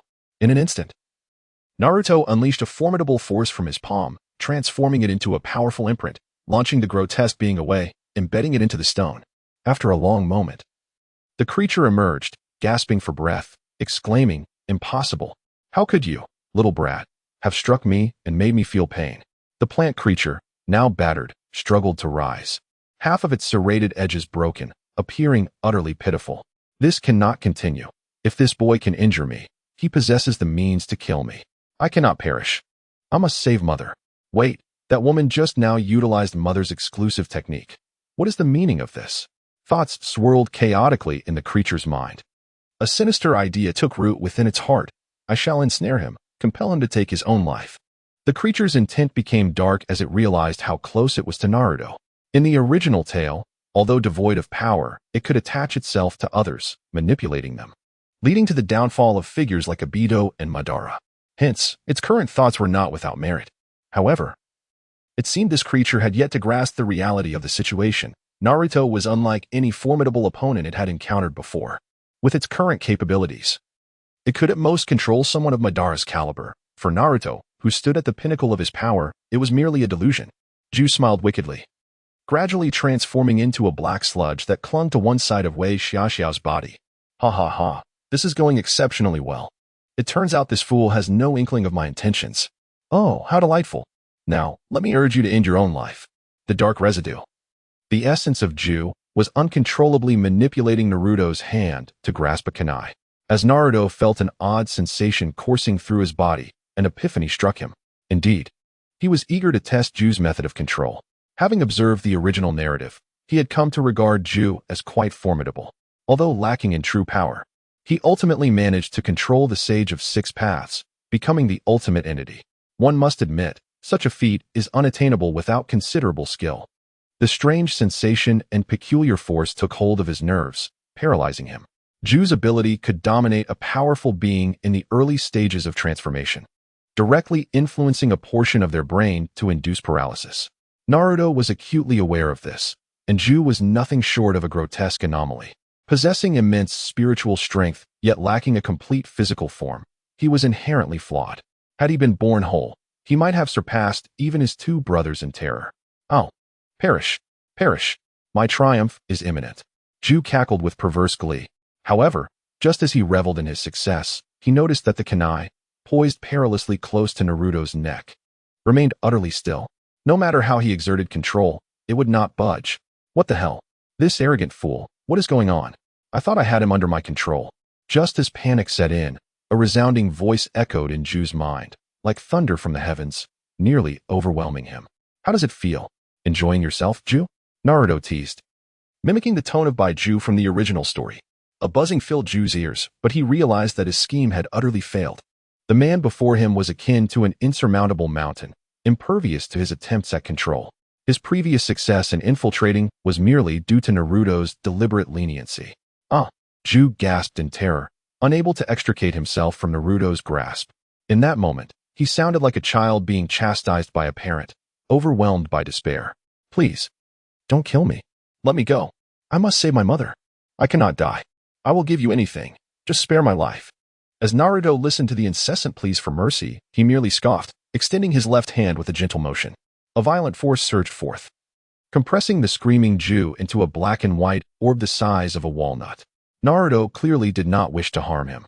Yet the voice emanating from the black and white orb grew increasingly thunderous, as if fearful of his potential wrath. Naruto opened his mouth, releasing a gust of demonic wind that obliterated all memories of the recent events. With a flick of his fingers, he launched the orb away, bidding the unfortunate creature to return to the Rain Ninja village. Off you go. I shall return shortly, he declared. You foolish being, do you think yourself a wolf? Having lost your memories, you dare to come back? Dream on. Naruto scoffed inwardly. Suddenly, a rich aroma wafted into his nostrils, leading him to discover that the little girl beside him had, unbeknownst to him, retrieved the beggar's chicken from the fire and was now indulging in it. In such a tense moment, Xiao Yu'er, you exhibit no anxiety at all, diving into your meal without uttering a word. Such rudeness, Naruto lamented, snatching a chicken leg from the little girl's greasy hands and taking a hearty bite. Ah, this flavor is simply exquisite. I never anticipated that wild chicken could be so delicious. I must replicate this in the future. Brother, you're bullying me, the little girl protested, clutching her half of the beggar's chicken with her greasy hands, tears welling in her eyes as she gazed at Naruto. You actually cried over a mere chicken leg? This is absurd. He sighed. Very well, I shall procure more for you. We must eat well before setting out, as night approaches and tomorrow brings the second exam. He tossed aside the bone and, lowering his gaze towards the Kageheim like little girl, spoke gently, do not weep. I shall fetch more. We will share equally. Please hurry, she urged, taking a hearty bite of the chicken. This is so delicious. Hey, slow down. Look at your messy face, covered in grease. I shall eat as I please. It is none of your concern. In a secret valley of the Land of Rain, the mass of Zetsu finally unfurled, yet despite his attempts to regain control, he could not contain the violent force within him, causing his body to crash to the ground like a meteor. With a splutter, Zetsu struggled to rise, spewing forth bitter mud towards the entrance, inadvertently hitting White Zetsu. Hey, you Yin Yang fool. You dare spray me? Are you courting death? Zetsu seethed with fury, still perplexed as to who had cast him into this predicament. Upon hearing White Zetsu's accusation, he exploded with rage. You moron! Do you believe I will spare you? Come on, you plant. Is it not merely a fight? Who fears whom? White Zetsu retorted, although lacking any conviction, sensing that today's encounter felt markedly different. As an overwhelming aura of killing intent surrounded him. Who is this old acquaintance who is so furious? It seems I need to find some water to cool the flames. A Fae chuckled eerily in the cave, his voice echoing strangely. The swirling mask on his face appeared peculiar, suggesting a descent into madness, devoid of Abido's somber gloom. Fully immersed in his own chaotic world, a faint sound rippled through the air as a bizarre wave spun in front of a Fae's vortex mask, drawing him in entirely. When a Fae re-emerged, he found himself outside a cave. At that moment, the teasing Baiju lay lifeless on the ground, while the once menacing Ju had quelled the fury within him. Upon seeing a Fae, Ju's expression sharpened momentarily before returning to normal. Ban, what brings you out here? Ah. Black Ju, where have you been? You're covered in mud. Even in the land of rain. It shouldn't be this dire, a Fae lamented. Oh, don't mention it. I tripped over that fellow Baiju. As you know, I had no chakra left while I was out on business. And I happened to exhaust myself on that Baiju. He glanced knowingly at the fallen Baiju, as if suggesting it was indeed drained by him. Ah, I see. A Fae rasped, his voice tinged with a peculiar laughter, leaving one to wonder if he was truly convinced or merely feigning interest. It's splendid that you've returned. With you guarding this place, I can rest easy. Baiju's creation must never cease. It is our foundation. By the way, I must step out for a bit. Hehehe, to find some amusement with Nagato. Otherwise, Ban, you might just start to grow mold, a Fae concluded, and with another ripple from his vortex mask, he vanished from sight. Ju observed the disappearing figure, his face devoid of expression, the centuries of concealment allowing him to master his emotions effortlessly. Xiaoyu. It seems the day is getting late. Would you care to leave this place with me? Naruto inquired softly, glancing at the flickering flames of the fire. Unbeknownst to him, the true origins of the little girl made his decision difficult. Baiyu lifted her bright, sparkling eyes, pondering briefly as she fixed her gaze on the dense forest nearby. A sense of reluctance washing over her. After a long pause, she turned to Naruto and shook her head. Brother, I've grown accustomed to being here. I have many friends, and I can't bear to leave them. Friends? Naruto was momentarily perplexed. Didn't you say this place was your secret? That no one besides me had discovered you? Just as Naruto finished speaking, a plump owl perched on a nearby branch, chirping softly before it flew to Bayu's shoulder. The creature seemed quite familiar with her, gently pecking at her cheek, which made the little girl giggle. See, brother, there's this owl, and a deer too. We often venture deep into the forest, it's so much fun. Let me tell you. There's a magical place deep within the woods where the water flows in vibrant colors, and a white lake where bathing is incredibly delightful. Go ahead, big brother. I wish to stay here and keep them company. If you miss me in the future, just come here, and I shall surely come out to meet you. Naruto gazed at the little girl, who appeared reluctant to part ways. Yet, he could not bear the thought of leaving such a young girl to fend for herself. How about this, Xiaoye? I could take your friends with me, and then you can be with them, playing however you wish. When you wish to visit that lake, I will accompany you. The young girl looked towards the forest, a place she had called home for a long time, and felt deeply attached to it. The idea of leaving was overwhelming. After a moment's thought, she gently refused Naruto's invitation, tugging at his sleeve with a soft smile. Brother, I still wish to remain here. Whenever I feel like going out, I will come find you. Sighing, Naruto recognized her determination and refrained from pressing the issue. He reached into his pocket and pulled out a white jade tablet, one he had personally crafted. This tablet contained a fragment of his own power, capable of unleashing a formidable strike at the initial stage of fusion. Handing it to Baiyu, he believed that the girl would be able to protect herself. Of course, this was contingent upon the absence of stronger adversaries in this world. In that case, Xiaoye, take these 2 tablets. One is a sound transmission talisman. Should you wish to call for me, use it. If you encounter an opponent you cannot defeat, shatter that tablet, and I shall come to your aid. Wow, such wonderful treasures. The little girl exclaimed, leaping up and snatching the tablets from Naruto's hands, cradling them protectively in her arms, her innocent demeanor exuding cuteness beyond words. If Kaguya could exhibit such a side, it would undoubtedly terrify half of the Hokage. Let us not dwell on Kaguya, Naruto thought to himself, feeling a chill run down his spine at the mere mention of her name. Although the moon god was not particularly powerful, Her cold and arrogant demeanor could frighten anyone. "Brother, are you all right? Do you feel unwell?" Xiaoya inquired, noticing his sudden tremor. "Haha, I'm fine, Xiaoya. I merely remembered a trivial matter. Live well? And if you find yourself bored, come seek me." Looking up at the slowly rising moon, he realized it was getting late. "I must return now. Remember what I told you." Naruto nodded to the little girl, his figure swiftly transforming into a streak of azure light that vanished into the depths of the forest.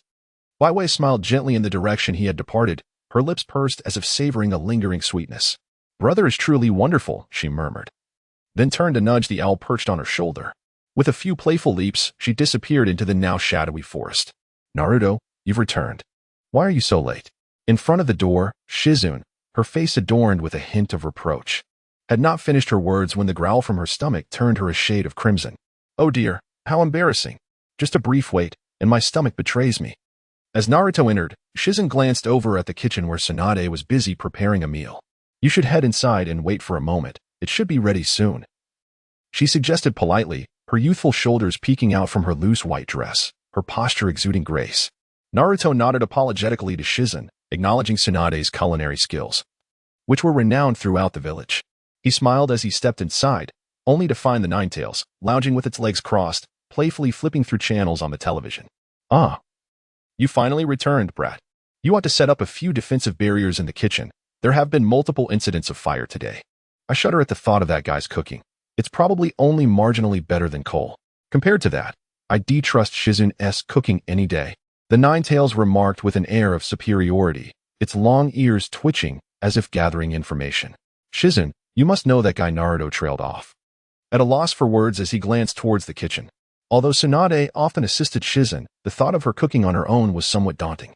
After a moment of silence, Shizune, tilting her head slightly, said with resignation, "Tsunade-sama mentioned that since you completed your first exam today, you should personally prepare a meal as a reward." Just then, Tsunade gracefully emerged from the kitchen, plates of food seemingly floating behind her, as if they possessed wings, leaving the astonished Nine-Tails wide-eyed. "Wow, Tsunade, you're impressive. I never imagined your techniques could be utilized in such a manner," it exclaimed, laughter bubbling forth. Wait. I thought there had been a few fires and smoke in the kitchen? How come there is not a single burnt dish?" the Nine-Tails questioned, noticing the appetizing aroma wafting through the air. Just as it reached for its chopsticks to sample the food, Tsunade shot at a fierce glare, swatting its utensils away. "Hey, your meal is in that large bowl in front of you." "A bowl?" The Nine-Tails looked down, realizing the size was indeed substantial. Could it be filled with delightful dishes? "Ahaha, Tsunade is too kind to me." However, as Naruto lifted the lid from the pot, the Nine-Tails was struck dumb, saliva dripping as it beheld the contents, a pot full of charred remnants. The Nine-Tails' eyes bulged with disbelief, its head veiled in dark lines. "So this is where all the failures ended up," it exclaimed. "Tsunade-sama, isn't this a bit unfair to the Nine-Tails?" "Ahaha, let us eat." Tsunade chuckled, unfazed, as she picked up her chopsticks and began to feast, delighting in the absurdity of the moment. "Alas, Tsunade, your actions are rather unjust. Why is it that only my head resembles a heap of charred coal?" As Naruto gazed at the Nine-Tails, his heart swelled with a tinge of sympathy. "Nine-Tails, would you like me to share some with you?" he inquired. "Sure, why not?" No. Tsunade swiftly covered Naruto's mouth, enticing the Nine-Tails with a whisper, "Nine-Tails, if you consume those, I might have a reward for you. An exquisite spirit brew, freshly concocted just days ago, but there's only one bottle." "Oh, if that's the case, that would be splendid. Do not compete with me. I shall savor every morsel of this delectable feast."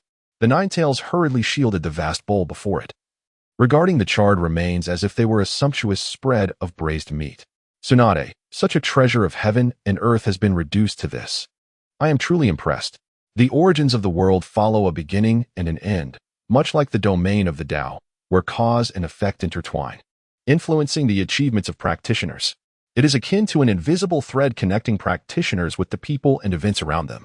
Beneath the vast, white sky lies a dense forest, at the heart of which is a grand canyon, several hundred meters wide. The canyon is filled with jagged rocks, and the crystalline waters of the river, whose source remains a mystery, cascade ceaselessly along the banks. At either end of the canyon stand towering statues carved into the cliffs, their imposing presence emanating an aura of grandeur, one with a face of cold arrogance, the other exuding solemn nobility, hinting at the events that once transpired in this place. Known as the Valley of the End, atop the colossal statue sits a strikingly handsome young man, at this moment perched upon the head of the Shinja Hashirama statue. Compared to Uchiha Madara, although Shinja Hashirama is formidable, he lacks the same charisma and inner strength. It is no wonder that Hashirama, who should have lived for a century, met an untimely demise, while the ambitious Uchiha Madara nearly achieved ultimate power. Naruto chuckled softly, his gaze flickering as his fingers deftly calculated. Since his last breakthrough to the pinnacle of the fusion realm, his cultivation had shown no signs of progress. Even as he was on the verge of comprehending the mid-stage of the Chaos decision, nothing had changed. Hence, he sought to employ the art of propagation to discern the root of his predicament. As Naruto's fingers moved with increasing speed, a mysterious ripple emanated from his body, gradually sweeping outward. It extended into the vastness of the sky for hundreds of thousands of miles before being halted by some unseen barrier, preventing any further advancement. With a thunderous roar, his body shuddered violently, and all his calculations dissipated. Blood spurted from Naruto's mouth, dimming his once bright gaze. Strange, indeed. A thick spatial barrier exists beyond this world. Fortunately, I remained vigilant and glimpsed a hint of the profound mystery. However, this has left me puzzled. Naruto furrowed his brow, struggling to comprehend the very structure of this world. What principles govern it? The realm beyond is neither the murky chaos of uncertainty nor the familiar cosmic expanse of a past life. Yet I distinctly recall that when my soul, entwined with the chaotic blue lotus, first arrived, I beheld a cerulean world. Although it may not rival the earth of my past life, it certainly should not be lacking in beauty. Why then do I now perceive something entirely different? Naruto, lowering his gaze, observed a prominent purple causal thread on the back of his hand, feeling an indescribable sense of helplessness. This causal line was tethered to the very essence of the world of Hokage. Without severing this bond, his escape from this realm would remain impossible. With a wry smile, tinged with self-deprecation, he mused, "It seems I have indeed assumed the identity of the original Naruto." From that moment, an inexplicable connection to this world was forged. Although my power was once sufficient to extricate myself from this realm, I now find myself hindered at every turn. It appears that until this causal bond is resolved, my departure will forever be unattainable. Hark! Is someone present? Just as Naruto emerged from his reverie, a peculiar aura began to envelop him, reminiscent of a cold, venomous serpent poised to strike with lethal precision. Cursing under his breath, he darkened his expression and shouted towards the distance, "Who dares to spy on me?" To the hidden eavesdropper, he declared, "Show yourself at once, or I assure you, should I unleash my wrath, you shall be sent flying." Rustling sounds emanated from the nearby bushes, and a bewildered figure emerged, having just expelled the contents of their stomach. Approaching him was a small girl, perhaps 5 or 6 years old, adorned with long rabbit ears and black hair trailing behind her. Her voluminous white kimono appeared exceedingly large for her slender frame, while her bright, round eyes sparkled like polished lenses. However, Naruto's attention was not on her attire.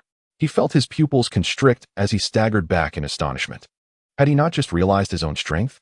Embarrassed, he shook his head and stepped forward, gazing intently at the wide-eyed girl. "Kaguya, what has happened? Who possesses such power to reduce you in size?" The little girl stared blankly for a moment, seemingly perplexed by Naruto's words. Sucking her tiny finger, her rabbit ears twitched inquisitively. Suddenly, as if a light bulb had illuminated in her mind, she leaped joyfully. "Naruto, I understand now. I'll go get it." With that exclamation, she bounded away into the trees, swiftly returning with a large, gray wild chicken in tow. Extending her hand, she offered it to Naruto. "Here. This is what I just caught. It's delicious. I've always eaten this." In an instant, Naruto was rendered speechless, his eyelashes twitching as he gazed at the girl. May I ask, what is your name? Could it be that you are truly not Kaguya? Yet you bear such a striking resemblance to her."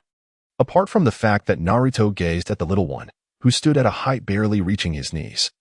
Their eyes, one pair large and the other small, met across the distance, differing only in age. Even the rabbit ears of the girl bore a striking resemblance to his own. As Naruto spoke, he crouched down and gently pinched the little girl's rabbit ears. The girl, resembling the ethereal Kaguya, felt the warmth emanating from her ears, causing her delicate face to flush a deep crimson. She sensed her entire body igniting with embarrassment. What a scoundrel! My ears are particularly sensitive. Why does he insist on touching them when I've already given him the wild chicken? In a fleeting moment of indignation, the girl's small, white fist clenched tightly. and a vast surge of purple energy enveloped her being. With a slight flick of her fingers, Naruto felt several sharp bone spikes hurtling towards him. Is this little one truly Kaguya? How could she wield the KS Haiketsu? Naruto's pupils contracted, and the muscles on his body tensed instinctively. A formidable aura encased him. And with a series of crisp sounds, 3 gray bone spikes, exuding a foul miasma, fell to the ground, corroding the earth beneath them into small craters. Remarkable! The KS Haiketsu is renowned in the ninja world for its unparalleled durability and corrosiveness.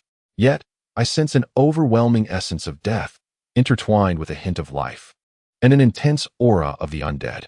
As Naruto absorbed the mixed energies in his palm, a blazing flame erupted, incinerating the 3 bone spikes entirely. Absurd. Such a potent force of law being squandered in this manner is truly bizarre. The KS Haiketsu, after all, is a technique that forcibly manifests one's skeletal structure using life energy, subsequently affixing the essence of death to it, rendering the bones as resilient as those of a zombie. Releasing the girl's ears, he playfully tugged at her adorable face and remarked, "Little one, where did you learn that? You must use it again. It's quite harmful to your body, you silly girl."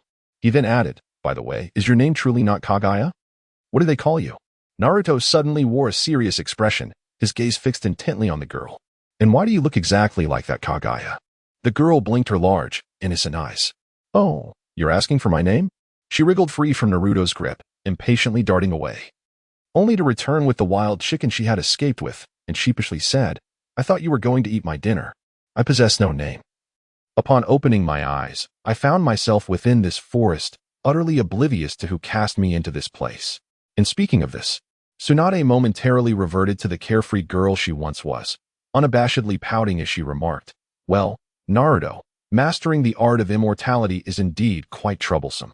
One cannot afford the slightest mistake, and with so many realms to ascend through, each requiring painstaking effort, it is infinitely more challenging than merely cultivating chakra." Naruto was left speechless, for it was essential to note that, among the known formidable beings, Tsunade now stood just a fraction beneath him, undeniably a formidable second. "Ah, by the way, beautiful lady, your cultivation has reached the void refinement stage. May I inquire about something?" After a moment of contemplation, Naruto asked, "Have you noticed any peculiarities regarding the Sage of Slugs?" "What peculiarities?" Tsunade leaned on her hands, a look of confusion on her face. "Specifically, its cultivation. Can you perceive it clearly?" "Oh, now that you mention it, I understand. I cannot yet fathom the Sage of Slugs, but I am certain that its method of cultivation differs. Much like us, it absorbs energy directly from nature, namely natural energy, and furthermore, it has the ability to transform natural energy into chakra. This is indeed rather perplexing." Naruto furrowed his brow, pondering, if it cultivates natural energy, then why did it not impart that energy to you in the past? You must realize that natural energy is derived from spiritual energy, which could prolong your youth considerably. At this, Tsunade found herself momentarily at a loss for words. Naruto turned to her, his gaze piercing. "Beautiful lady, you haven't disclosed your cultivation method, have you?" At his question, Tsunade's evasive demeanor startled him. "You can't be serious. No. I merely intended to exchange some alchemical techniques for elixirs with the Sage of Slugs. Its realm of summoning is rife with precious medicinal herbs," Tsunade confessed, somewhat bashfully, her heart racing with apprehension. After all, Naruto had long warned them that no technique should be divulged. However, she reasoned that her long-standing rapport with the Sage of Slugs should ensure her safety. Yet, as she absorbed Naruto's explanation, an unsettling notion began to take root within her. Indeed, why had the Sage of Slugs refrained from providing her with natural energy? It seemed that the sealing technique she had developed was also spurred by the encouragement of the sage. "I'm sorry, I did not realize the situation was so intricate," Tsunade murmured, her gaze cast downward, clearly aware of her misstep. Her delicate, fair hand clutched Naruto's arm tightly, betraying a fear of losing his affection. Sighing, Naruto contemplated scolding her, but upon witnessing her expression, he found himself disheartened. It was impossible for him to remain angry with the woman he loved. From now on, "You must not share our techniques with anyone, do you understand? I mean anyone, including your grandfather. This world is fraught with treachery, and I fear that if our methods were to leak, we might fall victim to the schemes of hidden adversaries. There exists a certain slug sage, who has lived for millennia, concealing her true power with each appearance, a fact that raises considerable suspicion. As you are aware, Your current strength, when unleashed, could obliterate a fifth of the land of fire. Yet this slug sage remains inscrutable. This suggests the depths of her power. Naruto, reflecting on the unfathomable nature of this world, mused on the complexity of creatures such as slugs, foul serpents, and ancient toads, each of them formidable in their own right. As three of the most prominent native powers in this realm, they have only grown stronger as the world has evolved. Even Tsunade, unable to perceive her true capabilities, likely shares a similar level of strength. He resolved to be cautious, ensuring he would not fall prey to the deceptions of the old toad who spouted nonsense. Unbeknownst to him, in the distant realm of summoning, an ancient, toothless red creature, resembling a small mountain, was struggling to converse with Jiraiya, that fool. Jiraiya, typically arrogant and brazen, was rendered meek in its presence, resembling a well-behaved schoolboy. Bowing respectfully to the great toad sage, he inquired, "Mighty toad sage, may I ask what prompted your summons today?" Beside it, a diminutive green toad stroked its white beard and addressed Jiraiya. "Ah, young Jiraiya. Our sage had another troubling dream yesterday, which is why we have called for you today." Jiraiya, true to form, exhibited his foolishness. Upon hearing that the toad sage had dreamed, he became exuberant, akin to a young man encountering a stunning beauty.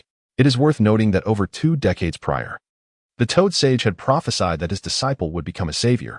At that moment, the great toad sage, appearing feeble and breathless, spoke, "Ah, young one. From whence do you hail?" Squinting through his glasses at Jiraiya, he continued, "What species are you? For we have never seen a toad like you." Jiraiya found himself at a loss for words, tears streaming down his face as he lamented, "Oh, great toad sage, you have forgotten me. I am Jiraiya, your disciple, whom you met just a few days ago." From above, the aged voice responded, the toad sage squinting his gnarled eyes into a narrow slit, chuckling breathlessly, "Ah, it is young Jiraiya.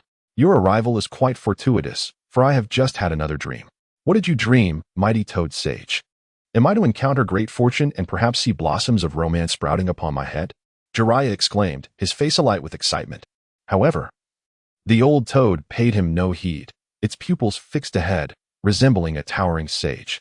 Its voice, hoarse yet persuasive, spoke, "Jiraiya, what I am about to disclose pertains to you.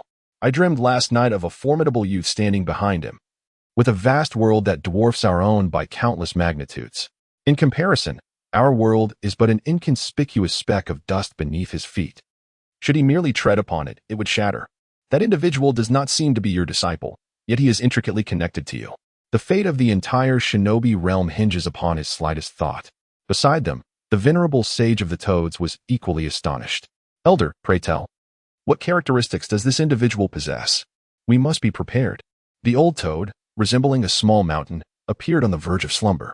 At that moment, the slumbering Naruto abruptly opened the celestial eye on his forehead. With a swift sound, a beam of light shot forth from the eye, shattering something in its path. In an indignant tone, he declared, "Who dares to spy on me? Seeking death, are we? Far away in the summoning realm." The sage of the toads coughed up a mouthful of blood, feeling his spirit wane in an instant, which startled the three below into alarm. "Great sage, are you all right? What has transpired?" The sage wiped the blood from the corner of his mouth, trembling as he replied, "Ah, it's nothing. That being is simply too powerful. I was attempting to discern his features and, upon glancing at him, did not expect to be discovered. His gaze utterly overwhelmed me. What a formidable individual indeed." As he spoke, he suddenly realized that he had completely forgotten everything that had just occurred, staring blankly at the three below. "Elder, you mentioned a powerful youth who carries a world upon his back, capable of flattening our own with a single step." Observing the elder's bewildered expression, the sage had to rise and direct him. Yes, great sage. You did say that, and you also mentioned that this powerful being is connected to me. However, my lord, I have no knowledge of who he is." In the room, Tsunade was awakened by Naruto's voice, raising her head in confusion. "What is it, Naruto? Oh, is that so?" A look of bewilderment appeared on the nearly lifeless face of the sage of the toads, as he once again attempted to commune with the heavens and deduce the circumstances. All fell silent, prompting him to adopt a tone of grave seriousness. "Sage, what exactly transpired? Did I truly utter those words? Yet now, I feel nothing, as if I have never experienced it. My mind is utterly blank. It's over. It seems that the invincible sage of the toads has departed from me," Jiraiya lamented, his face streaked with tears, as if he had weathered the tides of time. oscillating between joy and sorrow, ultimately rendered dazed and bewildered. As Shinzua glanced sideways at Jiraiya and then at the great sage toad, a bead of cold sweat trickled down his forehead, leaving him in a state of bewilderment. Surely the old man couldn't have truly lost his faculties. After all, he had appeared quite composed just moments ago. You can't possibly have forgotten everything, can you? You were just reminding Jiraiya about that formidable individual who is closely linked to him. The great sage toad squinted slightly, unable to conceal his inner embarrassment. However, his bark-like visage, which obscured his emotions, served to mask his discomfort. Ah, now I see. No wonder I had fleeting images in my mind earlier. Suddenly, a realization struck him. He recalled the moment when he had recklessly attempted to predict the future and had suffered a backlash. Wiping the corner of his mouth with his hand, a cold sweat broke out on his brow. Was this a divine warning? Had he been punished for his audacity? If that were the case, he could no longer afford to make predictions at will. The backlash had already cost him a third of his strength, and regaining it would not be an easy task. In light of the circumstances, since Jiraiya and Shinzua had grasped what he had conveyed, and considering the forgotten matters, it would be prudent to allow Jiraiya to act based on his previous arrangements. With this thought, the great sage toad suddenly smiled faintly and addressed the two below in a fragmented manner. Young Jiraiya, I have just received a divine warning, he said, cautiously gesturing upward. That is why I was deprived of the memory from earlier. I suspect that this powerful figure is indeed formidable. So do pay close attention to the strong ones around you. He sighed heavily, lamenting, alas. The ninja world seems poised for another tumultuous season. After struggling to stabilize the situation, who knows where it will lead? Jiraiya felt helpless. The information from the great sage toad was maddeningly vague. Where was he to find someone with such scant details? Very well, I shall remain vigilant. In any case, I must return to Konoha as things have been quite unsettled lately. Farewell, he said, bowing respectfully. With a sudden puff, Jiraiya utilized a reverse summoning technique and, lost in thought, returned to Konoha. Old man, can Jiraiya truly find the person you spoke of upon his return? The information is simply too sparse. Child, do not add to the chaos, the old man replied. There is undoubtedly a deeper meaning behind his actions. We must strive diligently, regardless. We cannot allow external conflicts to ignite turmoil within our summoning realm. Understood. I shall send Fukasaku out to gather information. The ninja world has enjoyed over a decade of peace, and nations are stretched thin, so it should not descend into the chaos of previous wars. As the two discussed, the great sage toad could no longer maintain his aloof demeanor. A rare, pained smile crossed his face as he sighed heavily. Do you two think I do not wish to acquire clearer information? The truth is, my predictions have been forcibly obstructed, and now I possess no information at all. It seems that the existence of that individual has become a taboo. Little did he know that it was not the heavens preventing him from discerning the truth, but rather Naruto's newfound caution, as he deftly concealed his past, present, and future behind the veil of the chaotic blue lotus. The following day dawned early. The land of fire, in comparison to other nations, enjoyed a relatively temperate climate, far removed from the incessant rains of the land of rain. Throughout the village of Konoha, the weather was neither too hot nor too cold, creating an ideal environment for habitation. It is no wonder that Konoha has long been regarded as a coveted place to live. Over the decades, Senju Hashirama's extensive forests, birthed from his wood element chakra, have matured into vast jungles, seamlessly merging with the original primordial woodlands. To the naked eye, it is nearly impossible to distinguish which parts are natural and which are man-made. In the Death Forest, Naruto leisurely leaned against a railing, observing the multitude of candidates surrounding him. His gaze was imbued with tranquility. Yet an inexplicable feeling lingered in his heart, casting a shadow of perplexity across his features. Glancing subtly into the depths of the Death Forest, he began to calculate with rapid precision. What secrets does this forest hold that elude my calculations? Could it be that this forest, rather than being a creation of Senju Hashirama, has always existed? It appears that this forest is destined to be intertwined with my fate, and its treasures are meant for me. With a sly grin, Naruto cast a wary glance around, hastily concealing the thrill that coursed through him. However, his peculiar expression, reminiscent of a monk guiding both himself and others, was difficult to mask entirely.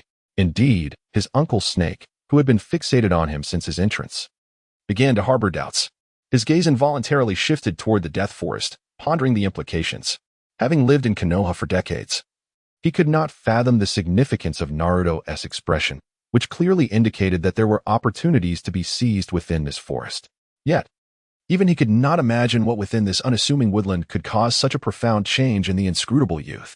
Oh ho ho, how intriguing. This lad from the Lotus family is no ordinary child. It seems I must tread carefully before executing my plans. Everything requires meticulous consideration. Orochimaru's tongue flicked across his lips, his broad hat casting a shadow over a face brimming with interest. However, this fellow was also quite peculiar. Perhaps it was his own ambiguous nature that rendered his aura chillingly sinister, resulting in an absence of company aside from two subordinates. Should I test that fellow? I have yet to perceive him fully, and he lacks any chakra energy, appearing rather feeble. As he contemplated this, a kunai slipped from his palm. Not far away, a rather eccentric woman, whose personality was as bold as her appearance, could no longer contain herself. Who is this mischievous brat? Is he just some guy with a lotus on his head? What makes him so special? I've called out to him for ages, and he completely ignores me. Frustrated, Yusuji Azuki seethed, her annoyance growing as she observed the crowd, which had begun to murmur and disregard orders, causing her forehead to darken with ire. Suddenly, the deranged woman erupted, exuding an aura reminiscent of Orochimaru. Her presence was fierce and commanding. With a swift motion, she approached Naruto like a flash of lightning. Brandishing a kunai at his throat, gritting her teeth, she exclaimed, "You little brat, are your ears deaf? I've been calling you for ages, yet you remain utterly unresponsive. Do you wish for death?" The more Yuhi Kurenai pondered, the angrier she became. In all of Konoha, no one had ever dared to treat her with such disdain. It was an affront to her very being. She resolved to make him listen. Just as Kurenai's kunai was poised against Naruto's neck, he suddenly snapped back to reality from his thoughts about the treasures of the Forest of Death. Instinctively, a formidable energy radiated from him. However, upon recognizing Kurenai, his once fierce gaze softened. "I apologize. I was lost in thought and momentarily distracted. I will return to the team immediately," Naruto stated, shifting his focus to the irate Sasuke and the infatuated Sakura. In a blink, he vanished from Kurenai's grasp. Such terrifying strength, Kurenai thought, shivering as she realized he had effortlessly freed himself from her hold. Remembering the third Hokage's instructions, a sudden realization struck her, and she quickly glanced at her kunai. Wait a moment, it had clearly pierced the skin, yet there was no blood. However, as she looked at the kunai in her hand, she was rendered speechless. The weapon bore no resemblance to a kunai. It appeared as though it had been scorched by the sun, with half of it having melted into liquid, dripping onto the ground. This was only due to Naruto's timely reaction, or else the chaotic flames would have consumed Kurenai entirely. What a formidable individual. My kunai has melted away, yet I feel no heat in my palm. Such extreme control is astonishing. But why can I not sense the flames? Kurenai pondered, oblivious to the fact that not far away, Orochimaru was drenched in cold sweat. In that fleeting moment of flame, he sensed a presence far more terrifying than Amaterasu's fire. Just a trace could have claimed his life. Orochimaru nearly gasped in horror, overwhelmed by the dread of such formidable flames. One of the reasons he coveted the Sharingan was that he had been grievously wounded by Itachi's Amaterasu in their previous encounter. He was a man who harbored a grudge, longing to eliminate Itachi. Coupled with his obsession with research, this drove his intense interest in Itachi's younger brother, Sasuke Uchiha. Yet now, before him stood an individual bearing the Lotus seal, possessing flames even more fearsome, intensifying his desire for the Lotus clan. The serpentine figure of Orochimaru licked his lips with fervor, his piercing eyes nearly bulging with an intensity that was both eerie and formidable, igniting a thrill within me. He cast a glance towards Sasuke Uchiha's position, then turned to observe Naruto, who was in a meditative state. The excitement bubbling within him was indescribable. How splendid it would be to take that young boy along. Indeed, I must, ha ha ha. Oh, my dear teacher, you are truly a good person. Such a prodigy.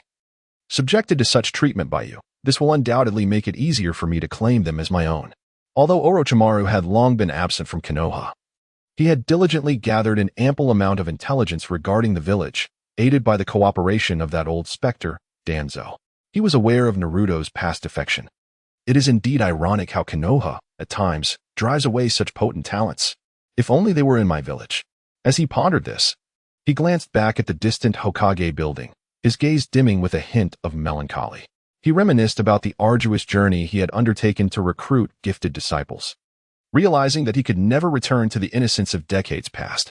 Yes, power is akin to a vial of poison that erodes life. Once one becomes addicted, it is nearly impossible to break free. After contemplating this, Orochimaru's eyes glimmered with a newfound resolve. However, everything I do is not for the trivial pursuit of power. In my view, he thought, only immortality is the ultimate pursuit of an individual. Sensing a potent aura lurking in the shadows, Naruto instinctively turned his gaze towards the figure beneath the straw hat, a smirk gracing his lips. Indeed, it is Orochimaru, the man who has survived until the very end of the Naruto saga, who has discerned my uniqueness. Yet, I am not one to be trifled with. Especially not like those of the Uchiha clan. Provoke me, and you shall regret it. In a moment, the gentle Mizuki Anko emerged from her state of shock. Casting a complex glance at Naruto, she understood that in the presence of such overwhelming strength, she was certainly no match. This world, while filled with civilized elements, ultimately reveres the strong. Composing herself, she addressed the still-dazed crowd, saying, if this is the case, let us proceed to sign the contract, a life and death agreement. Leaving our fates to the heavens, Naruto regarded the paper flying into his hands with a disdainful smirk. A flicker of his brow summoned bold characters to manifest upon the life and death contract. Unperturbed by the gazes of the onlookers, he strode towards the slowly opening enclosure. Mizuki Anko found herself at a loss for words, her soft, red lips continuing to move as she chewed on sweet rice dumplings. This gluttonous individual never seemed to part with her beloved treats, leaving one to ponder whether her slightly plump figure was a result of her indulgence. This audacious character was indeed unrestrained. The previously anxious candidates found a spark of courage ignited by her presence. How infuriating it was that she could manage to elicit a sense of rivalry even against her. With a defiant tilt of her head, she bellowed to the group of candidates below, "Be careful, you little rabbits, don't let yourselves perish." Such simple words served only to amplify the candidates' trepidation. Damn it. That insufferable fellow dares to disregard my existence. I am a man of the Uchiha clan. I must eliminate that man. Uchiha Sasuke glared at Naruto, who had already ventured into the forest of death, completely ignoring the two of them, his eyes brimming with murderous intent. Sasuke, what troubles you? Are you all right? Sakura Haruno, peering closely, sensed the heavy aura of malice that engulfed them. Suddenly, she felt as though she were plummeting into the depths of hell, under that oppressive atmosphere. She found herself paralyzed, nearly dropping the earth book from her grasp. That Naruto, truly. We are a team, yet he strays off alone like this. Humph. I shall ensure he receives a harsh lesson when we catch up. However, Sakura's sincere attachment did little to lighten Sasuke's mood. He suppressed the cold killing intent and cast a disdainful glance at her, sneering, Sakura, spare me your words. To be honest, you are the least competent among us. Instead of criticizing others, you should focus on honing your own skills.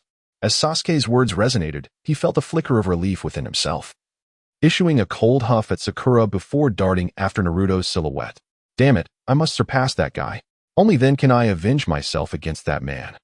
Sakura's expression darkened at Sasuke's words, yet she resolutely glanced at the earth book in her hands and hurried after the two of them. Huh? This team is indeed a peculiar mix. Among the examinees, the snake-like figure and the exuberant Gaara observed Naruto's retreating form, swiftly dashing into the forest of death. Haha. You won't escape. You are the perfect vessel, and I shall not let you slip away. I'm almost there, mother. Just one more step. Once I enter the forest of death, I can eliminate that man. The taste of his blood will surely please you. Gaara, are you all right? The fierce-eyed Kankuro glared at the incessantly chattering Temari. Get away from me. If you don't, I'll kill you. Kankuro, unable to bear his brother's behavior, interjected. She is our sister. How can you treat her this way? Silence. If you continue to babble, you shall meet the same fate. Temari, bewildered by her brother's reaction to Naruto, swiftly grasped Kankuro's arm, her eyes glistening with tears. Kankuro, let it go. We must hurry after them. Otherwise, something terrible will happen. Ah, you're right. I will follow your lead, sister. 4 to 5 minutes later, Naruto came to a halt in a clearing within the forest of death. Glancing back at the two panting individuals, he was momentarily taken aback and summoned a special clone, feeling somewhat apologetic. Sakura, Sasuke, I have a matter to attend to. This is my clone, which will protect you from any harm inflicted by other examinees. Huh? What? Sakura huffed, her face filled with complaint. Naruto, you are so irresponsible. We are a team. Humph. Why engage in idle chatter with him? I have no desire for the protection of this arrogant fool. I am a man of the Uchiha clan, and the Uchihas are the mightiest. If he wishes to leave, he should do so promptly. Enough of this. I am disinclined to waste time with you. Naruto, on the verge of confronting the serpent sage, cast a cold smile at the Uchiha, his body shifting as he transformed into a streak of light, speeding towards the source of the mysterious aura. The dense primordial forest seemed endless, yet to Naruto, it was of little consequence. With his current pinnacle of cultivation in the fusion realm, traversing the entirety of the forest would take him no longer than 10 minutes. As he approached the forest's heart, the eerie presence intensified, yet instead of the thrill of power and treasure, he sensed a looming threat. What was happening? Was everything fine before? What lay ahead? These thoughts propelled Naruto to quicken his pace. His flowing hair shimmered with a cerulean and violet glow, each strand appearing as though crafted from precious jade. Soon, he arrived at a patch of blackened earth, peculiar for its lack of trees. It seemed to harbor a flat, inexplicable volcanic crater. However, whether it was indeed a volcanic site remained to be debated. Naruto halted his flight, gradually advancing towards the pit. With each step closer, the searing heat emanating from within grew more intense. Though it did not rival the chaotic flames, it was undeniably more formidable than the sun's true fire. The scent of charred matter filled his nostrils. What could be concealed within this pit? Naruto focused his thoughts, enveloping his body in a formidable aura, and grasping the gleaming abyssal rainbow sword in his hand. The presence ahead posed a tangible threat, and he dared not underestimate it. As he approached within 10 meters of the pit's edge, a colossal beast, its body blackened and scorched, lay gasping for breath. A transparent arrow, glistening with a cold light, protruded pitifully from the beast's battered body, appearing tragically forlorn. Sensing Naruto's approach, the creature, with a diameter of 5 to 6 meters, suddenly lifted its disfigured head, revealing a deep plea within its eyes. Is this a phoenix? Or a peacock? Such a magnificent creature, could it be a divine beast? Naruto gazed in astonishment at the shadowy outline of the giant beast before him. This being should not be here. Why had it appeared? Truly perplexing. Seeing that Naruto remained silent, the pitiable creature once more opened its sharp beak, emitting a sorrowful cry directed at him. Am I to understand that you seek my aid? Naruto, shaken from his stupor, fixed his gaze upon the enormous beast, contemplating its silent plea for salvation. The creature, seemingly understanding the words, displayed a flicker of joy in its dimmed eyes, leaving Naruto momentarily speechless. This being possessed a keen perception, recognizing that he held the means to save it. With no further elaboration, Naruto slightly raised his palm, and soon a small flame of ash-white hue ignited within it, akin to a flickering candlelight, no thicker than a thumb. He exercised utmost caution in his control, fully aware that without the binding power of the chaotic blue lotus seed, even this minuscule spark could pierce through space, creating a gaping hole of several meters. As the chaotic flame began to burn, the creature's fiery essence seemed to find its mother, transforming into tendrils of searing heat that gradually merged with the flame in Naruto's palm. In that moment, the dying creature's spirit revitalized, as if the tormenting flames that had tormented its body were finally dissipating. Simultaneously, it cast a gaze of increasing trepidation upon the boy casually manipulating the flames before him. Within 3 minutes, the fiery essence throughout the creature's body had entirely vanished, thus preserving its life. Otherwise, with such an overwhelming heat, it would inevitably have succumbed to the flames. Naruto's eyes remained fixated on the fire in his hand, realizing that as he absorbed the creature's fiery essence, the flame, once no larger than a thumb, had now swelled to the size of a walnut. Astonishingly, this essence was of the same origin as his chaotic flames, significantly augmenting their potency. A smile of delight graced his face as he regarded the creature with newfound gentleness. After completing this, Naruto placed his hand upon the creature, awakening his inner vision, a golden light emanating forth to probe the creature's body. To his astonishment, it had been utterly reduced to a mere shell, with the most grievous injury being a transparent arrow lodged within. What manner of arrow is this? It is so frigid, an absolute contrast to the flames, one cold, one hot. The creature truly demonstrated remarkable endurance, still alive despite its afflictions. With utmost care, Naruto maneuvered the arrow from the creature's body, prompting a pained scream from it, causing the beast to lose consciousness. What a vile arrow! Unlike anything from this realm, where could it possibly have originated? After some time, Naruto infused a trace of the chaotic blue lotus seed's essence into the creature, initiating the gradual healing of its wounds. Remarkably effective. This was my first experience employing the energy of creation for healing, thanks to the formidable nature of the chaotic blue lotus seed, which ultimately restored the creature's injuries. However, the creature had endured burns of chaotic flame caliber, damaging its very essence. Judging by its strength, even in its prime, It would likely prove a formidable opponent for me, Naruto mused, his gaze filled with excitement as he looked towards the dark vortex ahead. The vortex lay within a 20-meter-wide pit, resembling a black galaxy, perpetually swirling in all directions. I sensed a profound threat emanating from this vortex. Should I dare to enter, I would be instantaneously rendered to nothingness. No, this is not the moment for exploration. My strength is insufficient. However, the great bird must have originated from beyond. Once my cultivation ascends further, I shall return to investigate this place. With this thought in mind, Naruto retrieved a collection of vividly colored stones from his inner world and diligently began to inscribe intricate formations, intent on ensuring that this matter did not become public knowledge. Thus, he set about establishing a grand array to conceal the pit. After completing his task, Naruto withdrew the monstrous entity into his inner space and slowly departed. Sensing the peculiar occurrence of a strange black hole that seemed capable of bridging to another realm, alongside the girl resembling Kaguya, Baiwei. How many undisclosed secrets lie hidden within the world of Hokage? In a distant realm, two suns illuminated the sky, casting a bright expanse where colossal celestial bodies were visible to the naked eye. These stars dwarfed the suns, which appeared as golden discs. While the great stars loomed like small mountains, their surfaces uneven and distinctly observable. Beneath the sunlight, a massive tree flourished, its leaves a riot of colors. Strangely, this tree bore no flowers and produced no seeds. At that moment, upon the enormous trunk, a white-haired man gazed coldly into the distance, his stern countenance seemingly never having known a smile. The young man turned, his eyes, filled with swirling tomo, fixated on two burly figures below, their upper bodies bare. His voice was frigid, each word imbued with an overwhelming pressure that rendered the two shadows motionless beneath its weight. Tao and Jean, have you captured that beast? Or, like thousands of years ago, has it eluded you once more? The young man's eyes, swirling with tomo, flickered incessantly, the exact number of the dark, swirling symbols unknown. The two men below, drenched in sweat, dropped their axes with a clatter, trembling as they knelt, too fearful to meet his gaze. Forgive us, master. The creature is too powerful. We could not stop it. It was peculiar, much like that damned woman from millennia past. And it leaped directly into the depths of the black water. A cold smile curved the young man's lips, his voice peculiar, yet brimming with a desire to eliminate the two men at his feet. Very well, Jean, you have performed admirably. I intended to tame it completely as a gift for my mother's birthday, yet you allowed it to escape. With a disdainful snort, the young man's eyes, filled with countless tomo, spun rapidly, sending the two men hurtling thousands of meters away. Boom. Master, please spare us once more. We will go now. We will venture into the abyss of black water to retrieve it. Ha. Now it is well, with this small misty concealment formation. There should not be many who dare to intrude upon this place in this world.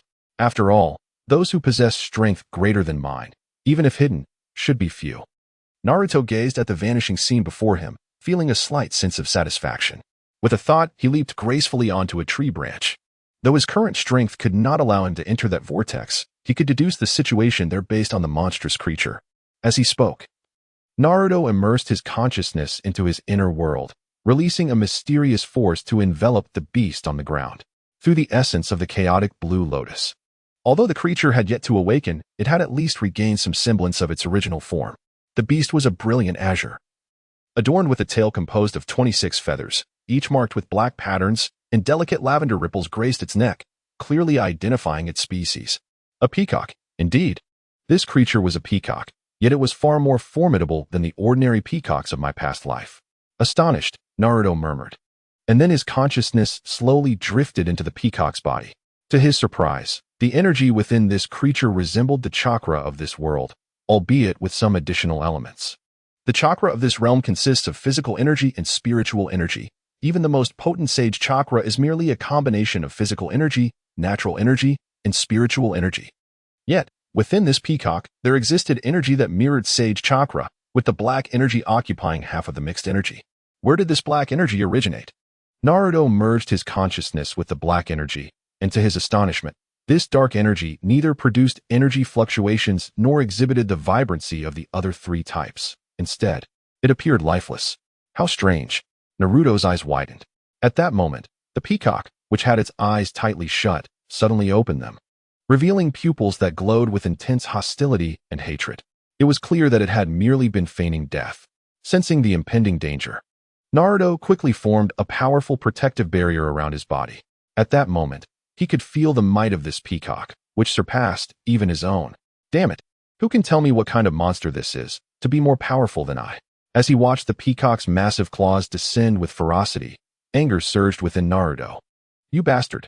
Had I known it would come to this, I would have let you burn to death. With a flash, Naruto's figure darted forward, his sword soaring swiftly to strike fiercely at the peacock's colossal claws. Swordsmanship.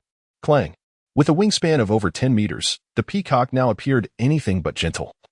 Resembling a bloodthirsty beast, a thunderous roar erupted as two powerful strikes intertwined, producing a cacophony of explosive sounds. Fortunately, Naruto acted swiftly, widening the distance between himself and the impending threat. This creature, seemingly impatient for another assault, puzzled him with the unexpected intensity of its intelligence. As Naruto deftly evaded the ferocious strike of the giant claw, the peacock soared into the sky with a swift flap of its wings. Hovering in midair, it began to emanate an overwhelming aura of power. An ominous feeling washed over Naruto. What was this creature concocting? The atmosphere hinted at a formidable attack brewing. Standing on solid ground, Naruto's sense of urgency intensified as he observed the peacock's escalating might. Could it be gathering chakra like a tailed beast? Indeed.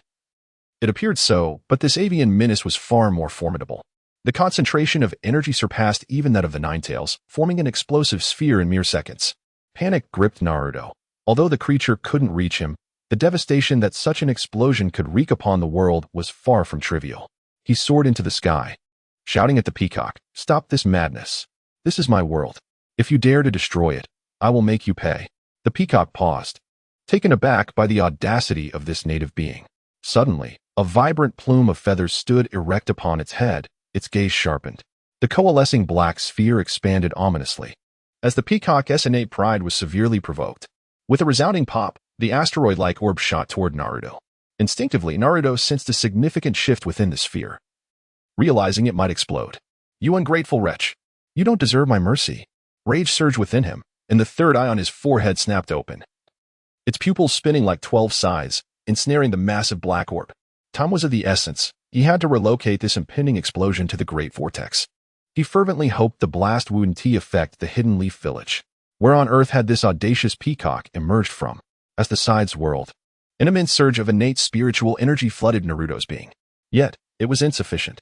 He had no choice but to harness the power of the chaotic Azure Lotus. Azure Lotus, grant me your strength. With his words, a torrent of overwhelming energy surged from the chaotic Azure Lotus into his body, empowering him to wield transcendent abilities. He propelled himself and the peacock's black sphere outward, commanding, "Begone, you wretched peacock."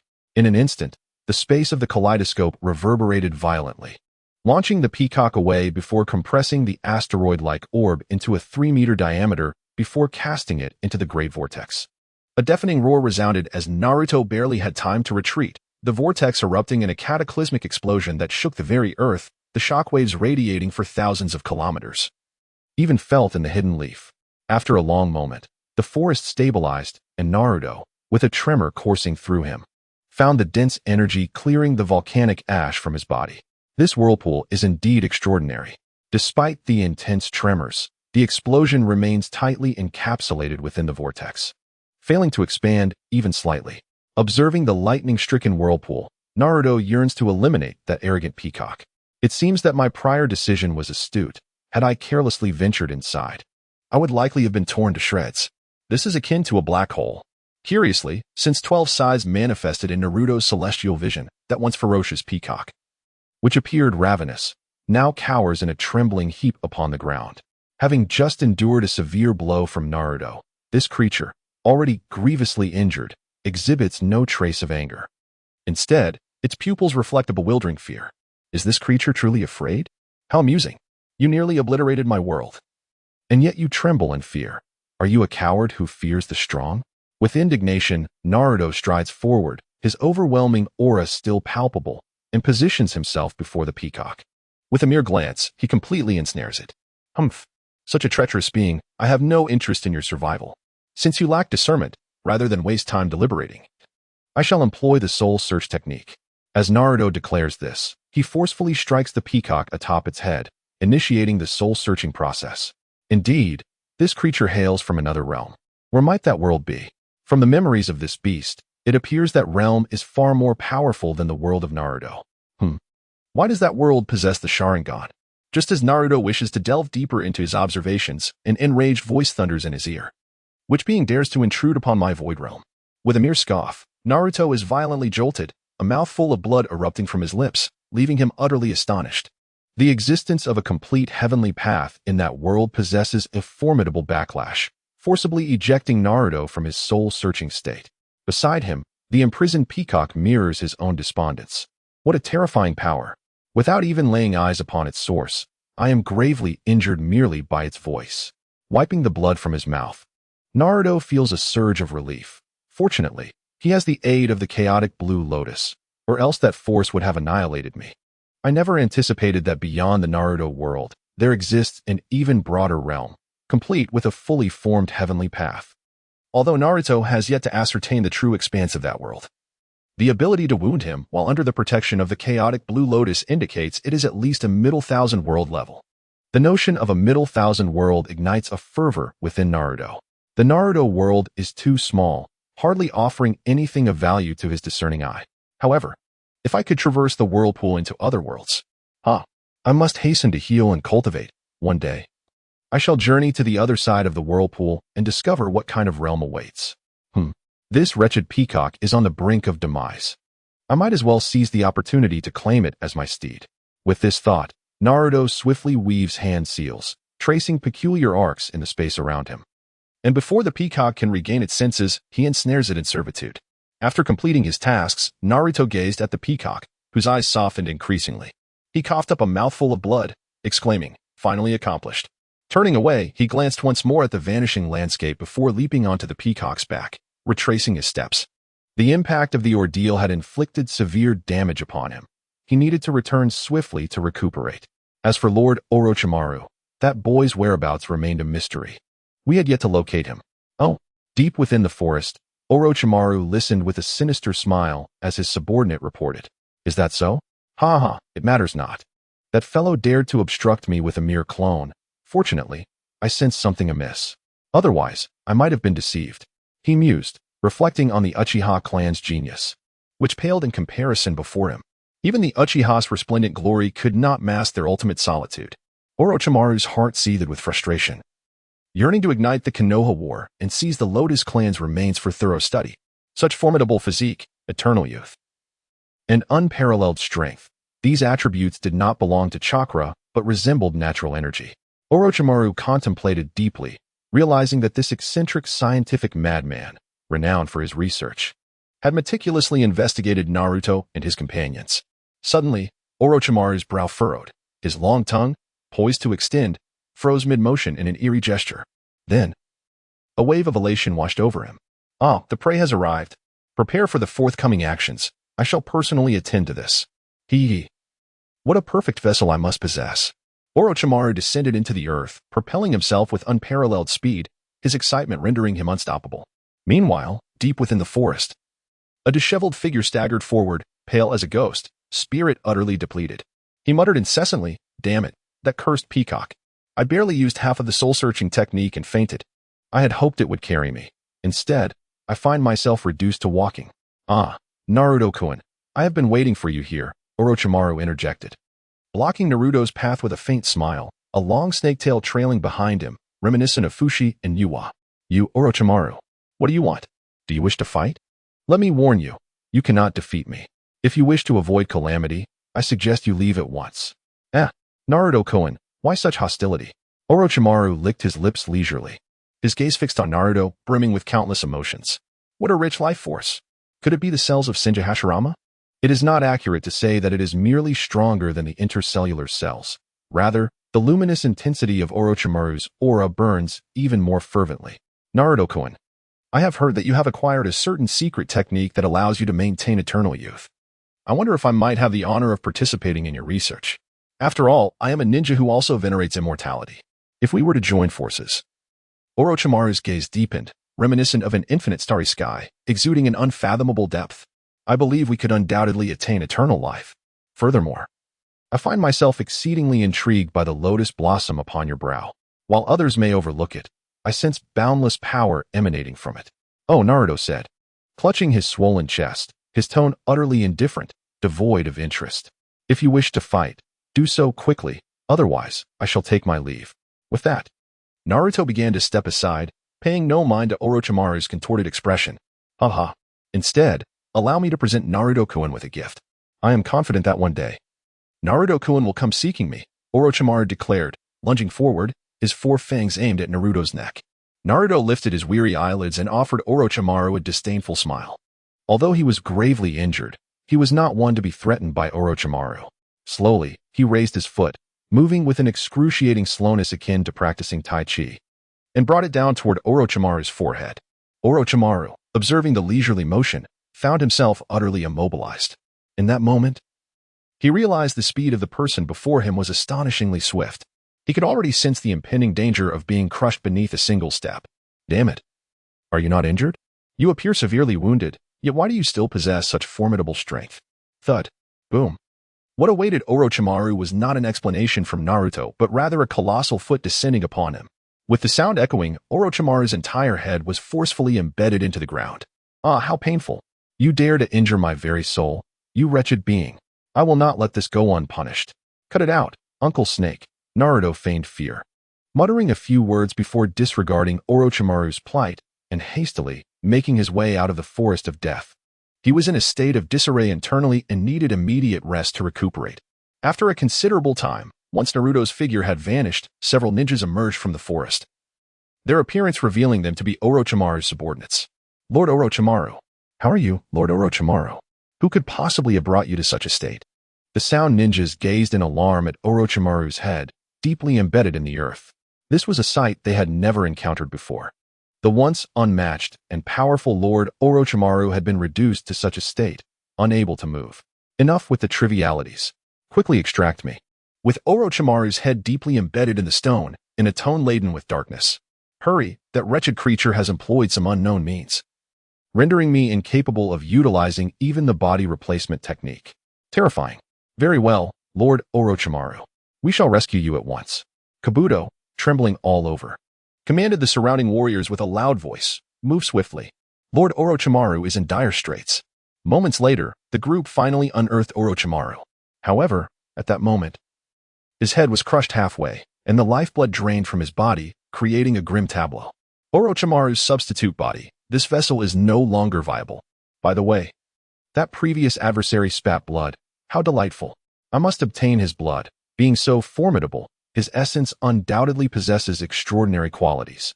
Returning to his senses, Orochimaru disregarded the pain resonating from his very soul, threateningly pushing aside those around him, extracting a small vial, and meticulously searching through the yellow leaves strewn upon the ground. Stand back. None shall approach or face death. Lady Tsunade, what has happened to Naruto? He returned and immediately secluded himself. Moreover, judging by his demeanor, he appears gravely wounded. Engulfed in a pall of despair. In the brightly lit room, Shizen gazed at the closed door, her expression a mix of confusion and fear. Since she had met Naruto, she had never witnessed him in such a state. Throughout her acquaintance with him, Naruto had always embodied an invincible presence, even the Nine-Tails, a beast of enormous power, yielded beneath his feet. Yet now, what has transpired? He appears utterly depleted, as if his very essence has been harmed. If that is indeed the case, it is profoundly alarming. Tsunade did not turn around, her arms crossed over her chest, pacing anxiously in front of the door. The carefree demeanor she usually exhibited had vanished without a trace. After a considerable time, she finally raised her alabaster brow, looking at the petite and charming Shizen clad in black, and spoke gravely. Shizen, do you recall what Naruto said? This world is not as simple as we envision. There are far more powerful beings concealed in the shadows. Even the Sage of Slugs, who has always aided me, now eludes my understanding. I believe Naruto has encountered a hidden stronghold. With that, she inhaled deeply, her expression turning serious. It seems we can no longer afford to be lax in our training. Otherwise, we shall not only be unable to assist Naruto, but also become a burden to him. A burden? Shizune, who had always been by Tsunade's side, suddenly had a realization. Reflecting on her days with Tsunade, she recognized that she had always been sheltered under her protection. Even after becoming a part of this family, she remained under the guardianship of others. Although she was now capable of facing any shadow-level powerhouse in this world, Contending with the existence Naruto faced would likely be insurmountable. She must train diligently. Even if she cannot fight alongside Naruto and his companions, she must at least not hinder their progress. Yes, I can do this. Shizen encouraged herself inwardly. What shall we do now? In regard to Naruto, should we directly inform the third Hokage that he will no longer participate in future examinations? How about this, Shizen, let my genuine shadow clone take on Naruto's appearance to continue participating in the exam. As for us, Tsunade's gaze flickered momentarily, and she softly asserted, Go summon Yugao and Shiro back. Just now, Marin transmitted some crucial information to me, which I believe everyone should take a look at. Understood, Lady Tsunade. I will arrange it immediately. A short while later, at Naruto's residence, four stunningly beautiful women, each a paragon of elegance, sat in a serene circle alongside a peculiar red fox, mimicking human behaviors such as walking and eating. The Nine-Tails, having been forcibly taken away from his training by Shizen, wore an expression of despair as he surveyed the surrounding figures, his eyes betraying a hint of disdain. Humans are truly strange. My beautiful fox sister is far more appealing. After a moment of restlessness, he inquired, Why have you gathered us here, Tsunade? What is the matter? I have both good and bad news. Which would you prefer to hear first? Huh? Shizen lifted her head, her wide eyes fixated on Tsunade, her mind racing with curiosity. Isn't this gathering due to Naruto's injury? Why would Lady Tsunade have good news? The absence of Naruto at this meeting is indeed perplexing, Yugao mused, casting an odd glance around the room. Suddenly, she seemed to grasp something, looking up at Tsunade's weary yet concerned visage. With a tremor in her voice, she proposed, Perhaps we should first hear the bad news. Indeed, Yugao's shift in demeanor caught the attention of the others, and they too began to adopt a more serious countenance, their gazes fixed intently on Tsunade. With a sigh, Tsunade rubbed her aching forehead with her delicate fingers and calmly stated, Naruto has just returned from the Forest of Death, gravely injured. What? The Nine-Tails was the first to react, exclaiming in shock. His sharp teeth bared as he rose, fury radiating from him. What transpired, Tsunade? Who is the scoundrel responsible? I shall ensure he pays dearly. You must know who it is, do you not? The Nine-Tails, deeply indebted to Naruto, now resembled an enraged lion, ready to pounce upon any enemy that dared to show themselves. Calm down, Nine-Tails. Let us not act rashly, Shizen interjected. The one who could defeat Naruto is certainly no ordinary foe. Remember, Naruto is at the pinnacle of the fusion realm, even at full strength. The entire Fire Country would be insufficient to contain him. Very well, the Nine-Tails conceded. Though still visibly anxious, he settled down, the ferocity in his eyes gradually subsiding. Tsunade gestured with a flick of her wrist, and a recording akin to a television broadcast materialized in the air. She addressed the group with a measured tone. Now, observe for yourselves. To be precise, Naruto was not merely injured by someone. He was harmed by the will of another world. The will of another world? Sundara pointed at the grand peacock on the screen, speaking with meticulous clarity. Do you see it? Naruto has discovered that peculiar bird, and look. There's that black hole. It seems to connect to another world. When Naruto employed the soul search technique to delve into the memories of the strange bird, he was detected by the celestial being. However, with Qinglian's assistance, he barely managed to withstand the destructive force of that heavenly entity and captured this footage. Yet, he sustained grave injuries in the process. However, this is not the most terrifying part. I urge you to focus on the figure within the frame. Upon hearing Sundara's warning, the trio and the fox fixated their gaze intently on the shifting image. Soon enough, the screen revealed a vast world, where immense stars appeared almost within reach, and two colossal suns seemed to be merely a chopstick's distance apart. In this expansive realm, an array of bizarre creatures inhabited the landscape. Beings unlike any humans from this world, all adorned with sharp horns protruding from their foreheads, regardless of their size. At that moment, a pair of indifferent eyes turned towards them from that realm. As the face fully materialized, the entire scene abruptly froze. The Sharingan flickered, and the individuals in the room erupted in astonishment, their disbelief palpable. It must be an illusion. It cannot be real, the Nine-Tails muttered. Struggling to accept what it had witnessed, its face contorting in exaggerated disbelief, teeth bared wide. Surely, there is nothing to fear, Nine-Tails. I recall you all developed your unique Sharingan using Naruto's methods. Why then do you tremble at the sight of those eyes? Kurenai inquired, somewhat perplexed. Huh.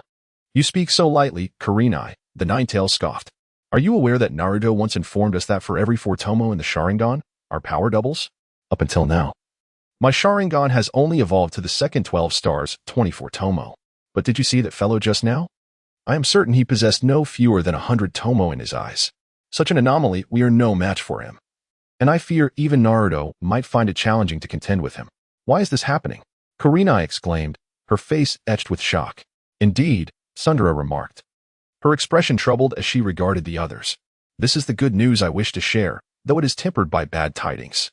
The good news is that this world harbors even more formidable beings, and there is a possibility of the existence of spiritual roots. Should we acquire such a thing? The world within us would flourish at an unprecedented pace. However, with our current strength, traversing that black hole would likely overwhelm our physical forms in less than a minute. Not to mention that the world is also home to celestial beings and super-strong adversaries. Lady Tsundere, it is premature to speculate at this point. We lack the strength to venture forth. The most crucial matter now is for Naruto to recover swiftly. With his brilliant mind, I am certain he has devised a plan. Shizune remarked, eliciting nods of agreement from the others. Particularly, Haku, who had been shyly silent throughout, kept his gaze fixed intently on the closed door. The gentle evening breeze stirs the shadows of flowers outside the window, while fireflies gather around the quaint villa, fluttering incessantly. The entire dwelling emanates a soft, ethereal glow, resembling a glistening jade in the tranquil night. It is precisely this faint luminescence that instills fear in the hearts of the villagers, leading them to believe that this place is a congregation of demons, a sanctuary of malevolence.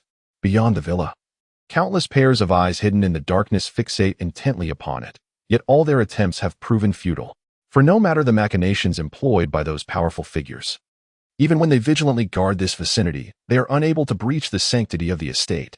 The moment they approach the barrier set by Naruto, they mysteriously find themselves transported to the opposite end of the courtyard. Ninja who have never encountered such phenomena are paralyzed with fear. Their duty here is only manageable for those with a strong heart, lest they be awakened from dreams by terror. Captain, why have you come in person? Lord Danzo is truly peculiar. What is there to see in this haunted house? We can find no point of entry. I suggest we abandon this endeavor and engage in more fruitful pursuits, remarked a member of Root, a man with Byakugan, who glared angrily at Naruto's villa. This eerie courtyard had nearly cost him his life at the hands of Lord Danzo, and his tone was laced with palpable resentment. He could not fathom why Lord Danzo was so fixated on this estate, nor what he sought to gain. Ever since losing sight in One Eye years ago, Danzo seemed to have grown increasingly capricious. This old man, dubbed the Darkness of Konoha, has undoubtedly stained his hands with the blood of countless innocents. Of course, speaking of innocence, it is likely that both Hinata Cloud and Oil Woman Shizen have not been strangers to taking lives as a staunch supporter of Danzo. Oil Woman Tsurugi has directly orchestrated many extermination missions. Cloud, how can you speak in such a manner? Upon hearing Hinata Cloud's words, Oil Woman Tsurugi, the most devoted supporter of Danzo, could not allow any disrespect towards him in his presence. Lord Danzo's orders are our mission. We must never defy them. This is the supreme tenet of Root. Have you forgotten? You have changed. Indeed, you have transformed. In the past, you would have said that the root signifies the roots of the leaves, yet now, all you acknowledge is that Danzo is the root. With a vacant gaze, Hinata Yunduo sighed. Who says I am not like this? I have no desire to experience again the torment of that cursed seal, which is akin to a living death. How I wish to echo the words of my deceased comrade. The root offers no redemption, only death and darkness. Even the slightest semblance of humanity has devolved into a mere fade. After uttering these words, he stepped away, intent on investigating the situation within. Don't waste your efforts. As I have said, this is a haunted abode where nothing can be discerned. Even approaching it is a challenge. That may be true for some. But for a genius like me, this illusion is nothing more than child's play, the woman, with an air of confidence, declared. The entire estate appeared to her as mere ground to be trampled upon at will. Behold my prowess. For this mission, I have cultivated numerous nanobots. Once my nanobots cover the entire area, I am certain I will uncover a point of entry. With a hiss, his injuries finally stabilized. Damn. The power of Tendo's assault is truly terrifying, reaching deep into the soul. Were it not for the Chaos Green seed pod, I would have surely turned to ashes by now. Naruto gazed at the slowly rotating seed pod at the center of the inner space, feeling an indescribable gratitude. His gaze then shifted to the dimming petals of the Qinglian flower, filled with an unspoken regret.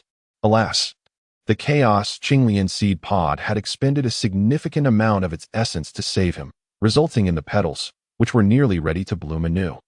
losing much of their vitality. As Naruto regained his senses, he became acutely aware of the cacophony of ferocious beasts surrounding him. Among them, the sharp chirping sound stood out, instilling a foreboding sense within him.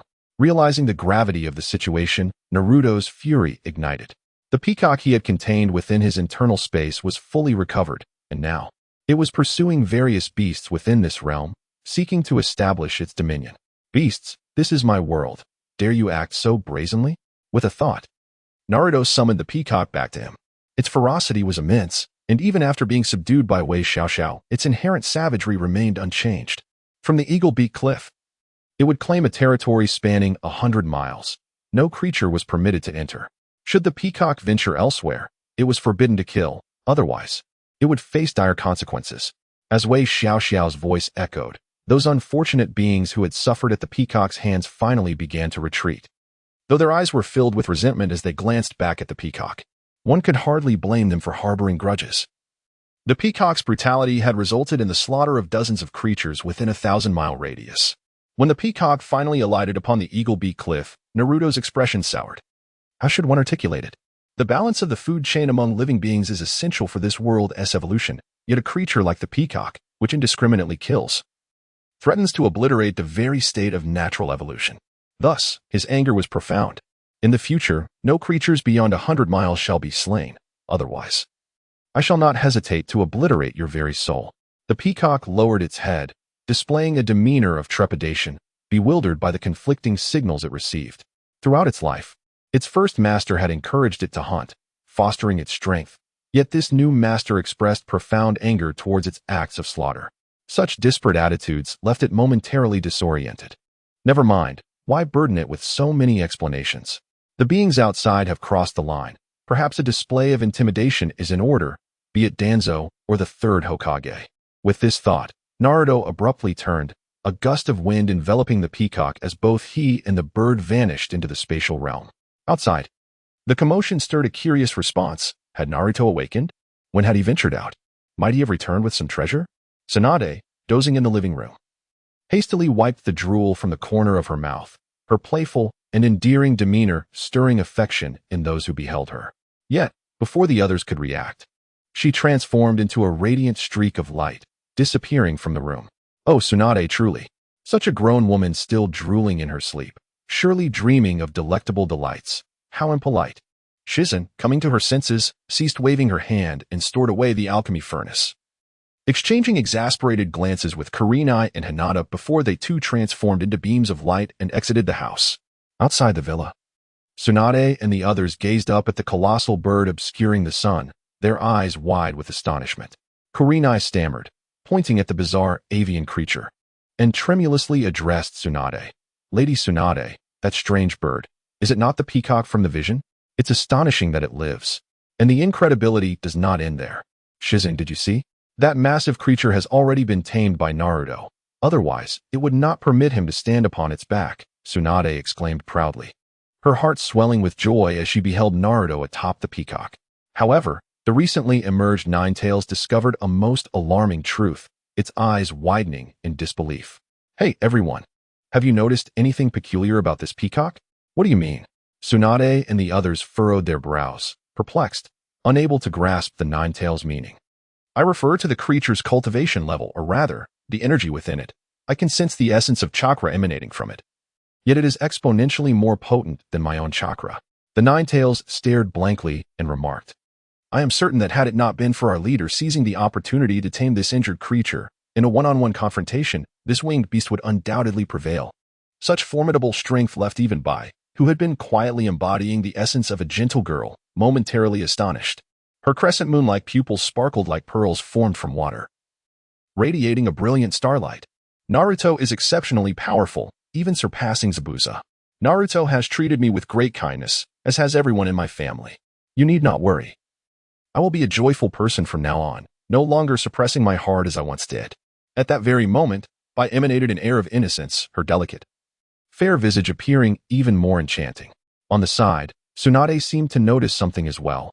A faint smile graced her lips as she nodded in appreciation at Bai, who had finally found her voice. From this moment forward, this girl, marked by a tumultuous fate, began to embody the purity befitting her age. Een smiled gently, taking a step closer to Bai, grasping her hand softly, imparting a warm sense of affirmation. Bai, you look so beautiful like this. You should smile more often. Just as you are now. Naruto is right. A smile can take years off your life. I increasingly believe that saying holds true. Life is like a dandelion. It drifts wherever the wind takes it, so why stifle oneself? Bai's small eyes narrowed slightly, her face alight with joy that seemed to uplift the very atmosphere around them. The once clear sky appeared even brighter. Thank you, Een, and thank you, Lady Tsunade, Sister Hong. Hearing Bai's words, Tsunade approached with a demeanor reminiscent of a fierce dragon, playfully delivering a light punch to Bai. Why do you address the two of them so affectionately, yet when you call me, it's always lady? I've told you countless times to call me sister. Ah, how unfair, Bai exclaimed, tenderly cradling her forehead. Een, observing Bai's near tearful expression, interjected with some exasperation, Lady Tsunade. Your blows are far too heavy. Truly, Bai is such a good girl. Could you not be gentler? Een's indignation seemed to evoke memories of her own trials under Tsunade's rigorous training. All right. I didn't mean to hurt you, Bai. I apologize, Tsunade said, approaching her and gently massaging her forehead, realizing she may have been a bit too rough. It's nothing, as long as Lady Tsunade is happy, Bai replied. Nanny? The Nine-Tails observed the playful antics of the women, momentarily at a loss for words. A large hash symbol appeared atop its crimson fox head as it exclaimed, I say. You lot are truly tedious. We were discussing this peculiar bird in the sky, and yet it seems you've drifted off to another universe. How utterly infuriating. Deep within, the Nine-Tails added, my dreamlike, beautiful fox sister is the best. We are resolute in our stance. Are you displeased?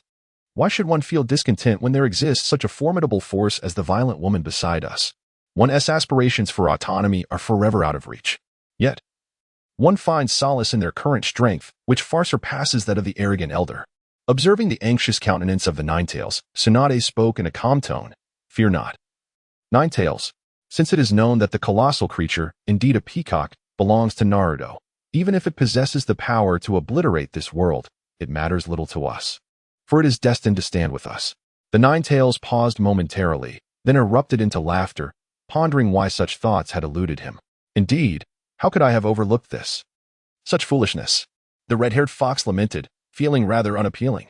Tsunade, with a dismissive expression, motioned for Shizen and others to step aside, feigning a desire to distance themselves from the Nine-Tails. The Nine-Tails seethed with unexpressed fury towards the detestable woman, vowing that when he attained great power, he would ensure she received her due. Hey, you wretched fox, are you plotting something insidious? I swear I could shatter you with a single punch. Nay, Tsunade. My esteemed beauty, you must have misunderstood. How could a small fox dare to act recklessly in your presence? All fault lies with me. Your reprimand is well deserved. That is more like it. Above the courtyard, a massive peacock unfurled its wings, each spanning several meters, unleashing a fierce gale that swept away all nanobots in the vicinity. It then exhaled a torrent of searing azure flames, incinerating the remaining nanobots before leisurely descending beyond the courtyard's barrier. Is Naruto truly prepared to take serious action? Within the courtyard, Tsunade promptly exited the barrier, followed by the others. The Nine-Tails, however, could not reveal its identity and thus remained within the confines of the yard. The leader is clearly incensed by that foolish lot. Truly, these insignificant beings possess no self-awareness, constantly attempting to dictate the fates of others. Waves of surveillance personnel dispatched. Who would wish to wake up to a view filled with bustling heads? Ah, it's scorching. Such intense flames. What kind of fire is this? Ninjas scorched by the flames emerged from their concealed states, revealing expressions of fury. Each bore varying degrees of burns from the peacock's fire, their eyes ablaze with rage. Hands poised upon their weapons as if ready to strike. Nine-Tails, from where did you summon this spirit beast? You must report this summoning incident to the root and permit others to utilize your spirit beast. A ninja from the root assessed Naruto and the quaking peacock with a tone dripping with arrogance. Indeed, the words of the flying hawk resonate true, said the oil woman. Regaining her composure and adopting an imposing demeanor, her shadowy presence emanating an overwhelming aura. Since you possess such a powerful spirit beast, and as a citizen of Konoha, you have an obligation to protect this harmonious village. Under the astute leadership of Danzo, we, as the foremost strength of Konoha, are most deserving of your summoned beast's assistance. Simply bestow upon me the summoning scroll, and I am confident that Lord Danzo will not overlook your contribution. The mere mention of Danzo ignited a fervent excitement within Aburame Shino, who would gladly offer his own head to Lord Danzo as a token of devotion. However, the opposing faction, comprised of several reticent ninjas, appeared unconvinced. They approached, casting scornful glances at the root ninjas, and one sincerely cautioned Naruto, saying, "Naruto, do not heed their words. Only the Hokage is the true pillar of Konoha. Thus, any assistance should be directed towards the Hokage, who, as a contract holder of the Sarutobi clan, can provide you with far greater aid. Therefore, do not relinquish the summoning scroll to them." Aburame Shino glared at the ninja with barely contained rage, a palpable aura of menace radiating from his being, yet he restrained the urge to retaliate. Naruto, feeling a surge of anger, found his once calm heart reminiscent of the memorial stone from years past, recalling the warm maternal love of Kushina Uzumaki. His mind flooded with memories of the chaos 12 years ago during the Nine-Tails incident. It was in that turmoil that he lost his parents, becoming a taboo within Konoha. The boy cursed as the incarnation of the malevolent fox.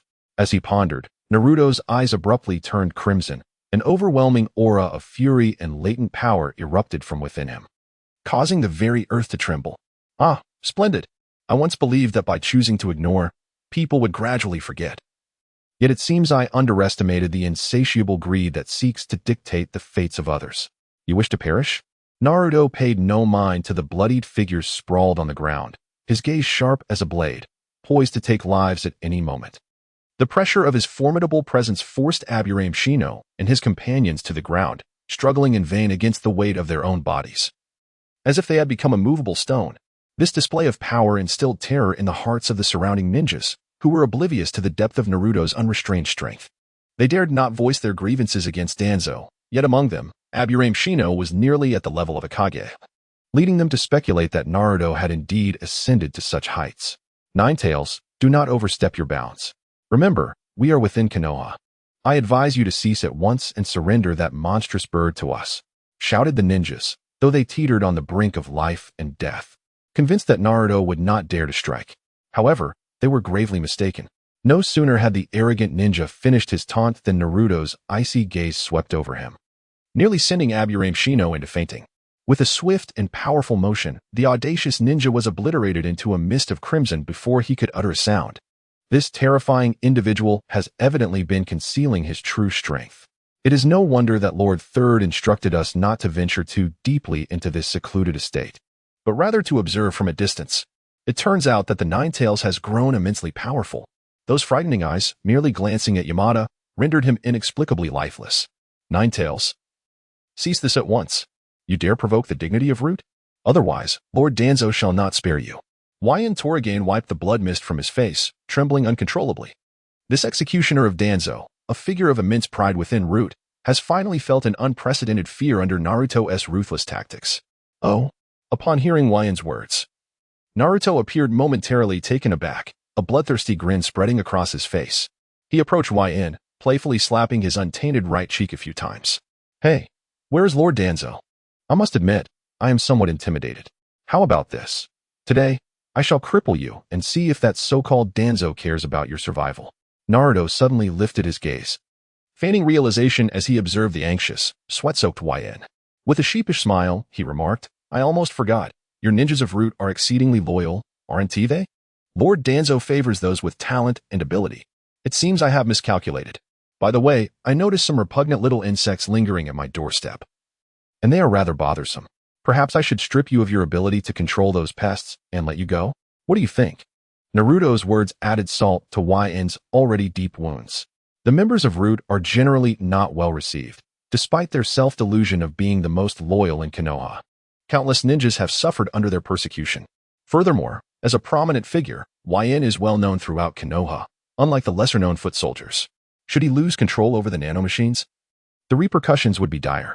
At that moment, Lord Danzo would undoubtedly expel him from Root, and if he were to fall into the hands of those filled with hatred, his demise would be gruesome beyond imagination. No, I am a benefactor of Konoha. You cannot strip me of my abilities. Wayan cried out in terror as he witnessed Naruto's impending assault. His head shook wildly, and he pressed his hands firmly against the ground, desperately attempting to free himself from the earth that held him down. Alas, it was not the cruelty of fate but the insurmountable disparity between them that rendered his struggles futile against Naruto's overwhelming presence. Observing the fierce expression on this man's face, Naruto rose to his feet and erupted in laughter. He was reminded of the scene when his parents perished, a moment devoid of any assistance, which filled him with profound disappointment yet simultaneously brought him a peculiar sense of exhilaration. He laughed with a twisted glee, nearly brought to tears. My parents, the heroes who protected Konoha. Alas, they received no help during their most trying times, leading to their demise, while their son must bear the burden of the Nine-Tails calamity. How absurd it is. Turning his gaze towards the small Umbu operative beside the Hokage, Naruto sensed a wave of melancholy and guilt. Upon glancing back, he recognized one of the individuals dispatched by the third Hokage, whose head was bowed in remorse, seemingly burdened by a desire to atone for something. Upon hearing Naruto's words, the man visibly trembled but remained silent. What? Do they all perceive themselves as righteous? The truth of that incident is known to few. Yet I can sense you might possess some knowledge. Speak. If you utter the truth, I might consider sparing everyone here. However, if you lie or choose silence, I assure you, each person here will meet a fate worse than death. I shall display their grotesque heads atop the Hokage rock for all to behold, Naruto declared, his voice rising with fervor, tinged with a raw, hoarse intensity, as if he would not hesitate to end their lives at the slightest misstep. His crimson eyes instilled a palpable fear, convincing everyone present of his willingness to commit such acts. Do not kill. Please, spare us, pleaded a middle-aged man from beneath a cat-faced mask. To Naruto's surprise, this voice belonged to the very man who had inquired about how to handle him during the Nine-Tails incident, masked at the time, and Naruto, lacking any power back then, had been unable to discern his features.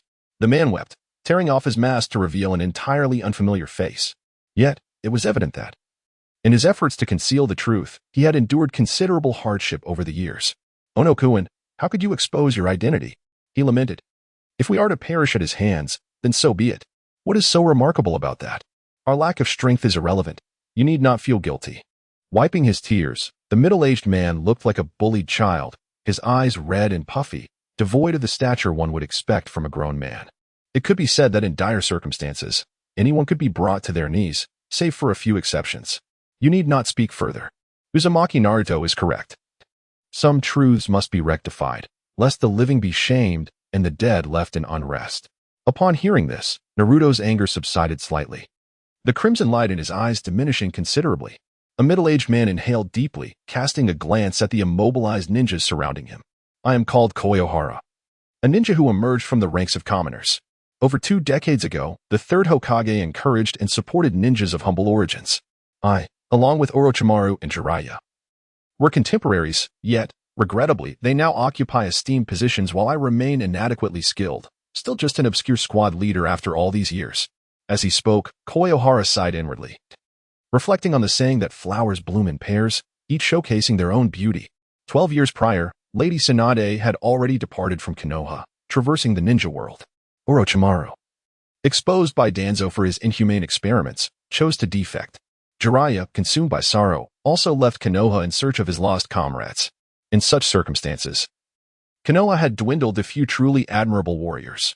At that moment, Koyohara felt as if he had lost faith in both Danzo and the third Hokage. Perhaps due to the third's actions over the years that had left this seasoned ninja disheartened. You speak nonsense. Lord Danzo is the greatest of ninjas, far above exposing a traitor like Orochimaru. Do you not fear for your life when you slander him? Upon hearing the inquiry from Aburame Shino, Koyohara merely scoffed coldly, continuing. That night, the sky over Konoha was exceptionally dark, as if fate had conspired to provide cover for the enigmatic masked man. I was among those tasked with following the third Hokage, and I recall that night vividly. He appeared restless, frequently gazing out the window as if something in the darkness beckoned him. It was not until half an hour later that a cataclysmic explosion echoed throughout the village. I later learned that a man adorned with a whirlpool mask had unleashed the formidable Nine-Tails, known as the Beast of Calamity. At that moment, the fourth Hokage's wife, Kushina Uzumaki, was in labor, and the masked man had somehow gleaned the knowledge that the host of the tailed beast would be exceedingly vulnerable during childbirth.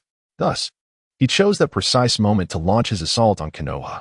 Recollecting the harrowing events of 12 years past, Koyohara felt a wave of dread wash over him, his voice quivering with emotion as he spoke. The golden flash of the fourth Hokage, sensing the invasion, immediately engaged the masked man in battle. A deep sense of guilt washed over Koyohara. The conflict was fierce, and even in her weakened state, Lady Kushina fought valiantly to restrain the unleashed Nine-Tails. Meanwhile, the masked man not only abducted the fourth's newborn child, but also clashed with him directly. During the fourth's tenure, although the third Hokage had relinquished his title, he remained a high-ranking advisor to Konoha, alongside the likes of Shizen and Mido, controlling half of the village's Umbu. The root organization dominated the remainder, while the Hokage faction comprised merely a fifth of the Umbu forces. Observing the fourth Hokage gradually losing ground, I suggested to the third Hokage that we should deploy the Umbu to assist him. As the conversation unfolded, the expression on Koyohara's face shifted from excitement to profound sorrow, his head hanging low with an overwhelming sense of fatigue. Regrettably, the orders I received dictated that I was to organize the evacuation of civilians and ostensibly prevent any reinforcements from the enemy. Thus, across the battlefield, only the personnel of the fourth Hokage's lineage continued to fight valiantly, many of whom, until their last breath, could not fathom why their former comrades in Konoha watched them perish in silence. As for Danzo's faction, their presence was conspicuously absent throughout the ordeal, as if they had vanished into thin air. Koyohara's words left the nearby ANBU members in stunned silence, particularly affecting several young ninjas who had since matured. At that moment, the once glorious images of the third Hokage, Danzo, and those prominent figures still holding sway in the village crumbled in their minds. They began to feel lost, questioning the very purpose of their loyalty to the Hokage's faction. Meanwhile, Naruto, filled with righteous fury, was taken aback by Koyohara's revelations. He had previously envisioned the third Hokage and others as instigators during that event. Yet now, he was confronted with a startling reality, one of Konoha's most brilliant Hokages. The fourth Hokage, Minato Namikaze, had only ever wielded a mere fifth of Konoha's power, if not less, throughout his life. It was no wonder that he had ultimately fallen prey to the sinister machinations of those lurking in the shadows. It became clear why the third Hokage exhibited little sorrow upon witnessing Minato's impending demise, his expression devoid of emotion, perhaps harboring a secret sense of glee. It was also understandable why Minato and his wife, in their final moments, implored the third Hokage to look after Naruto. But did the third Hokage truly care for Naruto as he should have? The answer was glaringly evident. Unlike the Naruto of the original tale, this Naruto was raised by a stranger who had lost everything. And when he was merely 3 years old, that woman mysteriously disappeared, leaving him to fend for himself in a dilapidated apartment devoid of any human presence. Had he not begun training at the age of 3, he might have continued down the tragic path delineated in the original narrative. Konoha, the decaying Konoha, what darkness lies hidden beneath your resplendent facade? Not far away, Tsunade and her companions, poised to speak, halted in their tracks, gazing at the figure ahead, lost in a mad, foolish smile, silently weeping for his parents. Each of them felt their eyes welling with tears. Although Tsunade had not experienced that upheaval directly, her deep understanding of Konoha's struggles allowed her to empathize with Naruto's profound grief. It was a conspiracy aimed at his parents. The only conclusion she could draw after hearing Koyohara's explanation. Much like the Senju clan, they had vanished entirely from Konoha, some dead, others escaped, leaving the once brilliant Konoha princess now reduced to a solitary figure. Beside her, the petite visage of Hinata, pale as the dawn, puffed up defiantly, reminiscent of a noble phoenix that would never bow its head. Yet, the merciless tears cascading down her cheeks testified to the tumult within her heart. So this is how my parents perished? Only now do I comprehend the suffocating nature of their demise, alongside the lineage of the fourth Hokage. Fortunately, Hinata sniffled lightly, a faint smile gracing her lips. At least her parents met their end with honor, resting eternally beside the fourth and his beloved. However, as Naruto and the others were engulfed in profound shock, an unusual glimmer flickered in the eyes of Oil Girl, who appeared to harbor a wealth of knowledge. Yet, he stubbornly questioned Kohara, "You despicable wretch, who grants you the authority to tarnish Lord Danzo's name and insult our foundation? 12 years ago, during the Nine-Tails incident, we merely braced ourselves against the onslaught of enemies, striving to preserve whatever strength we had left for the impending threats. Lord Danzo cherishes Konoha dearly. He would never refuse to send aid to the Hokage. He was simply overwhelmed." "Oh, is that so?" Koyohara retorted. "You certainly hold yourself in high regard." With a disdainful scoff, he continued, "As a direct member of the Hokage's covert division, your secrets are far from trivial. To my knowledge, during that incident, Lord Danzo bore unshakable suspicions. While I may not be privy to all details, I know that after the fourth's lineage was extinguished, who would ascend as the next Hokage of Konoha? Upon hearing Koyohara's incisive remarks, many ninjas in the rear regained their focus. One astute individual, glancing between Koyohara and Naruto, seemed to have made a significant discovery and eagerly inquired, "Koyohara, what then? Did you not mention that the fourth had a child? Where did that child end up?" "That child." Koyohara cast a guilty glance at Naruto, admitting, "All I know is that the Nine-Tails was overwhelmingly powerful. Lady Kushina could no longer contain it. Thus, Lord Fourth was compelled to employ a dreadful jutsu, summoning the Shinigami to divide the Nine-Tails, sealing one half within his very soul, while the other half." At this juncture, a wicked grin spread across Naruto's face as he approached the now fidgeting oil girl. With a forceful stomp, he shattered 5 fingers of the foe's right hand, then hoarsely pointed at his own abdomen, exclaiming in an eerie tone to the gathered ninjas, "The other half is sealed within me. Yet, I do not harbor resentment towards him for this. On the contrary, had he not done so, I would not be standing here today."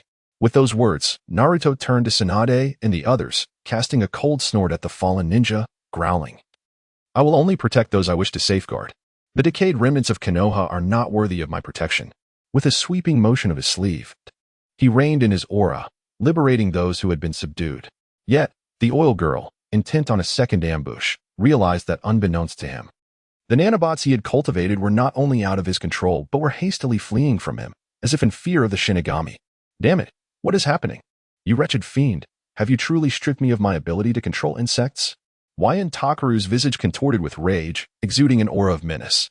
As Naruto turned, his palms slightly opened. A formidable suction ensnared Wyan Takaru, lifting him effortlessly off the ground.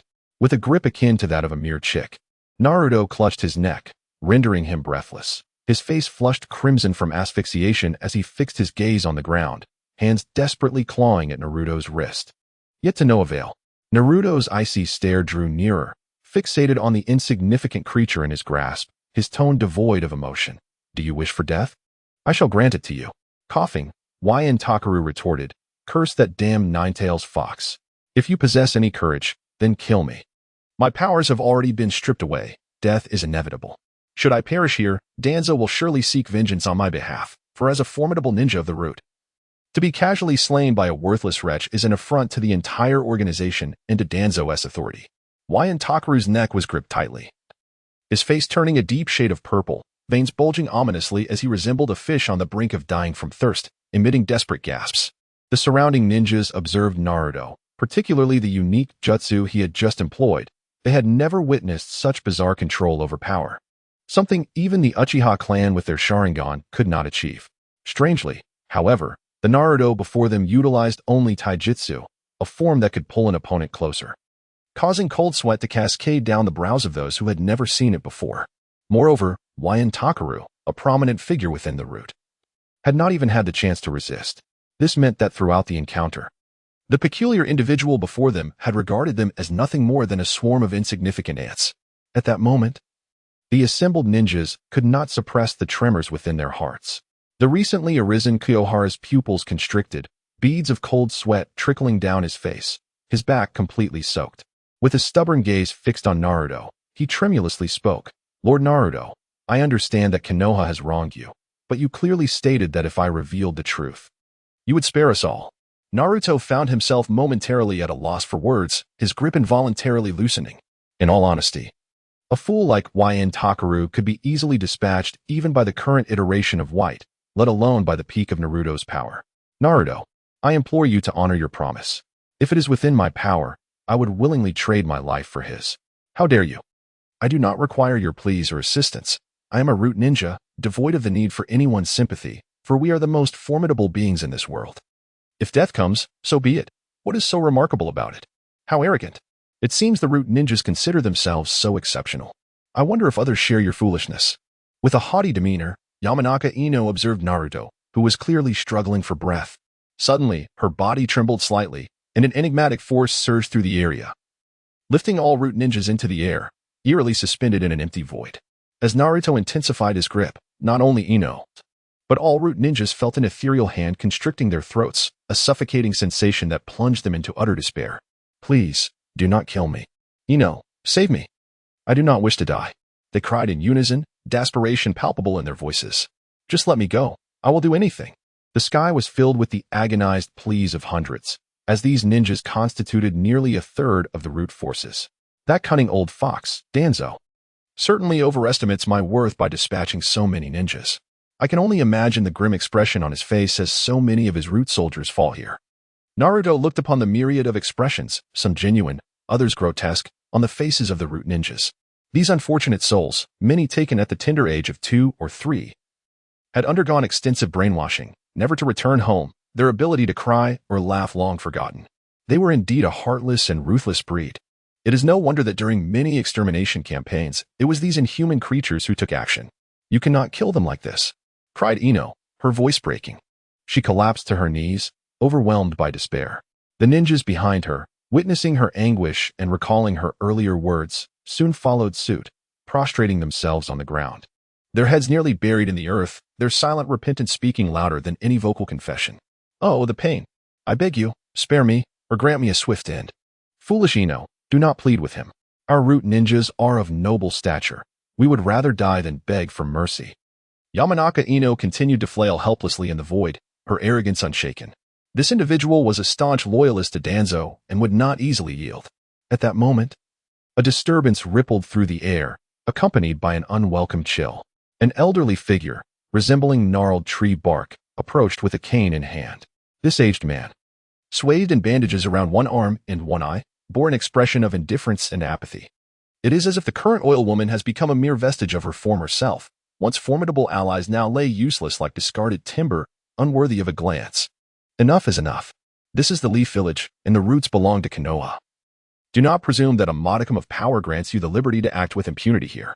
Moments ago, Tsunade was shrouded in sorrow, yet upon witnessing Danzo's arrogant demeanor, she became utterly petrified. Is this old fool truly oblivious, or is he feigning ignorance? Has he not gleaned any information about Naruto from the third Hokage? Or have they all forgotten the incident at the memorial stone from a few years past? Suddenly, Tsunade appeared to uncover a hidden truth. Casting a sly glance at the old man Danzo, her expression a blend of amusement and intrigue. Next to her, Shizen, perplexed by Tsunade's somewhat sinister smile, inquired, Lady Tsunade, what is so amusing? Your smile is rather ominous, sending chills down my spine. You appear quite terrifying. Upon hearing this, Shizen instinctively recoiled. Tsunade turned abruptly, her temper flaring as she delivered a resounding slap to Shizen's forehead. You think you're the one who's sinister? Just take a good look at that old fool. He resembles a monster akin to Orochimaru, a mad and consumed by his lust for power. How detestable. I can sense my grandfather's essence within him. That wretched man must have transplanted my grandfather's cells. In a moment of realization, Tsunade smirked faintly, continuing to scrutinize the enigmatic elder.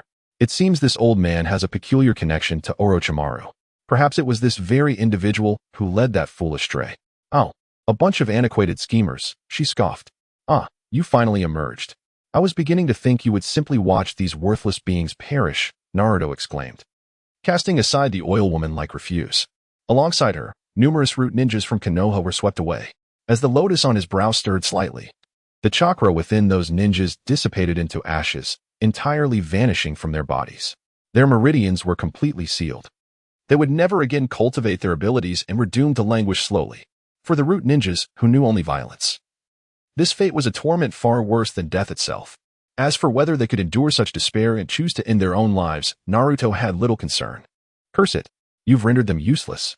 Do you not realize they are the backbone of Konoha, intended to combat the ninjas of other villages? You have turned them into nothing but husks. Danzo's fury ignited within him as he hurled his cane to the ground, his visage contorted with rage. His gaunt fingers swiftly untied the bindings on his eyes and arms, evidently believing that possessing numerous Sharingan would suffice to subdue Naruto. As the imposing peacock behind Naruto observed the old man across from him provoking his master, its splendid plumage suddenly rose, and its wings slightly unfurled. With a fierce gaze fixed ahead, its sharp beak seemed to glisten with increased sharpness. Had Naruto not been standing in front, this combative creature might have devoured the old man whole. Naruto's eyes narrowed as he noticed Danzo's swiftly revealed white arm.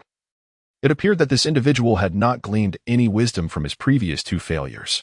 Humph, Kyubi, he mused. I once advised Sarutobi that as a weapon, you should be entrusted to the root.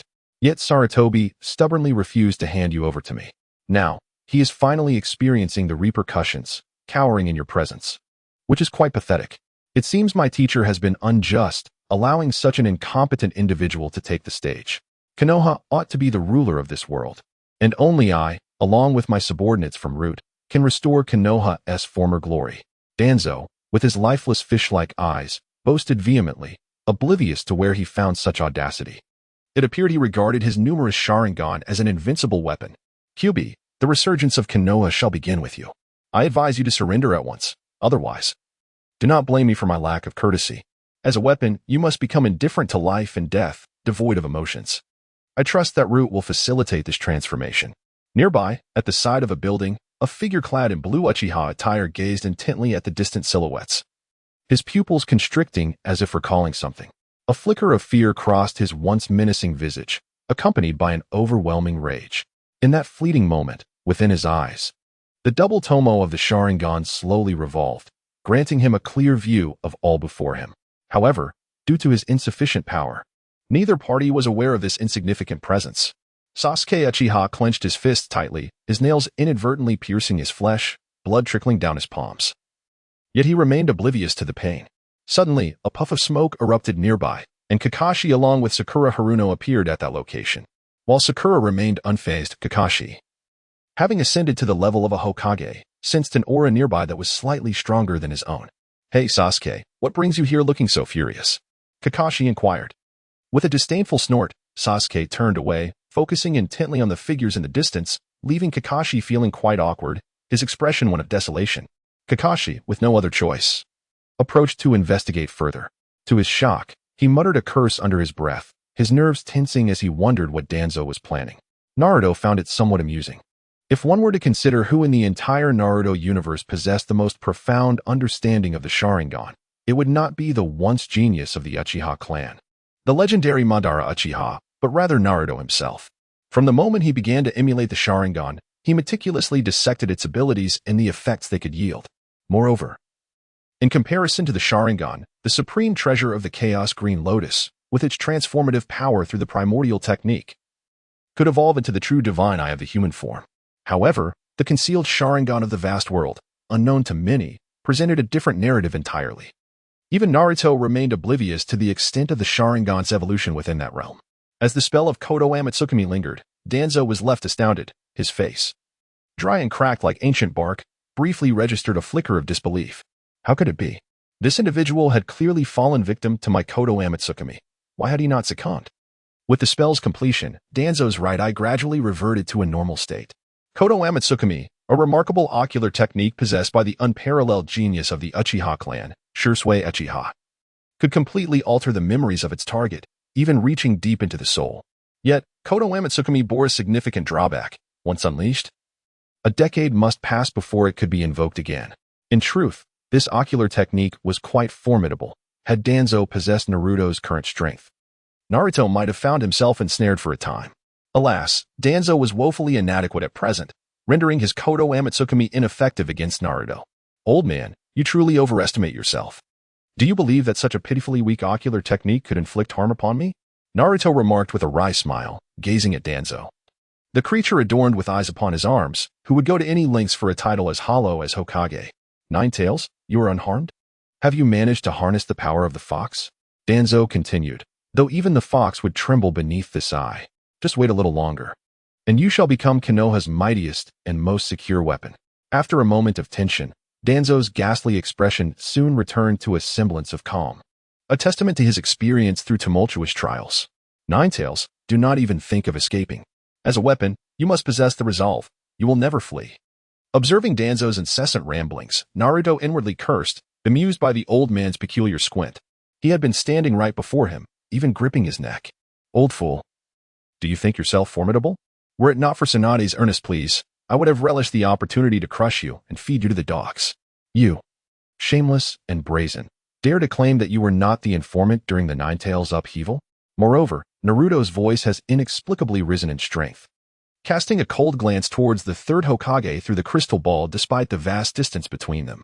That old man has always been aware of your treachery, but alas, he merely stoked the fires of your ambition, providing assistance only to ensure a fierce clash between you and the fourth Hokage, where it would be a fight to the death. With a sardonic smile, Naruto remarked, "That old man is far more formidable than you." He does not engage directly, but instead observes the grand spectacle from a distance, all the while profiting immensely. Yet, the ambition-blinded Danzo appeared to heed none of his words. "Strange, you are not under control? Why?" Danzo's expression remained impassive, seemingly oblivious to the pain in his neck, as he cursed while swiftly forming hand seals. Soon, he pressed a hand against Naruto, unleashing a massive surge of chakra that caused him to choke, only to use Izanagi to restore himself. "Humph. I refuse to believe I cannot move you." Would release. Advent of the tree world. Danzo placed one hand on the ground, and a torrent of chakra erupted, rapidly forming concentric circles of massive trees around Naruto. These trees, resembling arms, twisted and turned with their sturdy trunks, intent on ensnaring Naruto within their grasp. "Danzo, have you not long coveted the Sharingan of the Uchiha and the wood release of the Senju? Very well. Today I shall reveal to you what the true eye of the god is, and what genuine would release entails. How pitiable you are, ignorant fool. Your body and flesh are gifts from your parents, yet you have the audacity to graft the arms of others onto yourself. Such a disgraceful descendant," Naruto mocked, disregarding the multitude of trunks. Though those gnarled branches could contend with even shadow-level warriors, they dared not approach Naruto, who simply chose to navigate around them. How could this be? What on earth is happening? Who can explain why two of the most powerful ninjutsu cannot inflict even the slightest harm upon him? Haha, old monster. Behold this, the true eye of the god, the most potent eye in existence, Naruto declared, as the lotus in the center of his brow began to unfurl. In mere moments, a cold, vertical eye, identical in structure to a human eye, gradually opened, its black pupil reminiscent of the darkest abyss of the universe. It exuded no power. Yet its weight felt as oppressive as a mountain. It bore no expression, yet it gazed curiously upon the world, as though it were a separate entity detached from Naruto. With a sudden, chilling statement, "Strangle," a strange spatial fluctuation reverberated through the surroundings. The space near Danzo began to wrap around him, violently severing his eye-laden right arm at the shoulder. What is this eye? It can immunize against the abilities of the Sharingan. Danzo gazed at Naruto with fiery intensity, undeterred by the terrifying eye that had opened in Naruto's brow. Truly, as one who has lived for decades, this old monster exhibits an unsettling calm even after losing an arm. It appears that if he possessed my strength, the entire Naruto world would be plunged into a tyrant's catastrophe. Old man, are you not afraid of death? Naruto's voice rose, as if he genuinely intended to kill Danzo. Little did he know, Danzo merely cast a fleeting glance at his severed right arm and coldly replied, "Death holds no terror for someone like me. Since life and death are beyond my control, I would rather face it with composure. However, do you truly believe that I lack any means?" As the two locked eyes, a suffocating atmosphere surged around them, as if from a divine perspective. Naruto raised his gaze, his third eye coldly observing the void. In that emptiness, at the horizon of white clouds, countless Sharingan with their tomo coldly met his gaze. Was this the eye of divine retribution in this world? Remarkably powerful, with blood-red irises and 365 tomo. No wonder my progress has stagnated. It is the consciousness behind this world suppressing me. This eye is formidable enough that even in my current state, I cannot contend with it. Suddenly, Naruto recalled his journeys through the Naruto world with Tsunade. At one point, they ventured to the northernmost part of the Land of Lightning, the very edge of the world, where a gray mist enveloped everything, resembling chaos. Yet, upon closer inspection, it was confirmed to be something other than chaotic energy. At that time, Naruto had been incredulous, but now it seemed that the Naruto world, which has been evolving, was never meant to be this small. What lies beyond that gray mist? Or am I mistaken? Is there nothing there at all? As Naruto pondered, his third eye began to slowly close, and he glanced around at the crowd who felt no pressure, quickly wiping away the cold sweat from his brow. He then looked at Danzo with indifference and said in a chilling tone, "Old man, consider yourself fortunate to leave today. However, this is the first and last time I will spare you. Should you ever provoke me again or harm those dear to me, I will not hesitate to make your existence a living hell, eternally trapped in the cycle of reincarnation." Once Danzo departed, several women approached, their expressions filled with confusion regarding Naruto's unusual demeanor. In particular, Hinata, who harbored deep disdain for Danzo, directly inquired, "Naruto, why did you not eliminate that man? He truly deserves death." Upon hearing Hinata's voice tinged with indignation, Naruto offered a bitter smile, gradually calming his racing heart. He took a deep breath and raised his now relaxed right leg. Perhaps everyone was too preoccupied with Danzo's fate to notice that at that moment. Naruto's legs were deeply embedded in the ground, leaving a significant indentation. It is not that I do not wish to act against him. Naruto shook his head. But look at the ground and then at my feet. You will understand everything. Oh, why have you become so short? It is not a matter of becoming shorter. Lady Tsunade, look, Naruto has half of his leg embedded in the stone. What on earth has happened to him? Please pull me out. I cannot move at all and feel as though my entire body is about to collapse. Naruto glanced at Tsunade and the others, his hands stiffly reaching out, moving with a slowness reminiscent of an elderly man in twilight years, leaving Tsunade and the others greatly astonished. Are you all right, Hong and Shizen? Naruto appears to be in dire straits. His spiritual energy has been entirely depleted, and his meridians have suffered severe damage. As he sensed the rapid movements of the women, Naruto felt a surge of gratitude, but he could not help but inhale sharply. Be careful, beautiful ladies. I am unable to move and need to rest properly. I truly apologize. I just finished my seclusion and now must trouble you to care for me for a few more days. What are you saying? Tsunade and the others smiled faintly, appreciating Naruto's words of gratitude. To be honest, they had been quite anxious during this period, with Naruto in seclusion. They had suffered sleepless nights. Before long, Shizen and the gentle Bai had prepared the bedding in the apartment, though they were somewhat puzzled as to how Naruto, who had previously held the upper hand, had ended up in such a severely injured state. Shizen, isn't Naruto stronger than Danzo? How could Danzo have reduced him to this? Bai's delicate face was etched with concern, yet she felt quite powerless in this household, wishing only to remain in this warm home for a lifetime. Unbeknownst to her, she had grown accustomed to living a life surrounded by family. After finishing her tasks, Shizen looked at the increasingly gentle and adorable girl before her, a soft smile blooming like a lily on her delicate features. Bai, do not worry. Naruto will never come to harm. I have always believed that. However, regarding your earlier statement, I must express a slight disagreement. It is unlikely that Naruto was injured by that old man Danzo. We both know that Naruto. After comforting the girls, Naruto began to heal alone in the room. This time, his injuries were quite severe. He felt as though his meridians were on the verge of collapse. He needed to address his wounds before attempting anything else. He could only hope for success. As thoughts of Hongjun crossed his mind, a hypothesis began to form, one that, if realized, could allow him to enhance his cultivation despite the pressures of this realm. His hypothesis was to completely merge the alternate space created by the evolution of the Sharingan with his internal world, and based on the miraculous characteristics of that alternate space, to gradually evolve it into the primordial Tao space of his inner world. Once the Tao space grew sufficiently powerful to accommodate his formidable soul, he would eventually separate a small portion of his soul to fully merge with the Tao space. From that fragment of his soul, he would commence the evolution of the Tao fruit. Once the Tao fruit was realized, his internal world would transform into a perfect realm imbued with the Tao, capable of self-evolution without any need for his intervention. Moreover, at that time, as the celestial fruit inherently stems from the evolution of one's own soul, he would possess complete dominion over his internal realm, thereby acquiring boundless assistance.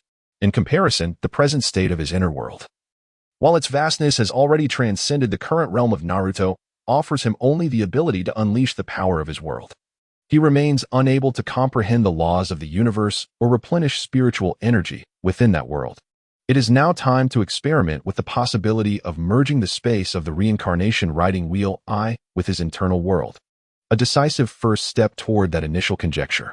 Naruto's gaze was serious as he meticulously contemplated the potential of such a hypothesis. Even though he had already deliberated on it countless times, he approached it with utmost caution. To achieve the fusion of his internal world with the alternate space, one must identify the points of convergence between the two, gradually blending their dimensionalities.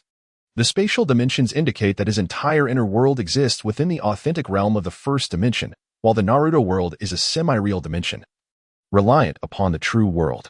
Thus, merging these disparate spaces necessitates breaking through the dimensional barrier that separates them, allowing their spatial dimensions to overlap.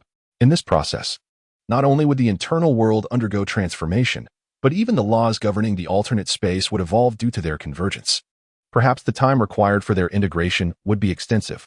Nonetheless, regardless of whether it is the internal world or the alternate space, both are constituted by laws. It is merely the differences in these laws that manifest as varied phenomena.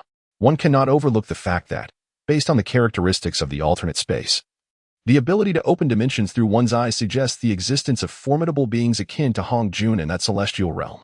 However, the specifics remain uncertain. After meticulously organizing the laws of the alternate space, Naruto finally found a moment of tranquility. His current task was to amalgamate the powers of the laws from his internal world with those of the alternate space.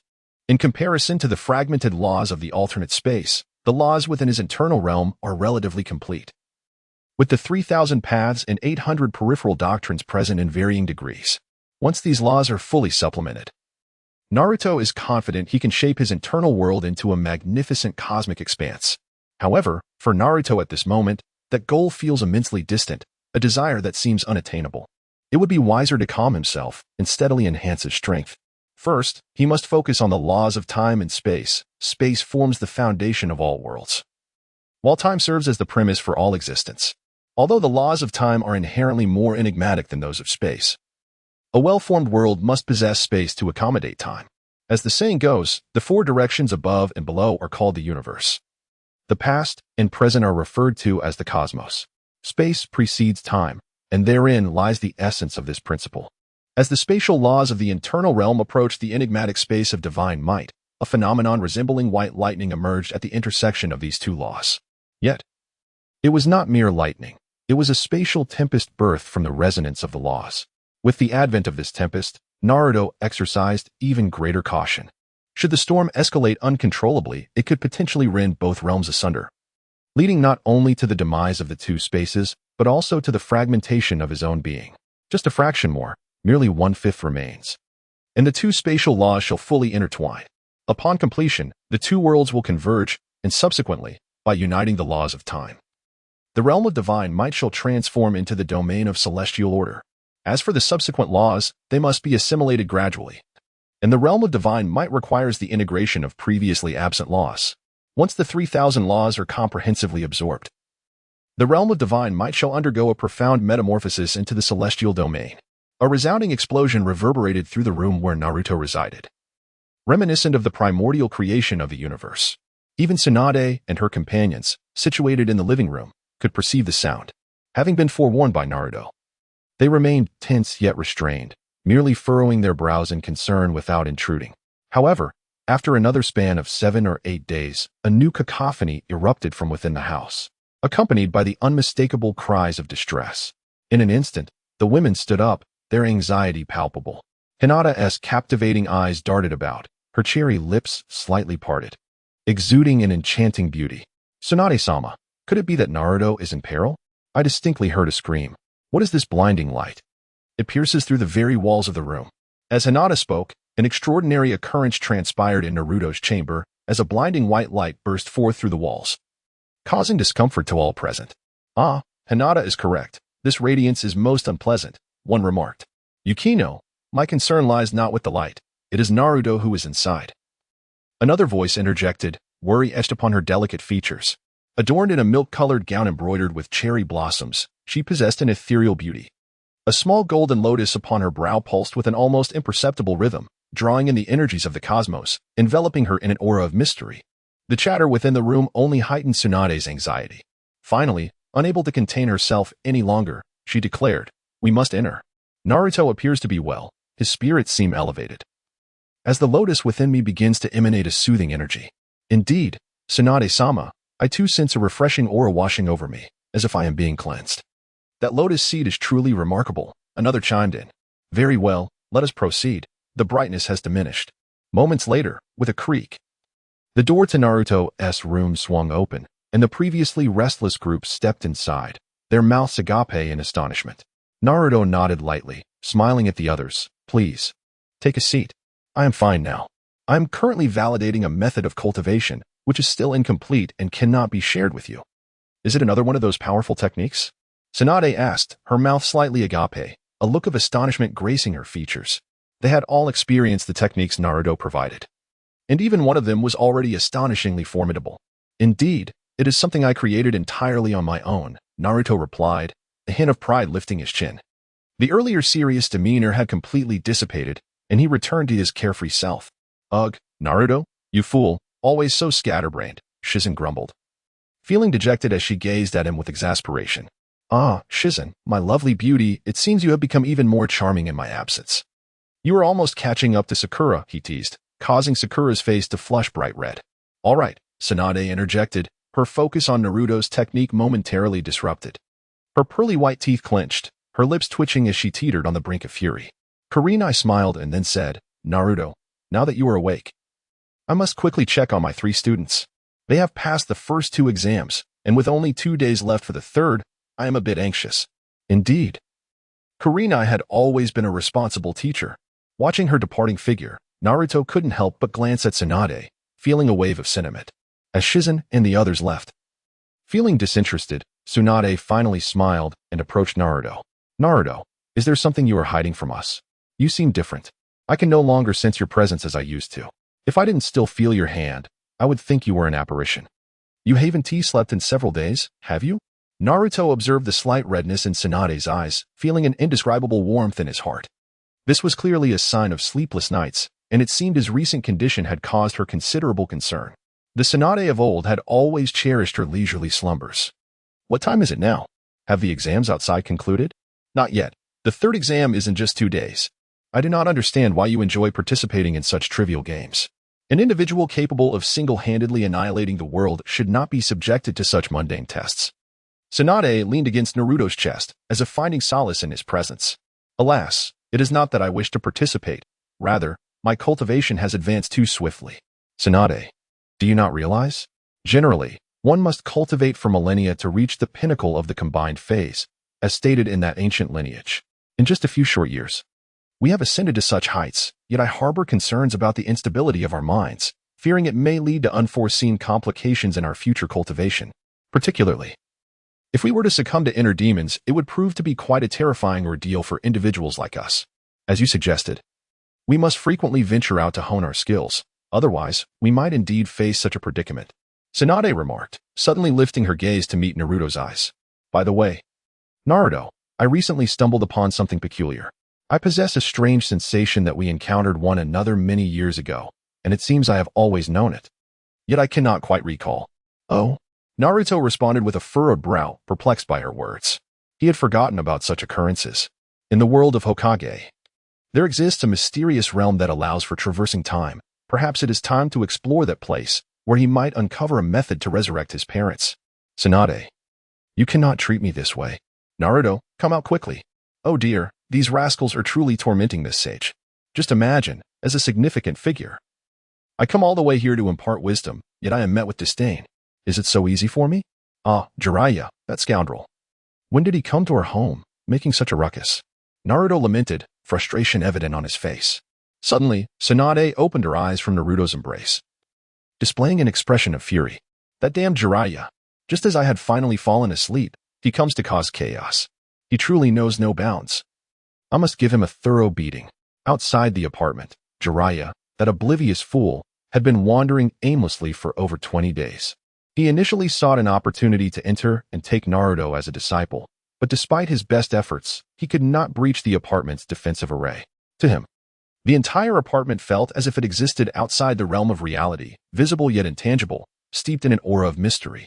Strangely, Sarutobi Hiruzen had not informed him of the terrifying individuals residing within this apartment. Since the incident with Danzo, it seemed that all present, save for Naruto and a few others, had suffered a complete amnesia regarding the event, never mentioning it to anyone. Of course, due to Naruto's protective barrier at the time, other villagers were unaware of the battle that had transpired. After much effort, Jiraiya had yet to hear or see any sign of life, his voice nearly giving out from shouting. Exhausted, he resorted to cursing the apartment. Behind him, a large red toad named Fukasaku sat pensively on the ground, a pipe clenched in its mouth. Unlike Jiraiya, Fukasaku had grown up in the profound environment of Mayaboko Mountain and possessed a deep understanding of formations. He mused to himself that had he attempted to breach Mayaboku's formations, he would have succeeded within 3 days. Yet now, staring at the apartment before him, he found himself utterly powerless. Such a peculiar apartment. What kind of formation is this? Jiraiya, your village has produced an extraordinary individual. I believe that unless the great sage of the toads intervenes personally, no one else can comprehend this formation. Jiraiya chuckled, wiping the sweat from his brow. For more than 20 days, he had not left this apartment, and now he felt as if he was on the verge of mildew. Watai, you truly are something else. Unable to decipher even this formation. How utterly useless, he scoffed, panting heavily to mask his own unease. Watai, the toad, flicked the ash from his pipe. Regaining his composure and gazing disdainfully at the rotund, white-haired figure before him, he could not help but extend a middle finger. Jiraiya, you are hardly in a better position. Have you found a solution? Who says I haven't? Ah. Soon, I shall gather dozens of elderly ladies to berate the apartment. Those insufferable individuals inside won't dare to show themselves. I am quite eager to discover why they are so arrogant, Jiraiya ranted, growing increasingly agitated. Suddenly, a thought struck him. And that's Tsunade. How could she not come out to greet her old classmate? Oh ho, I have decided. My next edition of Intimate Paradise shall feature her on the cover. Haha, what a splendid idea. Tsunade has certainly become more voluptuous. She truly lives up to the title of the Cow of Battle. I must say, your toad, remarked Watai, observing Jiraiya's unbridled confidence while casting furtive glances in the distance. Unfortunately, this fool, Jiraiya, was oblivious to it all. At some point, Tsunade had stealthily approached Jiraiya from behind. She observed him pulling out a small booklet, which turned out to be the globally best-selling poisonous mushrooms. Moreover, she noticed something peculiar. The cover featured her own image, accompanied by some rather unflattering title referencing her as a cow. It was evident that her very presence contributed significantly to the book's remarkable success. In an instant, Tsunade's already volatile mood soured completely. When I sensed the atmosphere shift, becoming as frigid as winter, leaving him too intimidated to move a muscle under the weight of her formidable aura. What an intimidating presence. What has happened to this woman? Furthermore, why does she lack chakra? The energy within her seems transformed into something entirely different, even surpassing natural energy and potency. How perplexing. Ah, you write quite well. How leisurely it must be to read such a book outside someone else's door, especially when it showcases the very residence of the subject. It must be thrilling, Tsunade remarked, suddenly lowering her aura and flashing a smile at Jiraiya. Her beautiful eyes narrowed into slits as she couldn't help but lean over to glimpse the contents of the book, only to be confronted by numerous indecent depictions featuring herself. Amidst his vexation, Jiraiya gazed upon his prized creation, buoyed by the accolades of others. Suddenly, a swell of emotion surged within him, dissipating the gloom that had enveloped him for days. Without a second thought, he exclaimed, Indeed, you speak so eloquently. Just look at this image, haha. It pairs splendidly with Tsunade. I truly admire my decision from back then. You have no idea. Ever since I used Tsunade's photograph as the cover, the book's sales have skyrocketed several-fold. Haha. Now, I am truly reaping the rewards. Oh, so you were quite wealthy then? Came the playful reply, accompanied by laughter. Of course. Suddenly aware of an unsettling presence, Jiraiya felt a chill run down his spine. He turned to see Tsunade, her teeth clenched in a tight grimace, her expression a mixture of amusement and fury. He felt as if he had plunged into an icy abyss, his voice trembling as he stammered, Tsunade, what are you doing here? Aha, what a coincidence. I've been waiting here for days, and finally, you've arrived. Is that so? Tsunade's nostrils flared with rage as she clenched her fists, producing a thunderous crack that sent Jiraiya spiraling into a sea of memories. Tsunade, what do you mean by that? You scoundrel. How dare you place my photograph on that despicable novel? I'll make you pay for your foolishness, you vile rogue. Bang. I'll teach you a lesson you won't forget. Bang. Just then, Naruto, emerging from his apartment, witnessed the chaotic scene and couldn't help but feel a pang of sympathy for Jiraiya. This poor fool really is unfortunate to have crossed paths with someone like Tsunade. Naruto looked up at Tsunade, still ablaze with fury, while Jiraiya, having suffered several broken ribs, pleaded, Tsunade, please stop. At this rate, he might actually die. Yes. I promise I won't do it again. Promise? What about the future? There will be no future. Absolutely none. Jiraiya crouched on the ground, adopting a posture of surrender, cradling his head as Tsunade's strikes left him with a throbbing headache. Humph. Tsunade snorted disdainfully. Walking over to Naruto, she glanced at Jiraiya, who lay defeated on the ground, and spoke in a flat tone. Hey, you there on the ground. I was just trying to catch some sleep when you, this fool, decided to yell at the top of your lungs outside someone else's home and woke me up. What do you want? Oh, what could it be? The village is about to hold the third round of the Genin exams, and I came here to teach Naruto some powerful ninjutsu. In an instant, Jiraiya forgot his injuries and bounced back to life, exclaiming, Ha! Behold, I, Jiraiya of Mount Mayaboku, am a top-notch instructor. I will surely turn Naruto into a formidable force that will dominate his peers in no time. Tsunade shot a disapproving glance at Naruto, muttering, "Why should you be the one to teach him? I am the legendary Sannin. If anyone should teach, it should be me." Humph. I believe Naruto would be better off steering clear of you. Recalling Jiraiya's notorious peeping antics at the women's bath, Tsunade found it hard to comprehend how she could ever allow Naruto to associate with him. Tsunade, come on now. With your temperament, do you really think you can teach Naruto effectively? Compared to you, I, Jiraiya, have proudly taught numerous students. However, this fellow seems to have forgotten one crucial detail. Those students have now become notorious villains in the world of Naruto, and even he, their mentor, can no longer exert control over them. In contrast, Orochimaru stands alone, successfully managing a hidden village of sound, despite facing criticism for his experiments on humans. The individuals he has nurtured have garnered significant renown throughout the Naruto universe. Never mind, Tsunade, Jiraiya remarked, observing this pitiable situation. Let us return and indulge in some food. My inner space has cultivated some exquisite delicacies that will surely delight your palate. Ignoring Jiraiya's boastful remarks, Naruto took Tsunade's hand and led her back. You too, Jiraiya exclaimed. Watching the leisurely retreating figures, a pang of bitterness swelling within him. This kid really lacks respect. After all, I'm the legendary Sannin of Mount Myaboku, renowned throughout the world as a masterful storyteller. Do these two not possess any manners? Beside him, the eager Fukasaku, attempting to approach the guest house, was abruptly halted by an overwhelming force. In his past life, Naruto had relied on the powers of the Toad clan, which had significantly aided his growth. Indeed, the Toads played a pivotal role in his development. However, this incarnation of Naruto was not the same, and he certainly did not wish for a monstrous toad to invade his home, leaving behind an unpleasant odor. Thus, Fukasaku had no chance of entering the guest house. Give it up, little toad, he declared. I have no fondness for toad scents, and besides, that red rash of yours looks quite disturbing. Fukasaku's forehead was lined with frustration as he glanced at Jiraiya.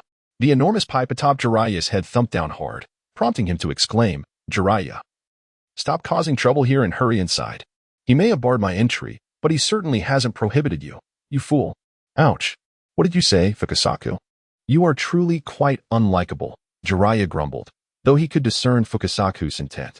Despite his usual foolish demeanor, Fukasaku often displayed remarkable shrewdness. Otherwise, he would not have thrived under the shadow of Konoha. Perhaps this was the wisdom with which he navigated life. Jiraiya smirked, making a peculiar toad-like sound, his heart brimming with anticipation for what Naruto had mentioned.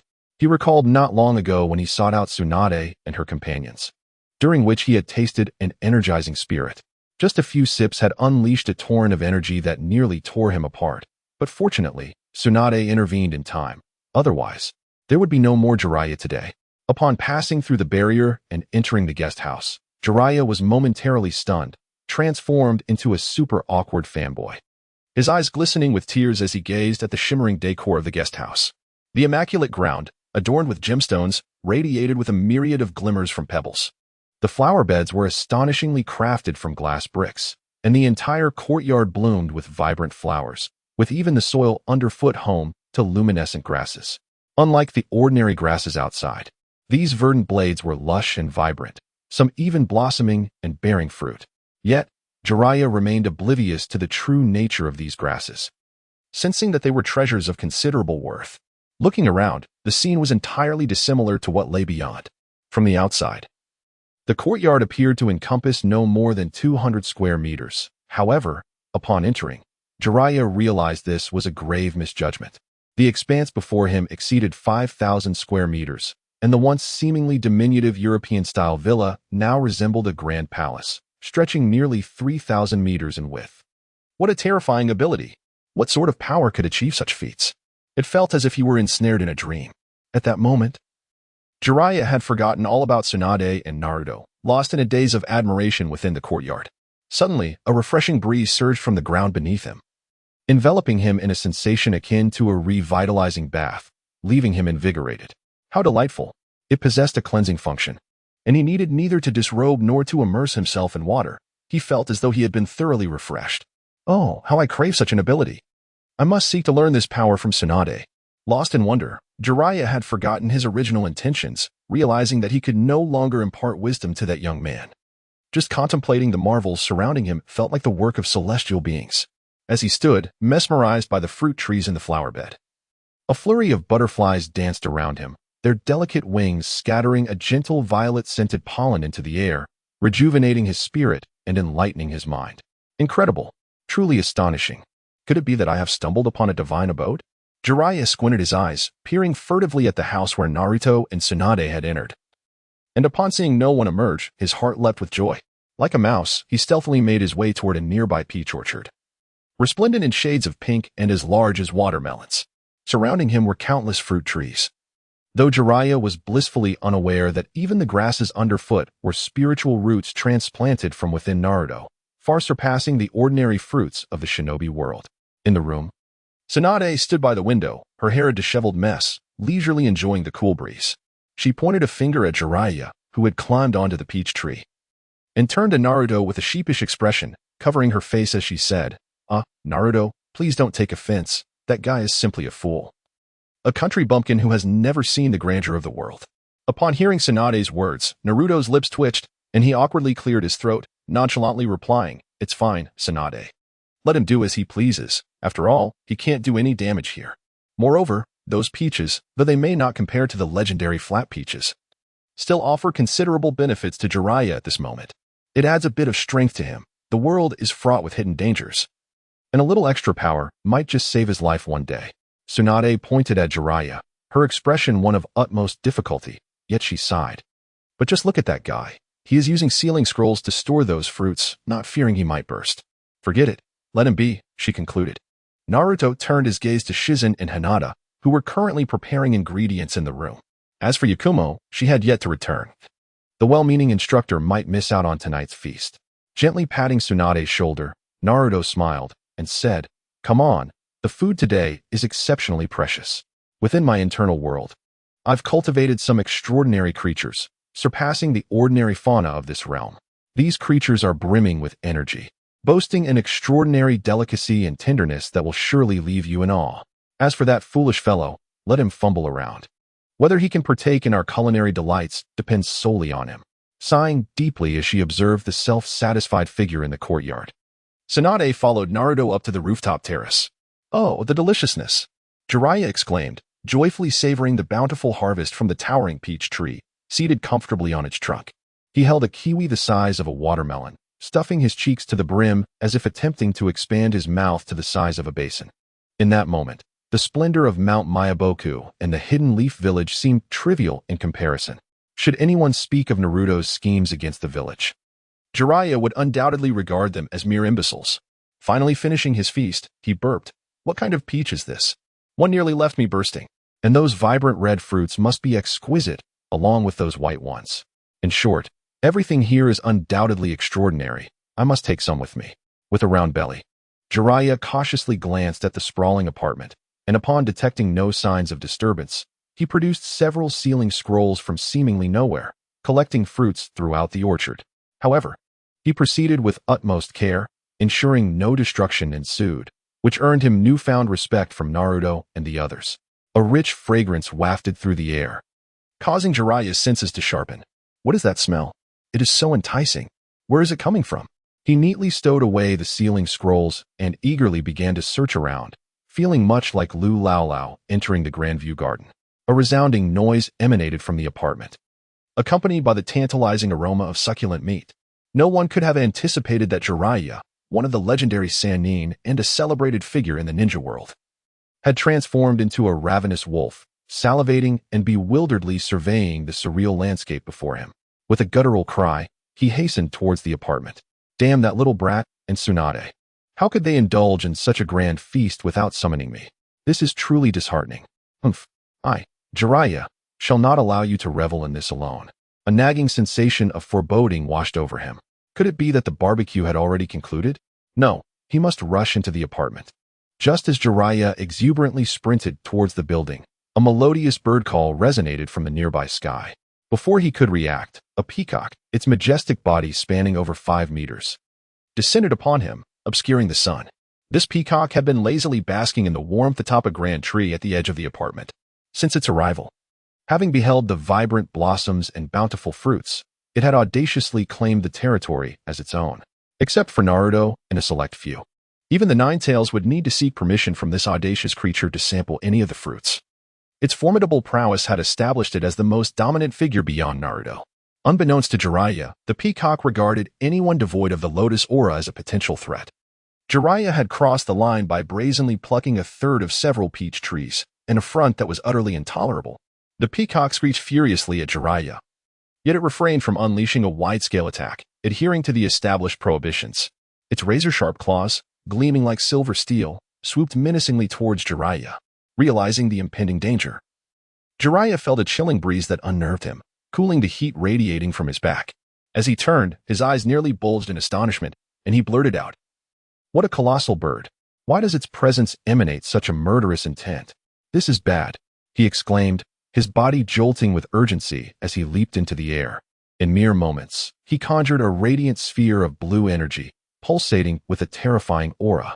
The peacock, momentarily intrigued by this display, halted its descent. However, it soon recalled the restrictions of this place.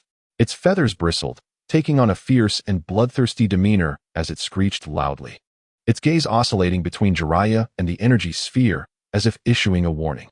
There was no time to waste. The threat posed by this monstrous bird was too great to ignore. "Rasengan," Jiraiya declared resolutely. The peacock, eyeing the oncoming Jiraiya, turned back to the surrounding flora, which were precious resources. If this intruder were to cause destruction, it would undoubtedly face the wrath of its master and risk losing favor. The peacock was exceedingly enraged.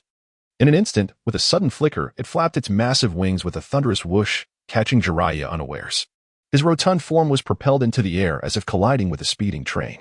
The Rasengan in his hand struck the peacock's wing, yet it inflicted no damage whatsoever.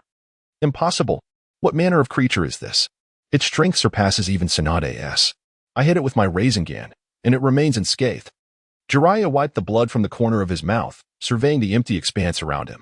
Channeling his chakra, he executed a somersault in midair, landing several hundred meters away, crushing a patch of verdant grass that had begun to sprout ruby fruits. The peacock, gently alighting on the ground, was taken aback. It was well aware that the ruby fruits were cherished by the mistresses, used as a precious herb for brewing spiritual wine. Now, having trampled so many, it wondered which fierce mistress would be incensed. Chirp, undoubtedly. The peacock playfully covered its face with its grand wings, its expression comical. On the expansive rooftop of the apartment building, Tsunade, sensing the commotion below, peered down. Her previously jovial demeanor shifted to one of frostiness, her bright, beautiful eyes fixated on Jiraiya, wishing to roast him alive. With a furrowed brow, Tsunade slammed her chopsticks onto the small table beside her, rising in fury. "That rascal Jiraiya has destroyed my heavenly star fruit. Is he courting death?"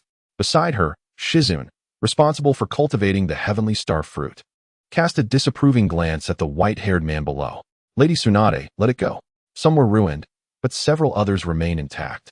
"Oof, Shizune, how could you plead for him?" Tsunade, standing at the railing, was ablaze with anger. "We intended to offer him a chance to benefit, yet he turns out to be a destroyer." Shizune fell silent, her gaze lingering on the patch of ruby fruits below, her expression conflicted. Meanwhile, Naruto remained unfazed, his voice gentle and smile warm, calming the previously furious Tsunade and her companions. As for the Nine-Tails, it watched with an amused expression, its bright fox eyes fixated on Jiraiya, the white lotus on its forehead resembling a crown. "Aha, let us crush that guy. He is so full of himself. He deserves a lesson from that lunatic." Ideally, they hurt each other, and perhaps I can applaud. The others stared at the red-haired fox in disbelief, as if they were unacquainted with it. "What are you all staring at?" "I'm merely enjoying myself. Jiraiya has always been so conceited, and that foolish bird, acting all high and mighty, deserves to learn a lesson." The Nine-Tails looked down at the unchanging orchard, recalling its own tumultuous days, wishing fervently to drive the peacock away. Naruto found the situation somewhat amusing, fully aware of the underlying reason, and teasingly remarked, "Nine-Tails, oh Nine-Tails, you truly ought to hasten your training if you wish to defeat the peacock. Furthermore, I am currently devising a way to enter the realm of the peacock, so you must expedite your efforts. If your cultivation is insufficient when the time comes, I shall not take you along to seek treasure." The red-haired fox's ears perked up, and it became visibly excited. "No way, boss. You must understand that I am at the pinnacle of the transformation stage, on the verge of breaking through to the void stage. Aside from Tsunade, I am the most formidable among us. How could such an opportunity to explore another world for treasure possibly exclude me? CHG rolled his eyes and, with a mocking expression, patted the dejected Shiro on the shoulder, saying, Nine-Tails, your words are far from pleasant. What do you mean? Aside from Lady Tsunade, you are the strongest. We have all been working hard, you know. But who knew the breakthrough would be so challenging? Well, you all are doing quite well, Naruto interjected. At least my cultivation hasn't been as rapid as yours. It took me a full 9 years to reach my current level. He then glanced at the utterly dumbfounded Jiraiya below and smiled at Tsunade beside him, saying, Beautiful lady, let the peacock bring him here. It's not every day we have a visitor. This barbecue possesses a fire attribute of elegance.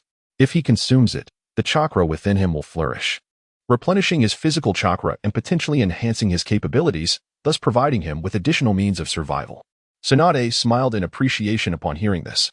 Although the barbecue came from an animal on the verge of evolution, it held substantial benefits for them. For a chakra ninja like Jiraiya, it was akin to a vast treasure trove. With a knowing smile, Tsunade nodded, refraining from further banter. She let out a sharp whistle with her fingers, causing the peacock below to tremble slightly and spring into action. Ha ha ha, that rascal Jiraiya is actually attempting to use summoning jutsu here.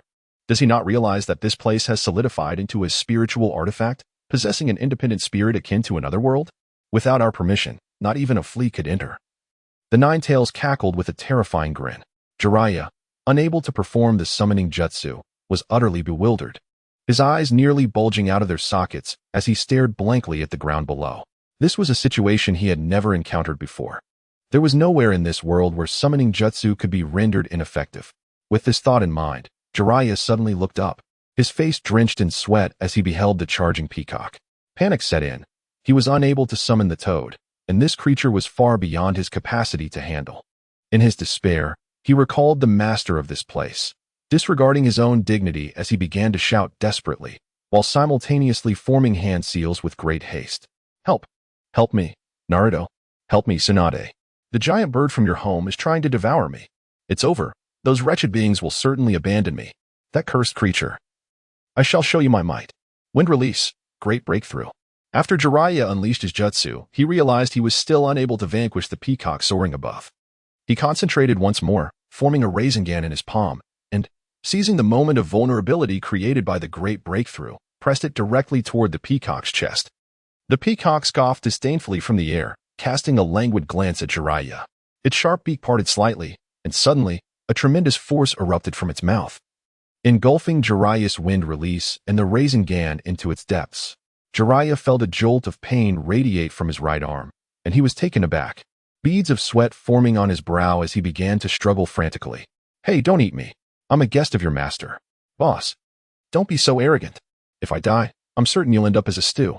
The peacock, possessing a high degree of intelligence and nearly on the verge of transformation, understood Jiraiya's plight perfectly. Its eyes gleamed like sharp blades. And had it not been for its master's instructions, it would have relished the opportunity to eliminate him in a secluded corner. Observing Jiraiya's struggles with indifference, the peacock suddenly flapped its wings, transforming into a streak of light as it soared to the rooftop of the second floor of the apartment. Shizen, Tsunade. Jiraiya felt a sudden darkness envelop him, and upon regaining clarity, he found himself in the presence of Tsunade and her companions. Witnessing the fury etched on Tsunade's face, he felt a twinge of embarrassment at his earlier antics.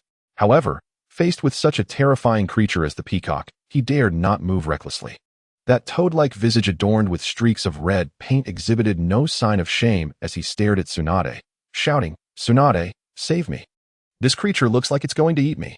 Hurry, my arm is about to snap. As she beheld the hapless Jiraiya suspended in midair, Tsunade was suddenly reminded of the foolish, naive Jiraiya from their youth. Her icy demeanor softened momentarily, captivating everyone around her. Such a beauty. I truly believe you are stunning when you smile. I dare say you are unparalleled in this world. Huh?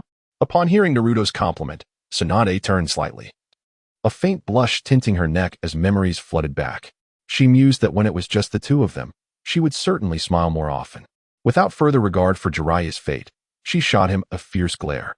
With a cold huff, Tsunade conveyed her intent, and the peacock complied, releasing Jiraiya, who crashed to the ground with a resounding thud. Whether intentional or not, remained a mystery.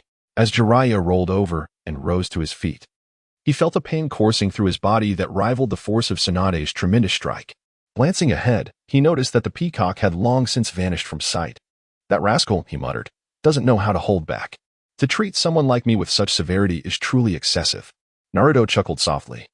Although the individual before him displayed an unusual demeanor, he was, in truth, the most astute person in the entirety of Konoha. Reflecting upon the era of the third Hokage, it was evident that among all the powerful figures, none had endured persecution quite like Jiraiya, who occupied a position of utmost significance. This was not solely due to his carefree nature, but also his approach to relationships. During the selection for the fourth Hokage, he had outright rejected the call to participate and even departed from Konoha. Remarkably, he managed to remain uninvolved in several major events that later unfolded in the village. One could not help but conclude that such coincidences had become a testament to his wisdom. "Perverted sage, would you care for a fine drink? Moreover, this barbecue today is quite exceptional. Perhaps you might achieve a breakthrough from it," Naruto suggested, initially intending to address him as Lord Jiraiya. The words transformed into a playful moniker as they escaped his lips. "Perverted sage? Ha ha ha, Naruto, you've hit the nail on the head," Jiraiya replied, albeit begrudgingly, casting a disgruntled glance at Naruto, who bore the look of a mischievous child. "You little brat. These children nowadays really have no respect for their elders." Naruto merely shrugged, retorting, "Having a lecherous elder who frequently spies on the women's hot springs isn't exactly a commendable trait." The others turned crimson, stunned as they stared at Jiraiya, instinctively shifting their seats away from him, mentally categorizing him as someone to be avoided at all costs. Jiraiya, momentarily speechless, observed the peculiar expressions of the group, choosing not to pursue the matter further. Perhaps due to his thick skin, he casually found a chair, grabbed the chopsticks that Naruto and the others had prepared, and began to tend to the meat grilling over the fire. "Curious, Naruto, where did you acquire this venison? The color, the aroma, it is undeniably exquisite, and it must harbor remarkable energy within." Indeed, it's no surprise that the old rogue who has traversed the ninja world can discern the essence of ingredients. "Impressive, truly," Naruto replied. "TCH, that was merely a matter of sourcing. Do you understand?" Jiraiya, in a fit of impatience, shouted a few times at Naruto before muttering to himself with an odd expression. He thought to himself, "That old man really is something. I have long told him that Naruto, this peculiar fellow, would never engage in actions that might harm Konoha. Yet he refuses to believe it." Jiraiya recalled the old man's furrowed brow and couldn't help but burst into laughter. However, that man inadvertently facilitated a great fortune. Otherwise, how could I have indulged in such delectable celestial peaches and savory grilled meat? With carefree mirth, Jiraiya suddenly produced a kiwi the size of a soccer ball from his pocket and began to savor it alongside the grilled meat, relishing the delightful flavors. "Speaking of which, Naruto, though you have already become quite formidable, I believe you could benefit from practicing your father's renowned techniques, such as the Rasengan or the Flying Thunder God." Jiraiya pulled out a scroll, saying, "Look, this is a note left by your father, detailing the Flying Thunder God technique.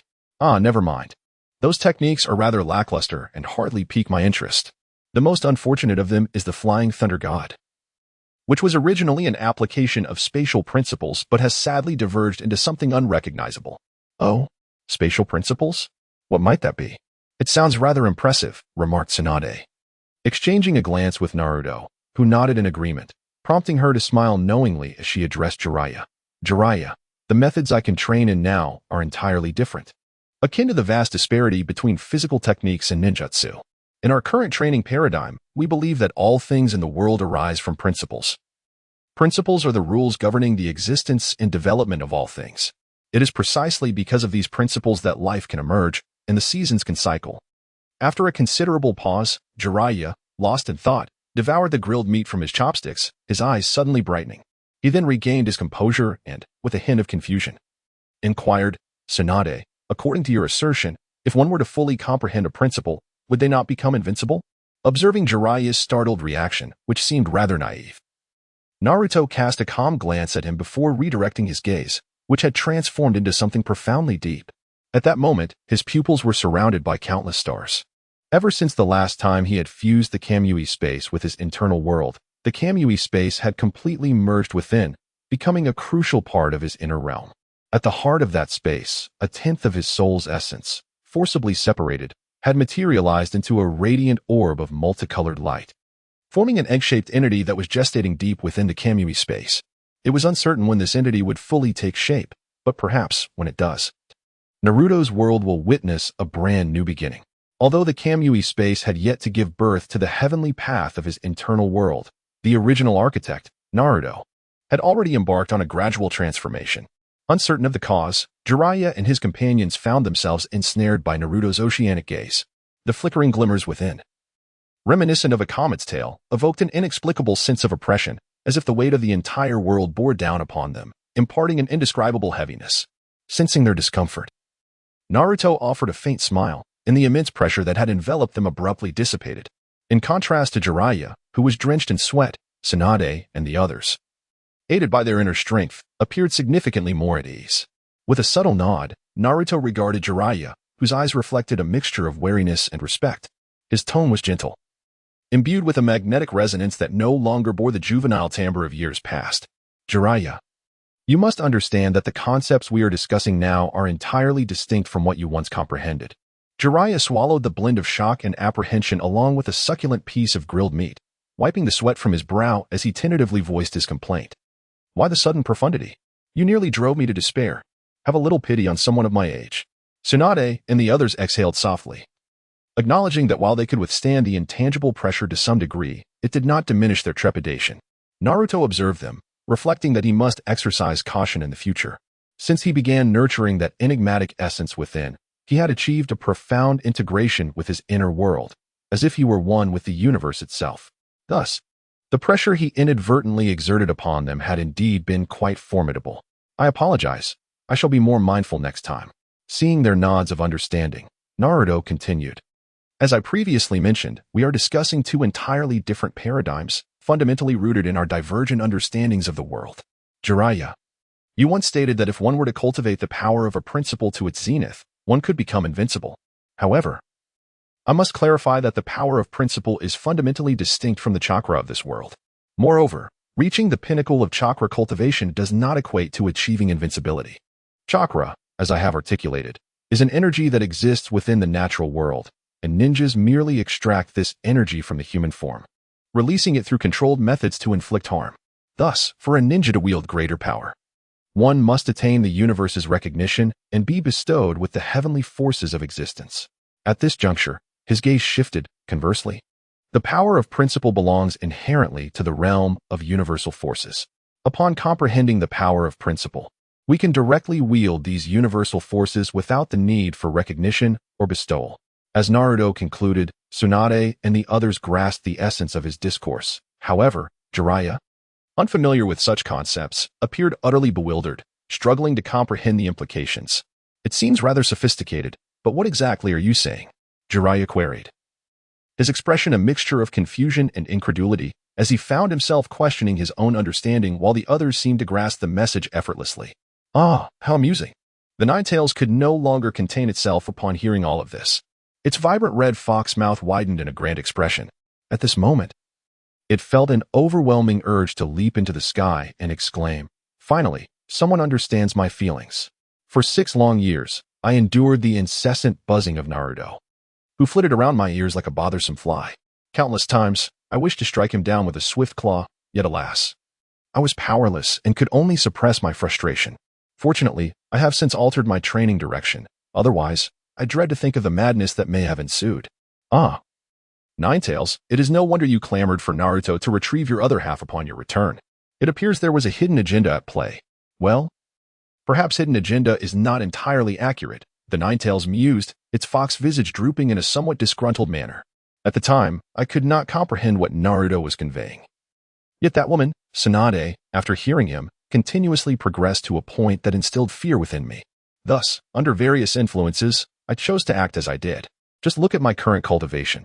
I fall significantly short of Tsunade's prowess, and there is a reason for that. Oh, so it was you, that insufferable fox. Jiraiya finally realized, utterly entranced by the tantalizing aroma of grilled meat. It was only now that he noticed the red-haired fox beside him. Moreover, the white lotus mark upon its forehead was notably larger, nearly encompassing its entire head, resembling a white crown. No wonder I felt an incessant presence of something red swirling about. It was you all along. What else could it be? The Nine-Tails merely rolled its eyes. Compared to its previous aggressive demeanor, it now appeared far more docile. Perhaps this transformation stems from the removal of the god tree's malevolence, allowing it to genuinely discover its true self. Wait a moment. Jiraiya suddenly recalled something. His arm, holding a piece of grilled meat, froze midair. His strangely wide eyes narrowed, and he hoarsely inquired, "What did you just say? When you began your journey with Naruto and the others, had you already lost to him?" Jiraiya pointed a finger at Naruto's forehead, seemingly in disbelief. All along, he assumed the Nine-Tails had been pacified by Naruto, subsequently banished through some mysterious means. However, it appeared that the Nine-Tails had somewhat shamelessly insisted on remaining with Naruto. Is that even possible? Jiraiya questioned himself. During the incident with the spirit tablet, no matter how formidable Naruto was, he merely wielded a legendary artifact from the land of crafts. Yet, from the Nine-Tails' words, it seemed that Naruto had indeed been quite powerful back then. Recalling the moment when Naruto had expelled it from his body, the Nine-Tails still trembled in fear. That extraordinary swordsmanship. If Naruto had even slightly faltered in controlling his sword energy, it was certain that such energy would have torn it apart. This was not merely a battle of equals, but a stark contrast between chakra energy in a disadvantaged position and the spiritual energy that transcended natural forces. In the realm of Naruto, chakra is categorized into various levels, with ordinary chakra occupying the lowest tier. Above that lies sage chakra, followed by natural energy.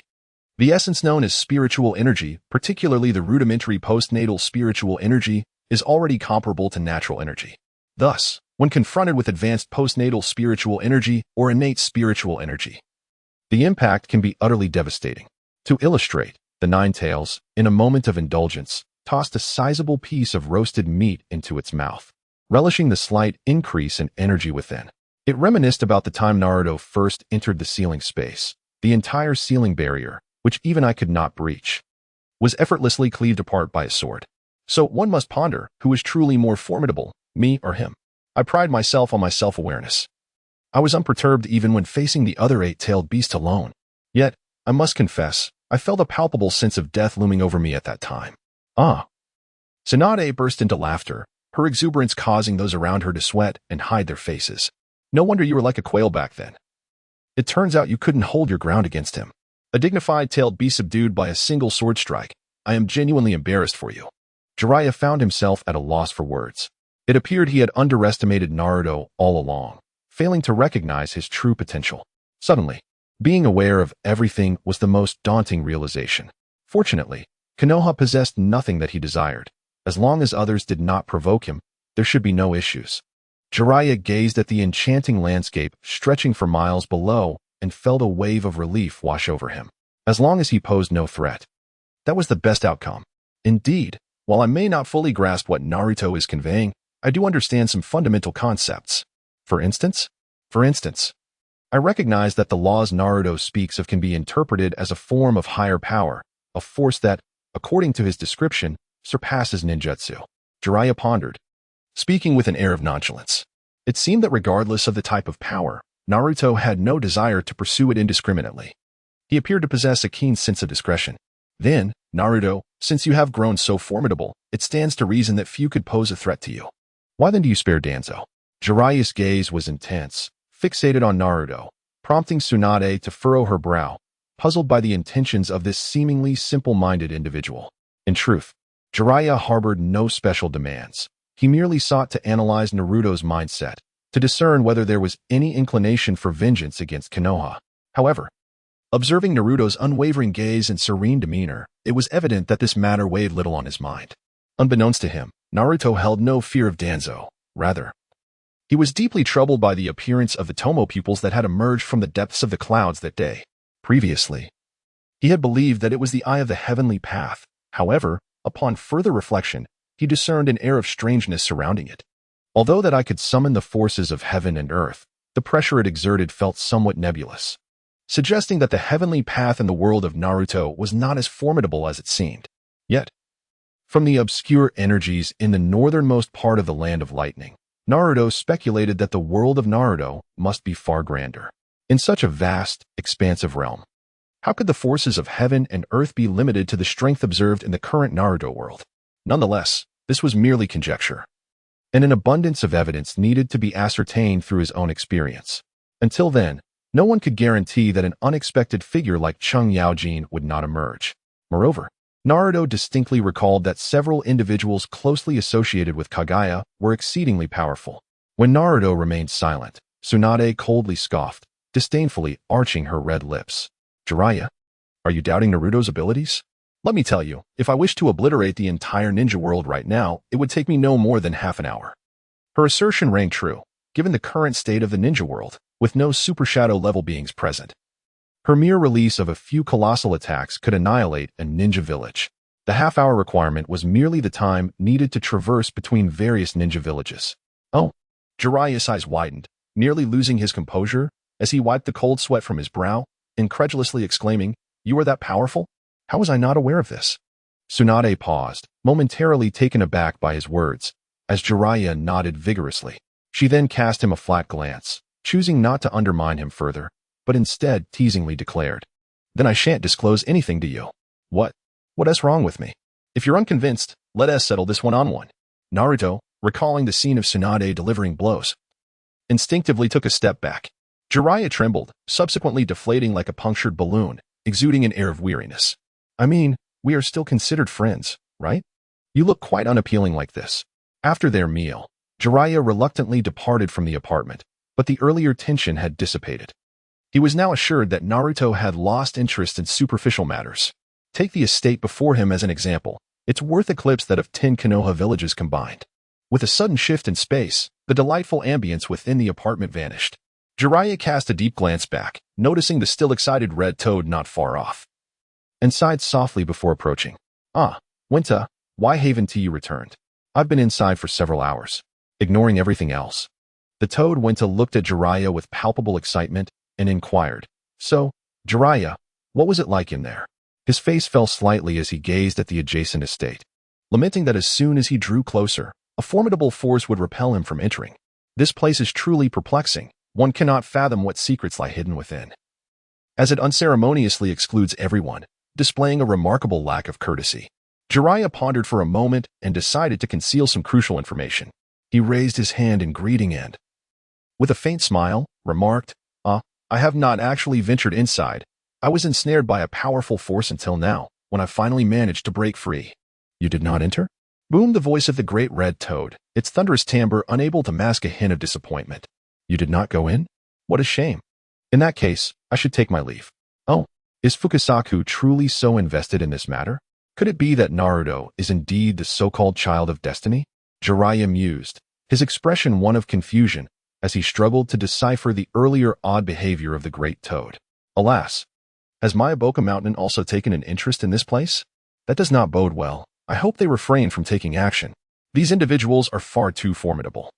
And should a conflict arise, Konoha would scarcely endure the devastation. As Jiraiya spoke, he was reminded of Sarutobi's bark-like visage, feeling quite helpless, especially with that old man, who, in his hubris, seemed intent on unraveling the mysteries of this place. I must say, even I find it incomprehensible at this juncture. Naruto, what does Jiraiya truly mean? He appears so apprehensive, it hardly seems like a mere whim. In the room, Tsunade nestled against Naruto, and as a former Hokage, one would presume that such matters would be easily understood by her. Yet, the individual who had regained his innate nature seemed disinclined to ponder even this simple issue, leaving one to wonder if it was a test of Naruto's intellect or merely a lack of desire to engage. "Are you foolish?" Naruto gently pinched Tsunade's nose, finding himself increasingly fond of her. Now that Tsunade had returned to her 18-year-old self, and he had matured into a man over 6 feet tall, it created a harmonious alignment with his heart, which was supposed to be in its 30s.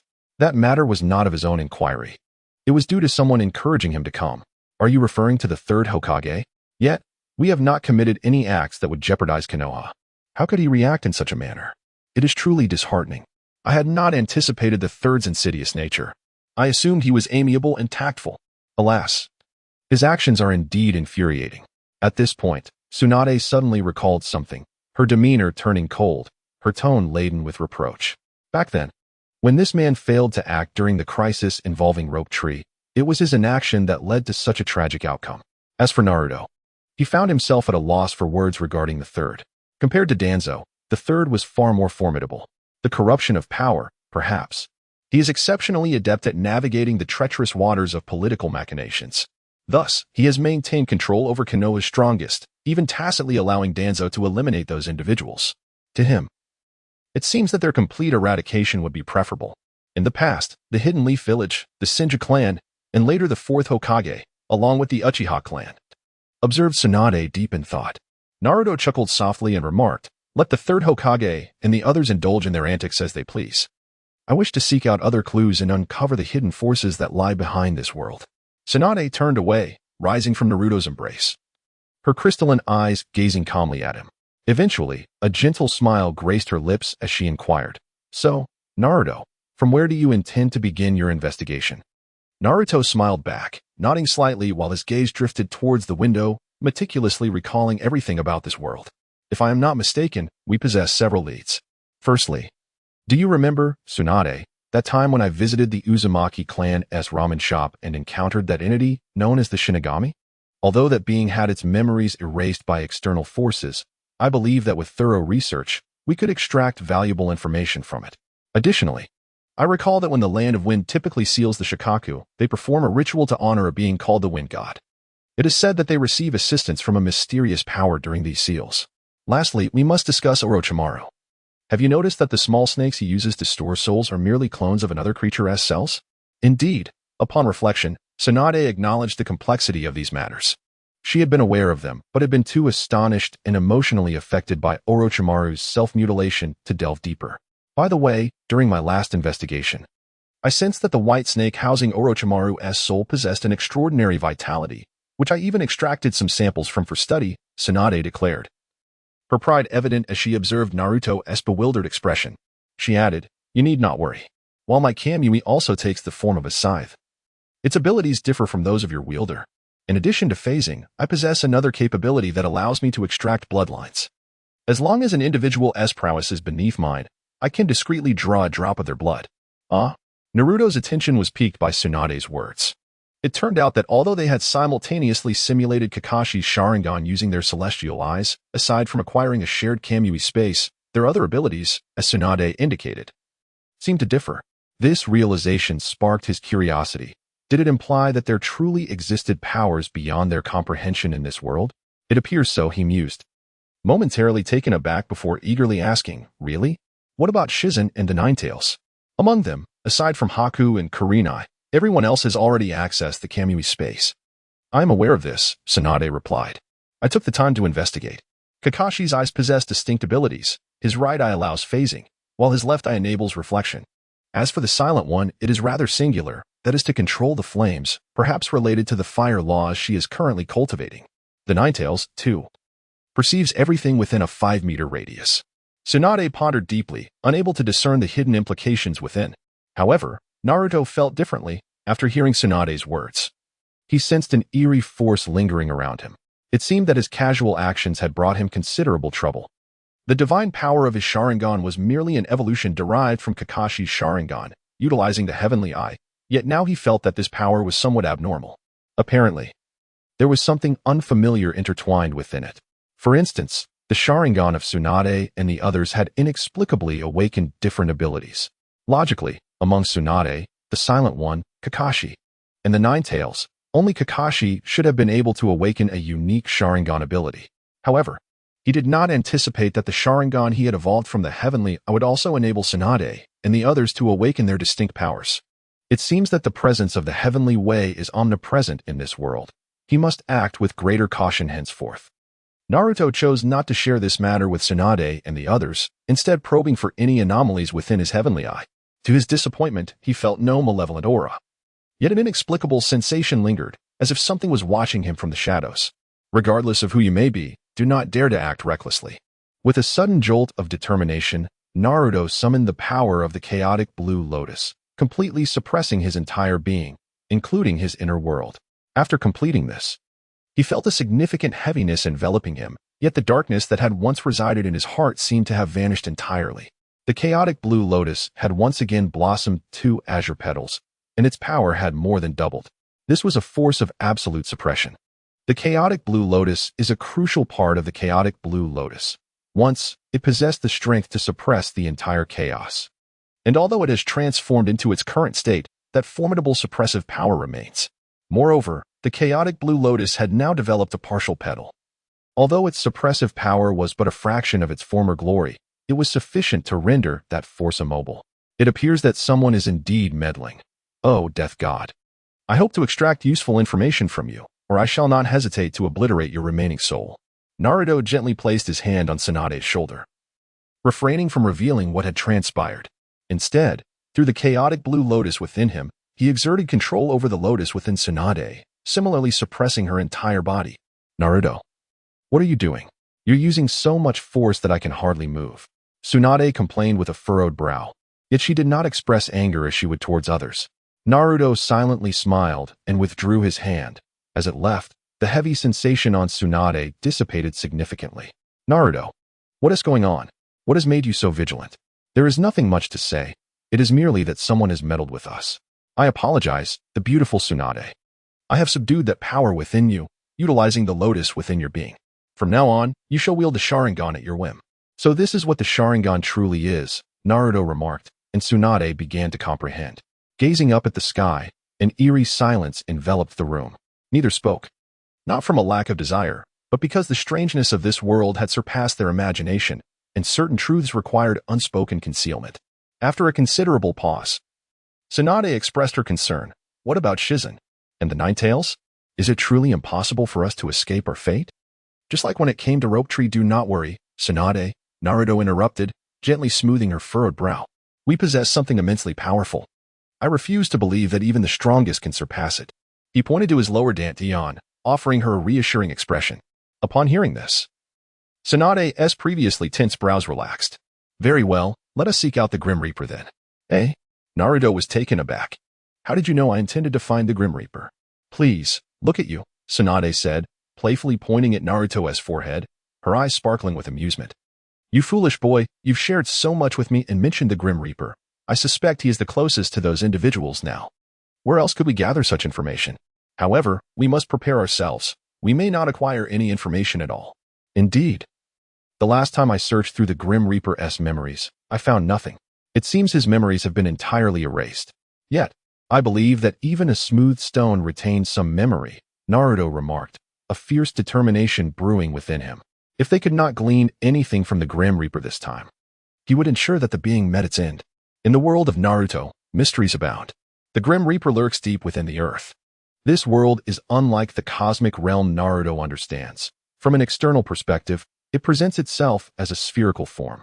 Yet one cannot ascertain whether it is indeed a spherical planet, or perhaps it possesses the oceanic features of a spherical body evident in the phenomenon of sailing vessels. However, the Earth appears remarkably flat, an oddity in itself. According to Naruto's speculation, if they were to descend straight down along the Earth's surface, reaching the depths of 500,000 worlds, they could arrive at the fabled domain of the Grim Reaper, the Pure Land. The Pure Land is a term within the Naruto universe, said to be the manifestation of the Grim Reaper's corporeal form summoned to the mortal realm. The world of Naruto can also be considered one of cultivation, housing existences akin to the god of the moon, Otsutsuki Kagaya. Thus, even though this world manifests as a sphere, it significantly differs from the Earth of his past life. Delving deeper into the soil, after approximately 1,000 kilometers, Naruto and his companions finally approached the outermost layer of the Earth's crust near its center. At this moment, Naruto gazed in astonishment at the array of rock formations behind him, while before him lay the asthenosphere deep within the Earth. The temperature of the asthenosphere was significantly higher than that of the surface, had it not been for the presence of chaos fire. They would have been unable to endure such extreme conditions. However, these concerns paled in comparison to what truly occupied his thoughts. The entirety of the Hokage continent should not possess such a profound crust. Even on Earth in his previous life, the crust thickness was merely a few dozen kilometers. It was indeed difficult to fathom the reality of the Earth's depths. Tsunade stared in astonishment at the world before her mind momentarily blank. As one of the most powerful indigenous beings in the Hokage universe, she had never encountered such an underground realm before. The upper mantle, in conjunction with the crust, served as a crucial zone for magma generation, where temperatures exceeded the tolerance of an ordinary human. Although Tsunade understood that the presence of chaos fire would shield her from the ferocious heat, an innate sense of trepidation lingered within her. Unbeknownst to her, the spiritual energy within her began to mobilize more vigorously, thus intensifying the chaos fire. Naruto pondered aloud, expressing his astonishment that they had been deceived by this world. It should not be so vast, otherwise, such a thick crust would not exist. This revelation elicited a peculiar reaction from Tsunade. Despite Naruto's transmission of a comprehensive array of information related to the cultivation system, certain aspects were conspicuously absent. With a slight blush and a hint of shyness, Tsunade inquired, "Naruto, what exactly is the crust, and why does it perplex you?" Turning to meet her gaze, Naruto replied earnestly, "Tsunade, you must understand that crustal movement is an essential characteristic of any planet. In the Hokage world, technology coexists with ninjutsu, and humanity has already comprehended much of the terrestrial phenomena." To clarify, Naruto succinctly summarized his thoughts. "I believe we inhabit a spherical world, surrounded by the dark expanse of the cosmos. If one were to delve straight down into the earth, the entire surface of the sphere down to its core comprises various layers of material. I categorize these layers as the crust, mantle, outer core, and inner core. Typically, a planet's crust measures only a few dozen kilometers. However, when we traversed into this realm, we encountered a crust that exceeded 1,000 kilometers in thickness. I cannot fathom the enormity of this world. Tsunade, do you not feel that what we currently perceive is far from resembling a true world? Perhaps we are merely witnessing a fraction of its entirety." Naruto mused, his thoughts drifting deep into the earth's depths, suddenly igniting a profound curiosity within him. "I am not privy to all the intricacies, yet, Naruto, I shall accompany you. As you aptly stated, our understanding of this world is indeed excessively narrow. It is rather absurd that the ninjas of Konoha and the various ninja villages continue to revel in their minuscule power." Tsunade shook her head, gradually shifting her form. Enveloped in the pale white flames, her body resembled a wick. The searing flames, upon sensing the essence of the pale white fire, found themselves not in a position of advantage but were slowly being absorbed by it. The deeper they ventured into the earth, the more intense the scorching essence became, igniting an insatiable curiosity within them. Beneath their feet, each wielded a sharp sword that bore their weight, traversing with remarkable speed through the molten material at high temperatures. For the earth, molten material constitutes merely 1 to 10% of the upper mantle. Yet here, the distribution of molten substance had escalated to over 20%. Naruto tentatively extended his perception. Within the entire space, his awareness could only reach millions of square miles before being obstructed by a blinding white light. As he delved deeper, the influence of that white radiance intensified, rendering him increasingly drowsy, akin to the effects of intoxication. How terrifying! Blood began to seep from the corners of Naruto's eyes, trailing down the sides of his nose, inciting Tsunade's concern. "Naruto, what is happening? Please do not frighten me." Tsunade's voice trembled, uncertain of Naruto's actions. Upon witnessing the blood-tinged gaze of Naruto, she clutched his clothing tightly. Drawing a deep breath, Naruto was jolted by Tsunade's words, wiping the moisture from the corners of his eyes and fixing his gaze upon her. "Thank you, my beautiful companion. Had it not been for you, I might have succumbed to an illusion just now." The power of that illusion was something even I could not resist. At that moment, Naruto's curiosity piqued regarding the source of the white light deep within the earth. What could it be? Had the Grim Reaper found refuge in such a place? What lay there, paradise or inferno? Now this is intriguing. Grim Reaper, no matter what kind of specter you are, I shall seize your tail. Naruto began to chuckle wickedly, leaving Tsunade bewildered. After a pause, noticing her wide-eyed expression, he suppressed his laughter and said, "Let us proceed, Tsunade. We must discover where the Grim Reaper resides. Be cautious. Do not delve too deeply into the mantle's core with your perception. I sensed something perilous earlier. We must approach it gradually. Stay close to me. We cannot afford to lose each other amidst the unknown dangers lurking here." "Very well, you need not worry," Tsunade replied with a sweet smile, intertwining her fingers with Naruto's. Naruto smiled back, turning to lead Tsunade deeper into the mantle. As they moved forward, the area they had vacated transformed into an even hotter molten mass, stirring unrest within that region. However, such matters were now beyond Naruto and Tsunade's concern. What they were unaware of was that, at this very moment, the distant ground began to tremble for reasons unbeknownst to them. In the southern outskirts of the Land of Fire, where the humble village of Waji once thrived, a colossal vortex was forming in the midst of the vast ocean. Within a 10-mile radius, torrents of seawater plunged recklessly into the abyss of this monstrous whirlpool. The fishermen who had just landed gazed in astonishment at the immense whirlpool before them, their mouths agape in disbelief. "Quick, Kimiku, run. There are spirits here. If we do not leave soon, We shall be devoured. Dad, this is terrifying. It's as if we are staring into the maw of death itself. That gaping mouth nearly threatens to swallow the entire shoreline. People began to flee towards the interior of the continent, for in their eyes, such an occurrence could only be attributed to divine intervention. They had left their boats behind, helplessly watching as numerous large vessels were completely consumed by the ocean's maw. Behind them, a towering ninja suddenly appeared along the coastline, furrowing his brow as he contemplated the situation above. Tsunade, observing Naruto's cautious demeanor, felt her own anxiety rise. The sword at her feet seemed to transform into a razor-sharp chakra scalpel, parting the molten substances ahead. Within this region, only the molten material was suitable for their passage. Other substances, though seemingly soft, proved challenging to traverse. Naruto's perception extended deeply. This time, he did not haphazardly seek the source of the dim, white glow beneath the earth. Instead, he allowed the chaotic blue lotus to suppress the chaos, gradually penetrating into the depths below. His awareness delved deeper, yet remained confined within the mantle's bounds. Even wielding the power of the chaotic blue lotus, he could not entirely dispel the disorienting dizziness that enveloped him. Neither spoke, both cautiously surveying their surroundings. In the absence of sunlight, the area appeared shrouded in darkness. Thus, after reaching the depths, Naruto relied upon his heavenly eye to observe his surroundings. With its assistance, everything around him mirrored the vibrancy of the external world, each possessing its unique hues. Particularly within the mantle's realm, the fiery essence had intensified, surpassing the mere compression of chaotic flames that clung to Naruto's exterior. Although chaotic fire was the mightiest flame within the chaotic realm, for Naruto and Tsunade, it was solely due to the chaotic blue lotus that they wielded such flames. At this juncture, the chaotic fire they emitted was but a mere ember. Thus, it required a lengthy maturation process to evolve into the truly cataclysmic, chaotic fire capable of obliterating the heavens and the earth. Feeling the surrounding flames grow increasingly violent, Naruto's thoughts crystallized, and his forward momentum came to an abrupt halt. The Yuhong sword rested gently among the molten material, akin to an extension of his own being. Tsunade gently squeezed her small hand, turning to Naruto with a tone of familiarity, inquiring, "Naruto, why have you stopped?" "For reasons unknown." Tsunade felt a warmth rise to her neck in response to Naruto's fingers, a sensation rather uncharacteristic of her typically brash demeanor. Perhaps this is precisely due to their solitude together. The enchanting beauty, the atmosphere here is incredibly vibrant. We can absorb the elemental fire of the heavens and the earth.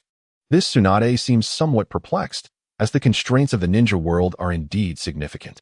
The previous quest for volcanic fire, which directly devoured the elemental flames, would surely terrify anyone if it were to be disclosed. Naruto gazed around, gently holding Tsunade's delicate hand as he sat cross-legged. The ethereal aura surrounding him had intensified compared to several years prior, evoking the sensation of celestial lovers. Tsunade remained silent. Despite her unfamiliarity with this strange world that Naruto had introduced her to, for her, wherever Naruto was, that was home. Love, inexplicable in its origin, runs deep. Though their bond defied societal norms, for beings with millennia of existence, as long as the essence of each other remained, everything else faded into insignificance. Naruto admired her youthful visage, reminiscent of a divine maiden, and with a gentle smile that could captivate hearts, he slowly explained, "Tsunade, you must diligently pursue your studies. This world possesses so little, especially regarding the understanding of the universe and humanity. We currently inhabit entirely different realms. I dread the day when I tread a path illuminated by scattered starlight, with an abyss of darkness behind me, and find myself unable to sense your presence." Tsunade nodded earnestly, her gaze reflecting unwavering resolve. Unbeknownst to her, she had seamlessly embraced this new role as a unique presence by Naruto's side. "Just as the enigmatic symbols you bestowed upon me hold extraordinary power, no matter how lengthy a life may be, even ascending to divinity, one cannot fully unravel their entirety. Until now, I had always believed chakra to be the ultimate force. Rest assured, I shall strive diligently," Tsunade assured him. Her skin was remarkably delicate and fair, not the pallor derived from sealing techniques, but a genuine softness akin to that of an infant, smooth as water and yet unyielding. "Very well," Naruto nodded, settling fully into a meditative posture as he began to practice the chaotic formula. This technique was intricate yet immensely powerful, akin to a seed of law. To cultivate the power of the law, one must use it as a guiding force to comprehend its essence. Thus far, Naruto could harness a degree of this power through the support of his inner world, but in comparison to the true essence of the law, he still had a considerable distance to traverse. Indeed, he had yet to reach the realm of genuine comprehension. As Naruto entered a deep meditative state, the surrounding elemental fire began to coalesce around him like an unseen stream, gradually forming a luminous membrane of flames that enveloped his body. Tsunade observed this and also settled into a meditative position, channeling the Purple Dream Sutra to draw upon the elemental fire around her. The two individuals appeared as unfathomable abysses, capable of consuming any vestige of fiery anger, leaving the surrounding area devoid of even the faintest trace of heat. Amidst this fervent atmosphere, the small flame before Naruto and his companion deepened in intensity, radiating a warmth far more pronounced than before. Time seemed to slip away unnoticed, until Naruto opened his brilliant star-like eyes, a glimmer of white light shooting forth, as if the chaotic flames before him were manifesting divine fire that could annihilate the heavens and bring forth the cycle of creation and destruction, as if orchestrated. Tsunade beside him also regained consciousness, her soft lips parting slightly as she exhaled a breath of formless, turbid energy. Naruto, the heat here is truly overwhelming. It surpasses even that of an active volcano. After absorbing so much fire energy, I feel as if my flames could incinerate several hundred meters of hardened steel in the blink of an eye. Is that so? You seem to have made quite a gain, Naruto teased, as if he himself had not benefited at all. Tsunade, displeased, spat in irritation, recognizing that Naruto was feigning ignorance, clearly looking down on her. You insolent fool, is it because you think I know so little? But you are also aware that our world is exceedingly primitive. Were it not for the information you imparted, I would remain oblivious to the existence of such powerful beings beyond our realm. Are you referring to Pengu? Naruto inquired, chuckling as he observed Tsunade nod slightly. Though he could not divulge the details of his origins, there were certain aspects he could share. For instance, before arriving in this world, he had glimpsed that gray, chaotic space, along with the silhouette of a colossal figure, or rather, a mighty man. Actually, I learned about that through written records. That image suddenly appeared in my mind. He pondered, then solemnly whispered, Tsunade, you must frequently envision that figure, absorbing every nuance of his movements. That shadow is the closest embodiment of the Tao in the chaotic realm, and he possesses immeasurable wisdom to offer us. Yes, I will do that. Naruto, what now? Shall we continue our search for the Grim Reaper? Indeed, we must persist, Tsunade. That is precisely the purpose of our expedition. Yes, but for some reason, I can't shake the feeling that we are gradually stepping into peril. I can't discern what it is. Have you sensed the Tao's white light? White light. What on earth are you talking about? Naruto swallowed hard, gazing into the depths of the earth, a lingering trepidation in his heart. Well, you shouldn't have asked so soon. Tsunade, heed my warning. Do not delve into that white light. It is far too terrifying. It plunged me into an illusion, where I remained for a full 5,000 years. Yet upon your awakening, I realized only mere seconds had passed. Before Naruto could finish, the inquisitive Tsunade had already begun to probe that region, but before she could regain her senses, her entire body collapsed against the longsword, utterly weakened. Jiraiya felt utterly speechless, realizing that he had underestimated Naruto all along. Until now, he had never truly acknowledged him, and suddenly becoming aware of everything was rather frightening. Fortunately, there was nothing in Konoha that Naruto coveted. As long as no one provoked him, there should be no issues. As Jiraiya gazed down upon the vast, idyllic land stretching for miles, a sense of relief washed over him. If it was impossible to contain him, then knowing he posed no threat was the best possible outcome. Indeed, while he struggled to comprehend Naruto's words, there were certain fundamental truths he grasped. For instance, he understood that the principles Naruto spoke of could be interpreted as a form of superior power, a force that, according to his description, surpassed ninjutsu. Jiraiya pondered this, speaking in a calm tone, seemingly indifferent to the nature of the power itself, suggesting that he possessed a keen sense of strategy. Naruto, since you have grown so formidable, it seems few can threaten you now. Why then did you spare Danzo? Jiraiya's gaze was intense as he fixed his eyes on Naruto, causing Tsunade to frown in confusion, wondering what this seemingly simple-minded man truly meant. In truth, Jiraiya held no special demands. He merely sought to analyze Naruto's perspective, to ascertain whether he harbored any thoughts of vengeance against Konoha.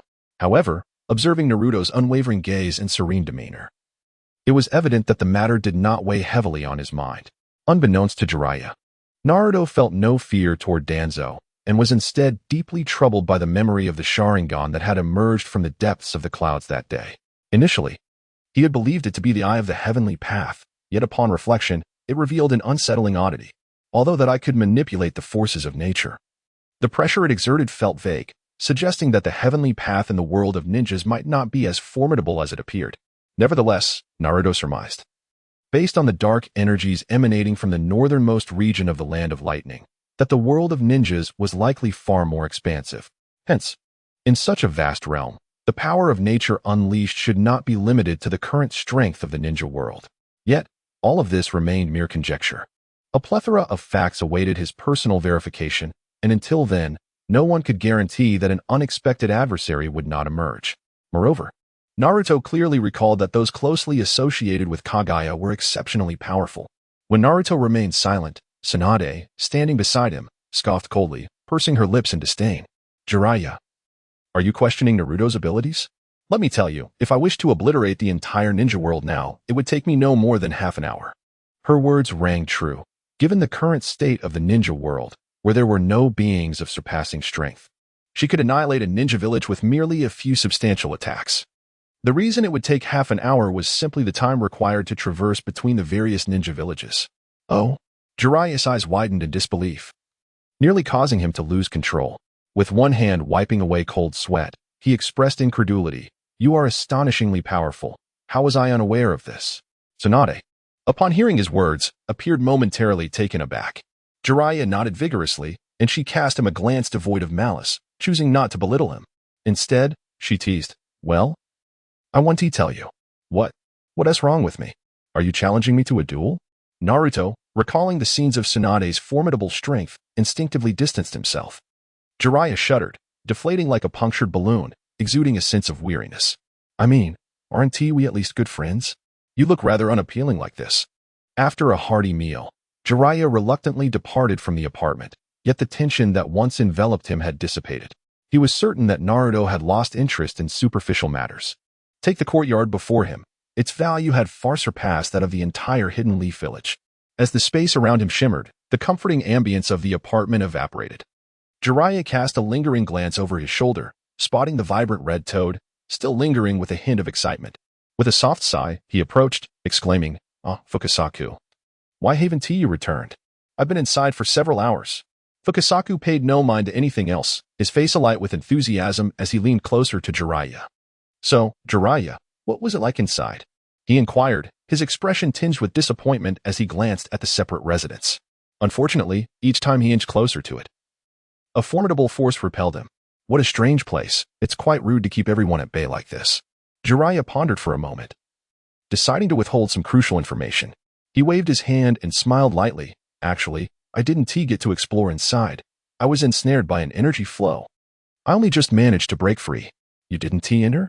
Fukasaku's voice boomed like thunder, yet it could not mask the hint of despondency in his tone. "What a pity. If that is the case, I should head back." "Oh," Jiraiya mused, surprised by Fukasaku's fervent interest. Could it be that Naruto was indeed the so-called child of prophecy? He felt perplexed, unable to decipher the previous toad's peculiar behavior. Could it be that Mount Mayaboku has taken an interest in this place? That is not a good sign. I hope they refrain from taking action. These beings are far too formidable. If a confrontation were to ensue, Konoha would not withstand the devastation. As Jiraiya spoke, he recalled Sarutobi's weathered visage, feeling a sense of resignation. Furthermore, there was that old man, who seemed overly eager to gain insight into this matter. It is not merely my sentiment. Even I find myself perplexed. Naruto, what exactly does Jiraiya intend? His demeanor suggests a hesitance that strikes me as more than just a fleeting whim. In the room, Tsunade nestled comfortably in Naruto's embrace, and for her, who once held the position of Hokage in a previous life, comprehending such matters should pose no significant challenge. Yet, this individual, having reverted to his natural disposition, seems disinclined to ponder even the simplest of issues.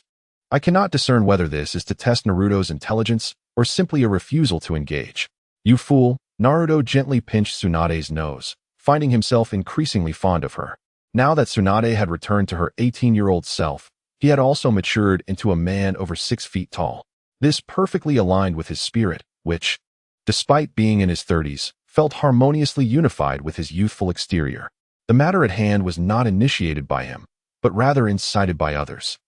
You referenced the third Hokage, yet we have not engaged in any actions detrimental to Konoha. How can he react in such a manner? It is truly disheartening. I had not anticipated such cunning from the third. I assumed his affable demeanor indicated a certain understanding. Alas, his actions have provoked considerable ire.